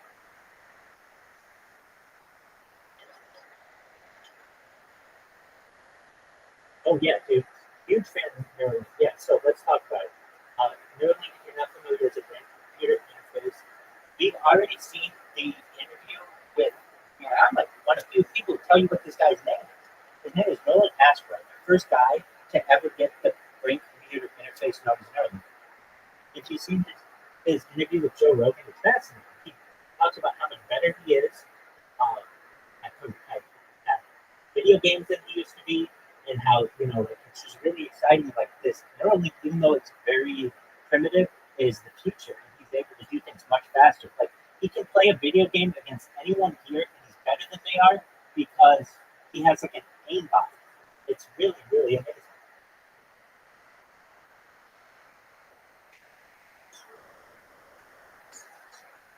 That's correct. He's quadriplegic, so he cannot use his arms or his legs.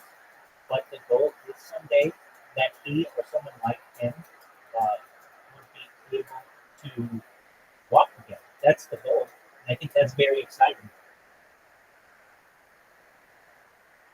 And not just that, I want to help people who are perhaps paraplegic, quadriplegic, but also the big one that I want to help is people with eyesight. I'm someone who has very poor eyesight. In fact, I'm legally blind.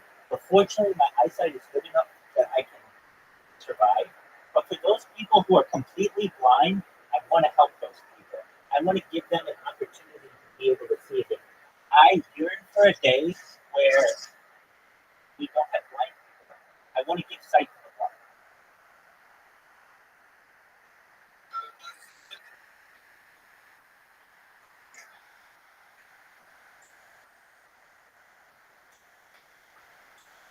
It's not that easy.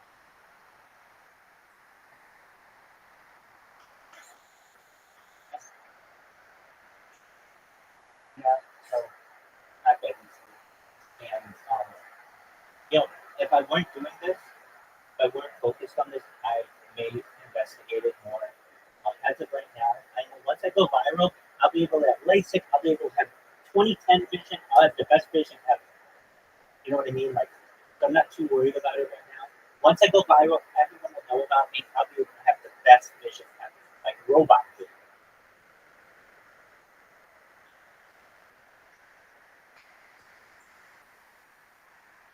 Well, I don't really need them to. I have more data online than anybody, so they just need to watch my whole stream. I have 3 years worth of data, 24/7. But additionally, I think a big way I'll be able to make a lot of money, and I mean a lot of money, is through endorsements. Why? I mean, I'm already endorsed by cryptocurrency, and they, like, if you've ever seen like a race car driver, and they have advertisements all over their body, I'm going to do the same thing. I'll look like a motor sport athlete with all kinds of different patches, and people will pay me to just wear my stuff because I'm online all the time. It's pretty smart.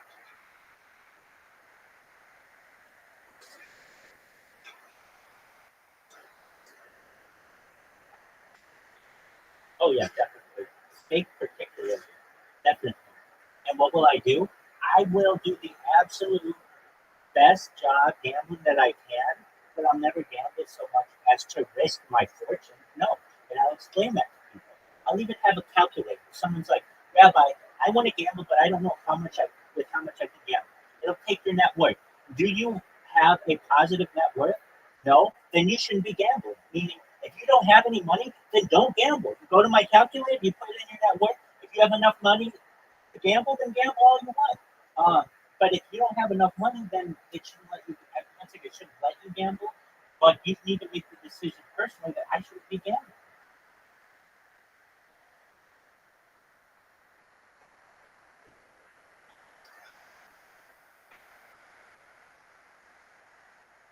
Oh, yeah. So I made the world's largest car wash app. Basically, you push a button on your phone, and someone comes to you and washes your car anywhere in Los Angeles if you want. And so we have a lot of celebrities who have their car washed that way. And I launched it in 2017. It became the app of the year in California. We're on television, radio, movies.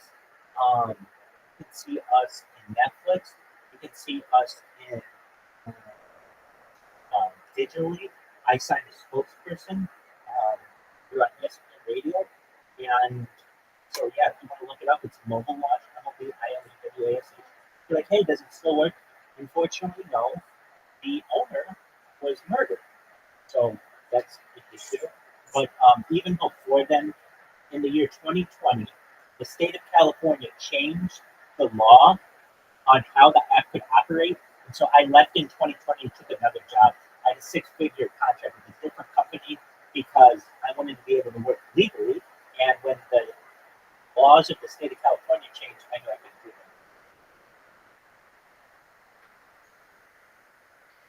So I led a team of 15 full-time employees, and then we had a network of 1,000 car washers. And yeah, so I've led teams as large as 300 before, and for different projects. And I really like to lead teams. I think I'm a natural leader. Yeah, great question. Yeah, great question. You can see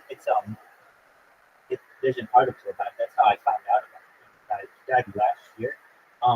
He was in Las Vegas for to gamble, and he did some cocaine that was laced with fentanyl, and he died. It was at the Cosmopolitan Hotel, and they charged 3 people with his murder.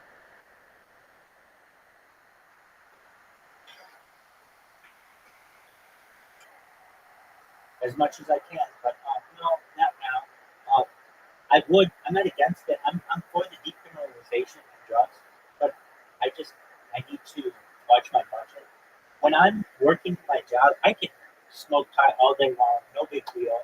But that's expensive to do if you are on a budget. So I cut back. And when it comes to any other kind of drugs, I think that they can be very beneficial for people. But I know that it's not good for me to do if I can't afford to do it, so I don't. Just like gambling.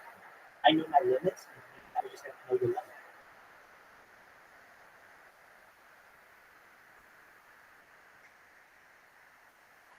That's okay.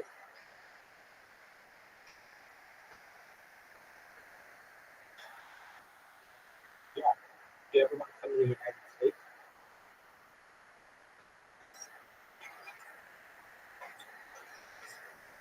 Excellent. Well, we're going to make it that if you want, you can do another good thing. And with all the other things that you may want with the American dream, but I want you to have the international dream. I want to be able to give you everything, all the money that you want, so that you're not just a millionaire, but $1 billion, and you're able to start your own philanthropy, essentially your own charities, and I want you to be able to help others. So, when it comes to Romania, I want to help Romania. I know that, frankly, Eastern Europe in general is forgotten a lot of the time, and I don't think that's right. I want to help people there. I want to help with the infrastructure. Eastern Europe is one of the best locations in the world, particularly Romania. And it's right between essentially Europe and Asia and the Middle East. And it's on the it's on the Black Sea. It has the opportunity. You can take a boat from Romania to the Atlantic Ocean. Not everywhere has that type of opportunity. And so I want to help.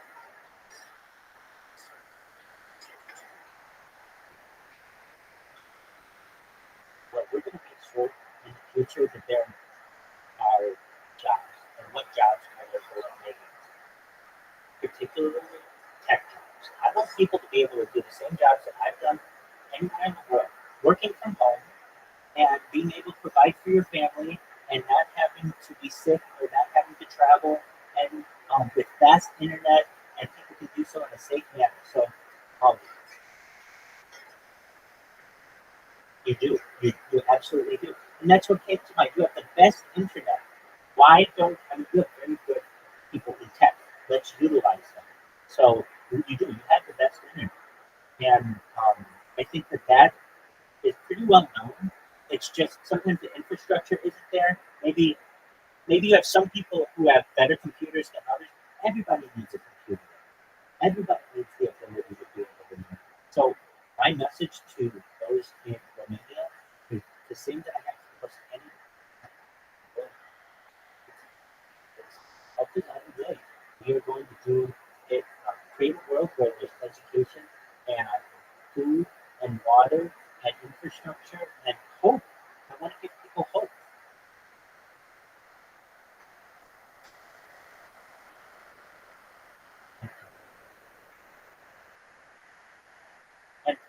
And I brought this out earlier. I don't know if you saw this, but I really feel like this kind of device can do it. This type of device is what is needed to essentially bridge the world. Like, your English is amazing, but if your English wasn't amazing, you would have a very difficult time communicating. We might even argue just because you may think I'm being aggressive, and I'm telling you all the stuff I'm going to say that we couldn't communicate.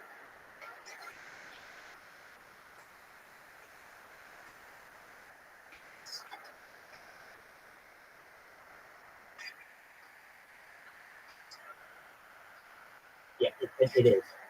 It is. I'm not speaking it clearly into it either. And when I speak, sometimes I'm using words that are like not even in the dictionary. If you're English, we are testing how good this is at translating. In the future, we would like to use this type of universal translator to help reach these. Testăm cât de bun este acest lucru la traducerea în limba română în viitor. Am dorit să folosim acest tip de translator universal pentru a ajuta piesa de bun. And I can see it doesn't do all the words perfectly. Like when I said to help bridge peace, it used peace like a piece of something, not like peace. But nevertheless, people will understand.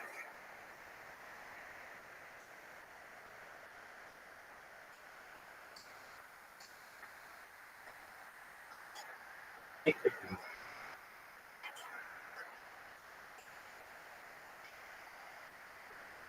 I understand. Well, then we would say connection. That isn't going to prevent us from world peace. If we just were willing to utilize these anywhere in the world where we have people who don't speak the same language, we come together so much quicker. Not as quickly. This is only language, so it doesn't have to worry about getting a notification or a YouTube chat, or you're not getting a telephone call. This only does language, so it's like a universal translator. Aceasta este Exactly. doar o limbă, așa că nu trebuie să vă faceți griji cu privire la primirea unei notificări sau a unui chat YouTube sau nu primiți un apel telefonic. Că există doar limbaj. deci este ca un traducător universal. And I know that Google Translate will get better and the point where you can speak immediately and everything is heard. I'm a fan of that. I don't work for this company. Frankly, I haven't used this in many years, but this type of technology is becoming more and more available to the common person, and we're going to be able to use it to not bridge the gap, but let's say open communication.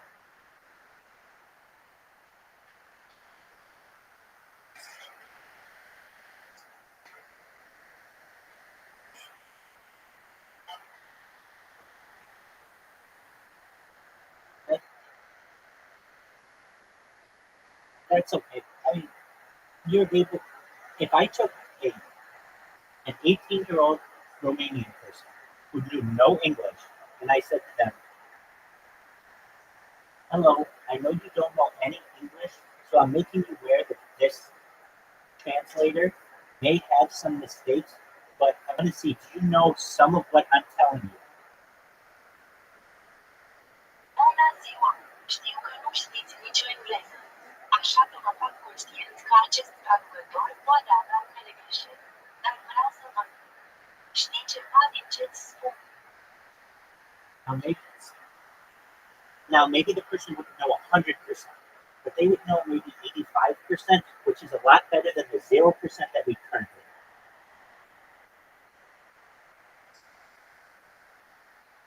Wonderful. Look, I want you to know you're always welcome here. I'm live all the time. We're watching a very good Chinese history documentary. It's a 35-part series. It's phenomenal. I've already watched it once, and I went immediately and watched it because I knew there was just a lot that I missed. And so if you ever come in here, you're wondering what I'm doing, feel free to come in, check me out, say hi to other people who are in here. I want you to know that you have a new friend, okay?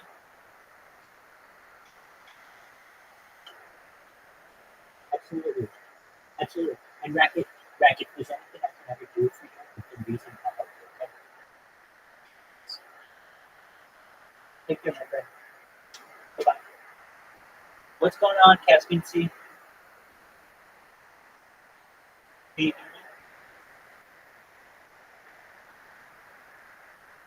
hear me? Can anybody hear me? Caspian Sea. Can you hear me? Caspian Sea. Yo, dog. Alright, that's cool. Han, or sometimes as the Eastern Han, since it involved a move again of the imperial capital from Chang'an in the west to Luoyang in the east, two cities which we've encountered before as centers of imperial power.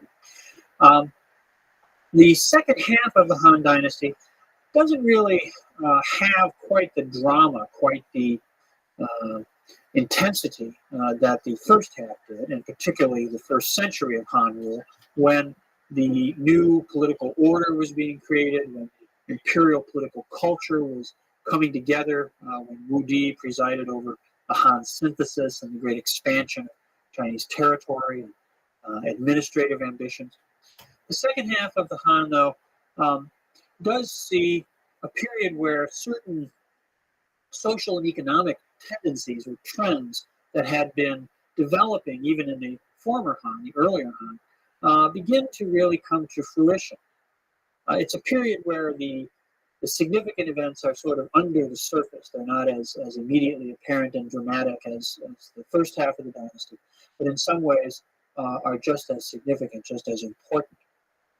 In particular, the Han Dynasty as a whole is a period where the system of ownership of land, the organization, if you will, of the agricultural economy undergoes a lot of change. Down to the Qin period, for the previous 1,000 years and more, land had basically been all owned by the powerful rulers. Farmers who had worked on the land had done so without really owning any property of their own. They were simply the possessions, if you will, of the people who controlled the land. Whether this was the Shang kings or the early Zhou kings, or later during the fragmentation of the Spring and Autumn and Warring States periods, whoever wielded military power, whoever wielded force, over a given territory essentially controlled all the economic resources within that territory. Beginning during the Warring States period, but only in a very incipient way, but really starting to develop in the Han period, a new system starts to emerge, a new way of organizing and conceptualizing agricultural resources begins to be put in place. And this has to do with a shift really in the nature of political power. During the Warring States period, during the whole of the Zhou era, the warrior elite had been the dominant group in China. The Shi, the professional, political, administrative elite that we've talked about, served the warriors, served the military strongmen, the military leaders, either of the Zhou state to begin with, or of the many smaller states that rose and fell during the centuries of conflict. But even during that period, rulers began to reward members of their political administrations with grants of land. When the Han Dynasty comes along, as part of this creation of a new imperial system, a new imperial order, the emphasis on a regular bureaucratic administration staffed by a literate, educated political elite imbued with the values of Confucianism, these various elements of the Han synthesis we talked about. Now, the system of rewarding officials for service in office through grants of land becomes more common, more universal. And that leads to a change in the nature of the agricultural economy, where it starts to develop as more of a market system, as more of a system where individual estates owned by individual families start to produce grain and other commodities, other agricultural commodities, which, if they're not entirely consumed by the estate, can then be sold, can then be marketed in a system which at first is local and then as time goes by becomes regional and eventually encompassing the whole empire. Land remains, in theory, the property of the emperor. The emperor, throughout imperial history, is theoretically the proprietor of all land in China. But in practice, land that is granted out to families, which is then passed on from generation to generation, develops into a sort of de facto private property. And indeed, the legal system begins to regulate this, to recognize this. Charters, grants of land start to function as titles, as deeds. And the conflict between individual landowners over access to water or other kinds of resources, these things start to be adjudicated through a legal system that in effect recognizes the rights of landowners as private property holders. This is a very significant transformation, leads to a new order, not only a new political order, but a new sort of socioeconomic order. The families which build up these estates, initially through service to the government, but eventually they become sort of self-perpetuating, emerge as a sort of aristocratic elite. During the Han period, they're still very closely tied to service to the dynasty. But as time goes by, their status, their wealth, allows them to go through periods of time where perhaps no one is actually serving in the government. No one from the family is a minister or an official.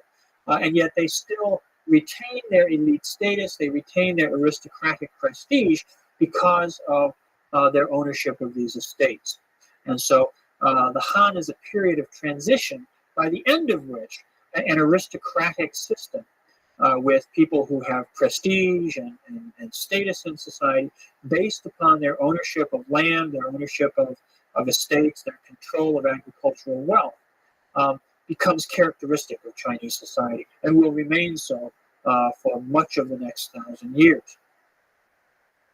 Given that, there's also transformations that take place in terms of an elite culture.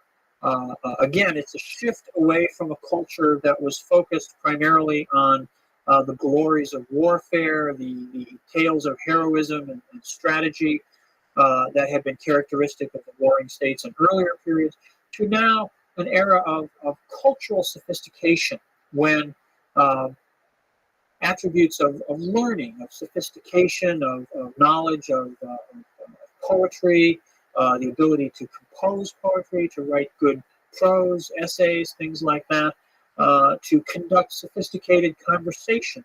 These things become more culturally significant, more culturally valued during the Han period, as the nature of the dominant elite shifts, and as the Shur, the literary, educated, administrative elite, really comes to be in pretty much exclusive possession of the leading roles in society. Within the imperial system, within the government, the dynastic system itself, rival groups seek increasingly to influence the court, to enrich themselves, to gain office for their favorites, their appointees. Sometimes this is done through intermarriage. This is a problem, a phenomenon we've seen earlier in the Han, sometimes called the in-law problem, where the families of empresses try to dominate and influence the court. Military leaders, military strongmen have been a problem in the past. Now, even though the imperial administration is becoming more bureaucratic, more concerned with civil administration, military leaders are still a force to be reckoned with. There's now a much greater division between political administrative power and military power, but military strongmen still have the capacity to emerge, particularly, of course, in periods where political administration is weak for one reason or another. And finally, a third group that becomes particularly problematic later in the Han, a little bit unique to Chinese history, are the eunuchs. Eunuchs are castrated males who serve in the private residential parts of the imperial palace. They are meant to be non-threatening to the line of imperial succession. They're not obviously in a position to compromise the line of inheritance. And so they are they are employed as servants within the harem, within the residential parts of the palace, in areas where regular virile male officials are not allowed to enter. Most of the time, this isn't a problem because the eunuchs are kept in their menial roles. But particularly in periods where emperors come to the throne as young men, sometimes even just as little boys, eunuchs can become very influential because the little boys and young men often still live in the inner palace, in the women's quarters, being raised by their mothers and their aunts and all that. And the eunuchs are the only other individuals besides the women of the palace that these young boys tend to see. Often eunuchs serve as tutors, as companions for these young princes. And if they happen to come to the throne at a young age, they're often more reliant, more dependent upon eunuchs than they are on their outer court Confucian advisors. In the later Han, this becomes a particular problem because there's a series of young rulers who come to the throne, and this leads to a growth in the power, the influence of eunuchs over the court, and they become a third force contending along with in-law families and military leaders for dominance. That causes all kinds of problems. There are conflicts. There are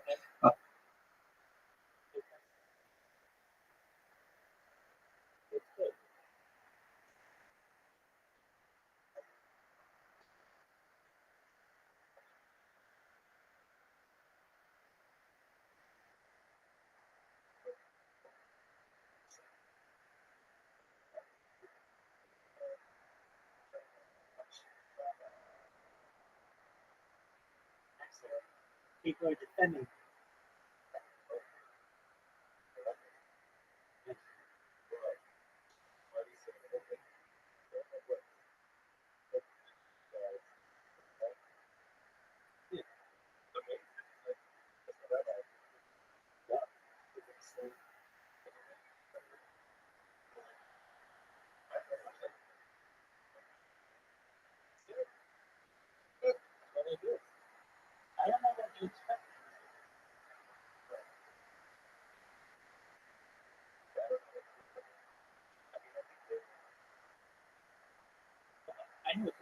would be like either, hold on, they want one of two things. They want IRL, which I get, or they want me like with like a screen here and like let's make funny shit together. Here's the thing. If you want my IRL, if you want to do IRL, that's fine. I need a little bit more. I'm not asking you obviously, but I'm saying to the world. And not only that, but you gotta watch my other IRL first. It's not fair that you say you're gonna watch my IRL and I got fucking IRL content out there and you haven't looked at it. Additionally, they want me to be like in front of the camera. Like everybody wants you to dedicate yourself to their camera. I'm very far away. It's hard to see my face. I have glasses and like you can't see, you can't hear me. It's shitty angles. I get it. Guess what? In the future, you're gonna make whatever fucking color you want. You'll be able to brighten it as much as you want. Make it 8K. You can watch it in reverse. You can watch it in any fucking language you want. I know what computers can do. All I know is I have to create content. Future, we can do all kinds of fun shit. Now, if somebody were like, Rabbi, I wanna let's go make fun of people online. I can do that. At this point, I think I could. But it's got to be like, oh, like my thing is nice. Go look and see what I found. Like, you're like, I want content. I hear this all the time. You want content. It's just like I look at it. What do you want? They're like, what do you do? Whatever you want, I have on camera. So, do you want to go outside? I got outside. Do you want to take care of it? You want to go take a bath? Take a bath. I got showers. Like, you want to look at whatever you want. You can basically just tell me, and I'll find the video for you in my library. Shit, we can look at it. And I know people can do well as well. Why don't you like do a normal stream? We've tried it. It's hard to do a 24-hour stream in front of a camera. That's when I feel like I'm in my at work. You know what I mean? When I have to sit in front of the camera. But when I can kick back and chill and just talk like you are, just like that, there isn't anything better than me. That's what I want. That to me is the best. But I understand people are always going to want more. I'm not going to give it to them. I'm going to be the ultimate. OnlyFans model. Totally.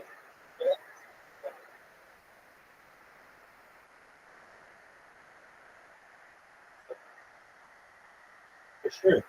And when they come to those assholes, wait, and I'm gonna establish legislation, at least in the state of California, but perhaps in other states and nationally, that there needs to be a diversity czar when it comes to these technology companies and the decisions that they're making when they are blocking people. And here's why: they block people for just they don't like the look of them. But there are no statistics for this. When you go for a job, there are statistics that they have to report on diversity, the Equal Employment Opportunity Commission, EEOC. But there's nothing like that for the tech world. They can block it, and I would have stopped them. Why? Because who's to say that you can't create your own platform that's just a certain race? And that gets done. I mean, that can get done, I guess, but then I don't like that. I don't like that kind of work. At least not for a big fucking platform that everybody's supposed to be able to use. Yeah.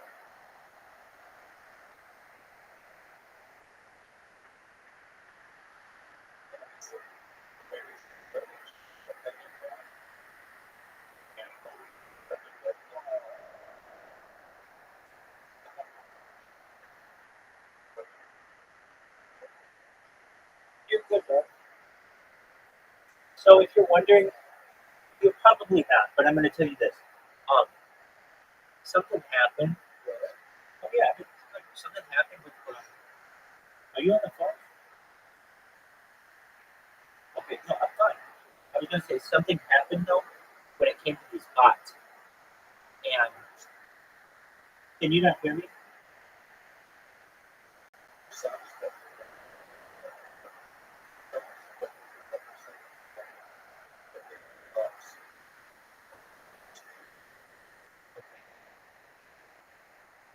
But when I use the phone, everybody complains about it there.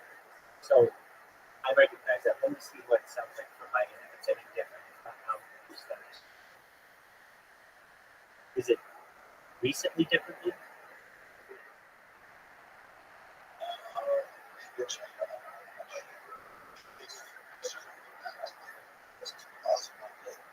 I just wasn't thinking directly. That could be. Yeah. Oh, that is right. Because I was looking this way. Okay, hold on. Anyway, something happened with these computers. Fortunately, I had a breakthrough on the fucking dock. Okay, so you know the Plinko game? Okay, so you're like you're gonna get this. Okay, you know when you did when you did the programming and you did it and it was a perfect loop and all you had to do was hit it once and it was great, right? Well, it should have been. You know what I mean? It should have been. I mean, like when you programmed your bot to create an account and chat with your thing, it should have been a perfect loop where it just worked. And I want mine to be like that. But there's a problem. Yours was just creating an account, following, and um and like typing. Yeah, but it didn't have the more complicated part of knowing when it got banned and starting all over. Okay. Yes. What yours would do is just automatically start over, which is fine and great. It worked. I mean, it will work well. That's a fine one. But that will only get you so far. I needed one that would create an account, spam until it gets banned, and then go back to the start. Now get this. Now, this is like a program that I'm going to describe. If you, in order to do that, I'm sure there are other ways, but basically, to not pay anything, you have two parts to this, A and B. And A and B, A is like to create the account, and B is follow, follow, follow, follow, follow. And follow and spam on the other side. Okay.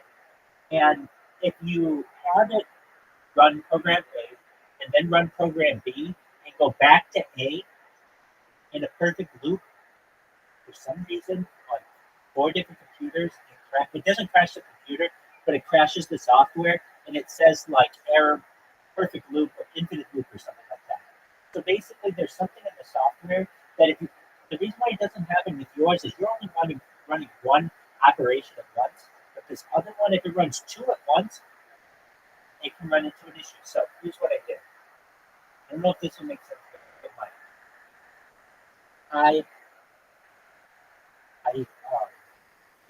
this is hard to describe. Basically, I made 8 of the type A's and 8 of the type B's. And every time the type A fucks up or whatever from it getting banned, it'll go from like A8 to A7, and then A6, and then A5, and then A4, and then A3, and A2, and A1. So all of these are different programs, just slightly, but it technically isn't a perfect loop then. It's just a really long list of different processes.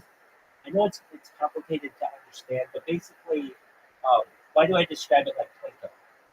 Well, instead of it being like a perfect circle like yours was, it's basically a Plinko where it goes boom, boom, boom, boom, boom, boom, boom, boom, boom, and all of those little Plinko points or whatever are different. That's not a really great way to describe it.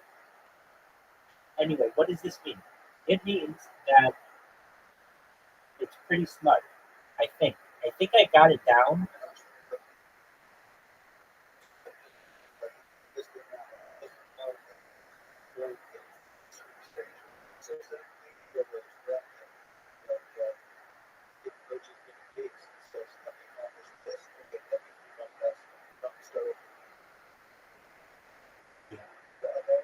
It is to some extent. That's not perfect, but we'll live with that. I yeah. Um, wait. It's not. You know what? It's not like Twinkle. It's like the one with the arrows, where you got the arrows that go, and then the air like you have to hit it 50%, and you get on the arrow that goes perpendicular to one, perpendicular to the other, to the other, the other end of the. How do I describe it? Okay, in the mini golf game, there's one that has like 6 different rooms, and to go from each room, there's like a set of arrows. Your first shot is 50%, and then the second room in the bottom right. And you want to get on those arrows just slightly so it rolls to the next set of arrows. So then it goes to the next one just barely, to the next one just barely, to the next. It's just like that. Like you have to hit it just right. If you hit it right, it will go all the way to the end. And then basically once it gets to the, so here's the thing. I have a program. So you know what hole I'm talking about, right? Excellent. Okay. Okay, so think of it. You start in the bottom left, and it goes to the right, and then up, and then to the left, and then up, and then to the right, and then up, and then to the left. There's usually like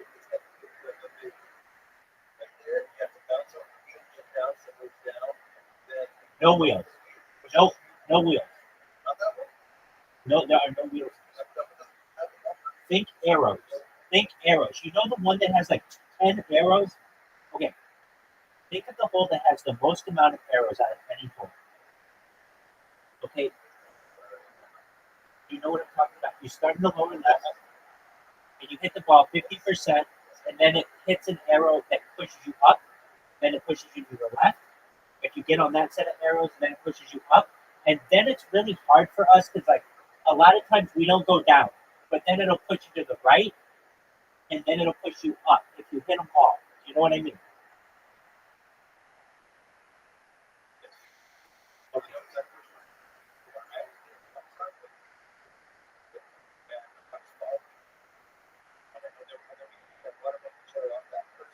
No, no, there's no water on this hole. I should say it's only grass. Okay, so think of a grass hole. Maybe you haven't played this hole, but I think it has 8. Okay, it has 8. No, there's no water on this hole. So think of a hole that has no water and 8 rooms, and you start in the lower left. You have to hit the ball 50% in order to get on the first set of arrows. There are a total of like 6 sets of arrows in this hole. Welcome. How are you? I see somebody in my YouTube. Hey, YouTube person, I love you. No one ever watches me on YouTube, so I want you to know you're amazing. I want you to know that Cat123. What up, Cat? Cat, come to discord.me/rabbi. Discord.me/rabbi. What happens when you do that? I'll show you.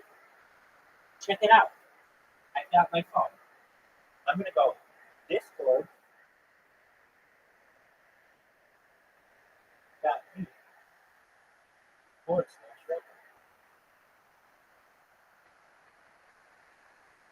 There you go. And you're going to get to this website. You press join server.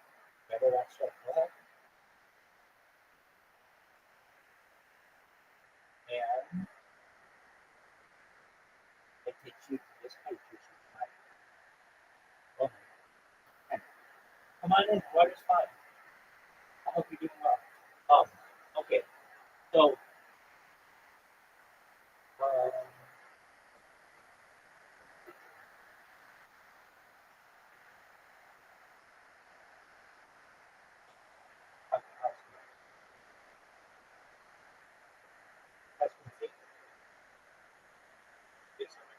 okay. Have you ever played a hole on that game that has like six sets of arrows? You hit the ball with one set of arrows, and it takes you to another set of arrows. And you can hit 6 sets of arrows with one shot. Have you played a hole like that?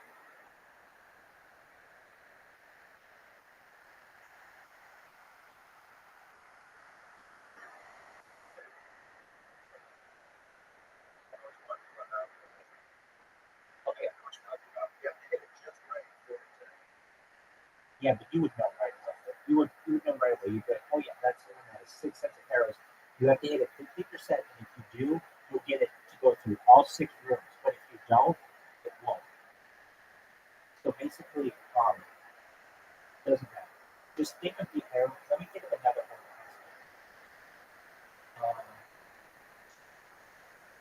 You name a hole that has arrows.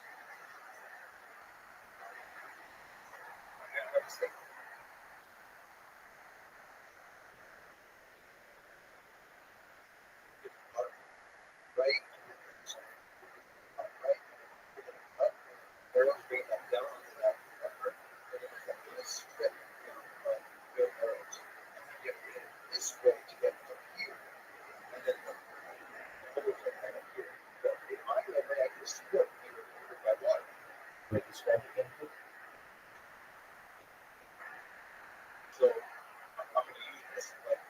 Yeah.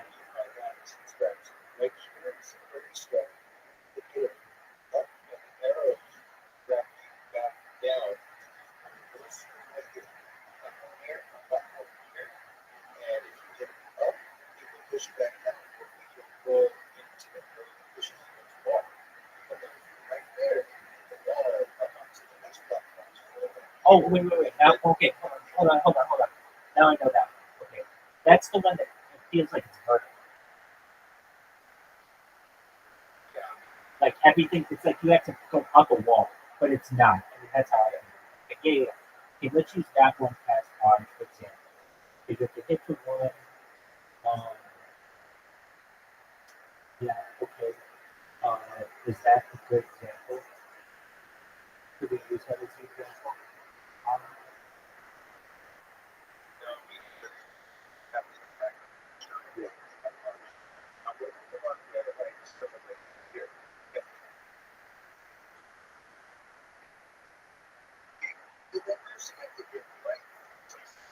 That one, yes, it's like that one. It's like that one. It's like that one. That one that has, there are all kinds of different ones of that. Yes, it's like that one. Exactly right. Now I know that one. It's exactly like that. Basically, if you hit it right, exactly. Do you remember the game Mousetrap? Okay. Yeah.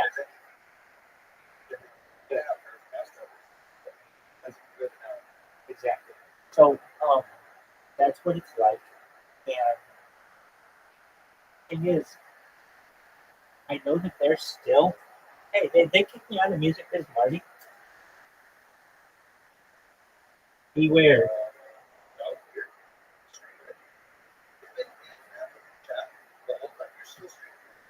I know, but somebody either knocked me out or something. I know I'm streaming, or maybe it looks like I'm streaming. Maybe it wasn't. I might have been in there.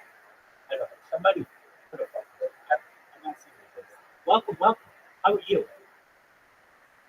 One more shit, man. It's like we're fishing, and it's just like we get a nibble, but sometimes we get a whole bunch of people. It's just like fishing, man. Is it not? I think it's.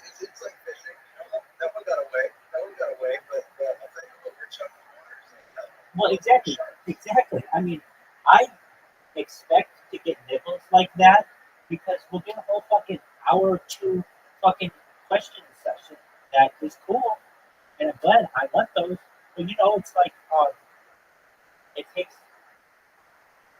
Well, like we just keep those going. Okay, so I was describing like you're right, like that one with the arrows. Well, let me describe it like this. So long as the bot is going, I don't really care who it spams. I love it to spam the really top people, but even at this point, I can't even spam them anymore because I made it so that you have to wait like at least 5 minutes for all of them because I've just destroyed them, and that's fine. So I just want to make sure that it's working. So basically, it's like this: when you hit the ball in the mini golf, and you go past the big wheel and past the wall, get on the first set of arrows that are pointing down at you. So long as the thing is working and generating follows, clips, and spamming, I don't care. So basically, it has an end, which is the hole. But so long as I like basically if it hits the end, it I got it so that it will continue. But um, let me describe it like this: we don't want it to be like the other one that you described. You have to hit it on each interval. You just want it to continuously be going down that little fucking goes up and then down and then passes down water and then there's some pink shit and that square thing. We just want oh no, there's a square thing. You want it to go down the line and over to the right and then up and under the ice. So long as it's moving, that's all that matters. So what I'm saying is this new bot that I have is a much longer bot, and basically, so as long as I stop it before it gets to the ice, which can take hours, like I can go to sleep for like 12 hours, and it will still be going from those on those arrows. It won't be at the ice yet. So that when I awake, I just have to start it all over again. And because it's so long, it's constantly working. Does that make sense? Like basically, the mini golf hole that we're describing, so long as the ball is moving, that means it's spamming. And since it has so much shit to do, like hit that first set of arrows to go downwardly, and then the next set of arrows to go to the right, and the next set of arrows to go up, that can take like 10 or 12 hours to do all that shit, that before it ends, and perhaps like doesn't continue to spam the way that I want it to, I can randomly restart it. But that means I don't have to restart it every fucking time it gets banned. I can do it. I know that this is not a perfect analogy, and I'm going to leave it at you worked hard on it. There's nothing better I can do. I guess I'm just not a great programmer. Well, I shouldn't say that. My program is sick as fuck on this. I'm getting Romanians in here. You have to. I need to say to myself this. There are a lot of really smart people on Kick who want to know how the fuck I'm doing what I'm doing because I'm the only person who can do the shit. Usually it's like, oh, a ton of people figure out scripts and shit like that.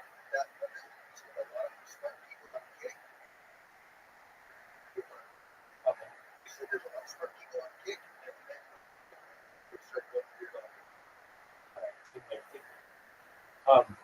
There are a lot of smart people on Kick, but none of them have been able to reproduce this plot.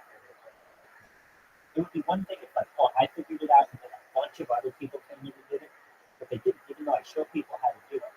So I do have a little bit of an advantage of it. That's it. Yeah. Okay. You know what we have tonight?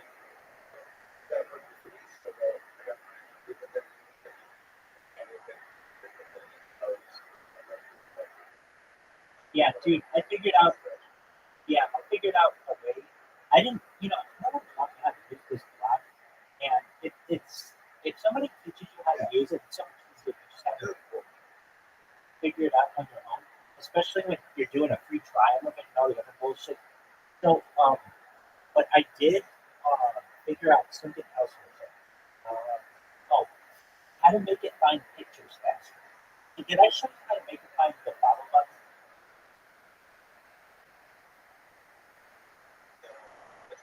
The follow button. So yeah. So when we created your bot, did I teach you how to? Oh no, we didn't. No, because it was always going to your page every time. So we didn't have to take a picture of it. It always knew where to click on the page. So you have a follow button on your test. So what I'm saying to you is this: I can teach you how to program the bot so that it goes by image, not by timing, and so that it will only proceed once it sees the picture, so that it will run.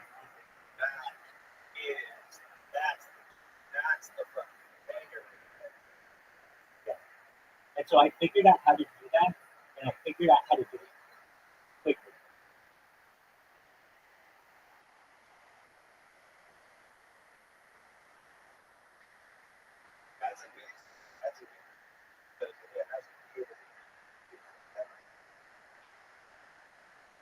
So,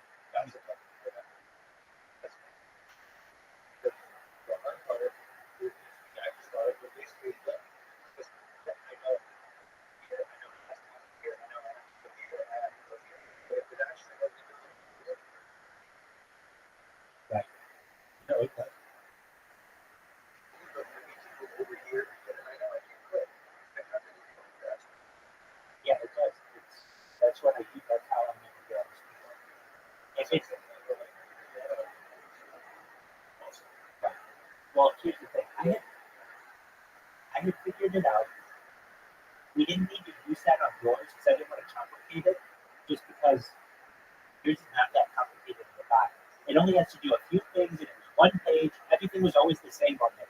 There weren't any variables, is what I'm saying. Everything was predictable. But when you run into variables, that's when you need to be able to find that follow button anywhere on a page.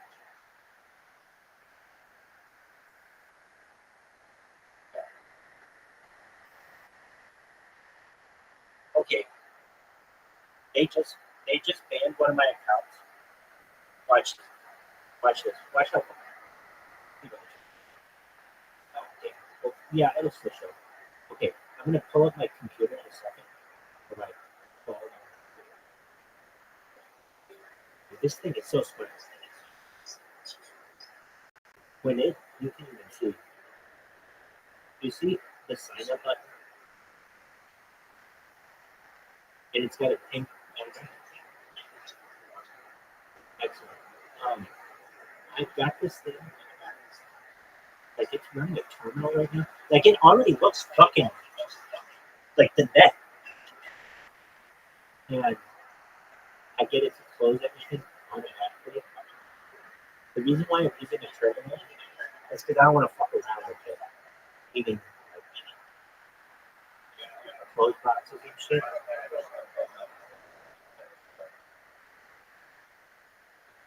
And then what we're gonna do, I change every app. This one is free. So every single time I create another it's a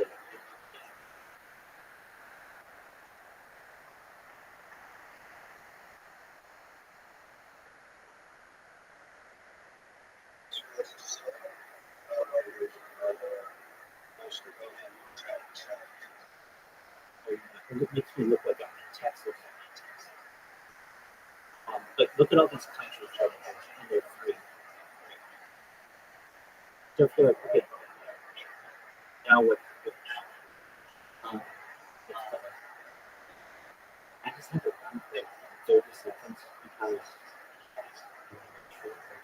okay. If you're wondering why we have this weird ass background, I just picked the background that repeated. This back is very small.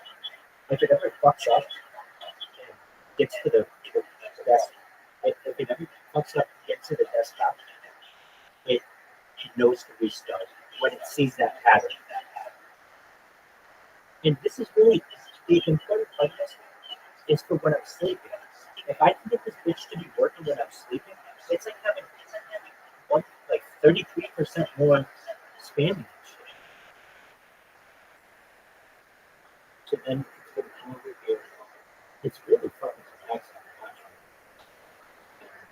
I've got it searched. It works every fucking except if something is fixed. There's nothing.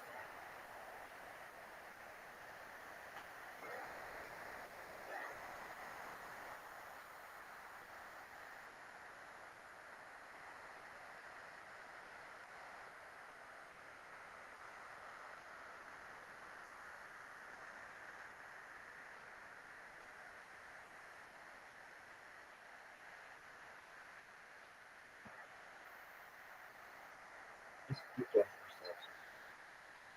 But it's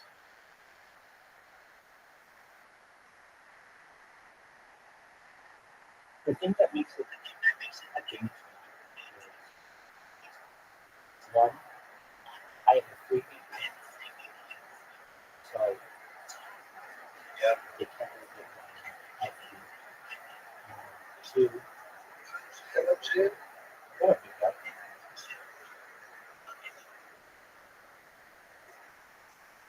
it restarts once it gets bigger.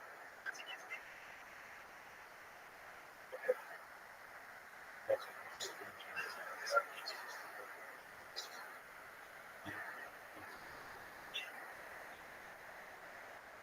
Chip, how you doing?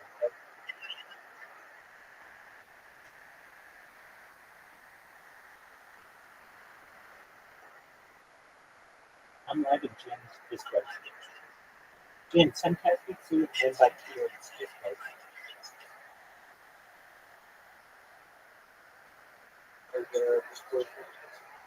Yeah, it's gotta be 10 or 7.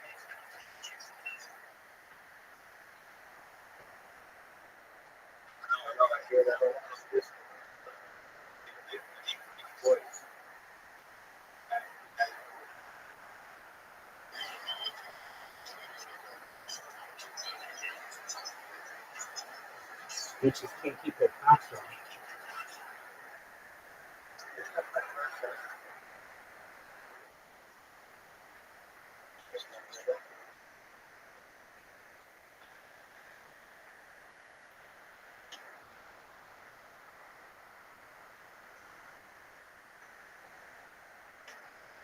How you living, Jen?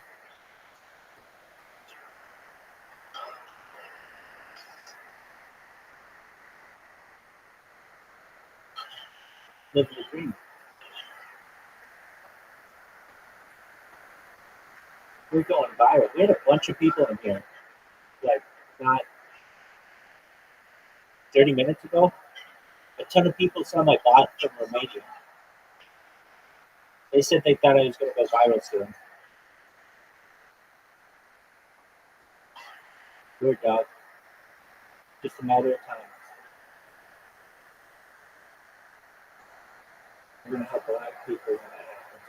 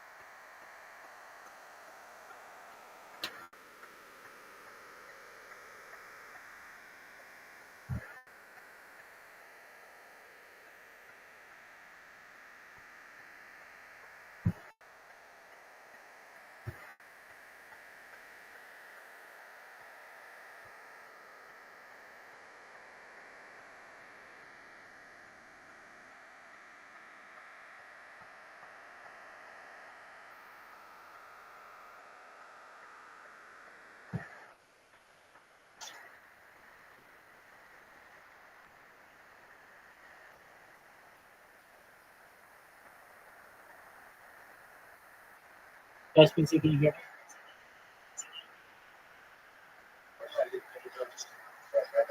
No, I know. I hear that you're back. Can you hear me? I was watching Eddie Kramer's weekly stream for Ellen. I think he owns like 8%. Yeah, there you go.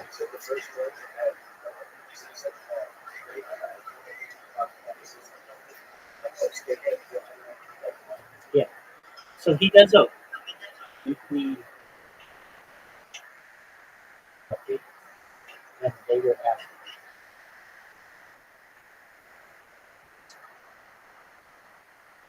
whatever the whatever that gaming expo was, and DreamHack, yeah, and they were asking him like questions about like sometimes he gets asked about Rabbi directly, and he just says we're going to do everything that we can to stop spammers or whatever. One thing he talked about though, they asked him how long until you are able to get phone verification. Like he's telling me, he's showing me his cards basically, and he's like, yeah, I mean it's something that we got to get done because we can't have all these robots, but it's something that we don't have time to do. But it is something that we want to support as soon as possible. It's like, okay, I know I at least have a couple of months to fucking milk this bitch, and that's all I have. But basically, once he goes to phone verification, then it gets expensive to do it.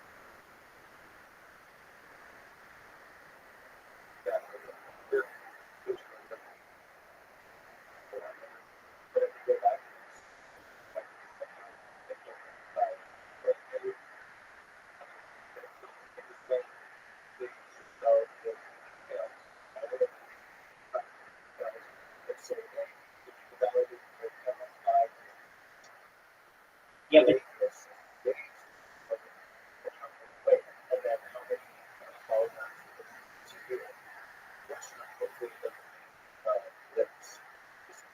they don't. They don't. They don't.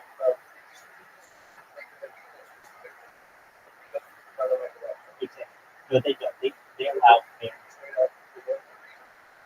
Yeah. No, they allow band accounts. And that's what I mean. They allow band accounts to keep them. That's what I mean.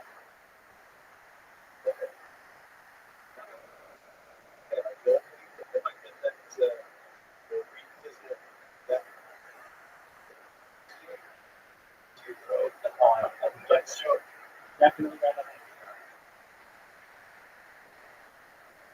Dude, I started this history of China lecture on YouTube. It is phenomenal.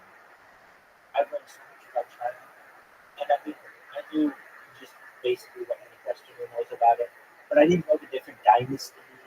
I didn't know like I just knew like overviews of it. But this is a 34-hour lecture series. If you look anything about it, I watched it one time, like in the course of my 6 days, and right when it was done, I thought we started this thing up again immediately. This guy was so good. It's like from like the late 90s or early 2000s. It's like it's old enough to be still like not get into all the woke shit. It's like a normal guy, like, hey, I'm from the university. I'm from New Mexico State University. I'm a history professor, but it doesn't get into anything. Nothing. There's no politics, and it's absolutely. If you get that, Then they would be appointed to positions in government. Now, this initially is a pretty small-scale undertaking. It's not a major mechanism for recruiting people into government service. People came into the service of the government during this period largely on the basis of what we might call recommendation or reputation. If they were known to be competent individuals, or if someone who was already a part of the government said, I know someone who would be a really good candidate for this task, then they would be brought in. It was still a relatively small circle of acquaintance at the top, at least, and people were recruited